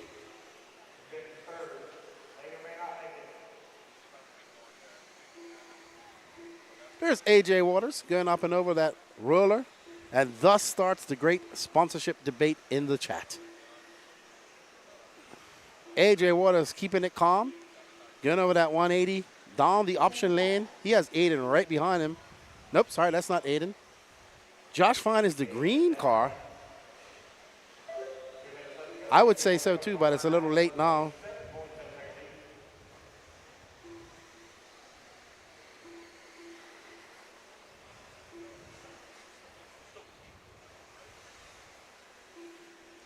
There is Josh Fine. So I was getting that color, that green car, mixed up with blue. That's Josh Fine. So now Josh Fine is going to take over that second place.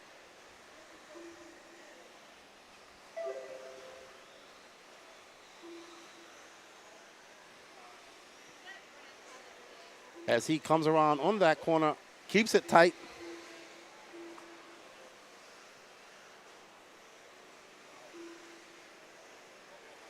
So Got Me Some is upset that Aiden has his own track. Oh, wow, sorry. Too bad he has his own track. He's fully sponsored by Kyosho, he says, which I doubt that he is because Kyosho don't give out full sponsorships just to anybody. And he runs in a slower class and he wins. So he's not currently winning, so I'm like debunking all your facts at this moment. All your points. He's actually down in third, so I don't get it. He's like 19. I didn't even know he was only 19. I thought he was like 27. AJ Waters out front, Josh Fine in second, Aiden Coutu in third, Jake Lasco in fourth, Toot Hollingsworth in fifth. Toot having a good weekend. That's a good run for him.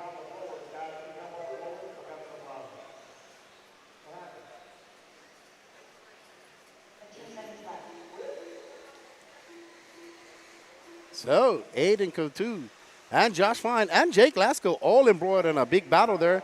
Jake Lasco and that windowless car, his driver can't see at all.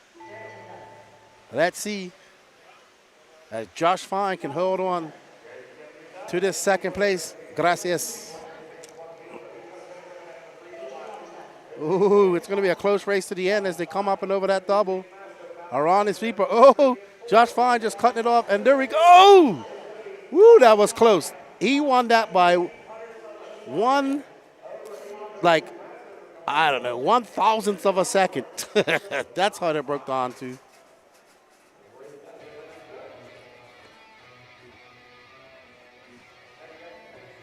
So, Got Me Some. He earned Sundancers. He earns the track at Sundancers, or his dad's the president, I believe. I think so. What? I guess you want to put that notch against him. He should be better if he earns Sundancers. He should be winning this race, no problem, if he earns a track. Once again, sponsorship does not equate to skill.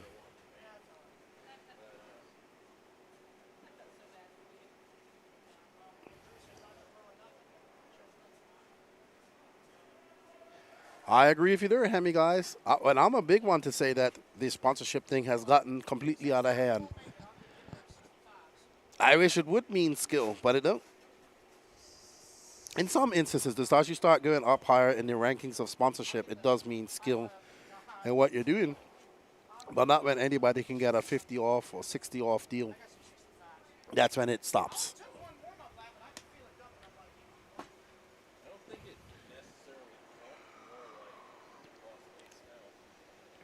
Up next, Ada Ridgway, Michael Rinke, Trent Walker, Kyle Neary, Matty Long, Donald Elliott, Chuck Berg, Elan Sanderson, Zach Rodriguez were blown off the track. It's about to get dusty in her. Yeah, also people have to understand that not all races are equal, right? The competition level at this race is not the same as maybe some other national races.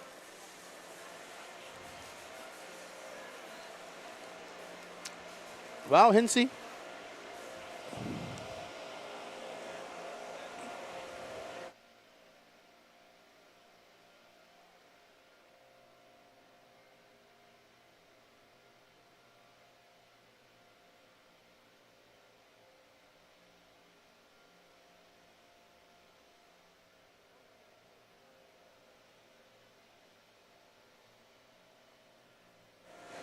Well, that's kind of a skewed view. Hinton says if you're sponsored and you are representing that brand, if you can't go 10 minutes without making a mistake, the representation does not look good. That's my opinion about that. And these top pros shouldn't be sponsored now if they make mistakes in 10 minutes.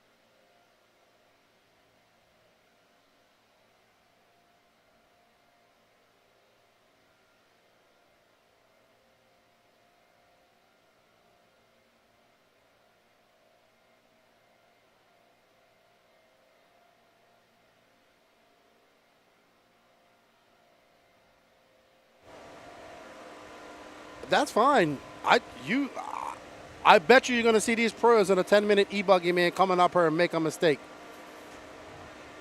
It doesn't matter. This is RC.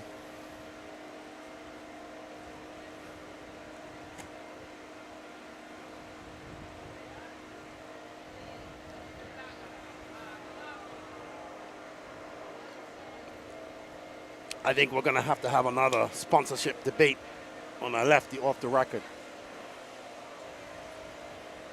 All join me for that one. I will debate you guys all night.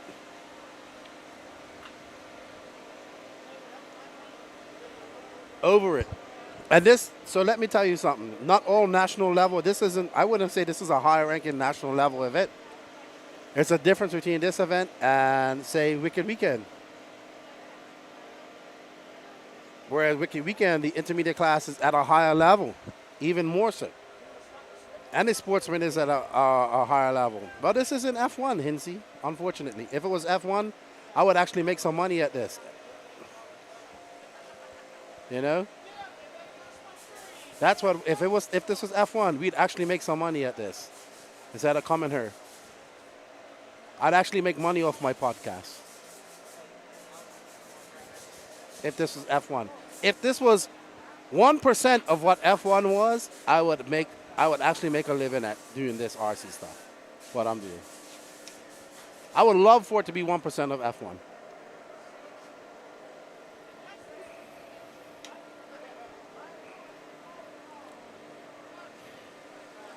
It's unfortunate, but that's the business model that the industry has chosen. You know, sponsor everybody, get everybody on board. You know, I would say about 20 years ago, maybe 20 years ago, back in the magazine days, it wasn't like you had to get approached by companies to get sponsored, and you had to start off with 50% and whatnot. But that's changed. So now companies, I believe there has to be some control with it, and not everybody should be sponsored. But hey, I don't work for a chassis brand or tire brand anymore. So, not sure how you fix that. I have my ideas on how to fix it, but it takes everybody coming in and doing it. So not sure. As we see Lance McDonald out there blowing off the track. Race 25 of 38. So we got 13 more races left. If you want to hear my ideas, you have to tune into my podcast. I've talked about it countless times.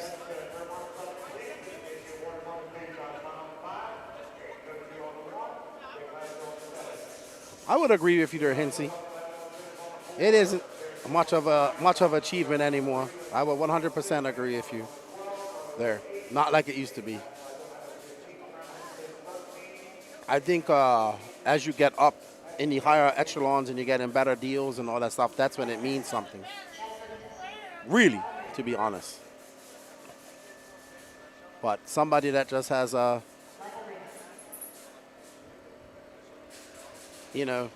50 off deal and they're just getting started, more like a brand ambassador. Jim Bob says, Hung Nor, FTW. Hung Nor. Oh, jamming buggies.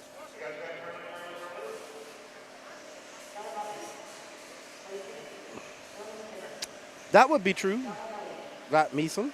If you get free stuff, I don't know much people who get. I don't think as many people get free stuff as you think they do.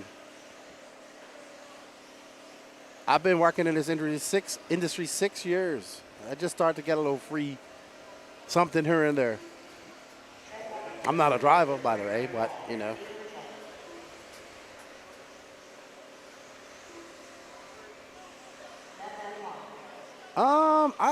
How's the food? Asked John Moore. Actually, we went to a nice restaurant the other day. I didn't have any barbecue. We had it was Italian actually.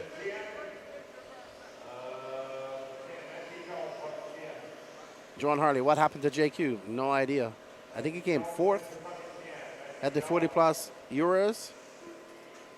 Who knows? He sucks. That's what happened to JQ. If it was a one-handed beer drinking race, he would be a champion. If we had a drinking beer and race one-handed, JQ would be the best in the world.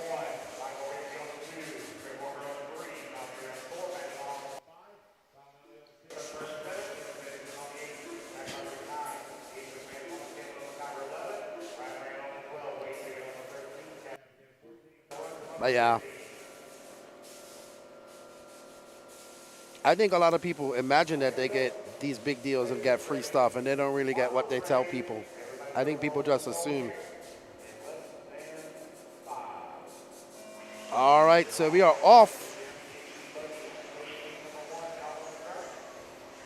Oh man, Aiden Ridgway started on pole, and he is going to flip it on that first corner, and that's going to allow Michael Rinke, the ringer from Michigan. There's Mad Maddie. Mad Matt is racing a lot of classes today. A lot of track time. She gets it wrong. Let's see. I can't. Maybe one of them cars is Trent. There's Michael Rinke. Don Elliott, Chuck Berg, Matty Long, Elon Sanders, Zach Rodriguez. Oh, man. Trent getting a bad start from 3rd to 13th. Jesus, Trent. Says, no, that's a truggy. Michael Rinke, Don Elliott, Chuck Berg, Matty Long, Elon Sanderson. Man, Trent always getting them bad starts. He just gotta go through people. If I was Trent.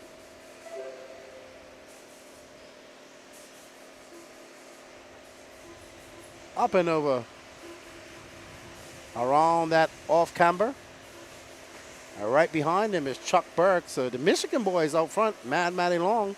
In 3rd, right behind her, Elon Sanderson, according to that, I believe that's his car, orange and fluorescent orange and yellow. And right behind him is Ryan Rand in that Techno with them Ogo tires. And Aiden having to come back. Man, Aiden's really fast in these e-buggy races. So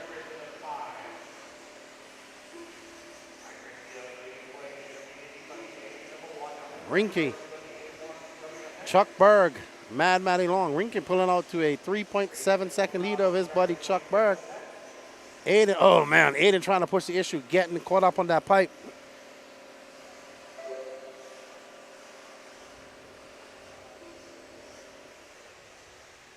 And they come across the line. Matty Long for 28.3, but Rinke out there throwing on 27s, as well as Chuck Berg. Oh man, Chuck Berg getting off track. Now, Matty Long, here's her chance to pounce like a tiger. And she pounces, and she gets by. So Chuck Berg going to have to battle out with Ryan Rand. Ryan Rand. Chuck Berg getting it. So Chuck Berg going to drop like a stone in the Dead Sea. And Matty Long moves up to 2nd. So it's Long, Sanderson, Pergantis, Ryan Rand, Ridgway down to 6th. Trent on the move up to 7th. Good job by Trent, putting his head on after that extremely bad start. There's Trent in that Corsa blue or Corsa gray. Can't remember which one it is. So there we see Elon Sanderson.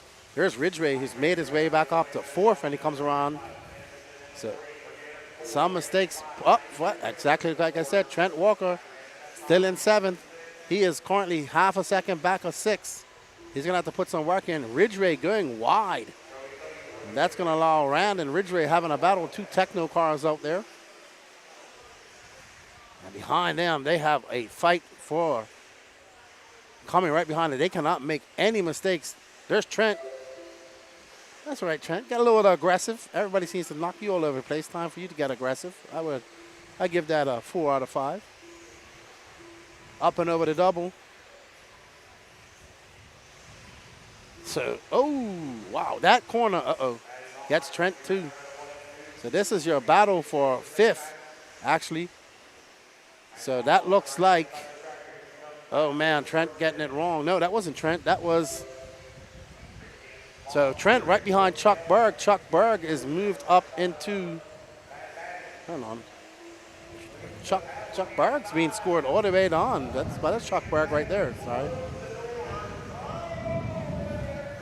Let's find Matty Long. She's involved in a, Matty Long is out front. She got by Rinke. Oh no, Aiden going tumbling by. That's what I look like on the straightaway, doing 1,000 cartwheels. This is your battle. First, second, and third right there. Mad Maddie out to the front. Can she hold off a charge from Rinke and Sanderson? She's shutting down. Oh, Rinke made a mistake. That's going to give Mad Maddie some room. Move Sanderson up to the front. So right behind them, that's Ryan Rand. And that looks like, is that Trent? That might be Trent. We'll see when it comes across. Oh, Mad Maddie getting a little bit squirrely. We see Ryan Rand in third. Don Elliott. Trent Walker now up to fifth. So Trent on the move. 5 minutes left, halfway through this race. So there's Trent coming on the hill. There's Mad Maddie Long. There's Sanderson. That is, I want to say Don Elliott, but that doesn't look like Don Elliott.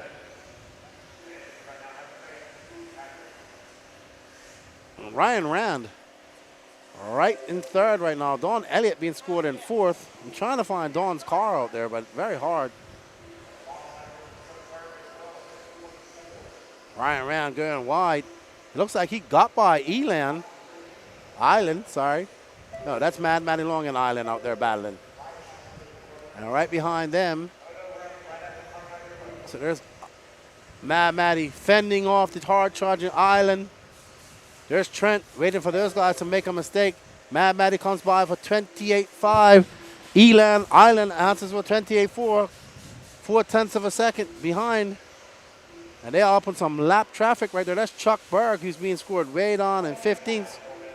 So Chuck, having a bad race, going to have to try and do it in A2. And that's Trent right there.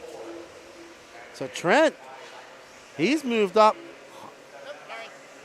Let's see when it comes by. Island up to first. Mad Maddie second. Ryan Rand and Trent having a fight for third. They're separated by just under half a second. Man, this is a great intermediate buggy race. Trent right there. That is, yeah, that's Ryan Rand. Oh, man, Trent falling victim to that double. We've seen lots of accidents there in that double today. And no, Mad Maddie was not in the B-man. She did qualify right for this. She started fifth. Ryan Rand going to stretch that lead. He's now in second. Chad Bergantes moves down to third. Trent to fourth. Island having a bad lap. He's all the way down to fifth. Island having a 36 lap. There's Ryan Rand. He's going to set his sights on Mad Maddie. Where's Mad Maddie? Let's see if he can find her. There she is. So she's got a, let's see, about a 2-second lead when they come across the line there. 1.8. 2/10 off.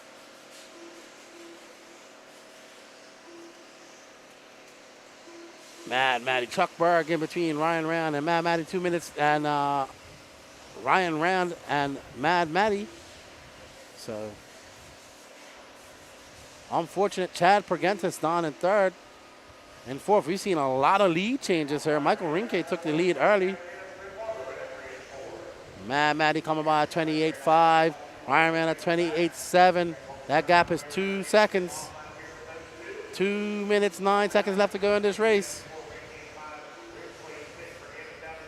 So Chuck Berg, he is actually in between those two. He is not in position.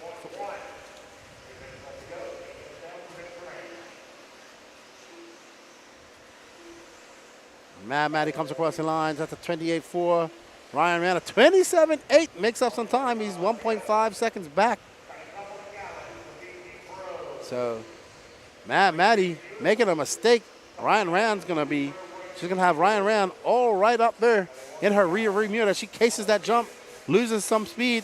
Ryan Rand now in position. Can he make the pass on Mad Maddie? Man, this young lady is getting better and better every race she makes. Let's see how she handles the pressure as she comes around. That gap is now 0.3 of a second. They come up and over that double. Mad Maddie's going to have to drive smart. She's got 1 minute and 14 seconds. She's got some lap traffic coming up. That's going to be hard to navigate. We see Chuck Berg just getting it wrong as she comes up and over that double. She just pops it. Whoa, that's going to allow Ryan Rand. He is right there. Any little bobble by Mad Maddie with 55 seconds left to go, and he is going to capitalize as they come across the line, and it's now 0.6 of a second, almost 0.7. Rand getting it wrong. He just hit the pit lane, so that's going to end that battle. Mad Maddie's going to have to put it on because remember, it is still your fastest time. So she wants to get as fast as she can. She wants to put on and finish first as fast as she can. She's got 1 lap left. Ryan Rand still in second. Michael Rinke making that move up to third. Trent Walker currently scoring in fourth. So Rand with that long lap after having that accident on the straightaway. Michael Rinke, 1.5 back of him. Aiden Ridgway now up to fourth. Trent having some bad luck. He had a long lap. He's going to have to bring it home in fifth. Mad Maddie Long. Oh, no. She doesn't want to make those type of mistakes.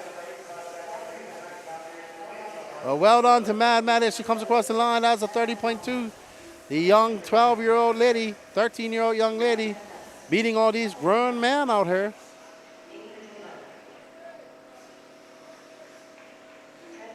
No, Mad Maddie qualified.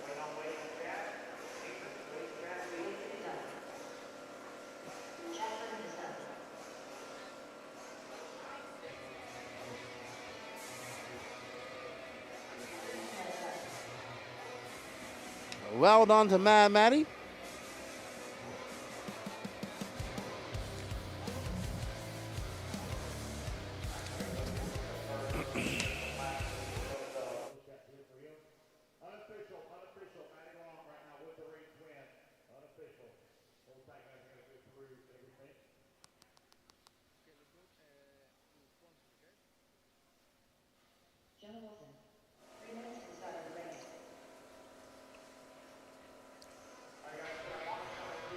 We would like to say thank you to these sponsors for bringing us the 2023 Georgia Peach State Classic.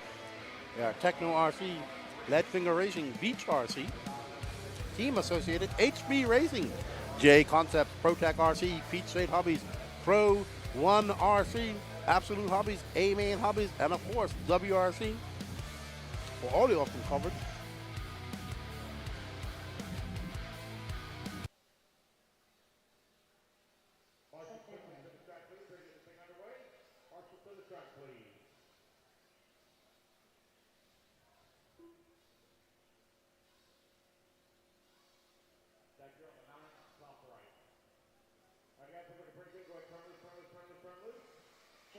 I'm going to call a timeout in our WRC chat. Dun, dun, dun, dun, dun, dun, dun, dun. Let's stop arguing, guys. We're about to watch the Pro e-buggy main. Oh, yeah. I will tell you this, that these top drivers are not getting paid as much money as you think they're getting paid. There's probably 5 guys in the world that are making a good wage as a professional RC car driver, and all the rest, not so much. And let me chime in here. You got to think, too, that they also have side businesses. You know, Adam just doesn't work for Mugen. He also has his own website where he does engine break-in, engine sales, part engines, also J Concepts inventory, you know, all kinds of other accessories. Same with Mayfield. Mayfield has his own line of stuff through J Concepts. Who else? Tebow, he has his own line of stuff. So, yeah, I mean, they got different ways of hustling, okay? But believe me, they are not breaking bank at all. I mean, they're barely getting by to survive. And I will say that the fact that they're able to do as well, especially in a, how should I say, volatile financial state as California, that just shows that things are good and you're having to hustle to survive.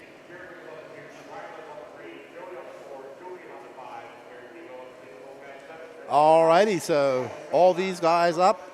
No Dustin Loden. Jonah Wilson, the youngest here, I think. So let's see, can Jonah Wilson hold on and make this TQ into a win? Let's see.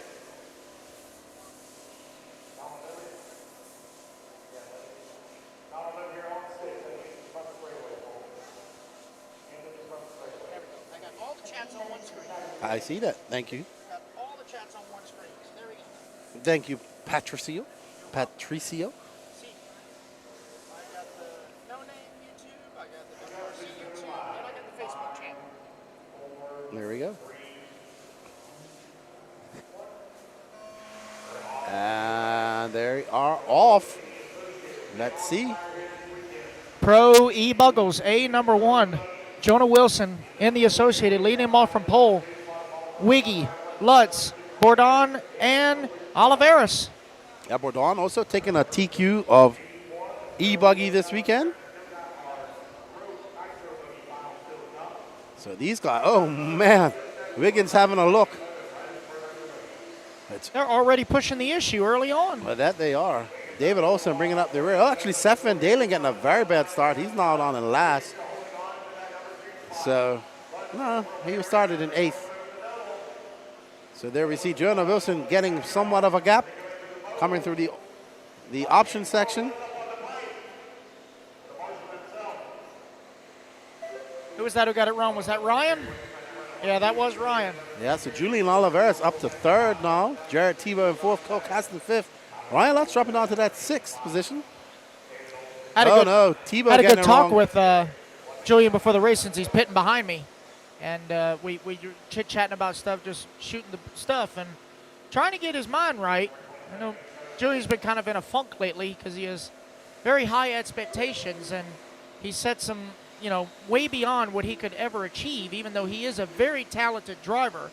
And I worry that he's going to burn himself out like that. But right now, seems to be proving everybody wrong. He's running in that number 3 spot. All right, it is only, Jonah Wilson making a mistake allowing Wiggins to get by. Now, this will be a testament to Jonah. Can he come back from this mistake and challenge Wiggins? Wiggins has been in this position many, many times. As you see Julian coming by for 27.1. Wow, what a fast lap for Julian. He's only 1.3 back of Jonah, 1.6 back of Wiggins. And it's a lot closer on the track. There's Cole Caston and that Techno. So we're on board with Julian Oliveras right now. But that battle right now, Wilson having a look on the inside, and he gets him, sets him up perfectly after that option lane. Can Wilson hold on it as they come on? Side down the straightaway. Look at that go, man.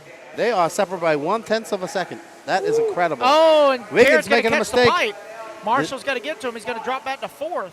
And that's going to allow Julian and Cole Caston by. So 2 Associateds, 1 and 2 up front. As it looks like Cole Caston going to take over the lead for the Techno group in that number 3 spot. Wiggy down to the 4. Tebow holding on to the 5. I believe, is Jared running the prototype layout Oh, yeah. that Mayako is testing? Yeah, it's got the side saddle packs in it. The 2 cells? Yep. Whoa, back in the pad, though. Tyler Jones, 26.4. Oh, wow. And he's right behind Jared. As Jared moves into the number 4 spot, Wiggins down to the 7. Yes, and Cole trying to get around Julian. Oh, Cole is pushing the issue with Julian there. Yeah, Julian driving very defensive right now, and that's letting everybody just gang back up behind him, and that's allowing Jonah to pull out a gap. So Julian trying to keep these guys from overtaking him, but that's boding well for Jonah. Cole going to move to the inside. Great. Julian's not going to fight it. He's going to let him have it, but he's going to crisscross right there. Oh, they're going to get mixed up there. That's going to allow Tebow to squeak on by, but they got Tyler Jones right there in the Mugen. So there we see Cole Caston finally getting by, but will he be able to put his head down and catch up Jonah Wilson with 6 minutes and 22 seconds left? I don't know. A lot of time left in this race. Tyler Jones up to that top 5 now. Julian just got to let loose, let it go. So it's Wilson, Caston, Tebow, Oliveras, Tyler Jones, Ryan Lutz. 1.4 back of that top 5. Tyler Jones having a good weekend so far. He has. I mean, I can tell that his mind is right. You know, And just as he's we been say in a that, funk for a while, and look, right as we say that, he catches flips over. that one freaking hole. That one hole right there. And there it goes. Just as we do, the commentator's curse. Say your name and you'll have an accident. Yep. So I'll just talk about Dustin Loden since he hasn't checked in yet. Because I think Dustin had to run one qualifier and then had some sort of family emergency and had to head back home. We hope all is well. As right now we look at Tebow giving Cole Caston all that he can handle. Can the young Georgian hold on for second place? Look at Jonah Wilson. He's just out like, I want these guys to battle as much as possible so they don't worry about me out here in front. All right. We can't telepathically tell them that we're talking about them. Cole gets it wrong, and that's going to allow Tebow and Julian by. So Cole getting wrong off that double. That double The off-camber corner have been the two biggest issues, and this corner right here. That one have right been there, the, especially when people hitting the brakes Yep. coming out of there, it's just digging it out. Really we have down. seen the most mistakes made on those 3 spots of the track all weekend long. But Tebow, he is putting the hammer down and got Jonah in his sights. He has 4 minutes and 45 seconds left to go to catch him up. And by the way, if Mike Walker's out there, character. He was in here earlier. Okay, he can replay this. Character.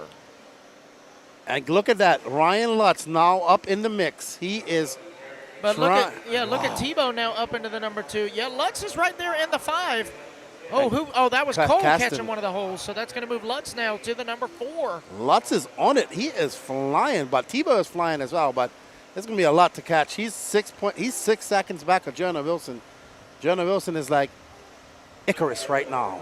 Jonah, they need to call the front desk because Jonah has checked out. Yeah, he has. But don't be like Icarus and fly too high and burn your wings off. No, but I will say this: we're barely over halfway, so Jonah's got to continue to check out for another 4 minutes. That he does. That he does. Can the young man do it? Our defending 15U Nitro Buggy national champion, currently out front here in Pro E-buggy A1. Impressed me the most out of the young guys this year, I believe. I'm so happy for you. You did it. You won. You're celebrating with a it's not over yet. Well, you won A1. You're halfway there. The worst you can do is second. Ryan Lutz currently scored in 4th. He's 1.1 back of Julian Oliveras. Tebow dropping that lead down to 5.4. So Tebow, 26.7 for him, but Jonah Wilson threw down a 26.7 as well. Throws down another 26.9. Let's see what Tebow answers that with. Nope, long lap for Teebs. 28.8. So Tebow having a long lap. Jonah Wilson breathing easy. Tebow now got Julian Oliveras breathing down his neck. Right behind him is Ryan Lutz in the cotton candy pink and purple Kyosho. Bringing Kyosho back. As Mike Sorchi says, don't call it a comeback. We never left. Julian still driving very well. He would love a second place. Let's go, Julian. Force the issue on Tebow. Let's see if you can get by him. Tebow and that Mayako MX-8E prototype buggy. Julian and Associated and Ryan Lutz and Kyosho. What a great move by Lutz as Julian goes a little bit wide, opens that door. Lutz is looking really fast right now. Lutz has been doing very well in e-buggy all year long. Now he sets his sights on Tebow. Jonah Wilson now extending that lead to 5.7 seconds out of Jared Tebow. So it's Wilson, Tebow, Lutz, Oliveras, Van Dalen moving up to that 5th spot. Cole Caston, unfortunately, looks like he's retired, showing the red line of death. Oh, wow. Tebow slams the door on Lutz. Julian in perfect position for any error that these guys make as they drag race. Whoa, that was close. I think both of these guys are running Tekin Electronics, so Tekin versus Tekin there. And Julian hoping for a mistake, or hoping for a door to open so he can just take them. Lutz carving that line, inches off the pipe. He is, oh man, he is all over the rear end of Tebow. Tebow, can he hold on to this pressure? This is almost like 2017 when Tebow won his Fuel Nationals at State Line. And Lutz really should have won it. That is true. Yeah, Lutz could have protested because Tebow's transponder failed. But Lutz, being the gentleman that he is, said, I don't want to win a national title like that. And there we see Lutz. Man, Lutz. Oh, Ryan with a jump pass on the outside, trying to make it stick. But Tebow will Tebow hits him. They hit each other, and Lutz able to get by. And pulls out a gap immediately as they go across. And it's now a 1.3 second lead, and Tebow is fending off Julian. Julian just hanging there in the back. He is waiting. 43 seconds left to go. But you know who's out front and having fun? Jonah Wilson. Jonah, Lutz, Tebow, Oliveras, and look great pass by Oliveras. Also move to the inside. Oh, what a pass. So they just got to hold on one more lap. 25 seconds to go. Oh, man. What a pass. That was a awesome. great pass. Let's see that in instant replay in the future. Yes. When we can afford it. Yes. Because those are expensive. Hey. When we can afford it. So you know what? We've seen quite a couple of jump passes in that section of this track this weekend. Oh, yeah, especially that divot that's forming in that back tabletop once again. Man, Julian has put on the afterburners there in this Wow, last so lap. Julian was actually closing in on Lutz. Yes, he was. So Jonah's going to be on his victory lap. Well Lutz done. is going to come home in the 2, Julian in the 3, Tebow in the 4, Seth Van Dalen going to finish out in the top 5, Wiggy in the 6, Joey in the 7, Olsen 8, Tyler Jones 9, Cole Caston rounding out the field that started. But it will be Jonah Wilson taking the overall in A1 with a 23-lap run. Yeah, that was a good run for Jonah Wilson. Let me Jonah tell you Wilson what. made it boring by taking the lead. No, But second and third and fourth made it exciting. That's right. I'm going to tell you what. If Brent Felke's not watching, somebody needs to text him and say, hey, turn this on. There we see Julian's dad coming by. Oh, smiles. Felicidades. That was a good one. So Jose, Julian's dad, just coming back on by to drop Julian's car off, and I just quickly said, go, mijo! 8 in code 2. Race 27, 9 races left. 30-minute amen.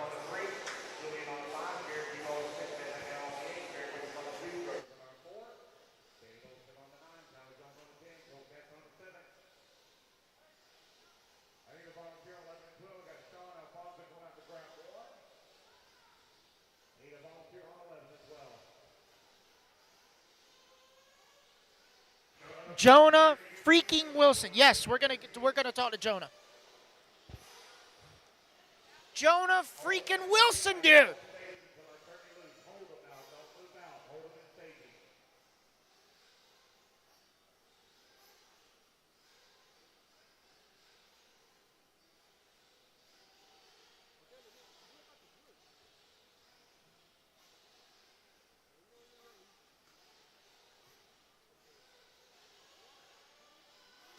So we're here with A1, Mr. Jonah Wilson checking out, man. You got the field by a lap. You crossed the line before everybody else did, but tell us what happened on that last lap.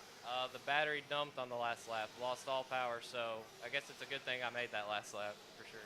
Very much so. Now, even though you dumped, that last lap was still a 29.9, so that's still impressive. Tell us what tires you went out on and how the car felt and everything. I went out on green relapses because I knew they might not be as safe as a reflex, but faster.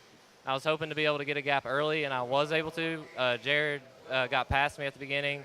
I was able to go to the inside, pass him back, and then just try to run clean laps from there, and the car felt great. That's awesome. We're all very proud of you down here in the Southeast, and I'm going to tell you what, Brent Thelke, if you're out there, you take care of this young man, okay? He's an asset to Associated. Good job, Jonah. Very good job. Now go out there and marshal. All right, guys, we're going to turn it back over because we're getting ready for Sportsman Nitro Buggy A-Main. Let's kick the tires and light the fires. Thank you, Patrick. I was just finishing off my snack while you did that. Thank you. I appreciate that. Yeah, I did not want to disturb your pack of Sour Patch Kids. Yeah. God forbid, man. No, I needed that extra bit of sourness in my life. Very much so. All right, so we got Dwayne Fletcher. He must be in the land of the thylacine. Dwayne Fletcher, this is Tiger, Georgia, the Rabun Arena. This is a one-off track setup. We are in the very northeastern most county in the state of Georgia. Georgia's comb-over, as I call it. And, yeah, we're here for the Georgia Peach State Classic. We'll also be back here for the North Georgia Shootout, which I believe is in for next year around April or May. Don't quote me on that. So I've been wanting to say this comment. Amber, I want to hear about Patrick's balloon battery. 6,000s are not enough for Truggy, so I've got a 6,500 charging. So hopefully history will not repeat itself. Hey, that I wouldn't even have been holding that battery in my hand just now. I told Josh, I was like, dude, put that thing over in the dirt. No, I just put it in the trash can. Yeah, but he was holding his hand. I was like, dude, that thing looks like it's going to blow. Yeah, I've had worse, but yeah, that thing was a cotton ball for sure. Yeah.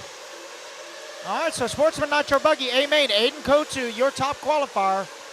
In the Kyosho, you got Jacob Lasco, Lance Flowers, Chris Brown, and our Aussie friend, Mr. Kurt Robertson in the top 5, Kevin Clark in the 6th, Josh Fine, Cam Hamill, Brian Hutchison, and Q-Man Quentin Rages rounding out your top 10. Weston Wilson, the father of Jonah Wilson, Davey Talent, Brandon Hutto, Adrian Gibson, and Chris Beard That is your A main start for Sportsman Nitro Buggy. A half hour about to start. That's right. What's up, Jonathan Kurz? How you doing? Ethan V says Pat's interview game is on point. Oh no, John, that was beyond puffy. What? Ethan says Pat's interview game is on point, and John Harley goes, "Why people afraid of puffy packs, dude?" That you're. Look, I wasn't afraid of it. It just really irritated me. I downgraded it from truggy battery to all the way. It didn't even qualify as a paperweight at this point. No, it was. I mean, it was almost split in the hard case, right? Yeah. It was actually swelling from the side. It was actually so bad, I'm surprised it wasn't rubbing the center drive shaft. Yeah, I've had that happen before. But hey, Ethan, thanks, dude.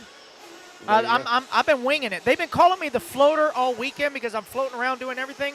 But I consider myself a floater because I'm a turd that won't flush. You just got to jiggle the handle a little bit, and maybe I'll go away. But otherwise, yeah. Oh, my gracious. Then, we see some other swirling battery packs. My God. Hey, Danny, put it on the interview camera real quick. No, we're about Put to on the start. interview camera, yeah. On the interview. Damn, these things are hot. Okay, so go back to the interview camera real quick because we got to show you guys what Jonah Wilson's batteries look like after that main.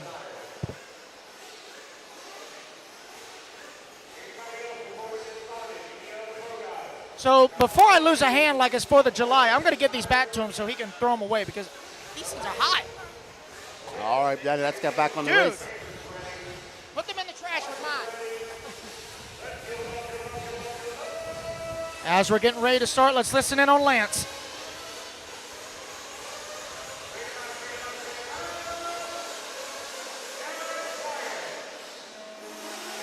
And they're off. This is the start of your Sportsman Nitro Buggy A main, 30 minutes long. Aiden comes 2 out first. Oh, and Gaden gets it wrong. He's going to lose that first place position to Jake Lasco.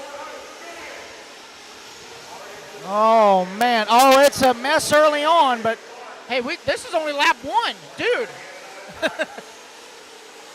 You know where you read the guy in front of you because you're not good or fast? Well, Rabun is racing sometimes. Oh, no, that's Lance Flowers but I taking will that say, lead.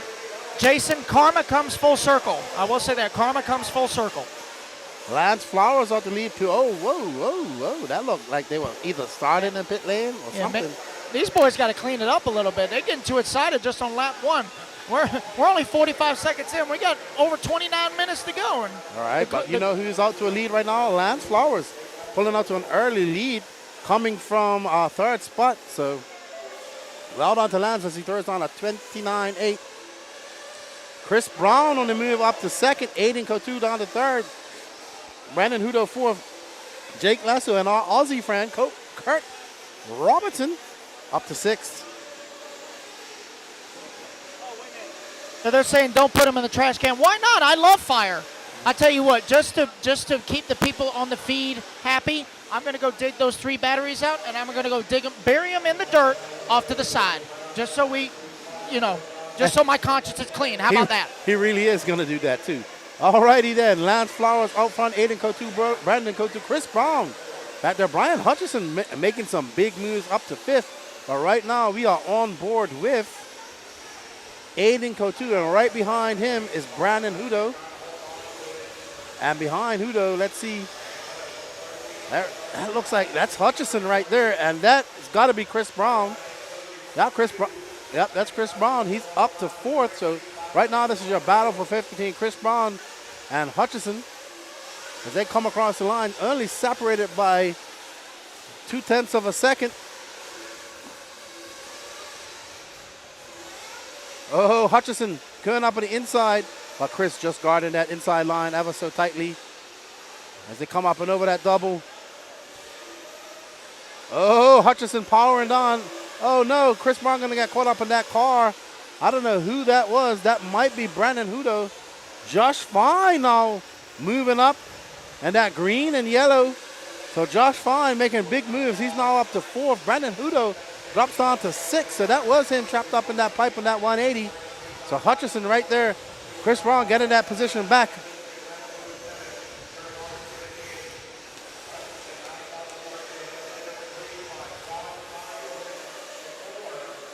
All right, guys, so just everybody knows that's in the chat. I'm pretty sure Jonah didn't throw them away, but I took mine that was in the trash can, buried it out in the parking lot and put a rock on top of it. So I kind of marked its grave. Is that cool? There you go. Up and over that double. That is Lance Flowers. Now he has a rear view mirror of nobody right now because he has a 6.2 second lead over Aiden Kotu. He gets it wrong through the opposite line, through the option line. And let's see when it shakes out her. Lance with a long lap. He now has a lead of 6.7 seconds right now. Aiden Kotu has Brian Hutchison all in his rearview mirror according to our scoring. And there you can see them on track. Let's drop back, Danny. Let's see. Let's watch Hutchison and that's right there. You see Hutchison come by. There's Hutchison and Aiden. That is the battle for second right now. So Aiden trying to get him on the outside.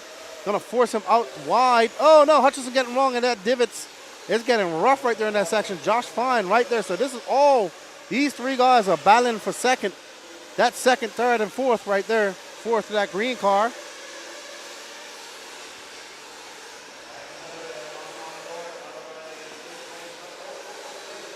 So Hutchison trying to get that position back as he comes up over that double. He's going to go, oh, I thought he was going to go on the inside just now and push the issue. Aiden, oh, Hutchison getting off track.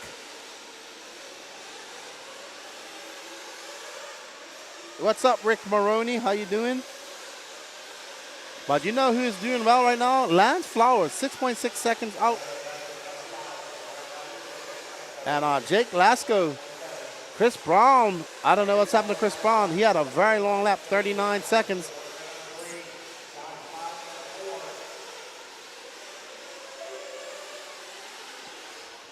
As we are waiting, we should have some pits here soon. As we are on board with Lance Flowers, man. Pete State Hobbies on those Ogo tires. He was good at Wicked Weekend too, flying. Said he hopes I get to talk to me in the interview spot today as well. Just might happen. 24 minutes on, 24 minutes, 35 seconds left in this race. 5 minutes and 29 seconds elapsed. Let's see, we should be seeing some pits here soon. Lance looking like he's on rails, got that techno flying at the moment. Aiden Kotu now, that lead dropped, actually not dropping because it's gaining. As Lance now has 8 seconds.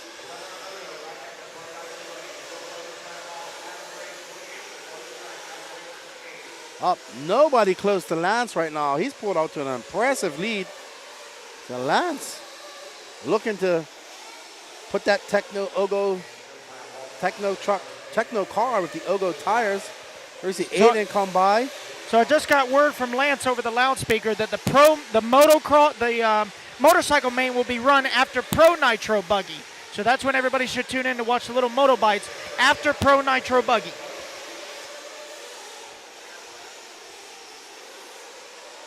No, it would be after race 30 because up next should be Intermediate Nitro Buggy. It'll be after race 29, sorry. It'll be race 30. And there we see Ryan Rand. He's doing the pitting duties for, I want to say that was, I have no idea who that was.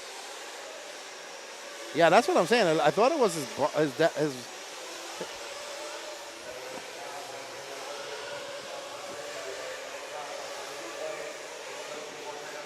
Cam Hamill says Derek. He knows everybody. Derek is on it. Adrian Gibson is down in 12th. But right now we are on board with Lance Flowers. No, that's not Lance. That's Josh Fine right there in that green and yellow black wing, who's currently in third. And Aiden Kotu is right there coming down the option lane as we see some pits. Jonah Wilson pitting for somebody. Yes, there's Aiden coming in for the pits. There's his dad. There's Leaf, Josh Fine. Will McIver pitting him.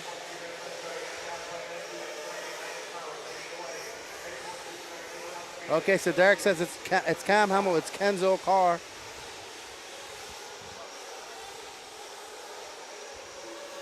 All right, guys, so I'm here with Paul Cotu, the father to Aiden Cotu and his pit guy. How's Aiden feeling right now, dude? He's feeling good. Had a little bit of a rough start. Put it in the hole down there in the first double on the start of the race, but he's there. Hopefully we can catch him there before the end of the race. He's been looking good with the K cars. Have you guys made any major changes going into the main, or has it been pretty, stock? It's not stock. We got a lot of help from Bobby Smith and Devon Alford with the Kyosho platform, and it's haven't really touched anything but ride heights this weekend. It's been very good. I got you. Well, good luck to Aiden, good luck to you, and good to see you as always. This is Paul Cotu, the current club president of Sundancers RC Raceway in Port St. Lucie, Florida. All right, thank you to our roving pit reporter, Patricio. And we are back on tap with Lance Flowers. No, that's Aiden right there, sorry. So Aiden, that gap between him and Lance is now on to 3 seconds. Josh Fine, 3.1 back of him. Brandon Hudo, 11.9 back of Josh Fine. Weston Wilson, 7.8 back.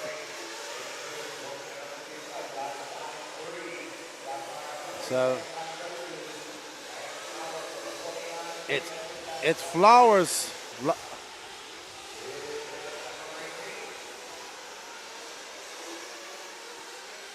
All right, guys, so I'm here with Zach Rodriguez, pit guy for Brian Hutchison. I saw you running across the track. What actually happened? Yeah, he rolled over, had a slow marshal, and he flamed out. Low on fuel, maybe ran out of fuel with the clunk upside down. Oh, yeah, probably goosed it and it starved it. But anyway, you got him back out there. I see you've been mentoring him ever since it switched to Serpent. Has he been happy with his new rides? Yeah, he's been really happy with the Techno. He tried some of the new setup from the team. Been really happy with it this weekend. Just trying to get him back in the game, get him refocused. Oh, cool. Well, I'll let you get back to your business, okay? All right, guys, back to you. All right, thank you, Patrick. Lance Flowers still out in front now, stretching that gap out to 4.2 seconds. So let's find, he just came across the loop right there, Danny, Lance Flowers. So let's pick him up. Let's watch Mr. Georgia Peach State. Peach State Hobbies. There we are. There's Lancelot himself. Looking quite comfortable out there with that Techno car. And those Ogo tires. These Ogo tires, man, they're finding something here in the Southeast, man. They're running really good at all these tracks. You saw them doing really well at the RC Pro-Am recently in their truggy tires. So the Ogo boys found some good pace, got some good rubber there. Oh no. You see his pit man running out there.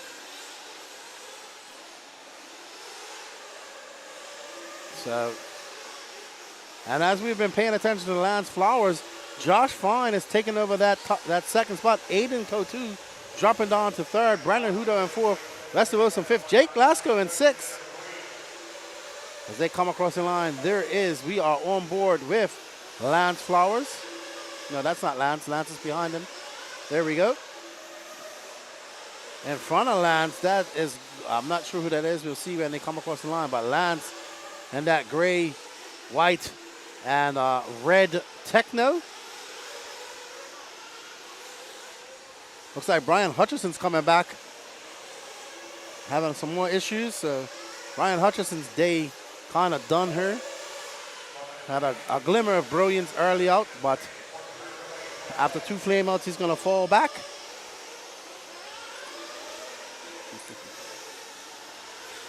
Oh, he's had another flameout, good buddy.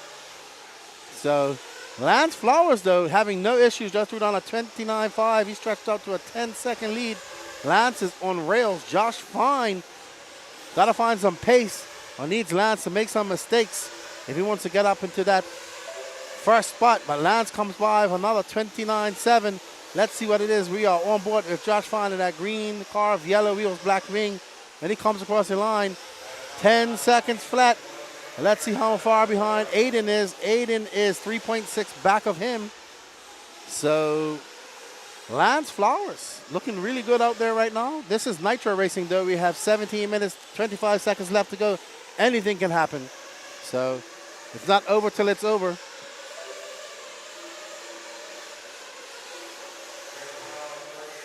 So it looks like we have another pit interview. So I'm down here with Lee Flowers, baby brother to Lance Flowers, the leader. Did you and your brother have any kind of pit strategy going on, or is he just going to send it?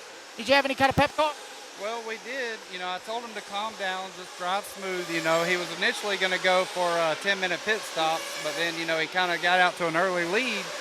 So, you know, we talked about it like, hey, man, you might want to just play it safe, 7.5, and, you know, that'll get you 3 pit stops and you're done, and just stay smooth.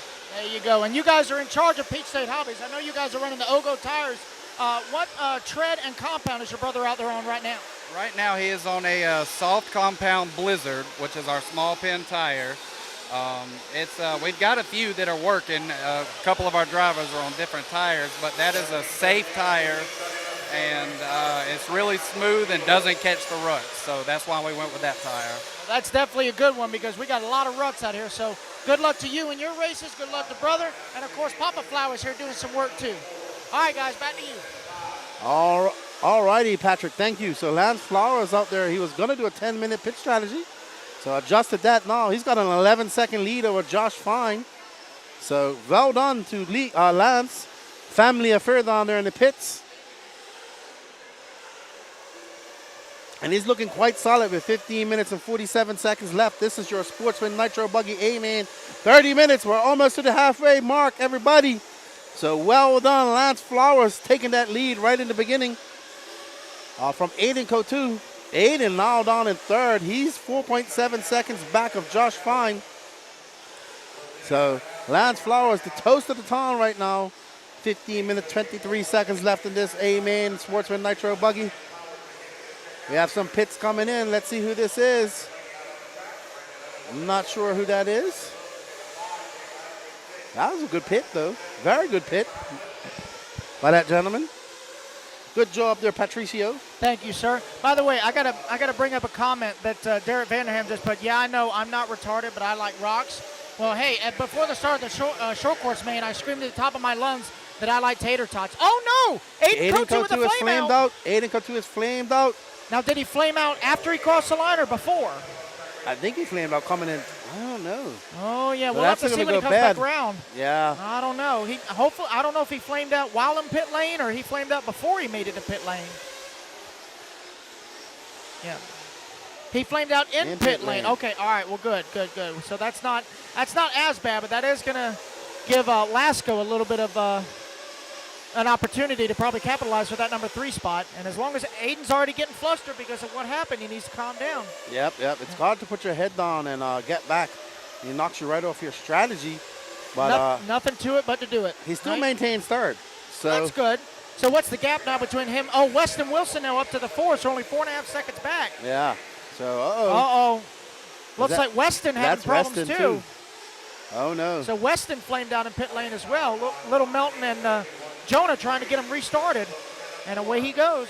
Oh, well. So good luck for Aiden with Weston having issues. Right. Jake Lasco is going to be. See, this is coming into the pits. That's Lance Flowers. That is Lance. So Papa Flowers filling him up. Lee letting him go. And no. Wheels. That was a bad pit. A great pit. Bad pit exit. Yeah. Well, that was like an etch-a-sketch. Never happened. Just go. There we go. So going back to what Vanderham said, yes, I like tater tots. Just saying. I like tater tots. But no harm, no foul for Lance. A little bit of an error there. Let's see what it is when he goes across the line. See what that gap is between him and Josh Fine. It's going to be a very long outlap for Lance after that crash.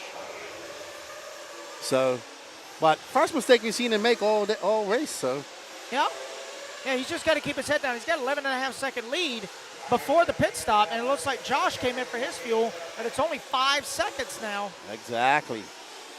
Oh wow. So that cushion kind of cut in half pretty much. Oh yeah, that cushion's getting less and less feathers. Got to ruffle the feathers now. There we go. And looks like Brian Hutchison's back out on the track. That's that blue and yellow car. Yeah, I still think his problem was that when Brian crashes, he likes to let everybody know that he's upside down. And I think the problem was that he goosed it and started the engine for fuel, and it said nope. Well, look at this. On the track, you can see that's Josh Fine in that green car. There's Lance. So Josh Fine's been clocking off some good laps. I think we're about to see a good race for first. Oh, yeah, because Lance's fast lap was 29.3. Josh's 29.4. So, I mean, do not count him out because anything can and will happen as we are coming up on 18 down with 12 to go. Yes, so Josh Fine putting his head down, that all green and yellow wheeled black winged car. Not sure what type of car that is. Do you know, Patrick? Oh, Derek comment in the chat. You said I'm not retarded, but I like rods. Dude, I was saying earlier, before the start of the short course main, I screamed at the top of my lungs that I like tater tots. Okay. I like tater tots. So Josh Fine out there running a TLR. Josh in the green booger. Did you say green is bad luck? But I tell you what, man, when he comes across the line now, let's see. It's 2.8 seconds back, so he is catching Lance Flowers. Good luck, Wilson. So we are going to have a race here shortly. As we just see, there's Lance coming around right there. They got one car in between them. They got 11 minutes, 17 seconds left to go. Let's see what Josh can do. Can he put his head down? I thought that was Lance for a second. That's not how this works. That's not how any of this works. No, that could have, he might have almost somersaulted onto the front straight away. Lance comes by to us on a 29.8. Josh Fine going to have a little bit of a long lap. That lead is going to extend 6.5 seconds after Joshua is on a 33.5. So Josh got to make all that hard work up. They are running out of time with 10 minutes and 45 seconds left to go. So we got Lance is running a Techno, Josh Fine in a Losi, Aiden Kotu in a Kyosho, Brandon Hutto in an X-Ray, and Jacob Lasco in a Mayako. So 5 different manufacturers in the top 5 with Weston Wilson in an Associated, Davey Talent also in a Kyosho running in that number 7 spot. I just noticing that Brandon Hutto was our bump upper. Yes, he is. He was the winner of the B main. Yes, he Currently was. shown in that number 4 spot. So. As we follow along with Lance Flowers, about to have to deal with some lap traffic and a zigzag through. Not going to give him any room, having to make some room. And he goes on the inside, There forces you go. them Beep, wide. beep. There he goes. Gets by. Going to extend that lead. Aiden Kotu way back in third. He is 24.5 seconds back of Josh Fine. So that shows that the leader is lapped up to second, so only Lance and Josh are left on the lead lap. Aiden in the 3, the first car 1 lap down. Oh, well, never mind. Aiden gets his lap back as Lance tries to play pinball machine on the pipe there. That's not how this works. No, not at all. But going to bode well for Josh Fine. See if he can capitalize on Lance's mistake. We're seeing Lance trying to make some late race mistakes here. Started out with that pit lane crash. Maybe just got to settle down. And he makes another one right there, it looks like. I believe that was Lance. Nope. But look at that. That's Josh Fine right there. He is on it. Josh is closing the gap once again. There goes Aiden having to be marshaled. Brian Hutchison right there. So got 2 lap cars in between first and second. Oh, man. Josh Fine. So Josh finds his way around Brian. So now he's going to make his way around Aiden. I wonder if Lance is going to go back to that 10-minute strategy now. I don't know. He may not, because he's having to use more throttle to run away. Yeah, that's for sure. But in a good way. Run away in a good way. No throttle return spring necessary. Oh, man. What is that gap? It's 3.4 on the clock, but it's a lot closer here on the track. So there's Josh Fine. There's Lance. Goodbye, Tony. I don't think Tony's going anywhere. No, I think he left a couple of hours ago, but nobody told him. Oh, okay. Yeah. That gap now, 3.4 seconds. So let's see if we can pick up Lance. I believe that's Lance. Second car in line. That's Lance, second car in line. There's Josh. He's got to get around that lap traffic and catch him up. Yeah, that is Aiden in between them. That is third place in between them, 1 lap down. So shaping up to be an exciting race here. We're probably going to see some pits here with 8 minutes left to go. So there may be some splashing and going. There goes Lance across the line. So that's Kevin Clark in between them. 2.6. Oh, boy. Josh turning on the heaters late on. You know, another strategy a lot of these guys are doing is sometimes they may not be pushing as hard early on because they want to try and save their tires, because the grip certainly is up. Oh, yeah. It is certainly up. Even though it's holy, it's grippy and holy. Holy grip. Holy grip. There we go. Coined by Patrick. All right, so there is Davey Talent being filled up by his son Jeremy, our Duck Dynasty fame. There we see Lance. Oh, there's Aiden right there. That's Kudo. Away he goes. Josh Fine and Lance Flowers are so close. So close on track, on the scoring. Let's see where they are on track. Oh, and there goes Jake Trent Lasco. filling up. Jake. Team Yako. Jake now up to 4th, but way back of Aiden Kotu. Yeah, Aiden still got an 11-second lead up on Lasco for that number 3 spot. But Oh, Brent, wow. But you were saying, 0.6 of a second look at that, separated them. half a second. Here's the battle now. They got Davey Talent in between them. They got Gilligan in between them, so let's see if he can pull over and let them come by. Oh. Yeah, I'm not sure if Davey knows those are the leaders. Davey, part of the track crew here this weekend, putting the track together, putting the driver's stand together. So greatly appreciate all his contribution to this event this weekend. That's going to allow Lance to pull out a gap of 1.8 seconds. So Josh got to find his way around that car. And he does. He forces the issue. And Lance is going to have some company right there. Not sure who that is. That is some blue car with white wheels. Not sure who that is, like you said. But well, no. he gets that tabletop round. Oh, Josh gets into the infield. So Josh getting it all wrong. Going to have to give all those positions back.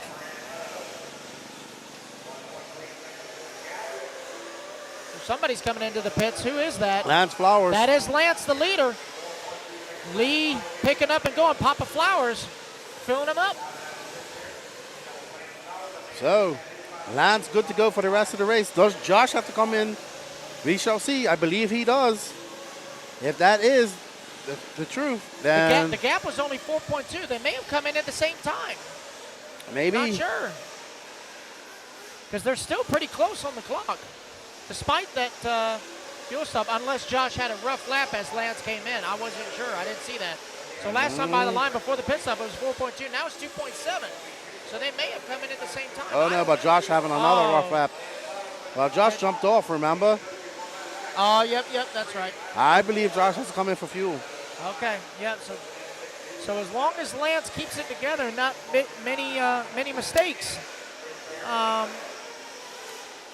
he should have it. 4 minutes, 50 seconds left to go. We are on the last 5th of this race. 4th, quarter, 5th, I can't remember. That's right, Kyle Herman saying that Davey didn't help with the driver's stand. It was Mark and the four-wheeler cop. Well, Davey did help put the driver's stand together at Pro-Am, so that does count. He is still part of track crew regardless. He contributed to this event, and that's what matters. But yes, the gentleman that was on the four-wheeler cop, his name is James. I went up to him yesterday and said, dude, you are my spirit animal. You know that? It's just a trip, man. Deputy Dog. Deputy Dog, that's right. And now look at that. Josh Fine. That gap is down to 4.6 seconds. I don't know. I think he has to come in for fuel. I swear he does. It's going to be close, man. It's going to be real close. I just don't think I think he's just using too much throttle to try and keep up with Lance. That it's rolling the dice. It really rolling the dice, and it's not in his favor. I really don't see it. But I've been proven wrong before plenty of times. So we'll just wait and see what happens. But right now it is the Lance Flowers show. Going to be coming up on some more lap traffic here shortly. Yeah, but that gap now stretched out to 6.4, so Lance looking quite good out there. Ooh, Lance said, I hope to talk to you this weekend, Lefty, in the podiums. So that means he wanted to win. He came here with his heart set on the win, and he is 3 minutes and 22 seconds away from that. So we shall see. There is kind of a narrow gap between 3rd, 4th, and 5th, as Hutto is only 9 seconds back to Lasco. Lasco's only 9.5 seconds back to Kotu. So those podium spots are still up for grabs. Fighting over who stands where. Well, we've got 4 spots that lifted off the ground, and on the 5th spot, you got to stand on the ground. That's right. Yeah, it's like, get on my level. There you go. Get on my level. 2 minutes, 45 seconds left in this 30-minute main. And wow, these guys are still going. We've had 4 cars drop out. Quinton Waiters, Chris Brown, Kurt Robinson, Adrian Gibson not finishing this race. See, I know it's a good battle because not only are you calling the commentary, but when I hear Danny on the camera going, whoa, I knew something is interesting. Oh, yeah. Because when he reacts, it's a big deal. There we go. Lance just squeaking by that lap traffic, keeping it tight on the line, on the pipe there.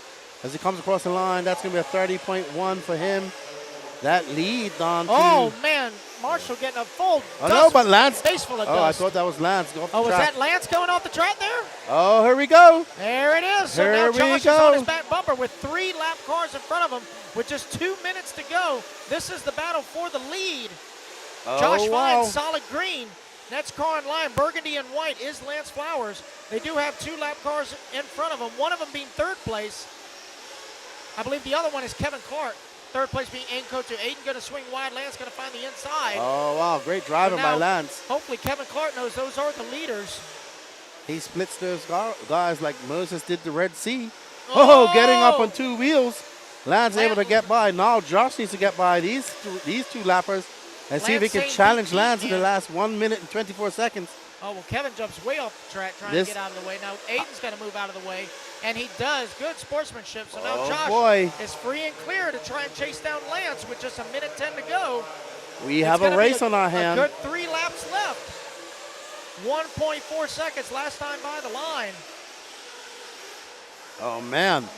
Look at that. Josh is flying right now. He's really pushing the. Oh. That's not going to do it. Man, I was hoping for an exciting finish at the end. And Josh makes that mistake, and that's going to give Lance that breathing room he needs. Well, it's not over yet. As long as Lance can keep it together, we'll see.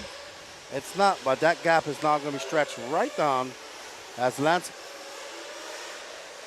Yeah, Josh Fine now. 4.6 seconds. This will be the last lap for Lance. Let's see if Josh Fine will get another lap in. He should do, so It's he going to be should get close. 2 more laps Based on in. his average lap, it's going to be close. Very close. Lance can't make a mistake, though. A mistake will throw it all away and give it to Josh. Lance looking cool, calm, and collective out there as he comes across the line. And they're both going to get 1 more lap. So Lance is going to get another lap. Well, Josh is going to squeeze in 1 more. So this is the absolute last lap of these guys to determine who gets that number 1 spot. It is Lance Flowers, last time by the line, 4.5 seconds. He is halfway there. And I think Lance Flowers. And it looks like he's got it. As long as there's fire is burning, he's going to come back toward the line. It will be Lance Flowers taking the race win here in Sportsman Nitro Buggy. Well done, Lance. Good job. Josh Fine, valiant effort, going to come home in the number 2. Aiden Kotu, our top qualifier, going to manage a 3rd place finish with Jacob Lasco and Brandon Hutto from There's the Josh B-Main. Fine. Going to get a top 5 finish. Well done. Let's go have a chat with Well Lance. done, Lance Flowers. Very well done. Yep. And Brandon Hutto, that top 5 finish from the B-Main, winning the B-Main and finishing top 5 in the A. All right, so Danny's got to go take a picture, so I got to run upstairs. Keenan, you do your thing, chicken wing. All right, so great run by Lance Flowers there to win that. So good sportsman, 30-minute sportsman main. We're getting ready for hello, Savannah. How are you? We're getting ready for our intermediate nitro main coming up soon. Some great racing. There's 2 more nitro races left, I believe. And then we get into our A1s. Up next after this is the Pro Nitro Buggy main, and then we go into the 5-lap Moto main that all of you have been asking about as we're waiting for drivers to go up. Good job, Jake Lasco. Good job, Jake Lasco. There you are. Hey, man, the wind's picking up here a little bit. Hey, your tires stayed glued this time, too. Good stuff. All right, everybody. As we see the intermediate drivers up there lining up. Born Danny Chavez, Ryan Rand, Dave Carmendi, Don Elliott. Not sure who that gentleman is. There you are. I can see you, Patrick, doing some commentary while I'm walking across the track. And there's Lance Flowers with his Ogo tires. Good job by Lance. Good job, Lance. Let go get your picture. We'll talk to you after that.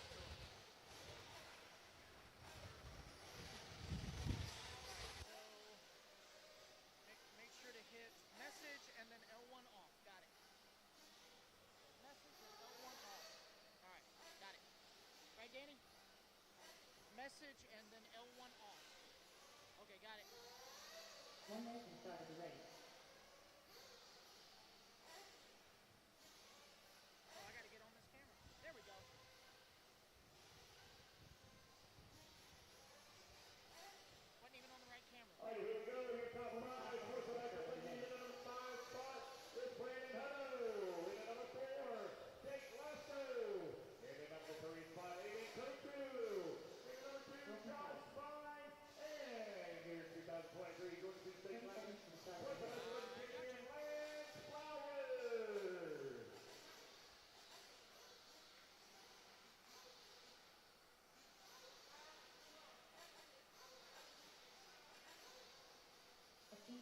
start of the race.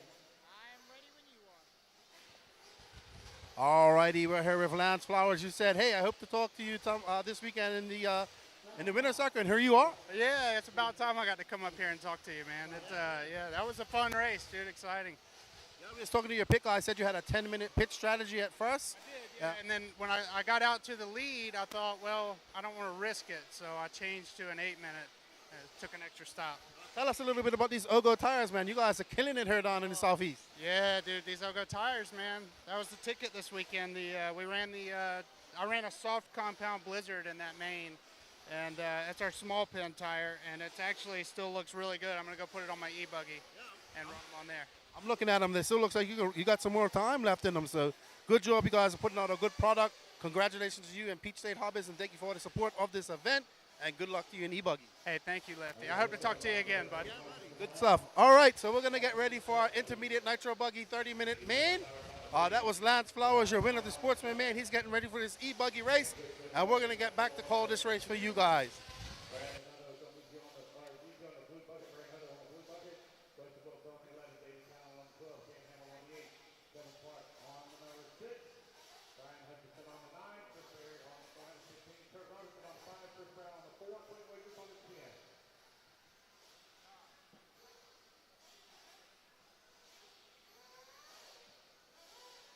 Let's go, guys. Any restaurant marshals out here, please mark the fly out. This is the 6, Kevin Clark. Come on, guys. Let's go. This is the 2, Jake Glasgow.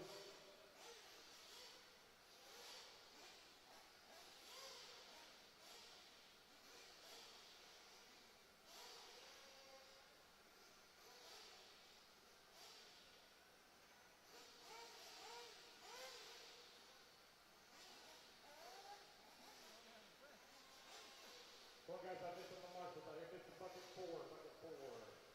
Chris Brown, bucket 4. Chris Brown, bucket 4. Who are you looking for? What bucket? I need bucket 6, sorry. Chris Brown, bucket 4. What's up, Miles Lane? How you doing, man? What you up to on this Sunday?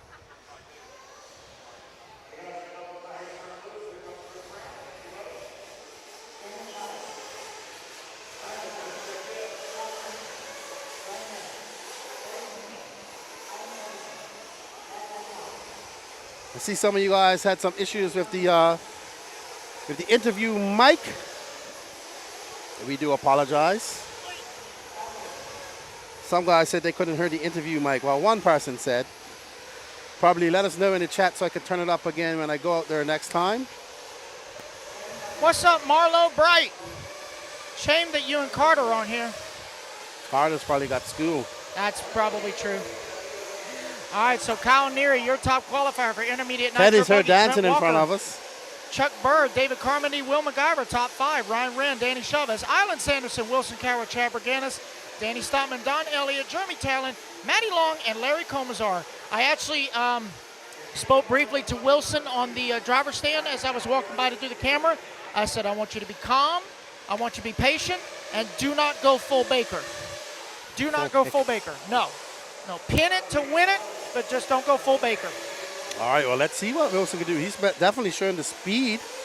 He has the speed to do it. Oh, yeah. Who said that? A little loud, a little low. I can't see. That's why I can't see this. It's hard to see those comments. At that heart right there. Somebody make a few more comments.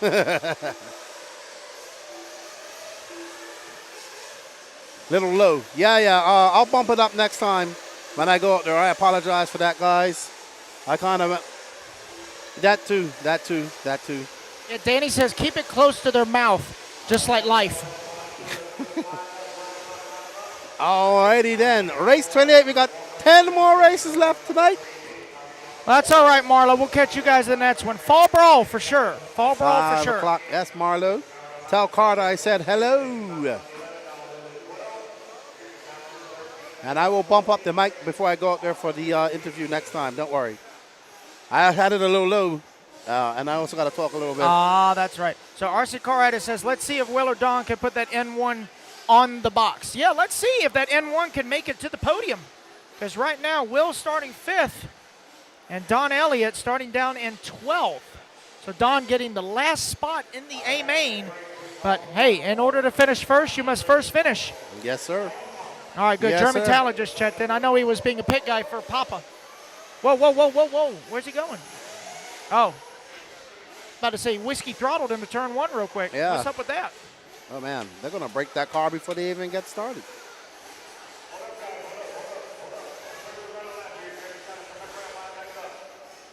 Oh, man. We got that pipe coming up there. Wonder if they're going to go ahead and fix that before we get started. Got a shout out for Jeremy Talent. That's right. Duck Dynasty RC himself. Getting some shout out. Jeremy starting on the 13, winner of the B main. And here we go. We'll listen in on Lance. All right, we see. Let's get cracking here. Kyle Neary. You're a TQ. Trent Walker in 2nd. Oh, man. 1 minute call. You know how far Blake threw that out? That would not be allowed in European racing. Well, guess where we are? I'm just telling you. Well, you would have to throw it right on that 9. Uh-huh. Well, as an American, I will say we haven't listened to the Europeans since 1776. I'm just saying, okay? That's it. Okay, by IFMA rules and raw rules and raw rules, you could have thrown that out there. Well, we live by our own rules. America! Raw is Heck American. yeah. Huh? Raw, American rules. You have to put that on that 9. Who? Roar. Who? Roar. Cares. Love you. Okay. But that is true. You are correct as far as by the book has to be in the box. But now, granted, there are no boxes. So it's open world. It's an open world, man. All righty then. So Chuck Berg already pushing the issue. Oh, man. But that is true. They live by a different set of rules. Anyway, here we are. Intermediate Nitro Buggy, A main. Holy shnikes, Batman. Oh, wow. Look at that gaggle coming through the option lane right there. And they came through all cleanly. Impressive. Very impressive.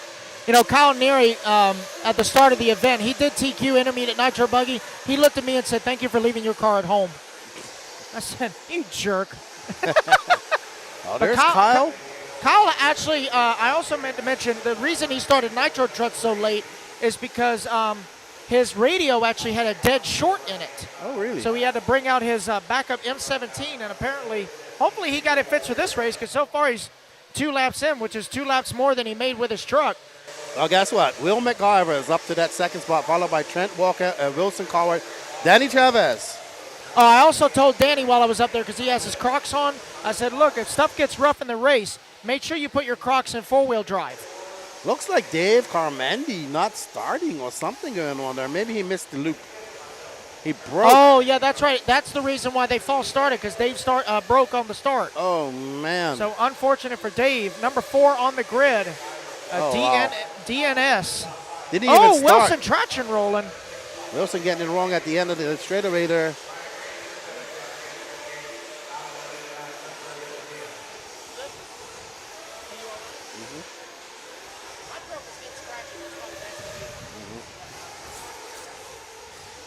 Kyle Neary, Will McIver, Trent Walker, Wilson Coward, Danny Chavez, Island Sanderson.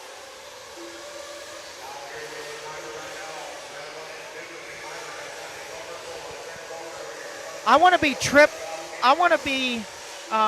Trout when I grow up. I do. I want all the turtles to take care of and just live an easy life. And I love my parents. So all right, I want to Danny. be Trip when I grow up. Danny, let's find Will McIver. He's in car number 2. Him and Trent are coming across the line now. There we are. This is the battle for that 2nd. That's 3rd. Danny Chavez now up to 3rd. Trent Walker down to 4th. So this is the battle. Uh-oh, Trent getting it wrong out there, way out there in no man's land.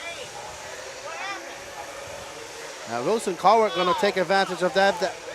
Oh, no, Danny Chavez getting it wrong. Wilson Coward going to be right up there on the rear end of him. Danny Chavez and Wilson. Wilson having to go wide through the option.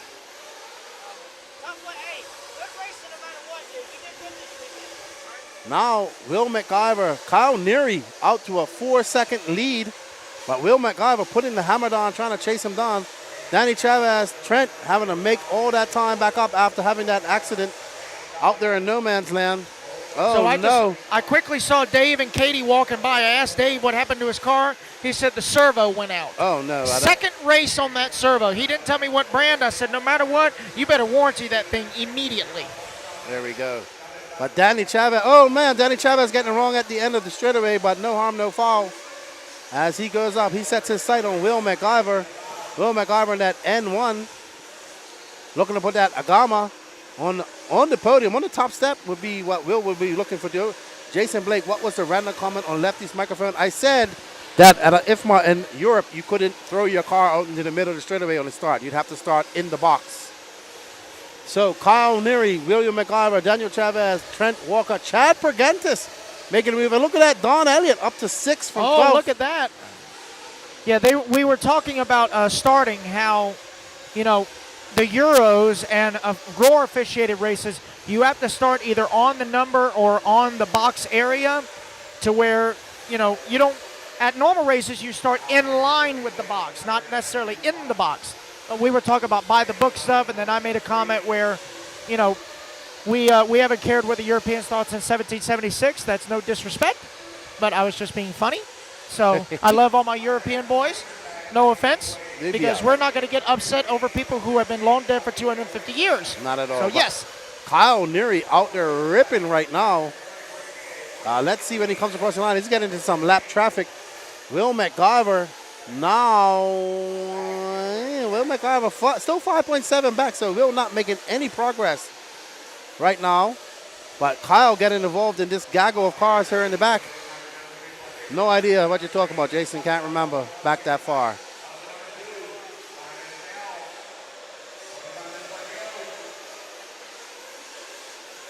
Up and over. Kyle around the corner.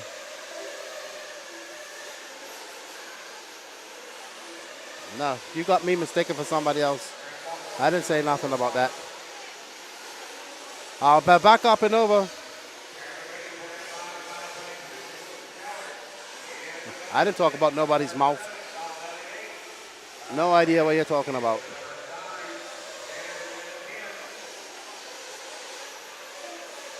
And we are on board. There is Mad Matty Long. I'm trying to figure out who we're with.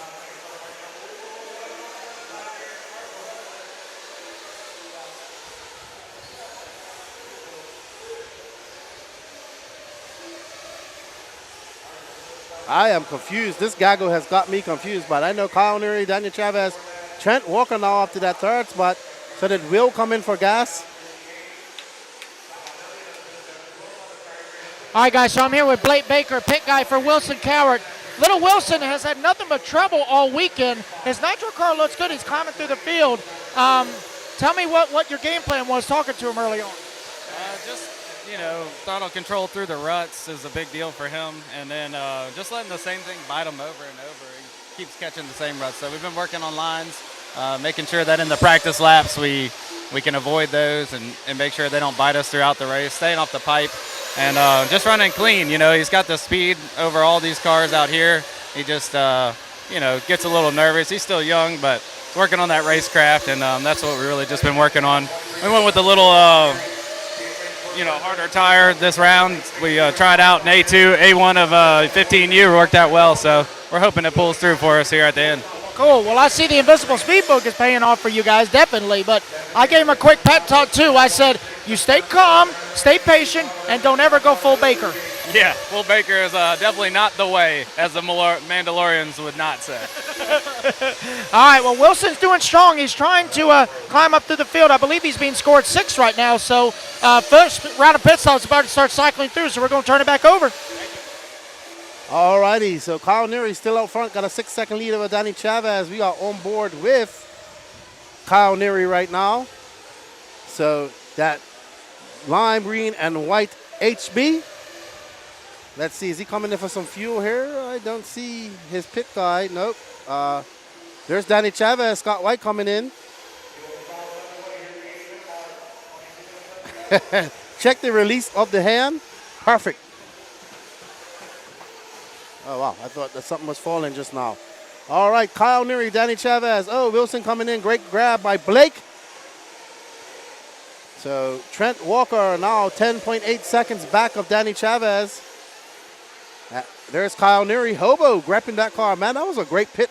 You know what? I'll give Hobo a 4.5 out of 5 for that pit. Great pit by him. Let's get back on track. Let's see if we can find our... Okay, so we're going to talk to Hobo, Kyle Neary's pit guide. All right, so I'm down here with Kevin Clark, pit guy for Kyle Neary. Kyle's out front. He's maintaining the lead. How's he feeling up there right now? He's feeling great. Car's feeling good. His TZO tires are working really, really well. Just driving slow, keeping up with the grip on the track, and really putting it together. That's good. I saw he had the radio issue back in Truggy. Did he get that fixed before the race? Did he figure out what was going on with it? Yeah, the radio got wet last night in the rain. Killed that. We're standing in staging, realized that it just was shutting off, and went and hot swapped to my radio, and then got the race going and had an unfortunate break in the first corner, and that was it for that. Oh, dang. Well, hopefully the thing stays together, because I know when we raced in open and intermediate before, he was definitely no slouch, but he's out front right now, so let's see if he can hold on. He's got a good pit, guys, so let's see what happens. Back to y'all. Thanks, dude. All right, thank you, Patrick. Getting some great vital information down there in the pits. But Kyle Neary still up to that 6-second lead, so that radio change has not affected him one bit. Danny Chavez trying to chip away. Let's see Kyle Neary coming in. That was a long lap for Kyle. He's going to lose some time if Danny can throw down a heater. Danny Chavez also just 4 tenths, chips 4 tenths off that. 5.6 is the lead now. And Patrick is now going to RD duties. So Chuck Berg currently being scored down in 4th. He was your 40-plus Nitro Buggy winner. He can do 10-minute pits. So that is right on time for him. Chuck Berg looking to do one less pit stop than everybody there. Still currently in 4th. Wilson Cowart now up to 3rd. Oh, man, Trent Walker. Oh, no. He is showing the red line of doom. I think Trent's out of this race. I do think he's out of this race. Yes, he is. He is plummeting like a stone. Not good for Trent. Unfortunate for him.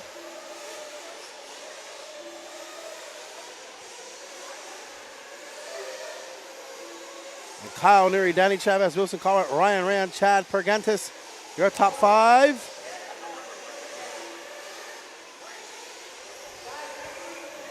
So unfortunate for Trent Walker. Will McIver out of this early too.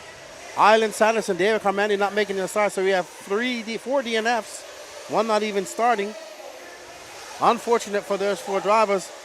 But Wilson Cowart now up to 3rd. He is 6.3 seconds back of Danny Chavez. But Kyle stretching out that lead to 7.9 last lap. Throws on a 28.9. What does Danny Chavez answer with? A 28.5. And that lead still at 7.4 seconds. So lots of work to be done. If Danny wants to catch up Kyle on rails right now, not making any mistakes.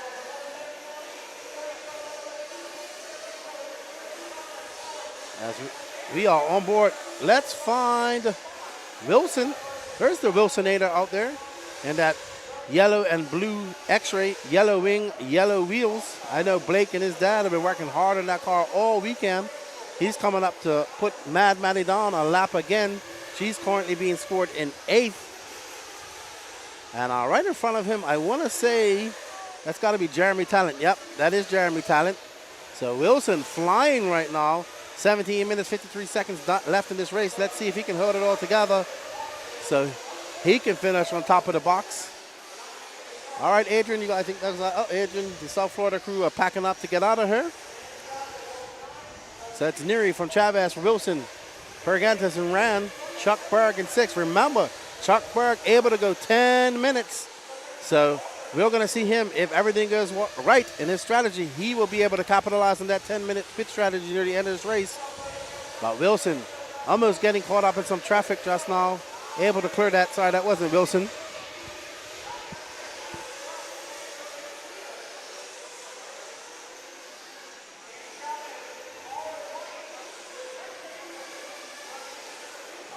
Coming down onto the straightaway. Oh, wow. He almost came to a complete standstill just now. As he got a little bit, the rear end of his car stepped out on him and gripped back in. Actually, it was probably smart driving because he would have grip roll. Looks like he got on the brakes. Gonna have to fix that pipe at some point. 13 minutes, 16 seconds elapsed. 16:40 to go.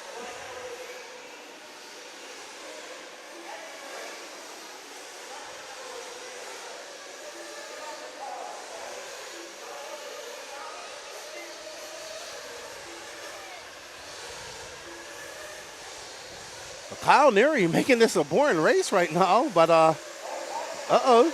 Kyle having a long lap. Let's see what Danny Chavez can do, chipping away down to 3 seconds. So let's see if we can find Kyle Neary and Danny Chavez, Danny. So they are very close on the track, it looks like. There's Kyle Neary getting embroiled in a battle with some lap traffic. And there is, I want to say that's Danny. Oh, Kyle getting it wrong. There's Danny Chavez right there. So this race is heating up as they come around the straightaway. And they are separated by 0.6 of a second.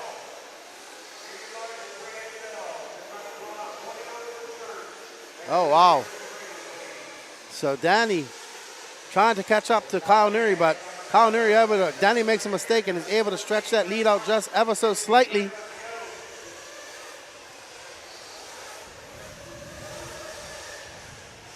So after, okay.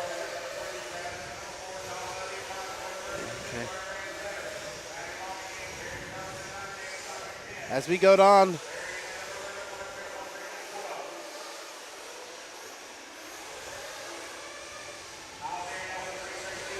Danny Chavez and that all-white Mugen.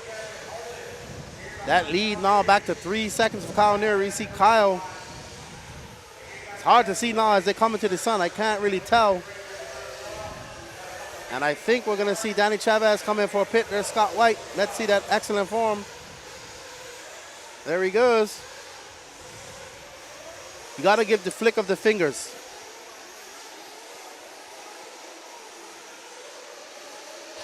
All right, guys, so I'm here with Scott White, pit guy for Danny Chavez. That was a beautiful pit. How's Danny feeling? I know you guys don't have headsets, but based on his facial expressions, how's he feeling? I think he's feeling pretty good. He's in a battle right now with Kyle, but I think he's feeling it. Good. What tires is he on? I know he's on Tizo, but what tread and compound? He's on a 501. I think it's a soft. Okay, 501 softs. Okay. Well, I told him earlier, because he's got his Crocs on, that if things get rough, to make sure you put him in four-wheel drive, just in case. But anyway, good talking to you, Scott, and best of luck to Danny, all right? Back to y'all. All righty then. So Danny Chavez now 10.1 seconds back after that fuel stop. Kyle Neary still got to come in for fuel himself. But we got to watch Chuck Berg, who's in that 10-minute pit strategy. Wilson Cowart up to fourth, and Chad Pergentis up to third. Wilson 2.5 back. I don't know, can Chuck Berg make up that time? He is 13 seconds currently out of fourth. Looks like Chad Pergentis coming in for fuel. And his outlap is a 36.8. Wilson throwing on a 28.9. Very fast. Wilson still his fastest lap is 28 flat. But nobody looks to have gotten down to that 27 rain like Danny Chavez. The only person was Trent Walker, who is currently not in this race. So unfortunate for Trent. Not sure what happened to him. But there we see Kyle Neary in that lime green HB representing the Wolf Den. Looking very solid out here. He'd be pumped about if he could win this. 12 minutes, 50 seconds left. We're going to see one more pit stop as we keep on going.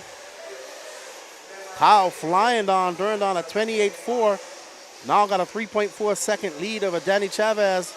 Wilson 9.6 back of Danny. Pergentis 5.1 back. Chuck Berg 8.6 back. So, woo, it's going to be tight here. It's going to be tight here from third, fourth, and fifth. But Danny Chavez got to throw down, put his head down, throw down some fast laps, and try to catch up to Kyle Neary and challenge him here on the track. There we see Kyle come by. Let's see Danny Chavez now chipping away. 2.3 is that lead. So Danny Chavez just coming into the camera right there. He's going up over that off camber, over that roller jump. So when we go around, Danny Chavez up over that double. And we see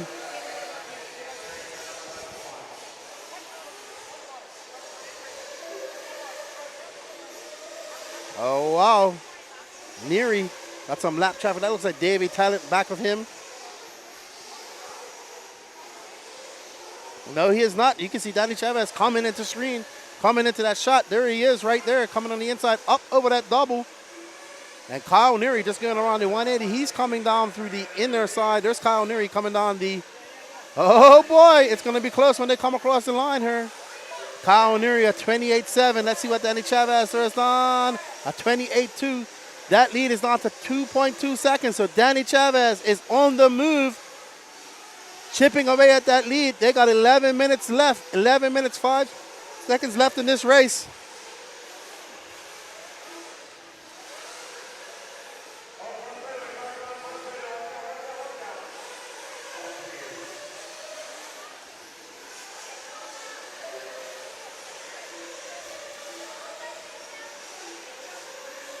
And here they are. Wow. That lead is now down to 1.8 seconds. So Danny Chavez coming on in the last 10 minutes of this race. He has this race in hand. If he can hunt down Kyle Neary, they are on both the same tires. We got HB versus Mugen, Georgia versus Florida right here. So coming across the line, it's Kyle Neary. Danny Chavez at 28.2. Wow, they just threw down, both of them threw down 28.2. It's just 1.8 seconds. So these two are flying right now. Oh, no. Oh, I thought that's Danny Chavez, but it isn't. Wow, they are so close on track. Look at that. They got that one car in between them. Danny Chavez needs to get around that car, and he has a clear shot at Kyle Neary. And he does. And it's on, fellas. It is on. These two are going to race across the line as they come across the line at 28.7, 28 flat. Oh, Danny going to get tied up in pit lane. Just as I say that, curse. So I did find out off track what happened to Trent. Okay. He hit that dip on the backside, popped the drive shaft out. Oh, no. Unfortunate for him. Yep. Unfortunate. Danny Chavez, I think Kyle Neary is coming in for some fuel. Or has come in for fuel. I am a long lap for Danny Chavez after having that accident on the straightaway. Wilson Colwart still being scored in third. Chad Pergentis fourth. Don Elliott now up to 5. Chuck Berg falling back after his last pit stop. He's good to go to the end of the race. So after that accident on the straightaway, Kyle Neary has stretched his lead out too. Let's see when he goes by. There's Kyle. Danny Chavez, 2.8 seconds, so he's not that far ahead. Danny Chavez still can make up some time. I believe these guys have to come in one more time, both of them. He's having issues. Okay, so Danny's up there watching the race, and Danny Chavez says he's having some issues. So up and over. That bodes well for Kyle Neary, who just threw down a 28.6, 28.92, sorry. Danny Chavez going to have a very long lap here, extremely long. Wow, and that lead is going to just extend and extend and extend. Uh-oh. 37.9 for Danny Chavez. Did he come in for fuel? Oh, no, so now that lead, Kyle Neary looking to lead this race the whole time. He now has an 11.6 second lead over Danny Chavez. Oh, man, straight away. Oh, my gracious. Tyler Melton downsiding pit lane on foot, trying to get that car. But anyway, oh, man. Yeah, I'm doing a lot of off-camera talking to people, and I'm getting lost in the moment. But yeah, I'm going back to what Kyle said. He said he's glad that I left my cars at home. And, yeah, I'm kind of am too, because I'm feeling much more relaxed, and I'm having fun with you guys being the floater where you're having to jiggle the handle to get rid of me. There you go. But Danny Chavez, man, made a bunch of mistakes and lost that advantage he had. He was down to almost 2 seconds, and now look, now he's in for the pits. It's going to be too late. But Chuck Berg is the big mover, because Chuck Berg does not have to pit again. I'm pretty sure Kyle Neary has to come in one more time. So, not coming in yet. He's going by.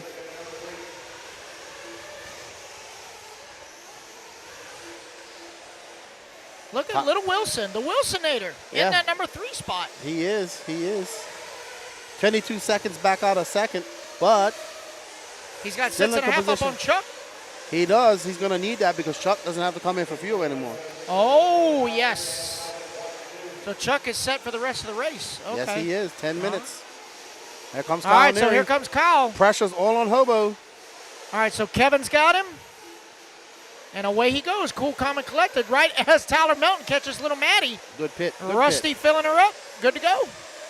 And So just as I say that, Wilson comes in for fuel, I believe, and Chuck Berg inherits that lead, but it's only 7/10. So they're still up for grabs, that's for sure. He's a little far out to catch Danny Chavez. He needs Danny Chavez to have some mistakes.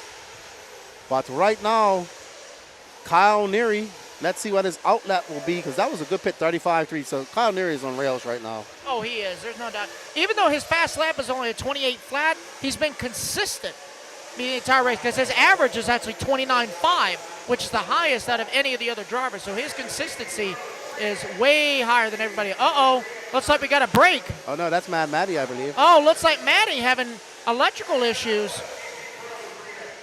No, sir. I don't know.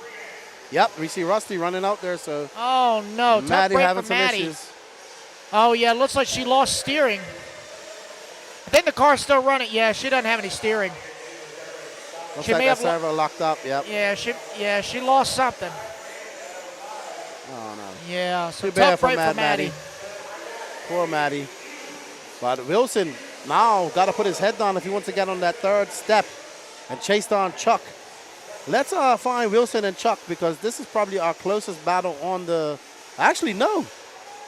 Hold Should on. be coming back toward the line. But Danny Chavez now 5.1 seconds back of Kyle Neary, dropping down to 3.1. So here's a chance. 4 minutes 43 seconds. Neither of them need fuel. Let's find Danny Chavez. Just under 5 minutes to go. There we go. Danny As Chavez. we see, oh, there goes Wilson Oh, traction no. rolling. So actually these guys, there's Chuck Berg right there in front of him, so he's got to get past him. There's Kyle Neary. So we got 1 and 2 battling on one lap, and then 3 and 4 battling one lap down. Can Danny Chavez make it all up? 4 there. minutes and 20 seconds left. Danny's rooting for Danny Chavez in our ears. So let's see as that young man is hustling around the track. I have no idea what's going on there. Oh, man. Oh, no. Oh, Wilson getting tied up with Danny. Oh, no. That's unfortunate. Oh, Chuck going for a hard tumble. Oh, no. And that's all good for this man right here who's been leading this race the entire time as he now looks to bring it home at 3 minutes and 52 seconds left. That's going to extend his lead out immensely. Let me go find out what happened to Maddie real quick. I'm not going to interview. I'm just going to find out on the sideline. Okay. Thank you, Patrick.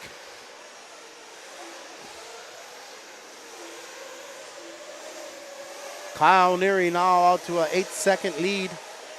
Chuck Berg extending his lead. He's got a 1.7-second lead over Wilson. Wilson going to push hard to try and catch up to Chuck Berg. But right now we are on board with Kyle Neary. He's in cruise control, just cruising out there, having a good race. So on the sideline, I just talked to Rusty, Mad Maddie's stepfather, and she did indeed lose the steering servo. Oh. She stripped the steering servo. Unfortunate. But that happens, right? Look, it happened to Dave Carmendi on the box. It did, and his was 2 races old. There ain't no telling how much time Maddie's got on hers, but it picked a heck of a time to fail, that's for sure.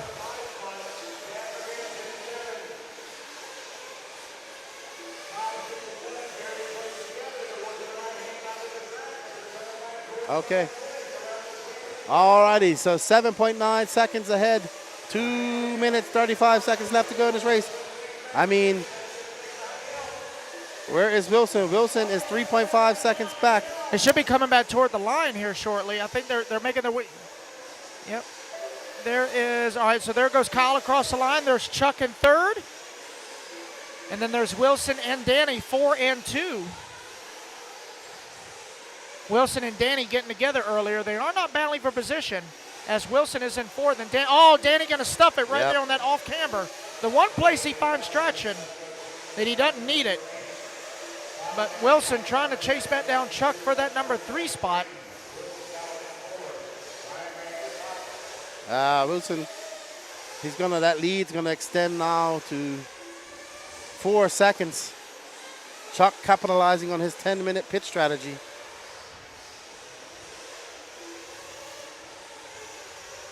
So we're just right at 1:30 to go. Kyle Neary now with a 13.5-second gap up on the field. Danny Chavez trying to run him down. But Chuck Berg is about to have a backdoor full of Wilson Cowart with just 4 seconds in between them.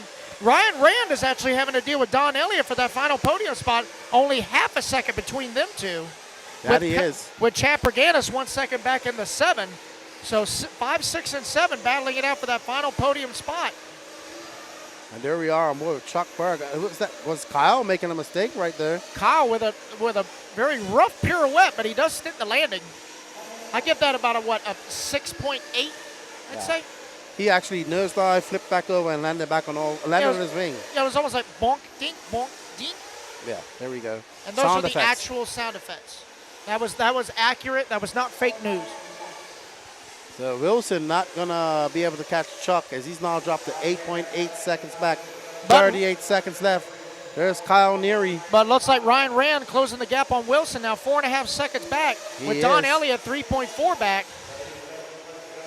So now 4, 5, and 6 getting awfully close with just 20 seconds to go.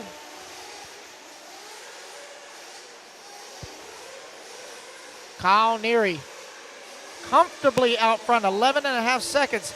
He's just got to bring it back to the line under his own power. Getting a little tied up with lap traffic, but that's okay. Able to clear it himself. Taking it nice and easy. He is going to race it back to the line as the clock is about to expire. Alrighty so then. It looks like Kyle Neary is going to take intermediate nitro buggy here at 2023 Georgia Peach State Classic. And indeed he does. Kyle Neary, Chuck Berg going to come home in that number 3 spot with Danny Chavez in the 2. Wilson Cowart going to hold on for the 4. Who's going to get the 5? Is it going to be Ryan or Don?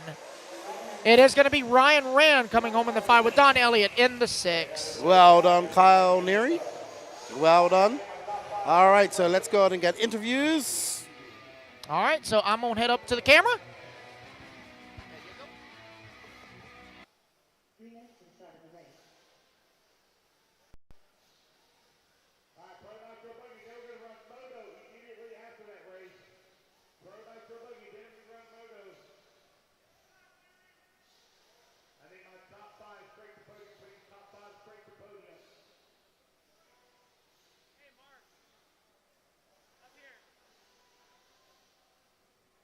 Hey, Mark.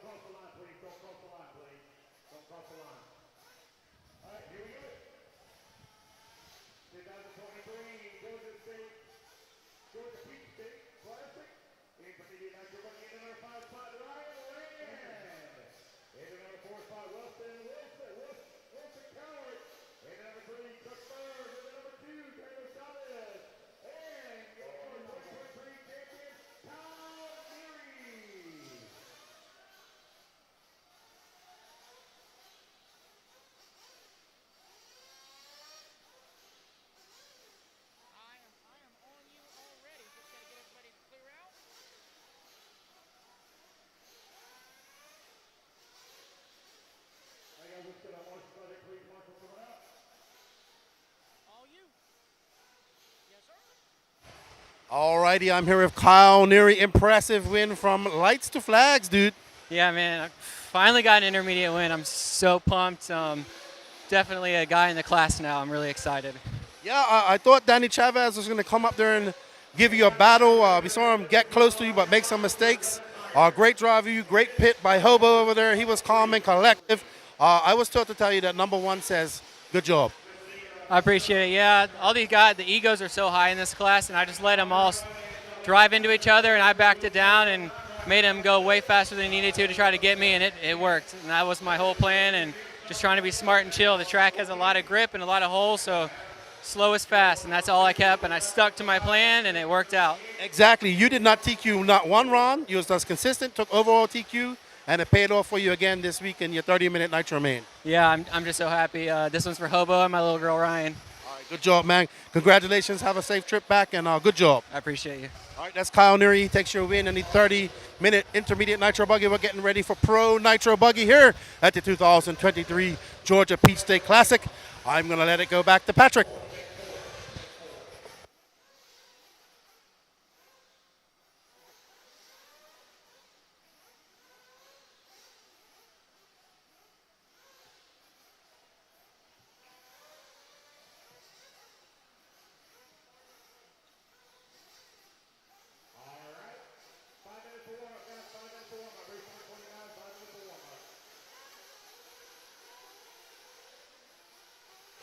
All right, guys, while Keenan goes to visit the little boys' room, we're going to watch in on our 5 minutes of warm-up here for the Pro Nitro Buggy.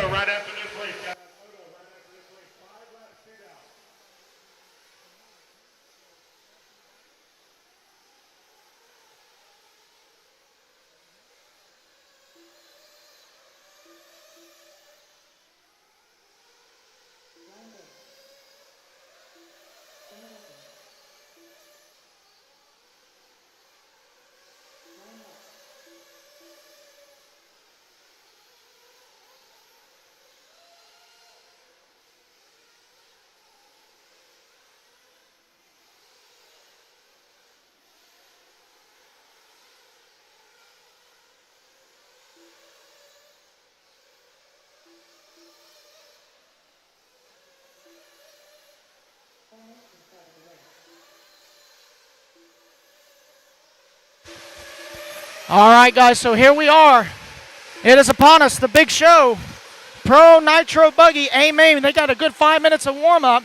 You got Tyler Jones in the Sparko setting top qualifier. Jonah Wilson having an impressive run all weekend, lining up on that number 2 with his associated. Seth Van Dalen in the Techno, running in that number 3.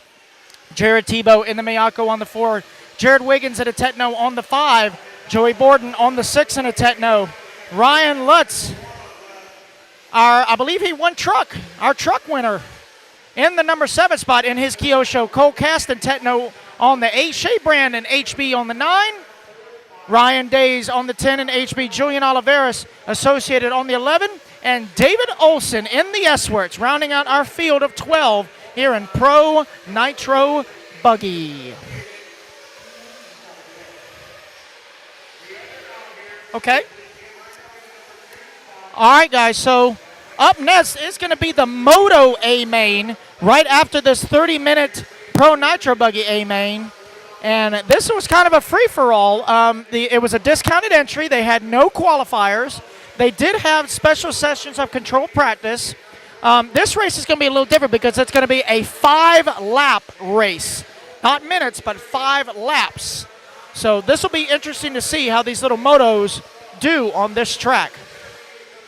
So that'll be right up after Pro Nitro Buggy. So the Moto A-Main is race number 30 in 30 minutes. So it should be up probably just before 6:30. So make sure you guys tune into that to see that spectacle. As Lefty has returned from the little boys' room, feeling much, much better. Much, much better. Yes. And real quick, we want to thank our sponsors here for the 2023 Georgia Peach State Classic. We got Techno RC, Leadfinger Racing, BeachRC.com, Team Associated, HB Racing, J Concepts, ProTech RC, Beach State Hobbies, Pro One RC, Absolute Hobbies, A-Main Hobbies, and WRCE Media. Without those sponsors, we would not be able to hold this event. All right, everybody. I actually had to go the entire 30 minutes of that race. So thank you, Patrick, for filling in for me. As we up next, we have the Moto A-Main up next. And, man, I wonder if Tyler Jones is going to be able to get that monkey off his back and get back on the podium here. It's been quite some time for him. It would be really nice. It would be great for Sparko to not only have a TQ, but a win. I believe this is the inaugural, big race for the Sparko here for Tyler, because at Wicked, he was still running the Mugen. He did bring the Sparko to practice with, but he just wasn't quite comfortable with it yet, so he ran his Mugen, but this is his big debut with the Sparko, and I'm anxious to see how it does in this 30-minute A-Main. That's right. Doug Breeze says, Lefty always going to the bathroom. Hey, I'm 45 years old, man. I just drank my second big cup of coffee. It has to come out. Yeah, Lefty always having to jiggle his change, but, it happens. Marlo, is anyone running relapse? Almost everyone is running relapse at this point. Mostly, I would think for these longer mains, they're probably going to be on blues just so they'll last. Some guys may do the green. I don't know, but I would think the consensus would probably be blue just for them to last. But again, it is getting a little bit late in the afternoon. The sun is setting, so it's not quite as hot as it was earlier. So maybe that strategy has changed. We'll just have to see. Yeah, let us know if the volume was good for the interview just now. I bumped it up a bit. And Doug Breeze said, I'm 56. It does happen. Coffee does it. Well, Doug, I must say that I've learned something with coffee. Coffee jumpstarts two things, your heart and your colon. So yeah, that's the best part of waking up is having to go to the bathroom. That's lovely. That's this thing where your body kind of goes, okay, everybody out. Curtis fondling himself. It's lovely. Yeah, based on what Curtis looked like, I think it is a little chilly. Either that or his shirt was a little tighter than usual. Oh, we got Heat Wave in the house. What's up, Huglin? I can't wait to get home and watch Ahsoka. I missed it this weekend. Hello, Carter. Gonna see you soon. Haven't seen you for a couple of races. So let's go. We are ready to go. Here we go. Sparko on pole. The Sparko. 30 minutes. About to unleash Kane here in Pro Nitro Buggy as we listen to Lance.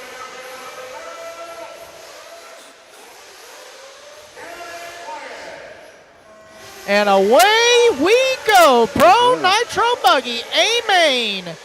Holy shnikes, Batman. This is the big show we've all been waiting for here. I believe this is our last Nitro main of the event. It is. Taking place here. It is.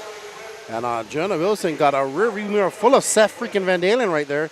And Tyler Jones getting a great start. Let's see if he can hold that on. What a very clean start. So it is official. Sparko leading lap one. That's one lap in the books. That is one lap in the books. And many more to go. That was a 26-1 for that sparkly Sparko. But Jonah Wilson not letting Tyler Jones get away at all. Oh, Justin Huglin said, he said say it slow. So there you go. You're welcome. Okay. All right, so that's a 27-6, 27-7, 27-6. Jared Tebow, 28 flat, and there in fourth. Jared Wiggins, fifth. And Joey Bernard, Ryan Lutz. We cannot count out Ryan Lutz. We saw him come late in the show as we see the pro moto guys getting ready with their motorbikes. Uh-oh. And Tyler Jones up there, but Jonah Wilson only 0.6 of a second back, keeping him honest, not letting him get too far out.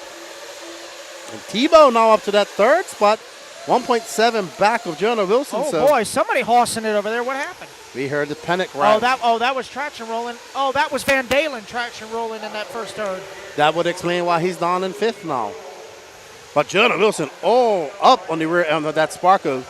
So Jonah, I wouldn't be mad if Jonah wins this either. I'm telling you, Jonah is on another level this weekend. I mean, he has put his associated up to the top.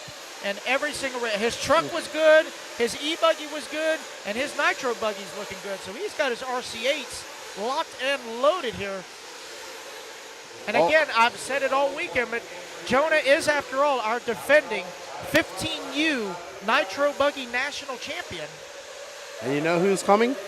Tebow, the veteran, 23 years in this Here he racing. comes. This ain't a mountain bike, but he's pretty fast on it now. Oh, yeah. Here he 23 goes. years he's been doing this. So his retirement year, there's Teebs right there. As he comes up and over that double. Ooh, that was so close. He went on the inside of that divot. I'm surprised he didn't hit that. I really am. That was a miracle. That really was a miracle. Oh, Jonah Wilson bouncing off that pipe, and that lead is now to 0.8 of a second. Tebow 1.5 back. I'll tell you what, the first turn and the last turn are blowing out once again.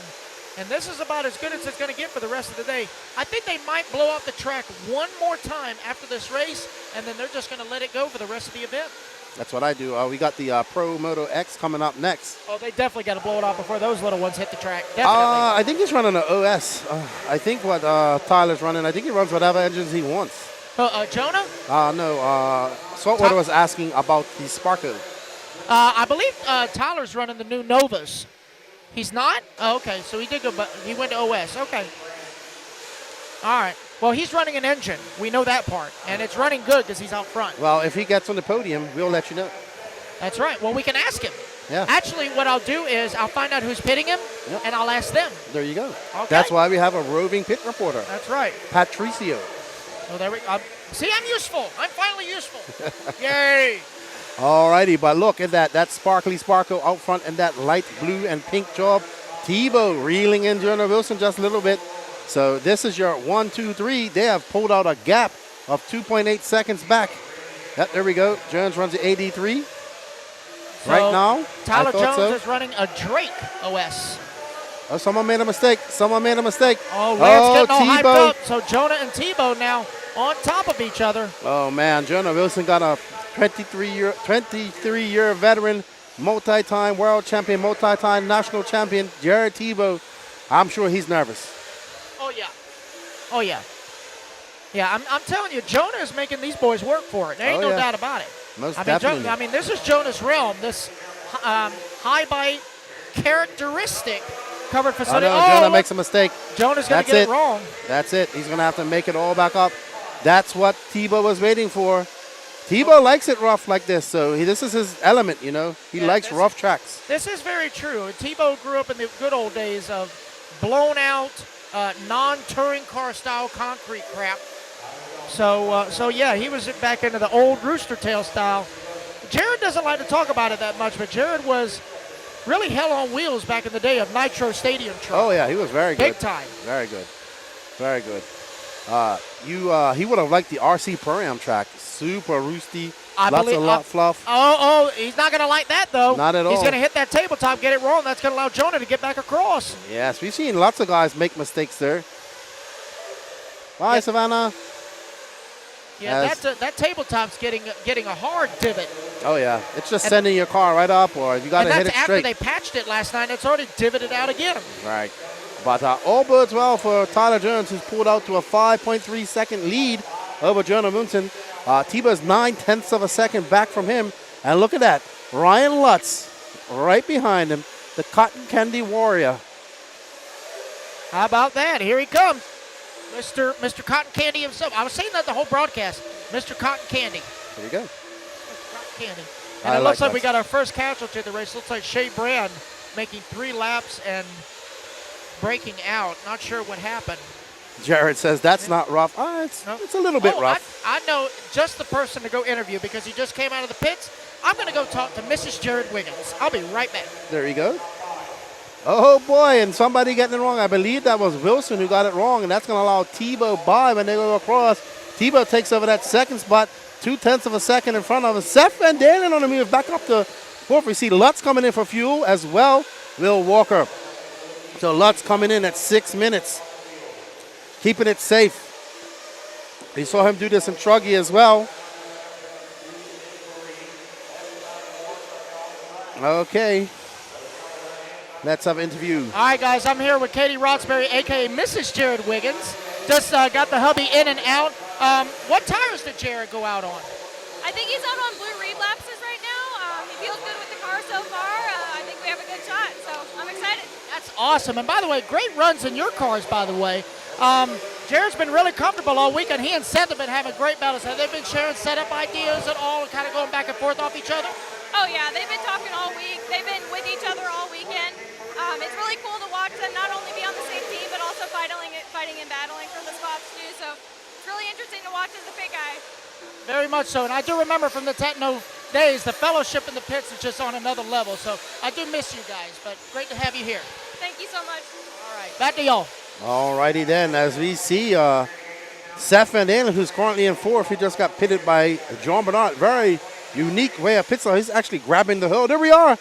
Eric Hanneman pitting for Tyler Jones, getting him just out in front. Looks like they had a little rough action as he leaves. Tyler Jones now was out to a 7.8 second lead as we saw by. I'm sure his dad, Randy, is watching back home. Can we see Tyler get that monkey off his back, get that win he's been desperately looking for? That performance. Oh, just as I said, that he makes a mistake, he's going to flip up over an self-made mistake there, and that's going to allow, that looks like, nope, that's not Lutz. That looks like David Olson right there. So let's see, it's Jones, Wilson, Tebow, Lutz, Van Dalen, Joey Bird all up to that 6th spot. And we are on board with Tyler Jones. That lead is dropped down to 3.4 seconds. As we see Jared Tebow trying to put his head down. He's half a second back of Jonah Wilson. So. All right, guys, so I'm in the pits here with John Bernard, pitting Seth Van Dalen. Do you know what tires Seth went out on? I have no idea. Top secret stuff. I have no idea. I didn't ask him those kind of details. I just say, what time are you coming in? That's it. Keeping it short and simple. I like that. I like that. Well, it's good to see you back at a big indoor race. I haven't seen you here in a while.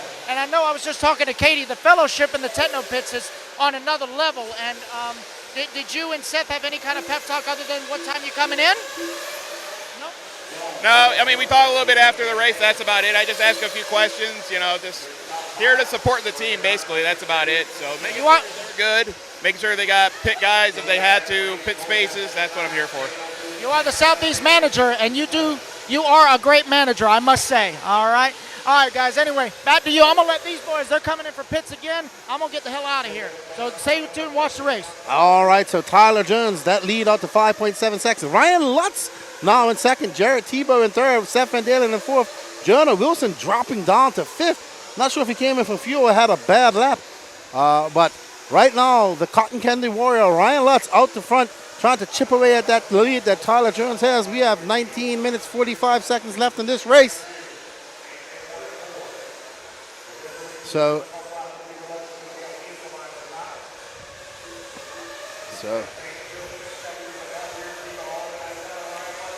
all right, so Lutz probably coming back in for fuel. He's doing a 6-minute pit strategy. So I'm pretty sure he's getting ready to come in for some fuel here soon. He kept it safe during Truggy.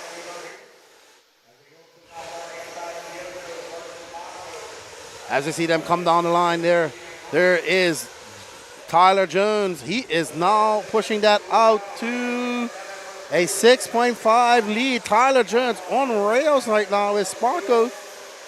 19 minutes left in this race. Ryan Lutz right there. He has Tebow right behind him, the two veterans of this sport. So Ryan Lutz probably didn't race the 10 scale gas truck stuff like Tebow back in the day, but been in this industry for quite a long time.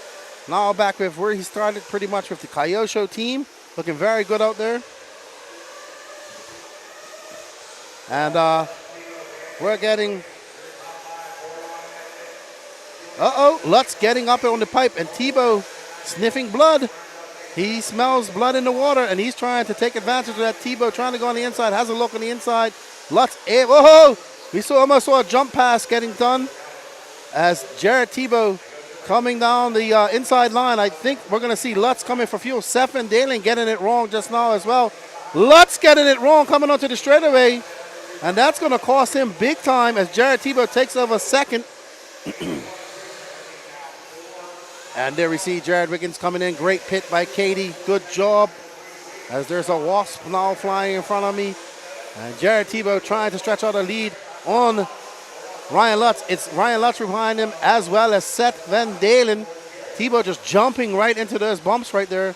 As we see these guys going across the loop again. Tebow now has a 6/10 of a second. Oh no, who was that? I missed that. I was looking at scoring. So Ryan Lutz trying to hang on to the back end of Jared Tebow, but you know who's out to a commanding lead right now? Tyler Jones, 9.2 seconds.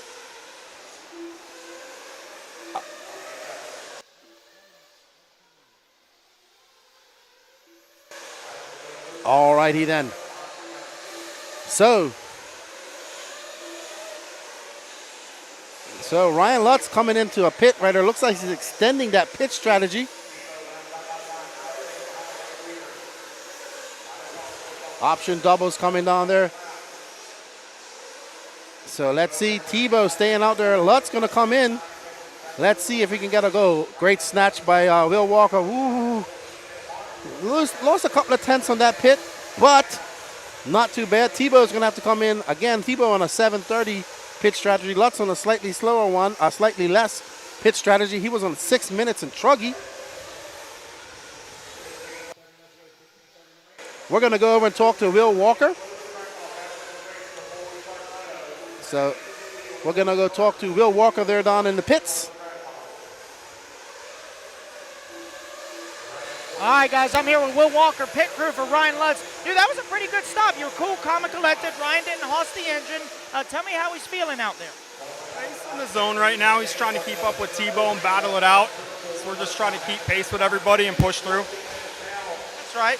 Do you know what tires he's on? I know he's running AKA. He normally does like impact grid or grid impact. Do you know what he's doing at all? Super soft long wear zip downs. Really? Zip down. So double down and zips. Very interesting. Okay. Well, let's see. The K car's looking good. He was good in truck. His e-buggy was all right. So let's see what he can do in nitro buggy. He's got you in the pit, so it should be good. Cool. Thank you. All right, guys, back to you. I'm going to try and find Tyler Jones' pit man in just a second. All righty. So we heard that Ryan Lutz is on zip downs. He loves that combination, but that tire would be great in the groove, but not so great out in that dust. So Lutz trying to keep it in the groove, and I'll keep it straight. But right now, Tebow out to a 5.5 second lead over Seth Van Dalen. I'm pretty sure we're going to see Tebow coming in here soon as we hit that 15-minute mark coming up. I'm pretty sure Tebow's going to come in this lap. That would be 7.5. But Lutz looking very good out there. He's now marked on in fourth after that pit stop. And Tebow coming in. Let's watch Tebow's pit. Let's watch Tebow. We're just missing it. There we go. Great pit. Oh, man. That car was hungry. That car was thirsty. But great pit by JJ Truex there. Working and there we see Eric Hanneman pitting for Tyler Jones. Great pit stop for Jones. We are halfway through this race, and Tyler Jones is still your leader. He had a 10-second lead. Let's go. We're going to hear to Patrick. Going to talk to Patrick. All right, guys. Sorry. So I'm here with Eric Hanneman, pit guy for Tyler Jones. Everybody on the internet has been asking, what engine is Tyler running? Is it an 83? It is an 83. It is an 83. Okay. How's Tyler been feeling? Do you know what tires he's on? Did he make any setup change? Change right before warm-up. We changed tires, went to a softer compound, and we also did a quick little change and dialed down the basically the shock collars, one turn front and rear, just to make it a little bit softer. Change the ride height a little bit. Yeah, just lowering the ride height for the extra grip. Yeah, we did one turn. That's what we did. He's doing good. He's been great. Yeah, he is in the lead right now. That's why I didn't want to disturb you at first. You do your thing, and then I'll let you do it. But he's been on it all weekend. He's looked great. Definitely. He's finally back in the game, so I'm going to let you get back to it, and we're going to get back to the coverage. Take it back. All righty. Thank you, Patrick. And let's find Ryan Lutz and Jared Tebow because they are embroiled in a vicious battle right now. Lutz just throwing on a slow lap of a 30-second lap. Tebow taking advantage of that and taking back that second place. Ryan Lutz falls 2 seconds back of Jared Tebow. So nobody got nothing for Tyler Jones right now. We have 13 minutes left in this race. Tyler Jones looking very comfortable out there. He has led from lights to this point. Jonah Wilson, where's him? Oh, poor Jonah Wilson. He's fell down to 8th. So it's Tyler Jones, Tebow, Lutz, Wiggins, Van Dalen. That's your top 5. And Wiggins and Seth Van Dalen in broiler battle. We see Seth Van Dalen just 1/10 of a second back. So good stuff here. Tyler Jones, Jared Tebow, Ryan Lutz, Jared Wiggins. Can Jared Tebow chip away at that lead that Tyler Jones has? He just chipped away some tenths. It's now down to 8.3. Ryan Lutz 2.4 back of Jared Tebow. We are on board with Teebs right there. It is a lot closer on the track. There you see Seth Van Dalen right behind them. So Seth Van Dalen, this is all for second right now. Tebow, 23 years, racing this 8-scale pro. Well, not racing 8-scale, but racing RC. There's Seth Van Dalen as they come across the line. Let's see if Tebow was able to chip away. Nope, that was a long lap for Tebow. 29.5. That lead goes back up to 9.9 for Tyler Jones. All boding well. Let these guys battle it out while Tyler Jones just pulls away further and further. The sparkly Sparko. And we see Tebow getting a little bit of space between Lutz as they come down through the double option. Tebow able to go through that rough section just a little bit faster than Lutz. Coming around down through the section there. It is now still 9.9, 27.5. That's lead. He is now an 8/10 lead, 8 points of a second lead of Ryan Lutz. So sorry about that, getting a little bit tongue-tied. But on track, we see Tebow just pulling slightly away as we come down through the option doubles. And right behind Lutz is Seth Van Dalen. Ooh, Lutz getting a little bit squirrely as he exits that corner from the option doubles, coming down across the straightaway. And oh man, it is just getting Tyler Jones is just pulling away further. 10.4 seconds. So Seth gets past Ryan Lutz. There's Seth Van Dalen in the Techno. Ryan Lutz on the zip down combination. Like I said, he cannot get out in that fluff. That's going to be very bad for him. He needs to keep it in the line and not get out in that fluff at all.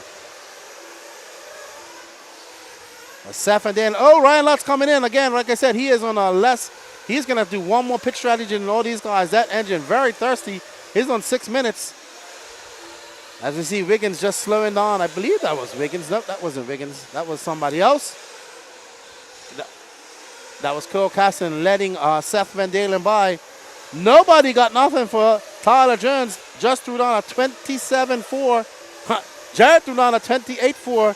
That lead is now up to almost 12 seconds for Tyler Jones. He has a comfortable cushion out there in first. He said he needed that TQ, first round of TQ, to get his confidence back. He is about to get this monkey off his back. Tyler Jones about to have one of his first big wins in quite some time here at the 2023 Georgia Peach State Classic. He has looked comfortable with that car from the very start.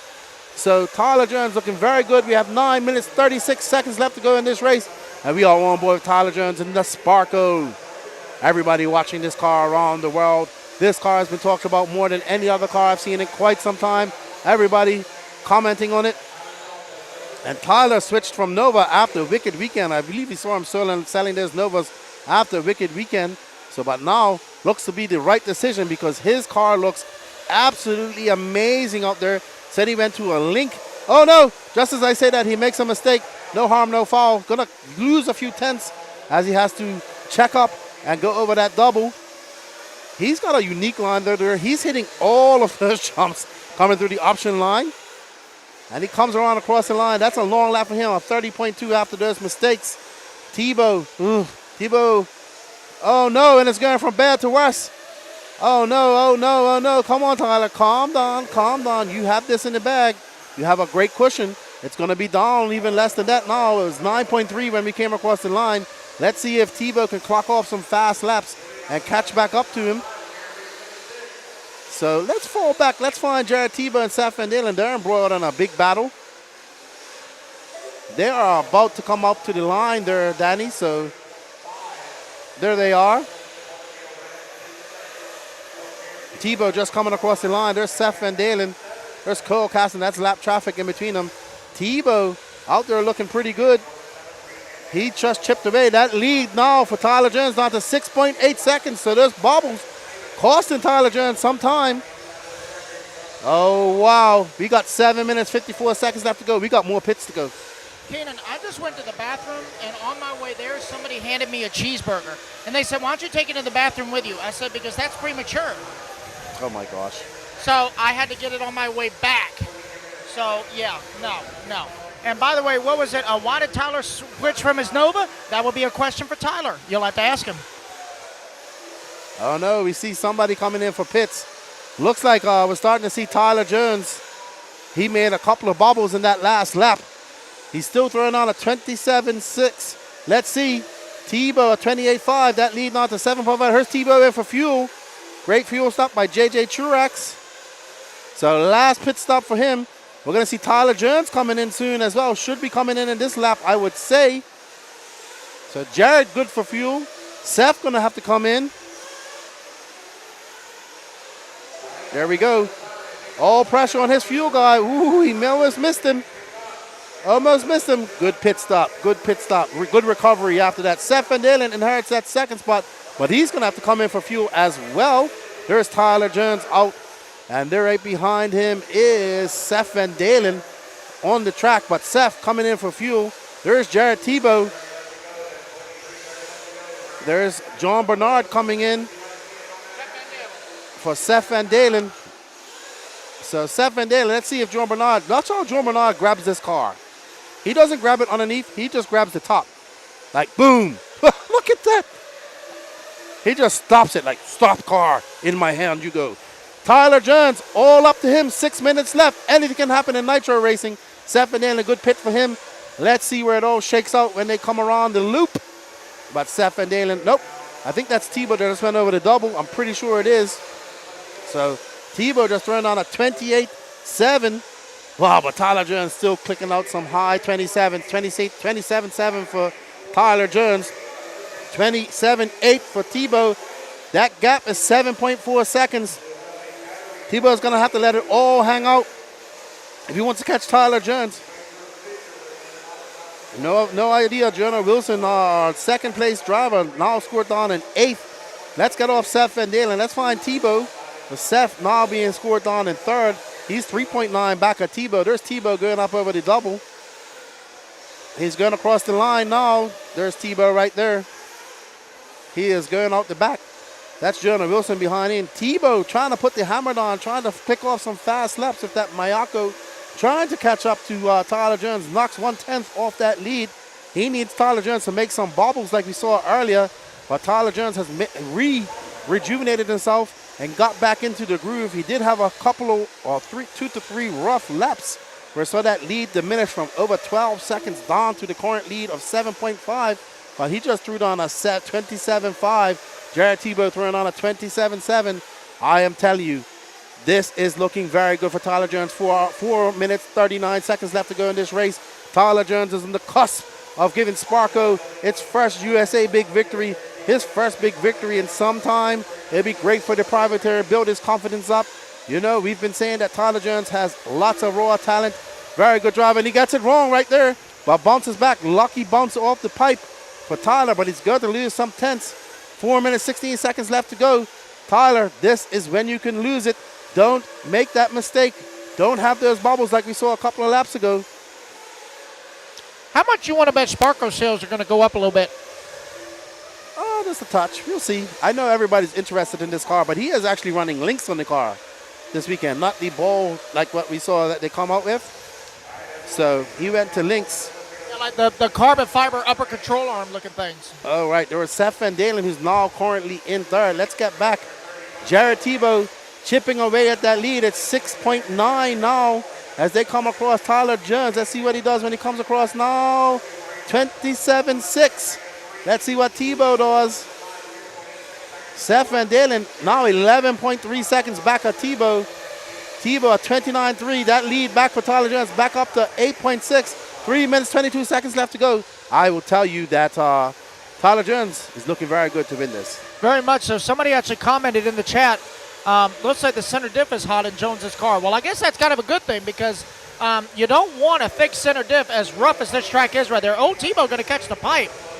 But whatever's happening to Jones's car, it's not affecting him too much because he's still got a 9.5 second lead on Tebow with just under 3 minutes to go.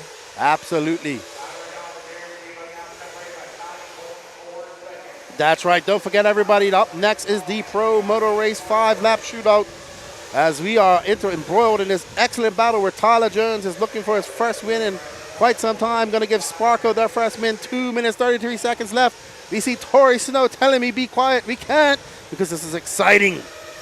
I got to say, that little animation Danny made is the cutest thing I've ever seen. It almost looks like a mattress store is going out of business. It's a clearance on all mattresses. Come and get them 70% off in just a minute. And that's what he did in a few minutes, 5 o'clock this morning. Imagine what he can do if he has a lot of time. Oh, my Lord. Was it decaf at Waffle House? If you guys haven't heard that story, by the way, Danny goes to Waffle House at 1 a.m. and orders decaf. You want to make somebody angry? But anyway, speaking of decaf, let's get back to the caffeine because we got 2 minutes to go in this race. Exactly. And Tyler Jones, look at him. Looking confident, looking good. Didn't have a good wicked weekend. He was in the main. He looked good for a couple laps and then fell out. But now, the Sparkly Sparko out there, 13.5 when they came across the line. So Tebow kind of settling in for second, I would say. Yeah, this win would really relight the fire in Tyler's career because I know he was in a slump on his last few months with Techno, and then his Agama little stint didn't really do much, and now he's freelance funded by VRP, and he's been running the Mugen cars, and then he got the Sparko, and I must say sparks are flying, if I do say so. Most definitely. With a minute 15 to go. And look at that. Look who's back into third. Ryan Lutz getting by Seth Van Dalen. So Ryan Lutz looking to get a third place. I think he'd be happy with that on a podium. Never really saw him in the fight for first at all. Well, nobody. Tyler getting it wrong. He's getting it wrong right there. With 58 seconds left to go. That's going to cost him some time. But he has a 13.3 second lead over Jared Tebow. Not that much time. So Tyler's got to rest his nerves. He's getting excited now as let's find out where everybody is. There goes Tyler across the line, a 33.4. Let's find out. Gap last time by the line was 13.3 seconds, waiting for Tebow to cross the line. The gap now 8.3, so only lost 5 seconds. So with 30 seconds to go, as long as Tyler doesn't have any more flukes like that, he should be fine. He's going to get one more lap after this one. Man, you could tell the track is really starting to come apart because they haven't put hard. I don't think they've watered it at all today, have they? They've only been blowing and going. There we go. Tyler Jones on the cusp of his first victory for Sparko. That contingency check will be in the mail shortly. That's right, and Jared Tebow just crossed the line, so he will get one more lap. So top two positions still up for grabs. So Tyler's going over that double-double option as he comes around the start-finish line. How about sparks are flying? Yeah, man. Tyler Jones with the Sparko. Well Talk done. about an underdog winning here. Congratulations to Tyler That Jones. is much needed for Tyler. Much needed. Yeah, congratulations to Tyler. Definitely needed that. Jared Tebow, valiant effort, going to come home in the 2. Ryan Lutz in the 3. Seth Van Dalen 4. And how about Julian with a top 5? Oh, well done. We were so embroiled in the battle there, we all forgot about that. Don't forget, what's up next? Moto. That's right. Let me go get an interview out there, and we will be back. Yeah, so we're going to go do podium pits real quick. But you guys stay tuned because the Moto is coming. All right, everybody. Don't forget that Pro Moto X is up next. We're going to go on and have a chat with Tyler Jones. Congratulations to him. And everybody congratulating him. Yes, exactly right, RC Dress. That's what he told us earlier on. And well done. All right, top five report. Let's go over there and have a talk with him. Don't forget, we have the Pro Moto X race coming up next. Let's go over there and let's have a talk with Tyler Jones.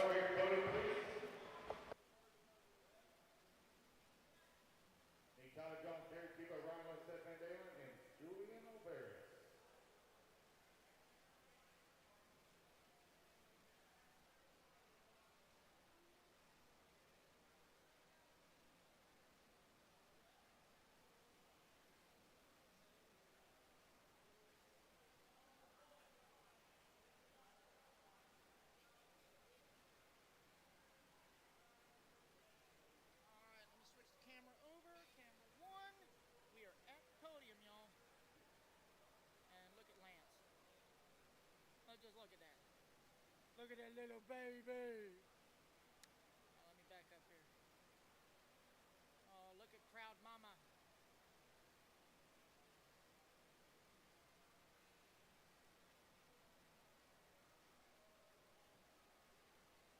Jonah, wave. Hey, Tyler. And everybody their cam time.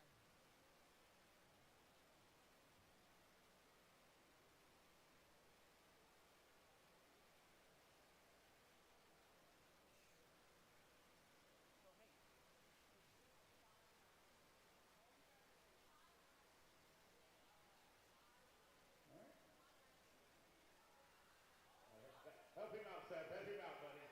All right, here you go. 2023 Georgia Peak State Classic Pro Nitro Buggy winners. And the number 5, Joey Malus. And the number 4, Beth Van Dalen. And the number 3, Ryan Lutz. And the 2, Derek Tebow. And your overall winner in T2 is Tyler Jones.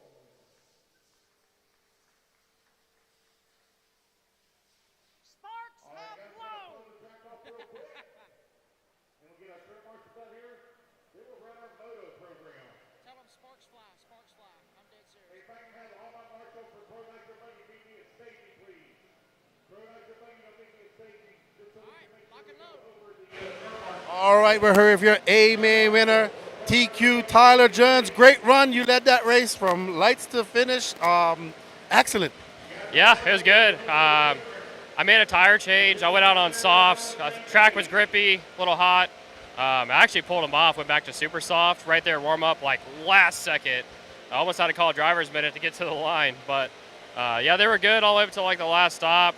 And they got hot and squirmy. It was kind of hard to drive throughout the run, but car was good. I couldn't ask for anything better. So thanks for everyone that supports me, supported me back home. Girlfriend, family, they're watching, so thank you.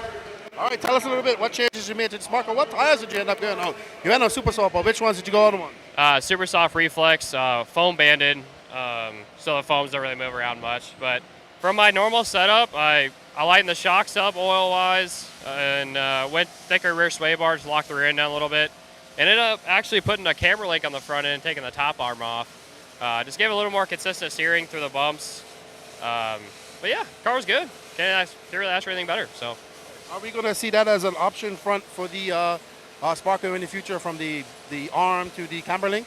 Yeah, they sent me a prototype setup, but it got to my apartment the day after I left. So I kind of just drilled a pill out, put a screw in it, and I bent a couple screws throughout the run. So I put new screws in every run, but hey, it held up. So. Well, congratulations. I know everybody's excited. The chat was going crazy over the Sparko. I'm sure that contingency check is in the mail, or probably they're going to Venmo or PayPal you that bonus, but good job. Yeah, and no bonus money for me, unfortunately. I'm just here having fun, so. Well, good job, man, and good luck in the e-buggy as well. Thank you. All right, that's Tyler Jones. He is your 2023 Georgia Peach State Nitro Buggy champion. Sparko winning their first big race here in the USA. Up next is Pro Moto X, and they're blowing off the track for all these races that are getting ready. It's all young people up there too, it looks like, so good job.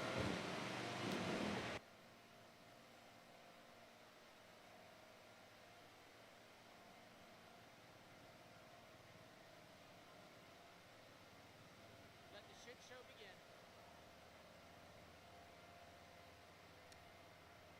Dude, your prostate is bigger than your ego now. All right, guys, come over my stage, please. Over my stage, and Pro Nitro Buggy, guys. Pro Nitro Buggy.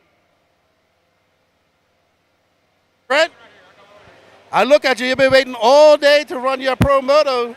I know you've been working on this very hard. Tell us a little bit about some of your modifications you got going on Pro Moto X. Well, the only big thing really I've got on it at the moment is I've got the native machining front brace on it, just to keep it a little bit more stiff, a little bit more stable. So it should be interesting. I'm looking to just have fun out here. I don't care if I get a voter or not, man. Now you got your whole shots on too. It's going to be good. I'm going to see how you're going to do when you go around. It should be interesting, that's for sure. Good luck to you, man. Thank you. All right, let's talk to Mr. Crow. Will. Oh, we got the whole shots on this one as well. Will Crow representing MSN Nation.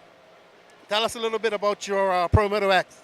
So I actually raced this the first time at Easley ERC last Friday night, and I somehow placed second. I think a guy broke, that's why I placed second. But it was really fun to drive. They're very difficult to drive, and I think we're going to have a heck of a time in this 5-lap shootout. You made any modifications to your bike? Other than the color changes in the front and rear panels, no, I have not. Good luck to you, man. Representing MSN Nation. Let's go talk to a few more guys here. Good luck to you. Oh, man, look at this orange KT. I like this. Who's this? This is this one. Oh, man, that's nice. Where'd you get those orange plastics from? I got them from Rhino Racing. Man, that looks like a KTM right now. I don't know what that means. KTM motorbike. What other modifications have you made to your Pro Moto X? I've put the triple clamps on the front forks, and I've put the aluminum hubs onto the wheels. And put the whole shot tires on, of course. Man, I really like your bike, man. It looks good. Good luck to you. Have fun. And what's your name? I'm Doug. Nice to meet you. Doug Tudor. What? What's your last name? Banks. Banks. Sorry, got you confused. Good luck. All right. Oh, look, where's your bike? I'm not pit. Oh, you're pitting. We got Cody Clark out there getting his bike ready. Cody, you out here on stock tires. Made any other modifications to your car, to your bike, or just going out completely stock? Completely stock tires and everything. So go and send it like it is. How you think you're gonna make out on this track out here? I've got a lot of laps on it, so I think I'm gonna do pretty good. I got a lot of time on the bike, so. Good luck to you, man. We look forward to seeing this race. We're gonna go back. Oh, we got an all-white one here too. Wow, who's this white bike right here? Oh man, I like that. I like that a lot. All-white Yamaha. That old school Yamaha purple and blue graphics from back in the day. I have to get myself a Pro Moto X. All right, guys, I am going to get back over to the booth. I see Patrick is over there, got me on camera. We're getting ready for the 5-lap shootout of the Pro Moto X Losi bikes here at the 2023 Georgia Peach State Classic. I'm Lefty. We're going to get out of here.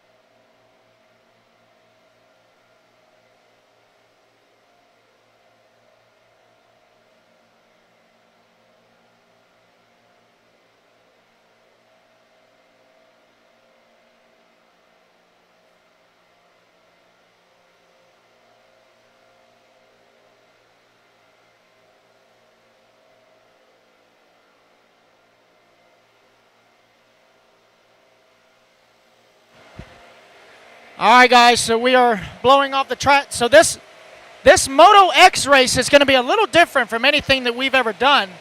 We're missing one. We had 8 Instead of a timed race, this is actually going to be a 5-lap race because these things are really cool, but to me they are a novelty.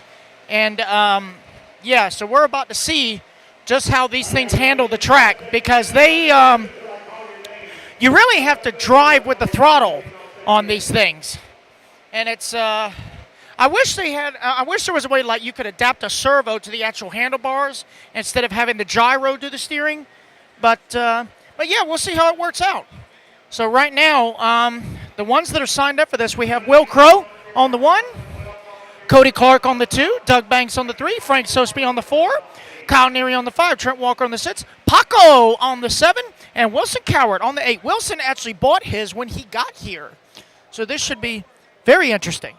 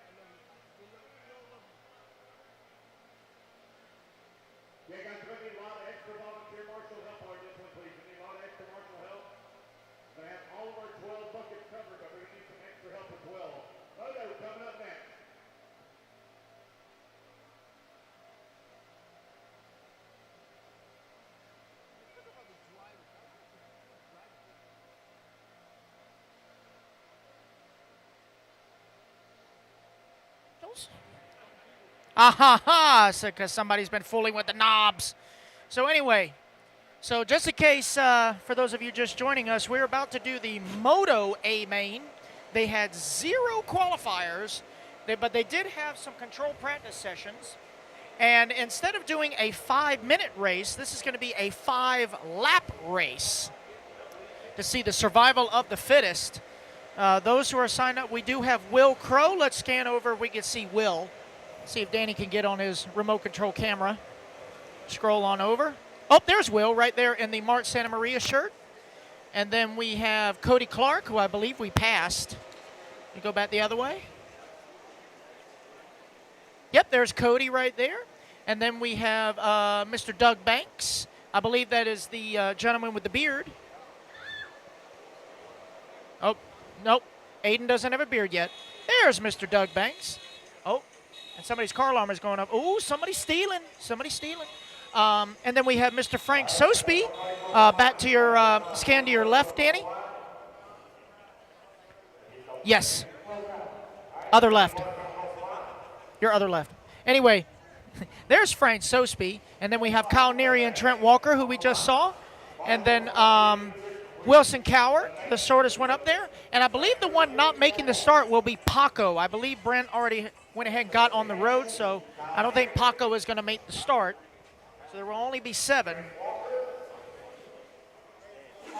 So here we go as we pan the camera back around to the track. They are getting their warm-up laps in.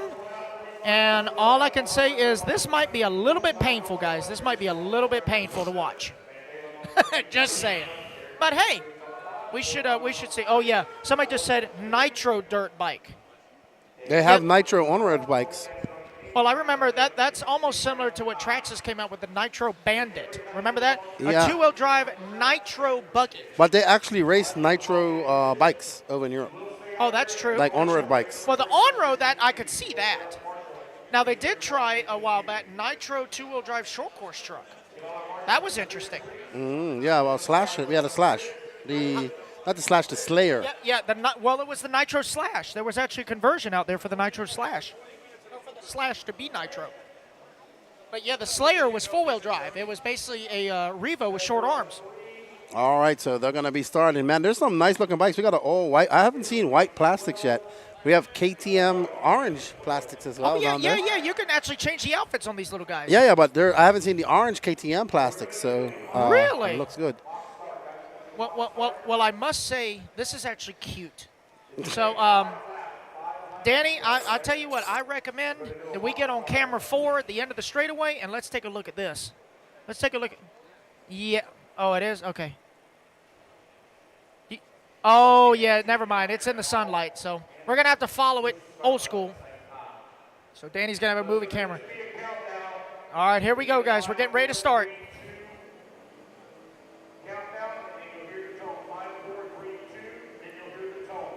Oh, my God. Oh, go to sleep. Oh, somebody went to sleep. There we go.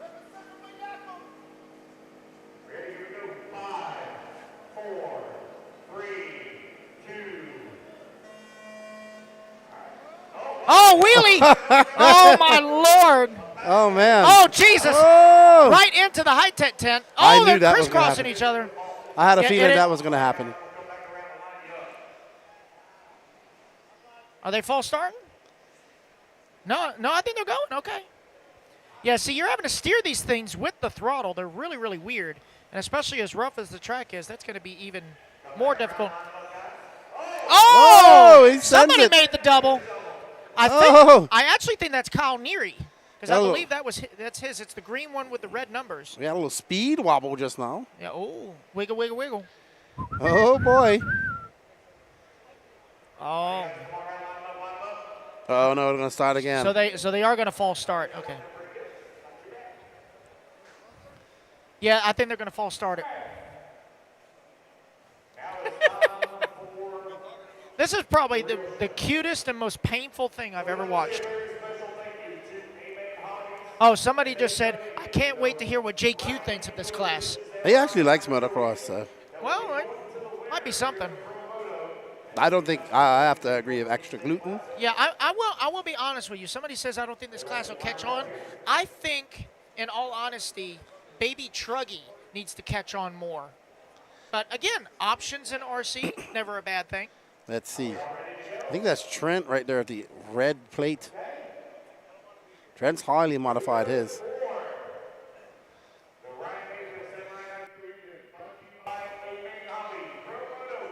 Oh, so they're actually the winner gets a Samurai, a Ryan Mayfield Samurai engine for the winner. Here we go. Oh! That was just like motocross. Oh, that was it. That looked as real as motocross that's what's gonna starts. happen. So it looks like Neary out front.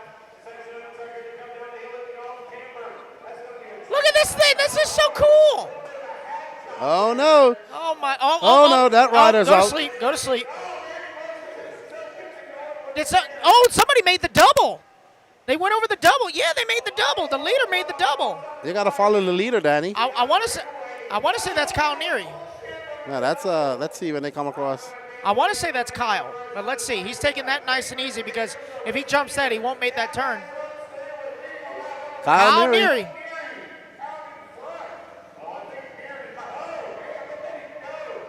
Kyle's gotten some practice with his, that's for sure. See, you're having to steer with the throttle. Not to mention Kyle comes from an actual motocross background.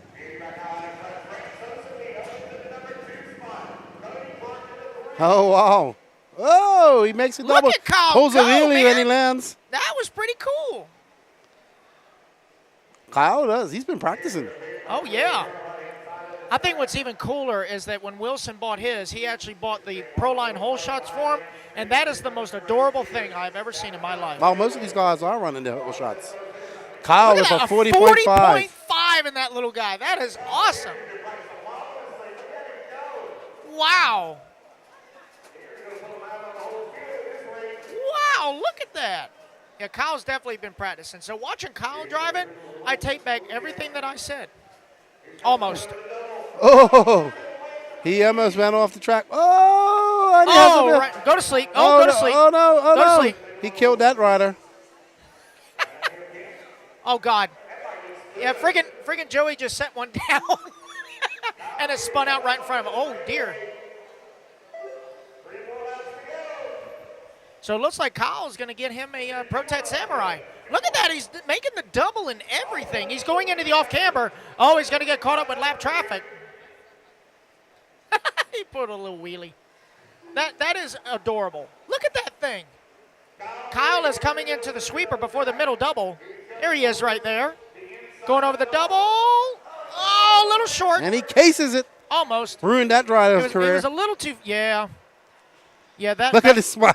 Yeah, I think that rider's going to have a special parking spot after this race, definitely.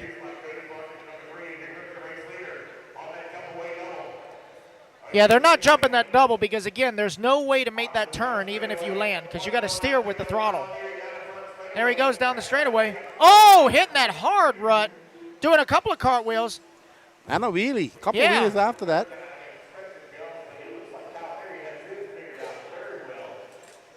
Oh, and one just took out the camera. Oh, Danny. No, they caught it, though. They caught it. Danny's going to be upset about that. No, it only hit the tripod. The camera's okay. Luckily, there were spectators right there. I just got a text from Grant Walker. Imagine trying to drive these things on the Pro-Am layout. Oh, my God. That would have been holy. No, they probably would have been better in that loose start. Well, yeah. It would have been softer landings and all the fluff. That's it, Kyle Neary, your first Georgia State Peach State Pro Moto X champion. Going to take it, and he gets a brand new, from what I'm told, a Ryan Mayfield edition Protect Samurai Nitro engine. Trent Walker. Not to mention, he can put that in his Nitro buggy since he just won. So I know a lot of people are talking about this class and what they think it's going to do. So here's what I think this class is going to do. I know you guys have heard me talk about it quite a few times on the podcast. Yes, I'll be over there. So I think that what you're going to see with this class is people are going to buy them. Lucy's going to sell a whole bunch of them. These people are going to come to tracks, and they're going to say, okay, we had fun with this. It's fun to bash with. It's a lot of work to make it go around the track. They're going to see whatever there's popular at the track. It could be two-wheel drive, four-wheel drive, buggy, 10-scale buggy, e-buggy, whatever. And I think that's what the job of this bike is going to do. It's going to be the gateway for others to get back to others to get into RC.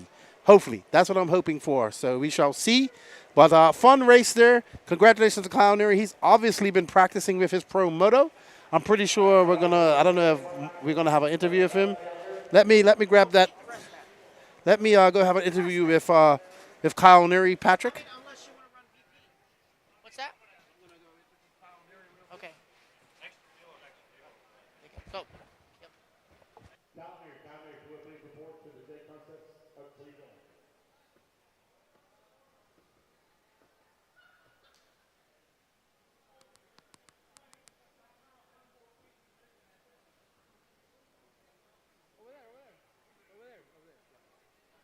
Calamari, if you would please come over to the state concept tent.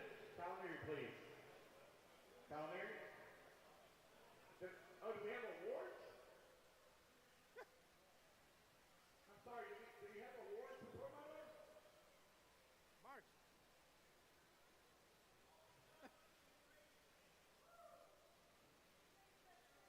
They didn't tell me we had awards. I apologize.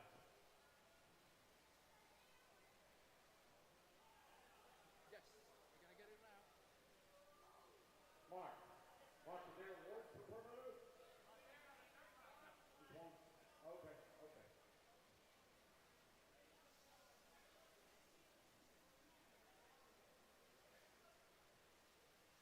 Wilson Howell. Did somebody lose one of their pay? Ryan Diggs. Donnie Williams. Mason Dager. Matt Manuel. Connor Cushing. Tim Hollingsworth.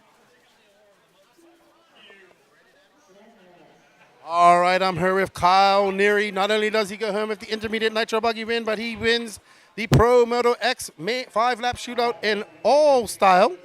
Yeah, I think this is what I was meant to do.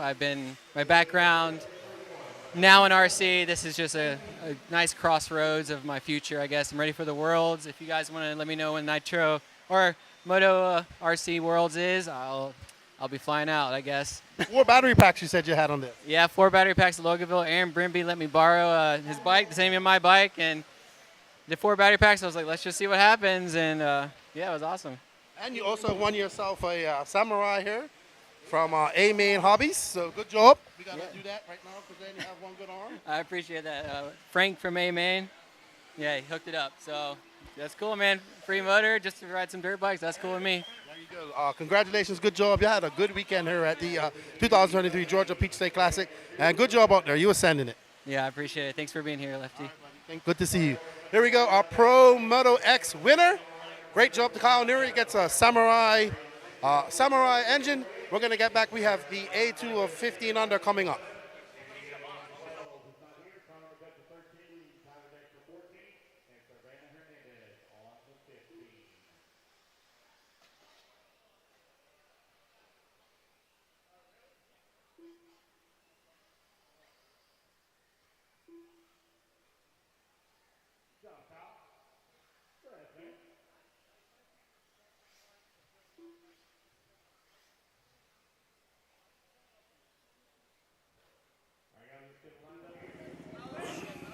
Alrighty, we are back for your 15 under.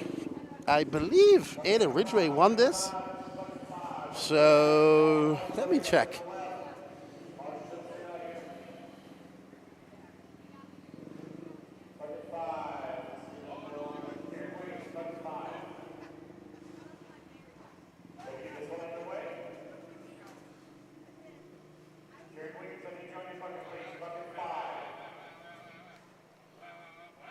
All right, 15 under. So let's see. Aiden Ridgway was your winner. So let's see. And they're off. The youngsters are off.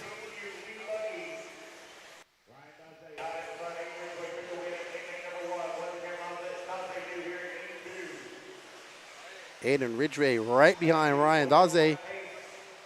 Oh, man. Looks like looks like Mad Matty getting it wrong. Not sure, I can't see. They're not very hard to see who's there. And it's Ryan Daze, Aiden Ridgway. Ryan Daze needs to beat oh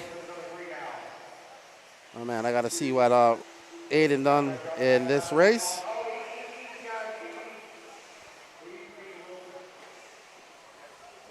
Ryan Daze has got to be a 21:10:06. Right now it's on a 23:10:10. So Aiden can't let him win. So Aiden's got to put his head down, clock off some fast laps. But we've seen Aiden be able to come back from adversity all day long. There's Aiden right there in second, right behind Ryan Daze as they come up on that double. Ooh, I thought he was going. Oh, Ryan Daze gets it wrong. And that's going to allow Aiden by. And Aiden going to put the hammer down. Aiden gets it wrong as well as he gets caught up in some lap traffic. Daze just trying to barrel through those parts right there and getting it all wrong on the option double. Aiden with a 30.4. Ryan Daze with a long 34 lap. Mad Matty Long in third, 28.9. So Aiden got 8 minutes and 23 seconds to hold off and fend off Ryan Daze. Ryan Daze actually broke, and it's going from bad to worse for Daze as Mad Matty Long gets that second spot. So Aiden looking to check out, not make any mistakes. He'll want to win this and not leave it up to any of these drivers. Right now he's on a current 21:02 pace. He's 1 second faster than he's actually 4 seconds faster than his first A1. Remember, the best time will win.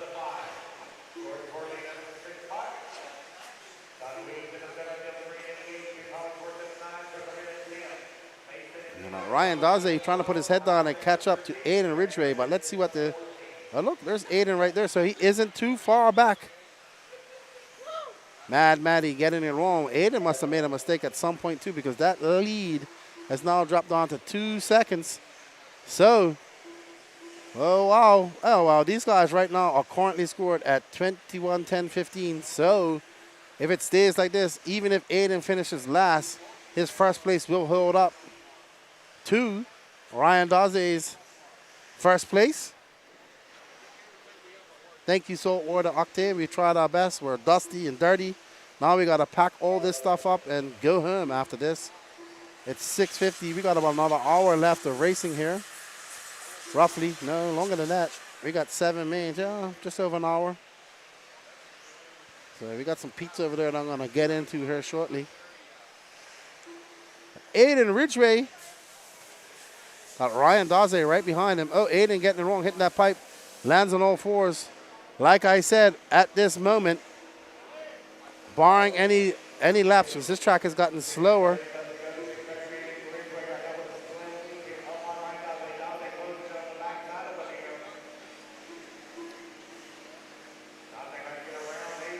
Aiden getting up just on that pipe right there, keeping it composed.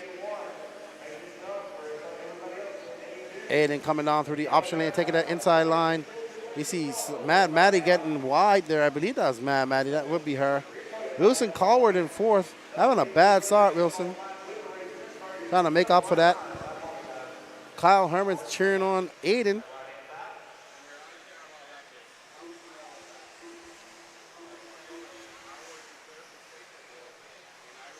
Aiden maneuvering his way through that lap traffic. I think that's Donnie Williams is getting by right now. Down in 8th. Oh, that's 2. Oh no, both of them going off. Oh, Daze coming out with that lead. But guess what? He needs to make up 10 seconds if he wants to beat Aiden's time. But Aiden doesn't want to leave it in the hand of the judges. He wants to get both wins as he's right on the rear end. Aiden is extremely fast in e-buggy and e-truggy. Whoa, he gets a little bit wild. So we got HB versus Techno. Aiden, about 14 years old. Oh. These guys, very close as they come across. They are separated by 0.3 of a second. Oh, good getting out of the way there, Donnie. There's Mad Matty right behind him. So these guys can't relax because Mad Matty is waiting for them to make a mistake and capitalize on that.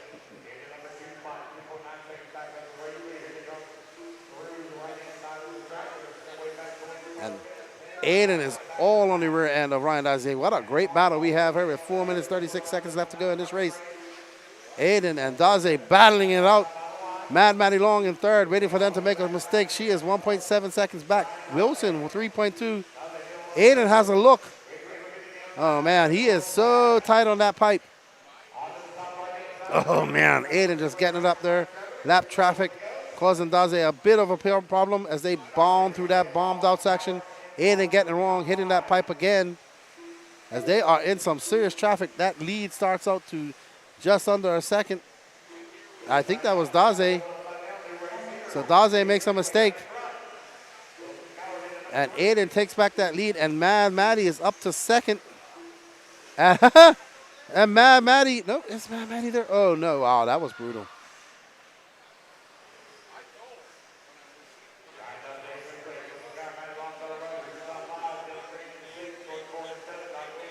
Daze back out front.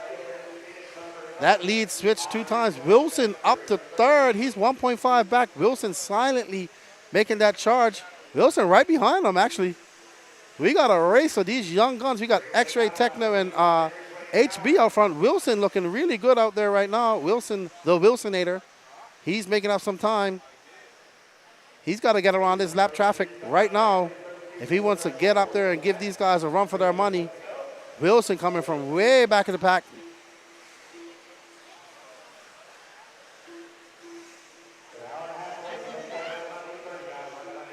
Wilson, oh no, getting it wrong, but gets back on all fours.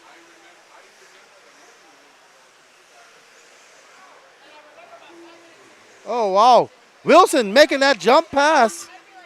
Now he's going to set his sights on Aiden, who's just in front, and gets caught up in some lap traffic. Oh, man.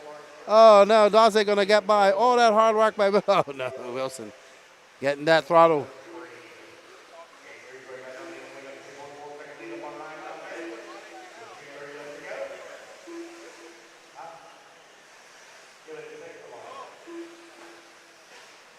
Wilson, all that hard work for naught. Now he's got to make it all back up.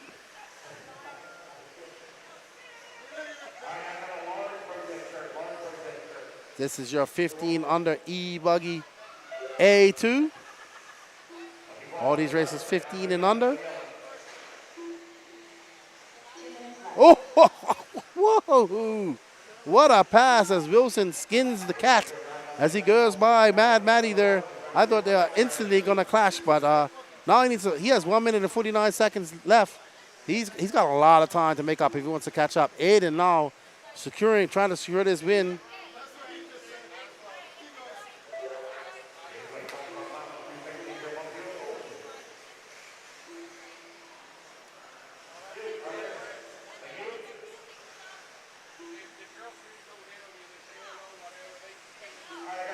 Oh, hold on. Did Aiden make a mistake? No, that's not Daze. Is that Daze? I cannot tell. All right, so Aiden made a mistake, and Daze able to capitalize on that and get back up. This is going to be a fight to the end.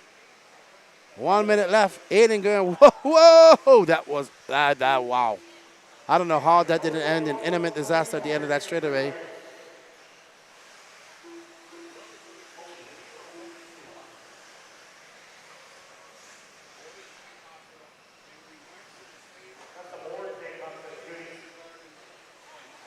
Oh, wow, they're both getting it wrong. That's going to allow Daze by. Oh, no, Maddie getting it wrong. She gets clipped by lap traffic. Wilson, is that going to allow Wilson to get up into third? Maddie up to second. Aiden Ridgway dropping down to fourth. Wilson up to third. Ryan Daze.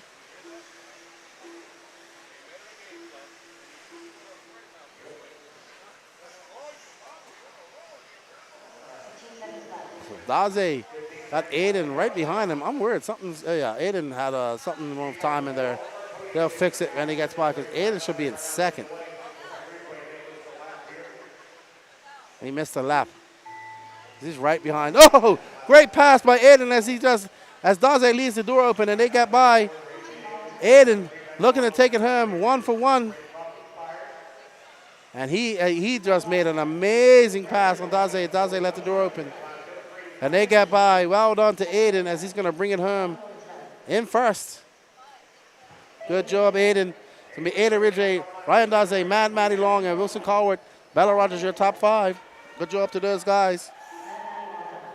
There you see his dad celebrating. I honestly can't believe you have people in the chat complaining about kids out there doing well.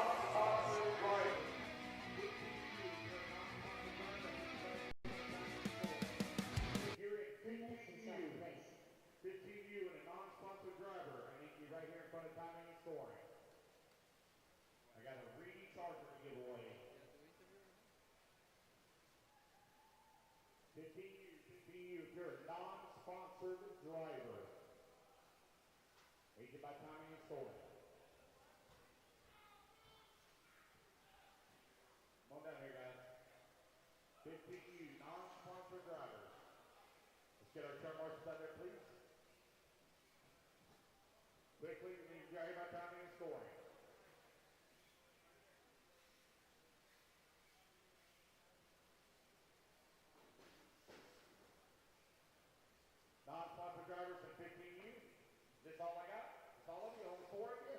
I need y'all to stand in the line for me. So stand in the line. We'll make this easy. All right.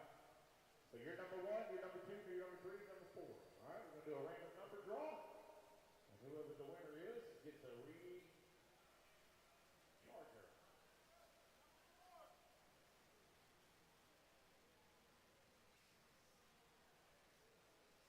All right, 1 through 4. Let's see what we got here.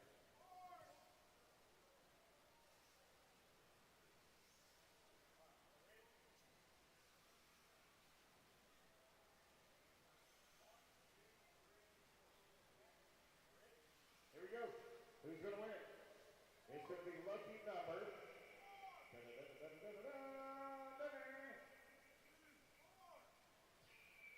to be lucky number 3. Lucky number 3. Congratulations. There's your winner. Matthew Jones. All right. Oh, what's this for? Oh, Ryan Dante, I have your starter box. Ryan Dante, your starter box just got turned in. All right. Let's get our turn marks out there, please, from that last race. Turn marks are coming out. We did Ridgway to Matty Long on the 3. Ryan Dante on. Sean Salter. You got to wait a minute. So I get my turn marks out there. Ryan Dante on the 1. Wilson Coward on the 4. Sean Alfonso.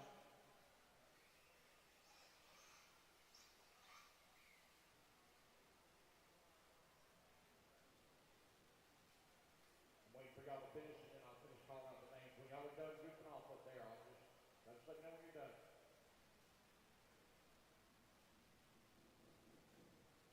Aiden Ridgway, please on the 2. Matty Long on the 3. Ryan Dante on the 1. Wilson Coward on the 4. Bella Rogers on the 5. Dylan Green on the 6.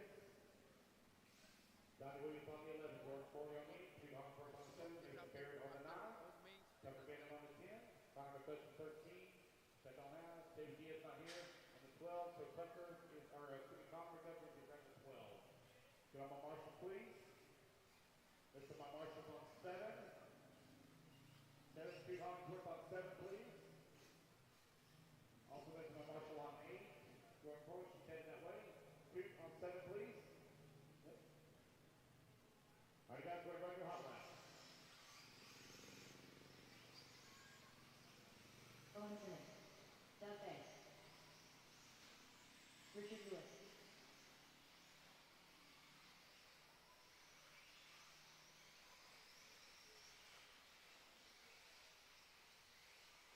I'm going to need a couple of volunteer marshals after this one. A couple of volunteer marshals after this one, please.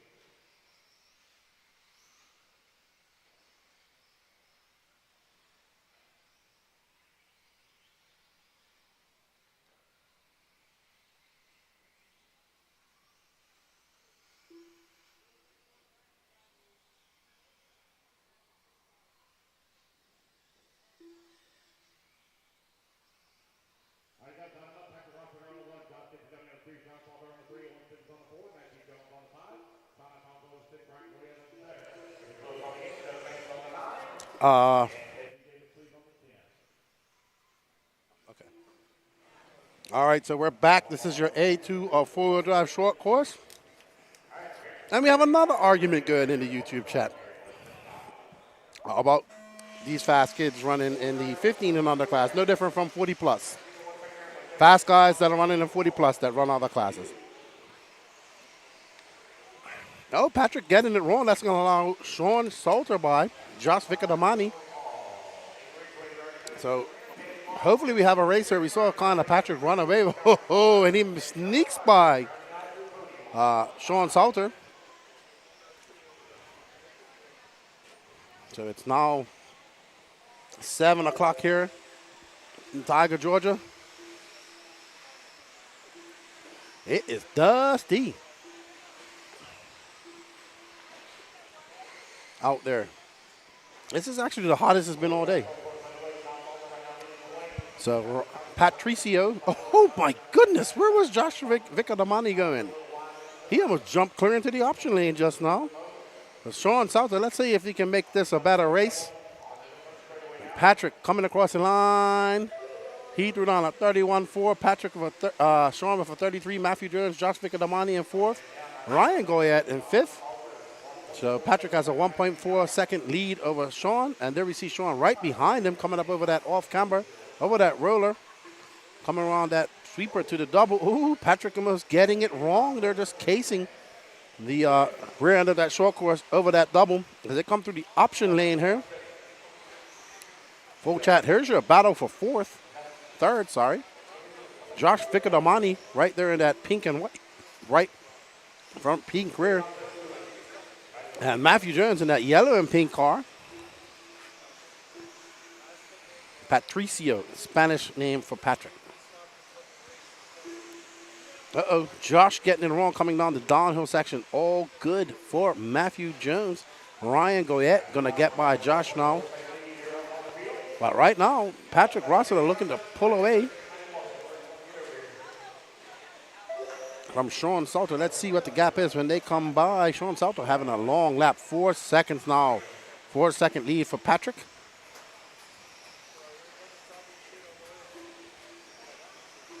And there we see Sean Alfonso getting put a lap down. Patrick in that green and white Techno short course.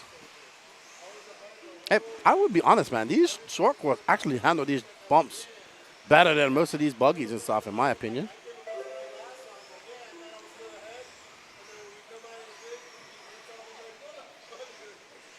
I don't know. It just seems like they're just able to handle it better. Maybe a little lighter. They don't seem to get as upset in that bombed out section as we see some of the buggies. Maybe not carrying as much speed through there, too. So, we don't know.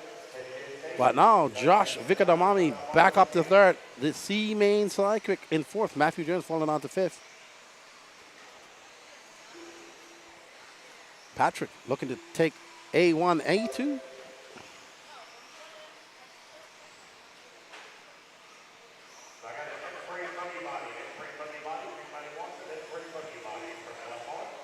Oh, wow, Josh getting it wrong. Not too much wind here, extra gluten. The last time we was here for the North Georgia shootout, it was a lot of wind, and it really affected the short courses. But right now, no wind. I thought that kid just fell. Wow. I thought a kid just fell, but he didn't. He went under the railing. No, I think they're just using body clips, man. Body clips, and that's it.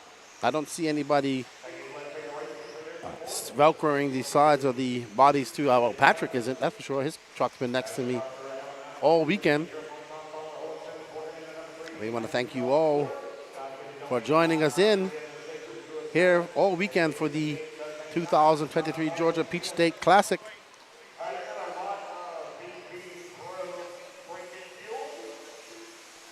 And that is Josh Vicadamani. He is currently scored down in 5th. So it's Rossiter, Sean Salter, Owen Simmons, Matthew Jones, and Josh. Josh way back. And he's making more mistakes. So 5 minutes, 22 seconds left, almost to the halfway point of this race.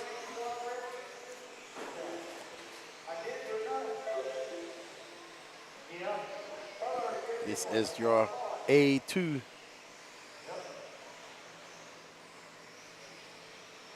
Yeah, I get that extra gluten, the parachuting thing, but Yeah, no wind here today. And woo-hoo-hoo. As you can see, Patrick's car just been a little bit nervous. How he's able to tap the brakes on and bring it down. They got the back of these cars also. They got holes in the back of these cars to allow for airflow for that to escape. As well, you can see he doesn't have any rear tailgate in there, so that also allows the air to pass on by. And Patrick, his Techno 4x4 looking good out there. He's always been good in this class. Oh, you're from RC Madness. Okay. You guys need an indoor track for winter. Well, you do have one, but an indoor dirt track. Because I'm pretty sure it gets cold up there in Connecticut. Shout out to all the RC Madness crew.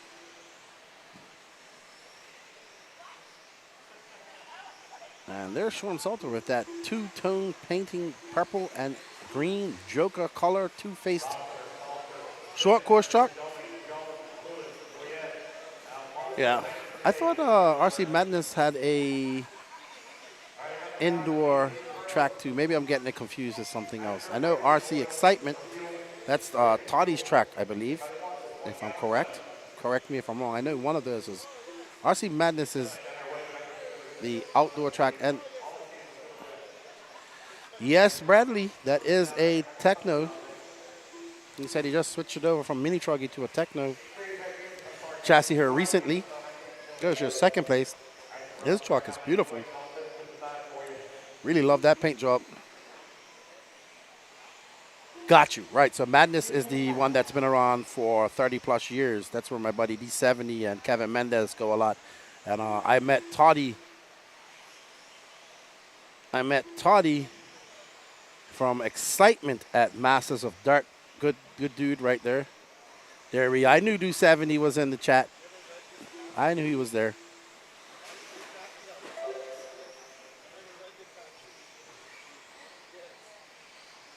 All these good people. Saw him at PMB earlier this year. He did well. I think he won. Yeah, I did, because I remember interviewing him. So I had to win if I was going to interview at PMB. We have 2 minutes left, and that guy, that's Richard Lewis getting it wrong at the end. We are covered in dust here. All these monitors, my poor laptop over there, completely covered in dust. Okay, so RC Excitement did just build an outdoor track, but unlikely ready till next season. To be determined. All right, well, I guess winter time is coming up for you guys soon here. It's middle of September, soon to be in October as well, so I guess it's going to get cold. You guys are going to get snow up there so far north. RC Jura says, I did run my Nitro short course in this race. If there was, and they would let me. I think you'd be at a disadvantage, to be honest. These 4S short course trucks are fast. The problem is when I come to these RC races now, I just want everything. I want a Pro Moto X, I want a short course truck, I want an e-truggy. I want too much stuff and no money. Oh, Patrick getting it wrong. I need a different job, not RC, because RC doesn't pay.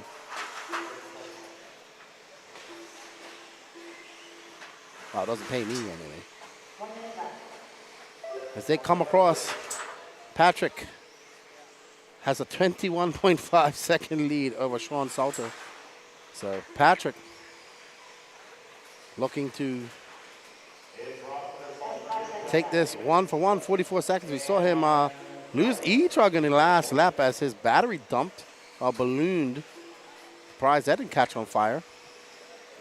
What I like about these short course trucks is they look real. I'd like to do one and make it look like a Red Bull or Monster Energy, like a Abby looks so cool. Oh, I see, guys. So did you guys put the short arms from the SCT on your truck? Is that what you done? Like put a Nitro chassis on it and then just put the, because I think they all use the same gearboxes, right? You just use the short arms They make it into so you took, or did you just put short arms and the body mounted system on the Techno truck to make it work? I never asked you, by the way, so that's what I wanted to know. Extra Gluten says, yeah, TLR Champs Trophy races at RC in 2 weekends. Indoor 10 scale event. Should be a good turnout. Good stuff. There we see Patrick having to wear his sunglasses. Well done, Patrick Rossiter, your 2023 four-wheel drive short course champion. Okay, so what did you do? Did you get shorter arms for it or what? Because don't the trucks have to have shorter arms? Not sure.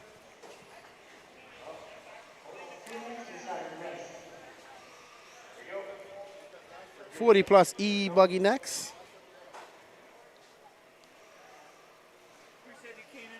All right, man. You guys have a good one. Safe travels.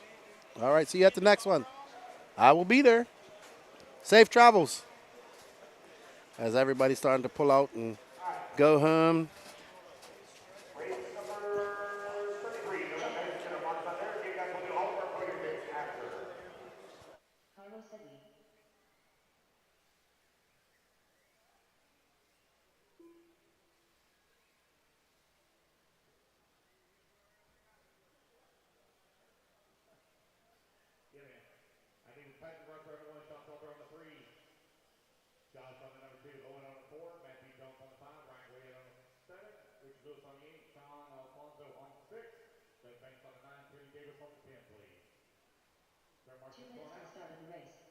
Commercial to the track, please.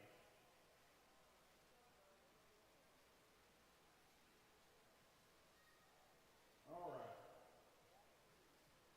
Got a gallon of nitro pro left, but what do I want in exchange for it?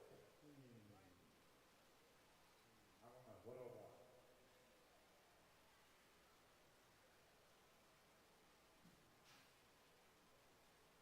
I don't know. I got to turn loose. Thank you for holding your phone. Air Cannon, JJ Truax, Larry Pincer, AJ Johnson, All right, I have a gallon of nitro pro fuel. Steve The Colbert, third person Miller, that can Jonathan bring me Hernandez, a Jason sticker Smith, that has Jonathan their name Marchell, on it, that has their name on it, like driver stickers like you put on your cars. First one that brings me a sticker with their name on it can have this gallon of nitro pro fuel. And I want to stick it. I want to stick it on my computer. First person that brings me a sticker with their name on it can have this gallon of nitro pro fuel. 45 seconds to the start of the race. No, I want to put it on my computer. I want to be able to use it. I want to be able to use it. You don't even run nitro.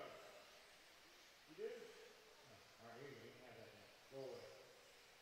30 seconds to the start of the race. Oh my God. Put it back on there. All right, buddy. Congratulations. Yeah. Martin, where are you at? Let's check from you. Good pop. 15 seconds to the start of the race. I got someone else is getting lined up. I need Chuck Berg on the 1, Dominar on number 2, Carlos Sig on the 3, Rusty Meadows on the 4. Good pop. Less than 5, 4, Here he comes. 3, 2. What's up, Mr. Freud? I had Patrick here to help out as well. I'm getting a little tired now, though. Coming out to the end, it's been a long week of races, calling races. And Vegas doing the 6-hour race and the 2 2-hour races. Kind of doing that on my own. I'll be ready to get home after this, see my family. There's Don Elliott. John Bernard, Chuck Berg, John Bernard, Carlos Siggy, Rusty Mihalik, Mark Moon, Larry Commissar, Don Elliott. That's your top 5, top 6. I think Chuck Berg won this. Let me check. Oh, HPI SC parts. Good stuff.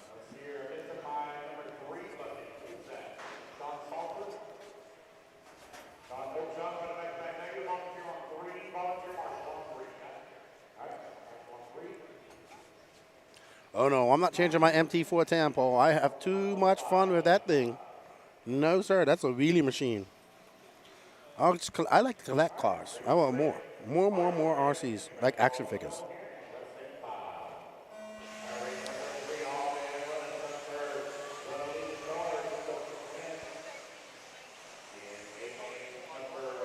Chuck Berg won this. All right, a 40 plus e-buggy A1.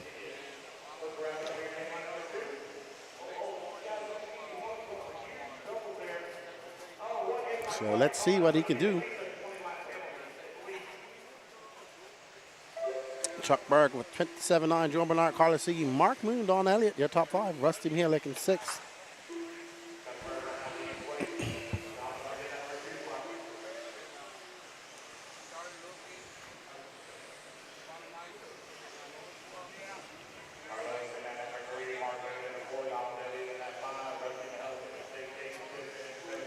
There's Chuck Berg and that Mugen. Right behind him is Florida's John Bernard Jr. And that Techno. Carter Sigi, Pro 1 RC. In 3rd, Mark Moon, currently in 4th, Don Elliott in that N1 e-buggy. I think he's running the N1 e-buggy this weekend. No Mugen 2-wheel drive on my list, Dwayne Fletcher. No, sir. Mind you, I wouldn't mind having a carpet track to run 10 scale one. I love 10 scale on carpet or AstroTurf. All bashing vehicles for me.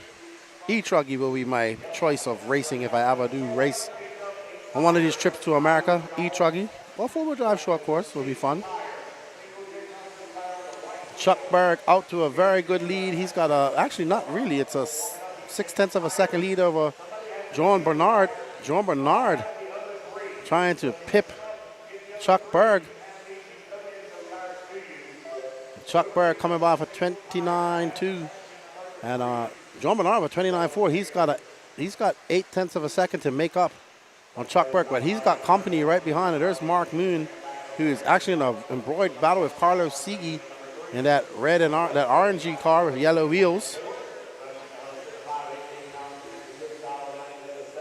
Oh, and Sigi goes to the outside, makes that pass stick as he gets past Moon. And Moon looking to take that back on the inside. Carlos, great setup by Mark Moon. And he's going to come across that line. They are separated by 0.1 of a second.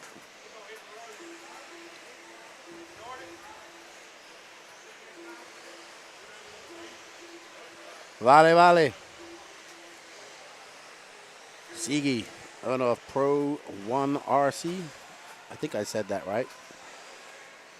Thank you, Danny, for one of the sponsors of this event. Oh, and Mark Moon. What?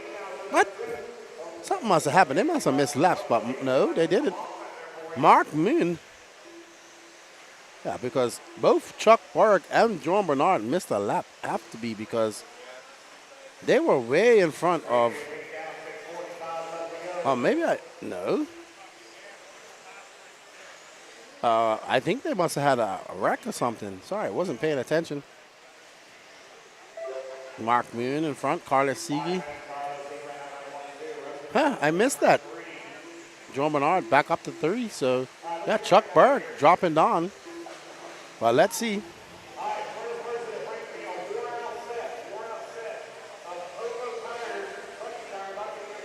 There's Carlos right there, Kimo.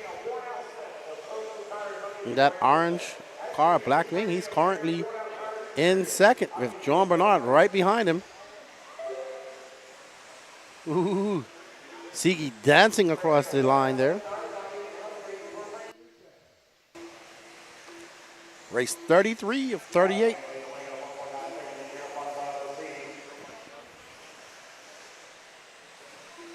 Yeah, man. 10 scale on carpet. Awesome.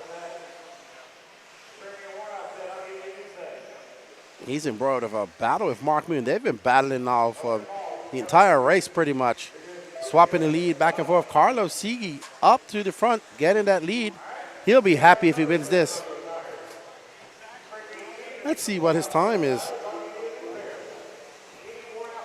Chuck Berg got a 21:10.04, so the track's really slow now.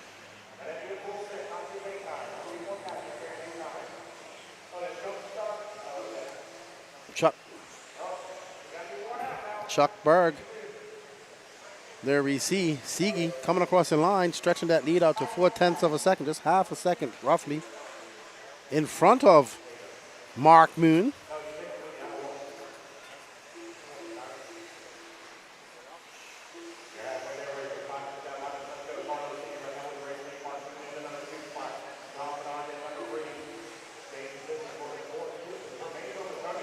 These guys embroiled in a big battle. I believe Sigi is in a HB, and Mark Moon has been associated since he joined RC, I would say.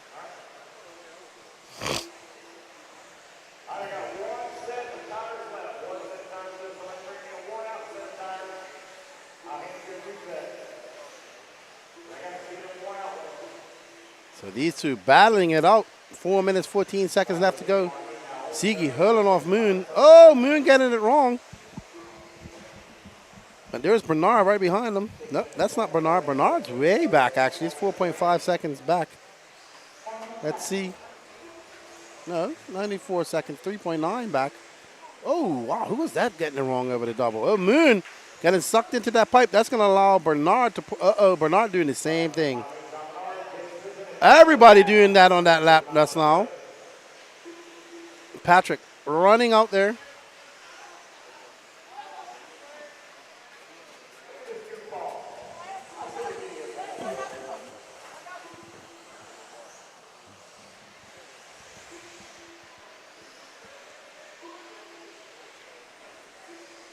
Well, I would say that that buggy in the lead is running the Pro 1 RC tires. Not sure exactly what. Mark, yes, that's Carlos Sigi, so he's running his own tires. Mark Moon is J Concepts, I want to say. Oh, and that's lap traffic causing Sigi. Sigi was just too eager. He needed to just calm down. He's up there shouting. Most of these guys have been getting out on rehabs or reflex, the J Concepts guys, and softs and super softs.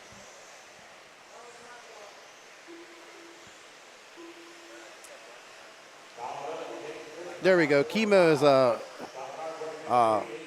Pro 1 RC guy. He will know. There's so many tires out there nowadays. I don't know what's what.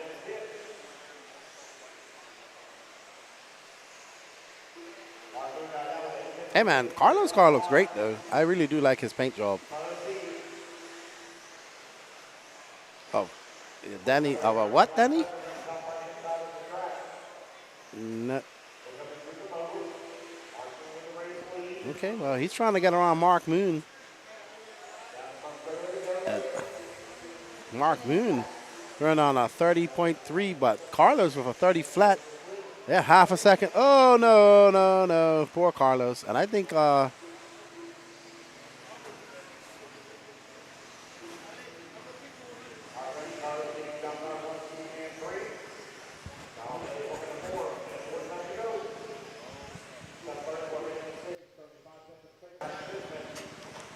Mark Moon out to the front. He'll be happy to get a win here if he can pull it off at 1 minute, 28 seconds left to go.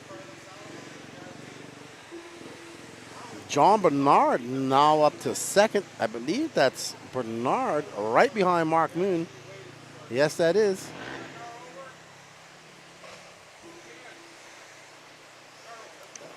So Bernard on the move, chasing down Mark Moon.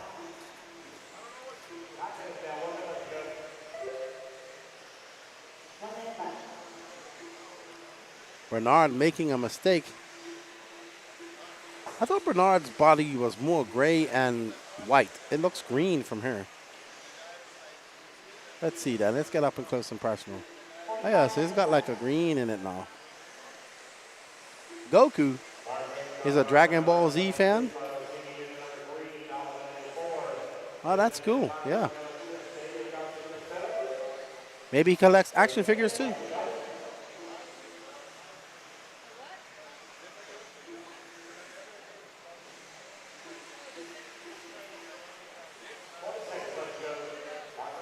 Oh, Danny, you are a Dragon Ball Z fan, aren't you, Danny? I know Dragon Ball Z is big in Latin America. Not really. It was a little bit after me. I'm a little older than you. No, probably like Jerome Bernard's age. You know? I watched it. I do like. I know who some of the. I do like it. I did like it. Mark Moon gonna take the win here, but not enough to pip Chuck Berg. I don't think. Look, Carlos Sigi is not happy. What happened? Who did he talk to? I missed it.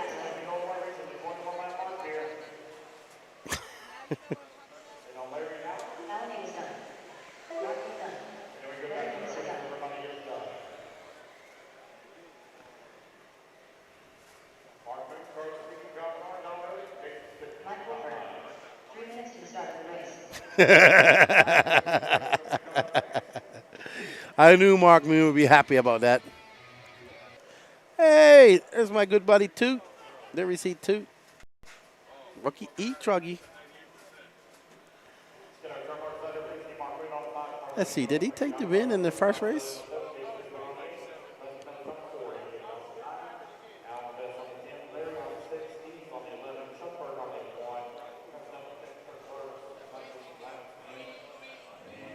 Oh, it's Alex Cummings. Toot came second. So, Toot wants to get a win.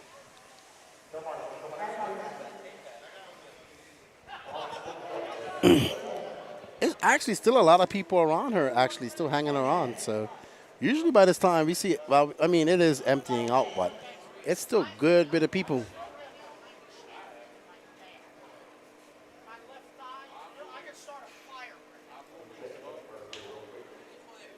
I'd have to agree with you there, Derek. He was impatient. He actually caused that crash with the lap traffic. He should have just waited.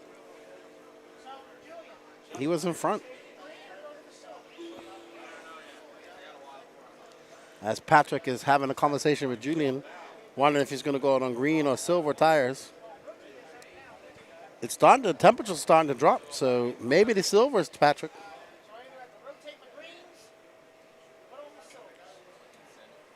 Well, I mean, it's getting cooler, so you might want to go out on silvers.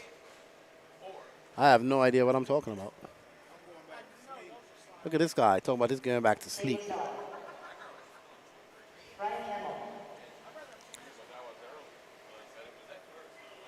Alrighty then.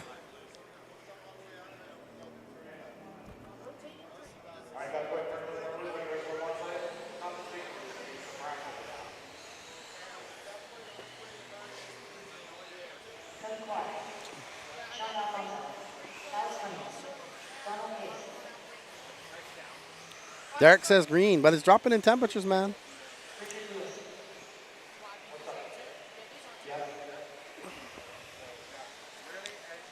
Extra Gluten says, I have too many tires. I think we all have that problem. I got to go home. I got to chuck away a lot of tires. Didn't even work anymore. Well, Patrick only has silver and some used greens. He's heavily contemplating what he's going to do. All right, up, we have two Hollies with Alex Cummings, Mike Wolford, Brandon Armitage, Brian Campbell, Cody Clark, Sean Alfonso, Jason Bennett, Donald Hayes, Kevin Tran, Mike Diaz, Richard Lewis, Captain J, Dave LaStella, Travis Rimmer, and Jeff Rexroth.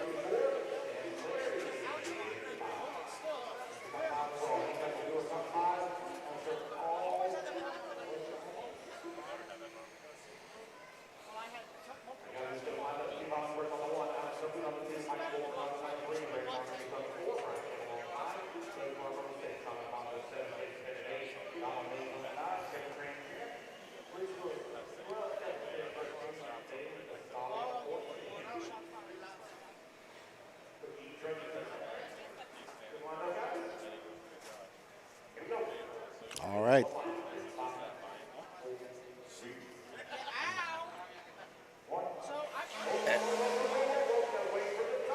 Oh, yeah, we had a false start from Toot.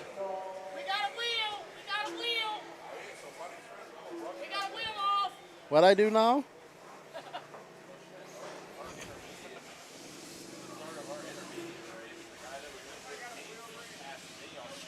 Oh, did they?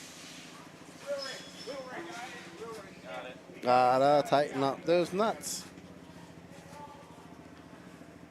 So restart. Had a wheel come off. This is your rookie e-truggy. Up next is the open e-truggy main.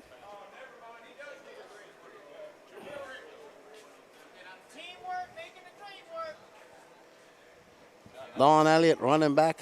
Who's that?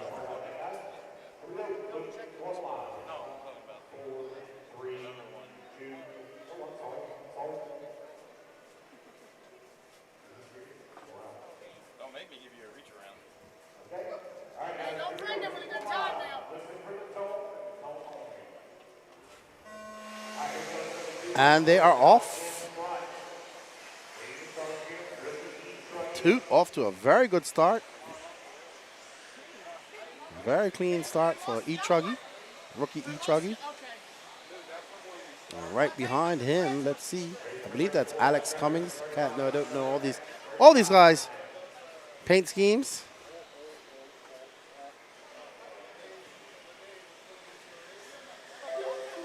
Toot, Alex Cummings. So that's 1 and 2. Toot gonna have to push.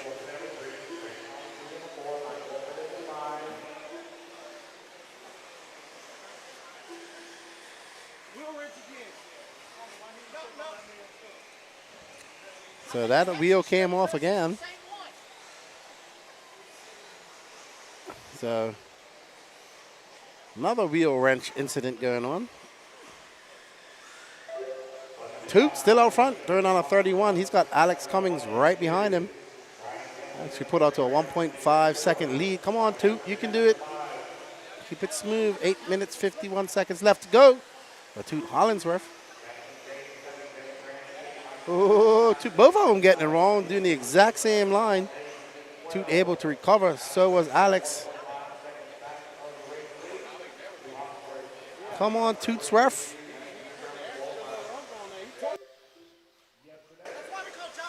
Oh boy, Toot keeping that inside line, making that truggy super wide, not leaving the door open for Alex whatsoever. Great driving by Toot.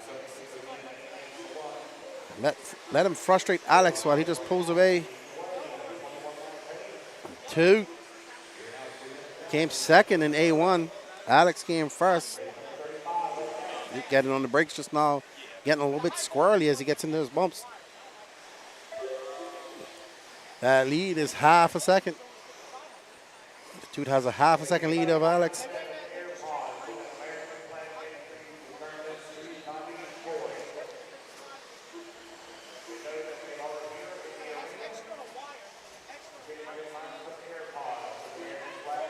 Whoa, Toot getting a little wide there. Let's see.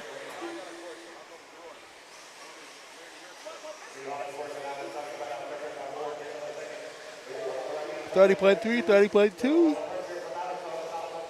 Well, two leaders. They have pulled a 7.6 second lead over Brian Armitage. Oh no, Toot getting it wrong. Oh no, that was Alex getting it wrong. Sorry, I just looked up and saw two orange cars. There's Richard Lewis. Oh ho ho!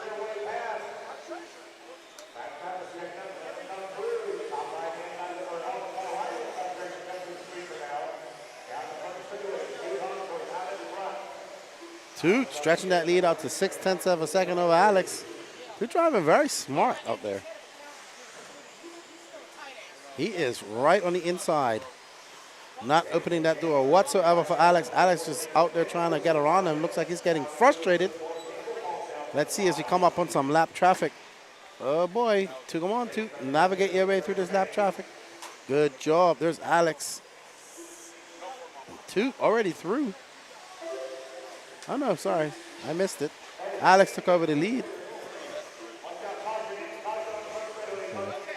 Toot dropping down to second.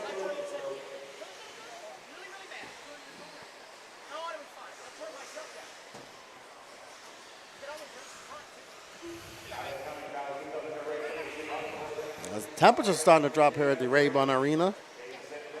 Let's see what the temps are like now. 4 minutes gone, 5 minutes and 58 seconds left to go in this race.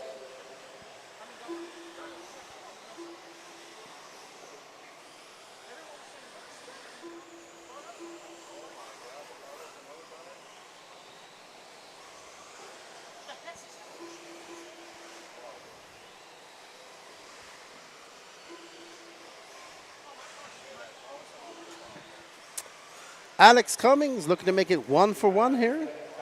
And rookie e-truggy, he took the win in the first round. He's now out to a very good lead over Toot. And Toot comes by. Toot having another long lap. Alex to a 4.7 second lead over Toot. Brandon Armitage in third. Jason Bennett fourth. Mike Walford fifth.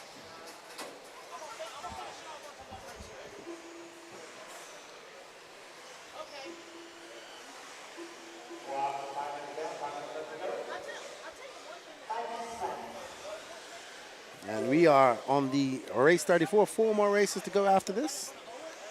We will have Sportsman e-buggy, no, Open e-truggy, Sportsman e-buggy, Intermediate e-buggy, and then finally Pro e-buggy. Good luck, Patrick. Hope your battery doesn't dump. Yep. So Patrick was telling me that during his short course race, the sun was right in his eye, so he couldn't see. And oh no, I think Toot has taken over the lead.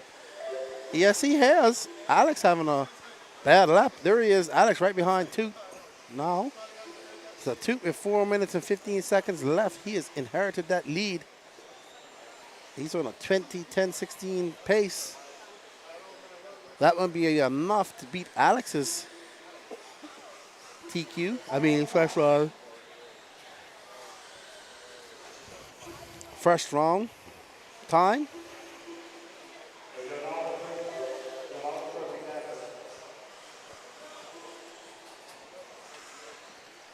High-tech tent, saving racers from getting hit all weekend.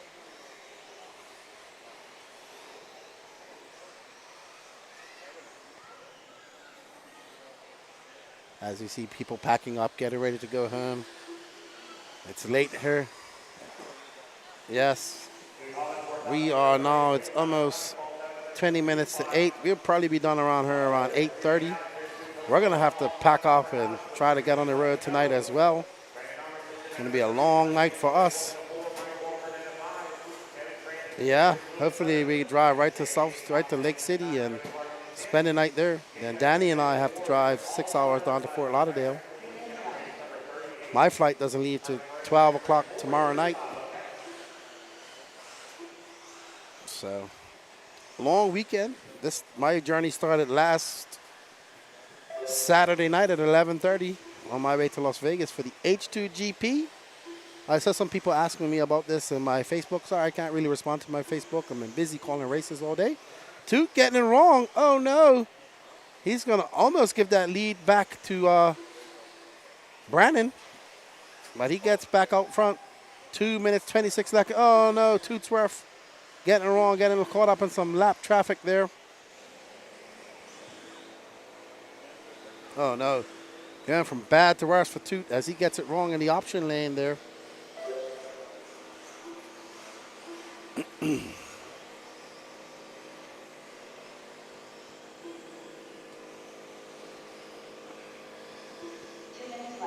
Two minutes left in this race.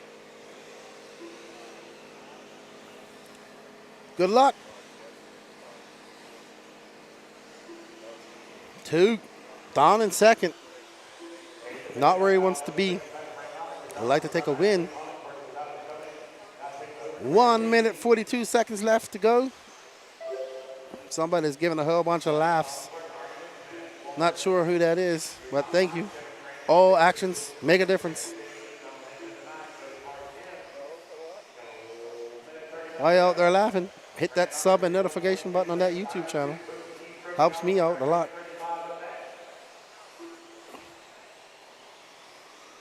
If you haven't already, trying to get to 5,000 subs by the end of this year. Ooh, it's going to be hard.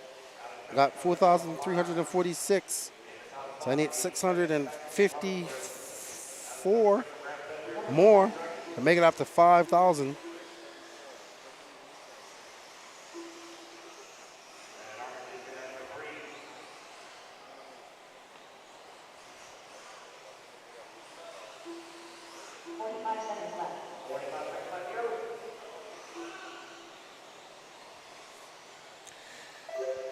All right, so Alex Cummings now out front Toot Hollingsworth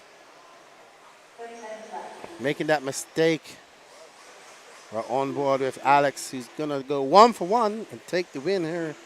Well, the inaugural and first ever rookie e-truggy class here at the 2023 Georgia Peach State Classic.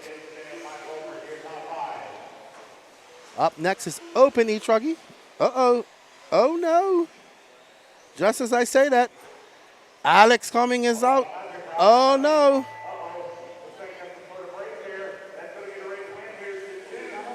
Oh, boy. Well done, Tootsworth. Tooting my own horn. Toot. Gonna come in second. Well done, Toot.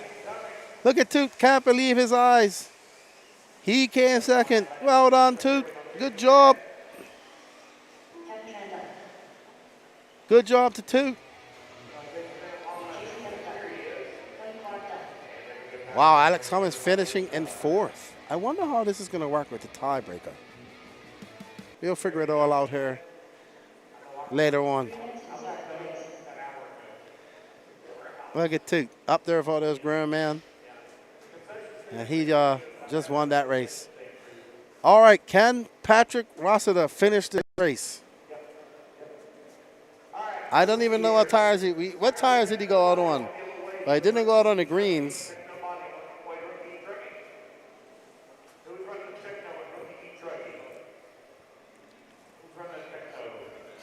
I smell diesel.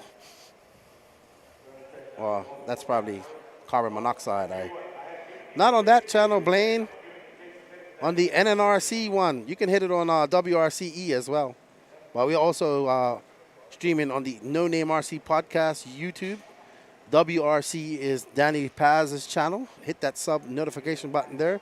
Go over to the NNRC channel as well and hit that sub notification button there as well. We greatly appreciate it, Blaine Anthony, if you're not already subbed.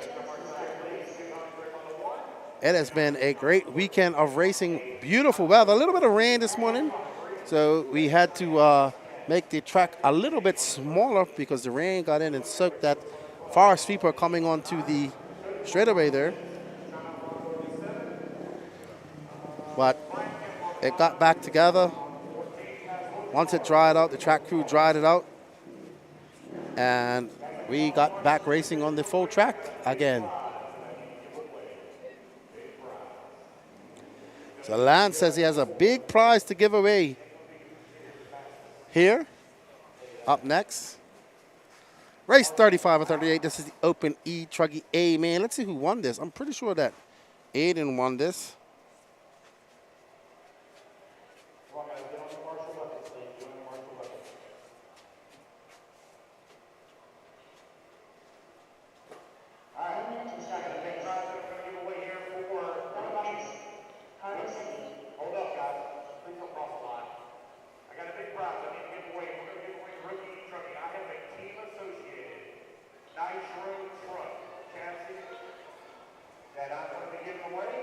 Oh boy, so somebody's gonna get a Team Associated Nitro truck in the rookie e-truggy class. So that's always good, giving away to the rookies.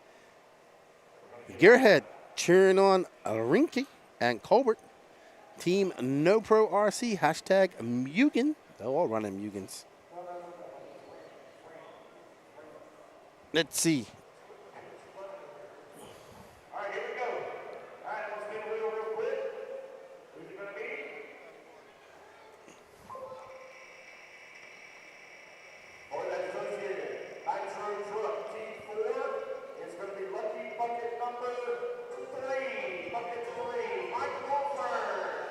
Oh, wow, Mike Wahlberg gonna win that Associated T4. Well done. Eddie Ridgway won this. Patrick Rossiter finished in second. Ooh, man.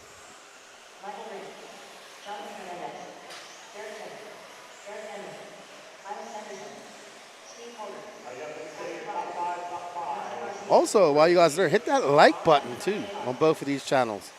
That sub, that notification, like button, dislike button, whatever you want to do, help us get out in the algorithms.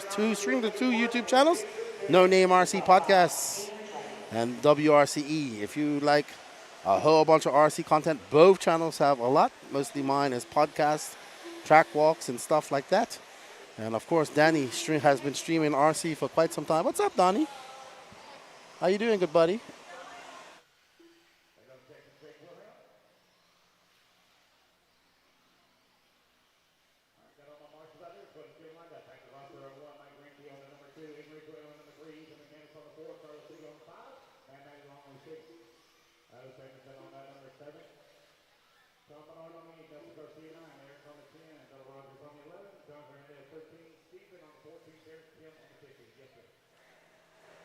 Little Donnie and his mom and dad heading up.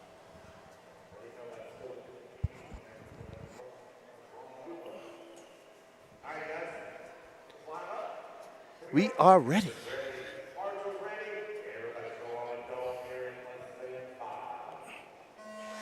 And they're off. Rossiter looking to make up for that devastating loss in round one. And there's Rinky right behind him. Aiden Ridgway right there.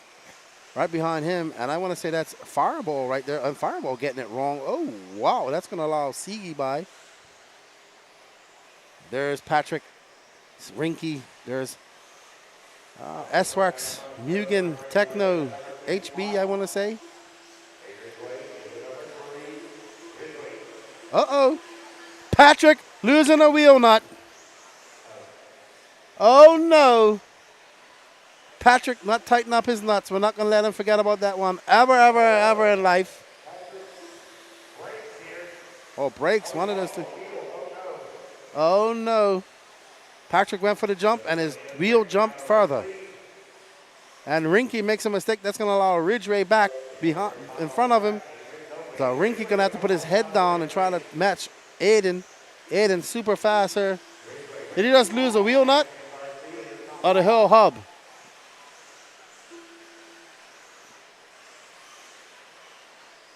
All that work gluing up tires. First lap.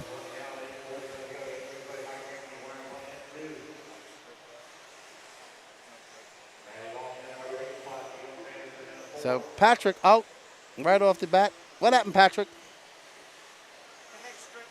So the hex stripped. So not a wheel nut malfunction, a hex malfunction. Oh well, can't do nothing about that. Patrick's race day is done.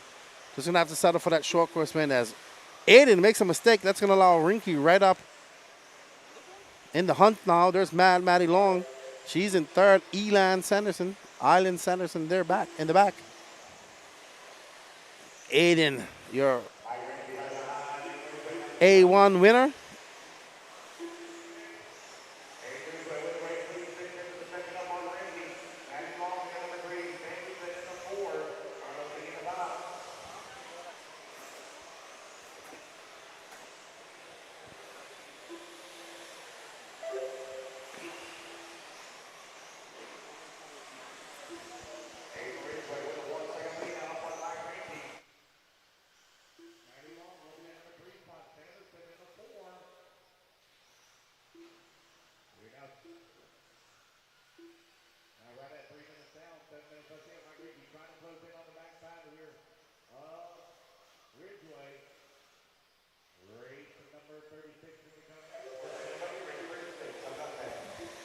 Aiden out there to a lead. He's now on a 21:10:04 pace. At a 1.1 second lead over Michael Rinky. Maddie 4.1 back of Rinky.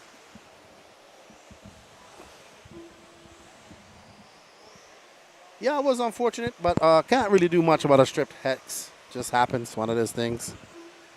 So Patrick's not too upset.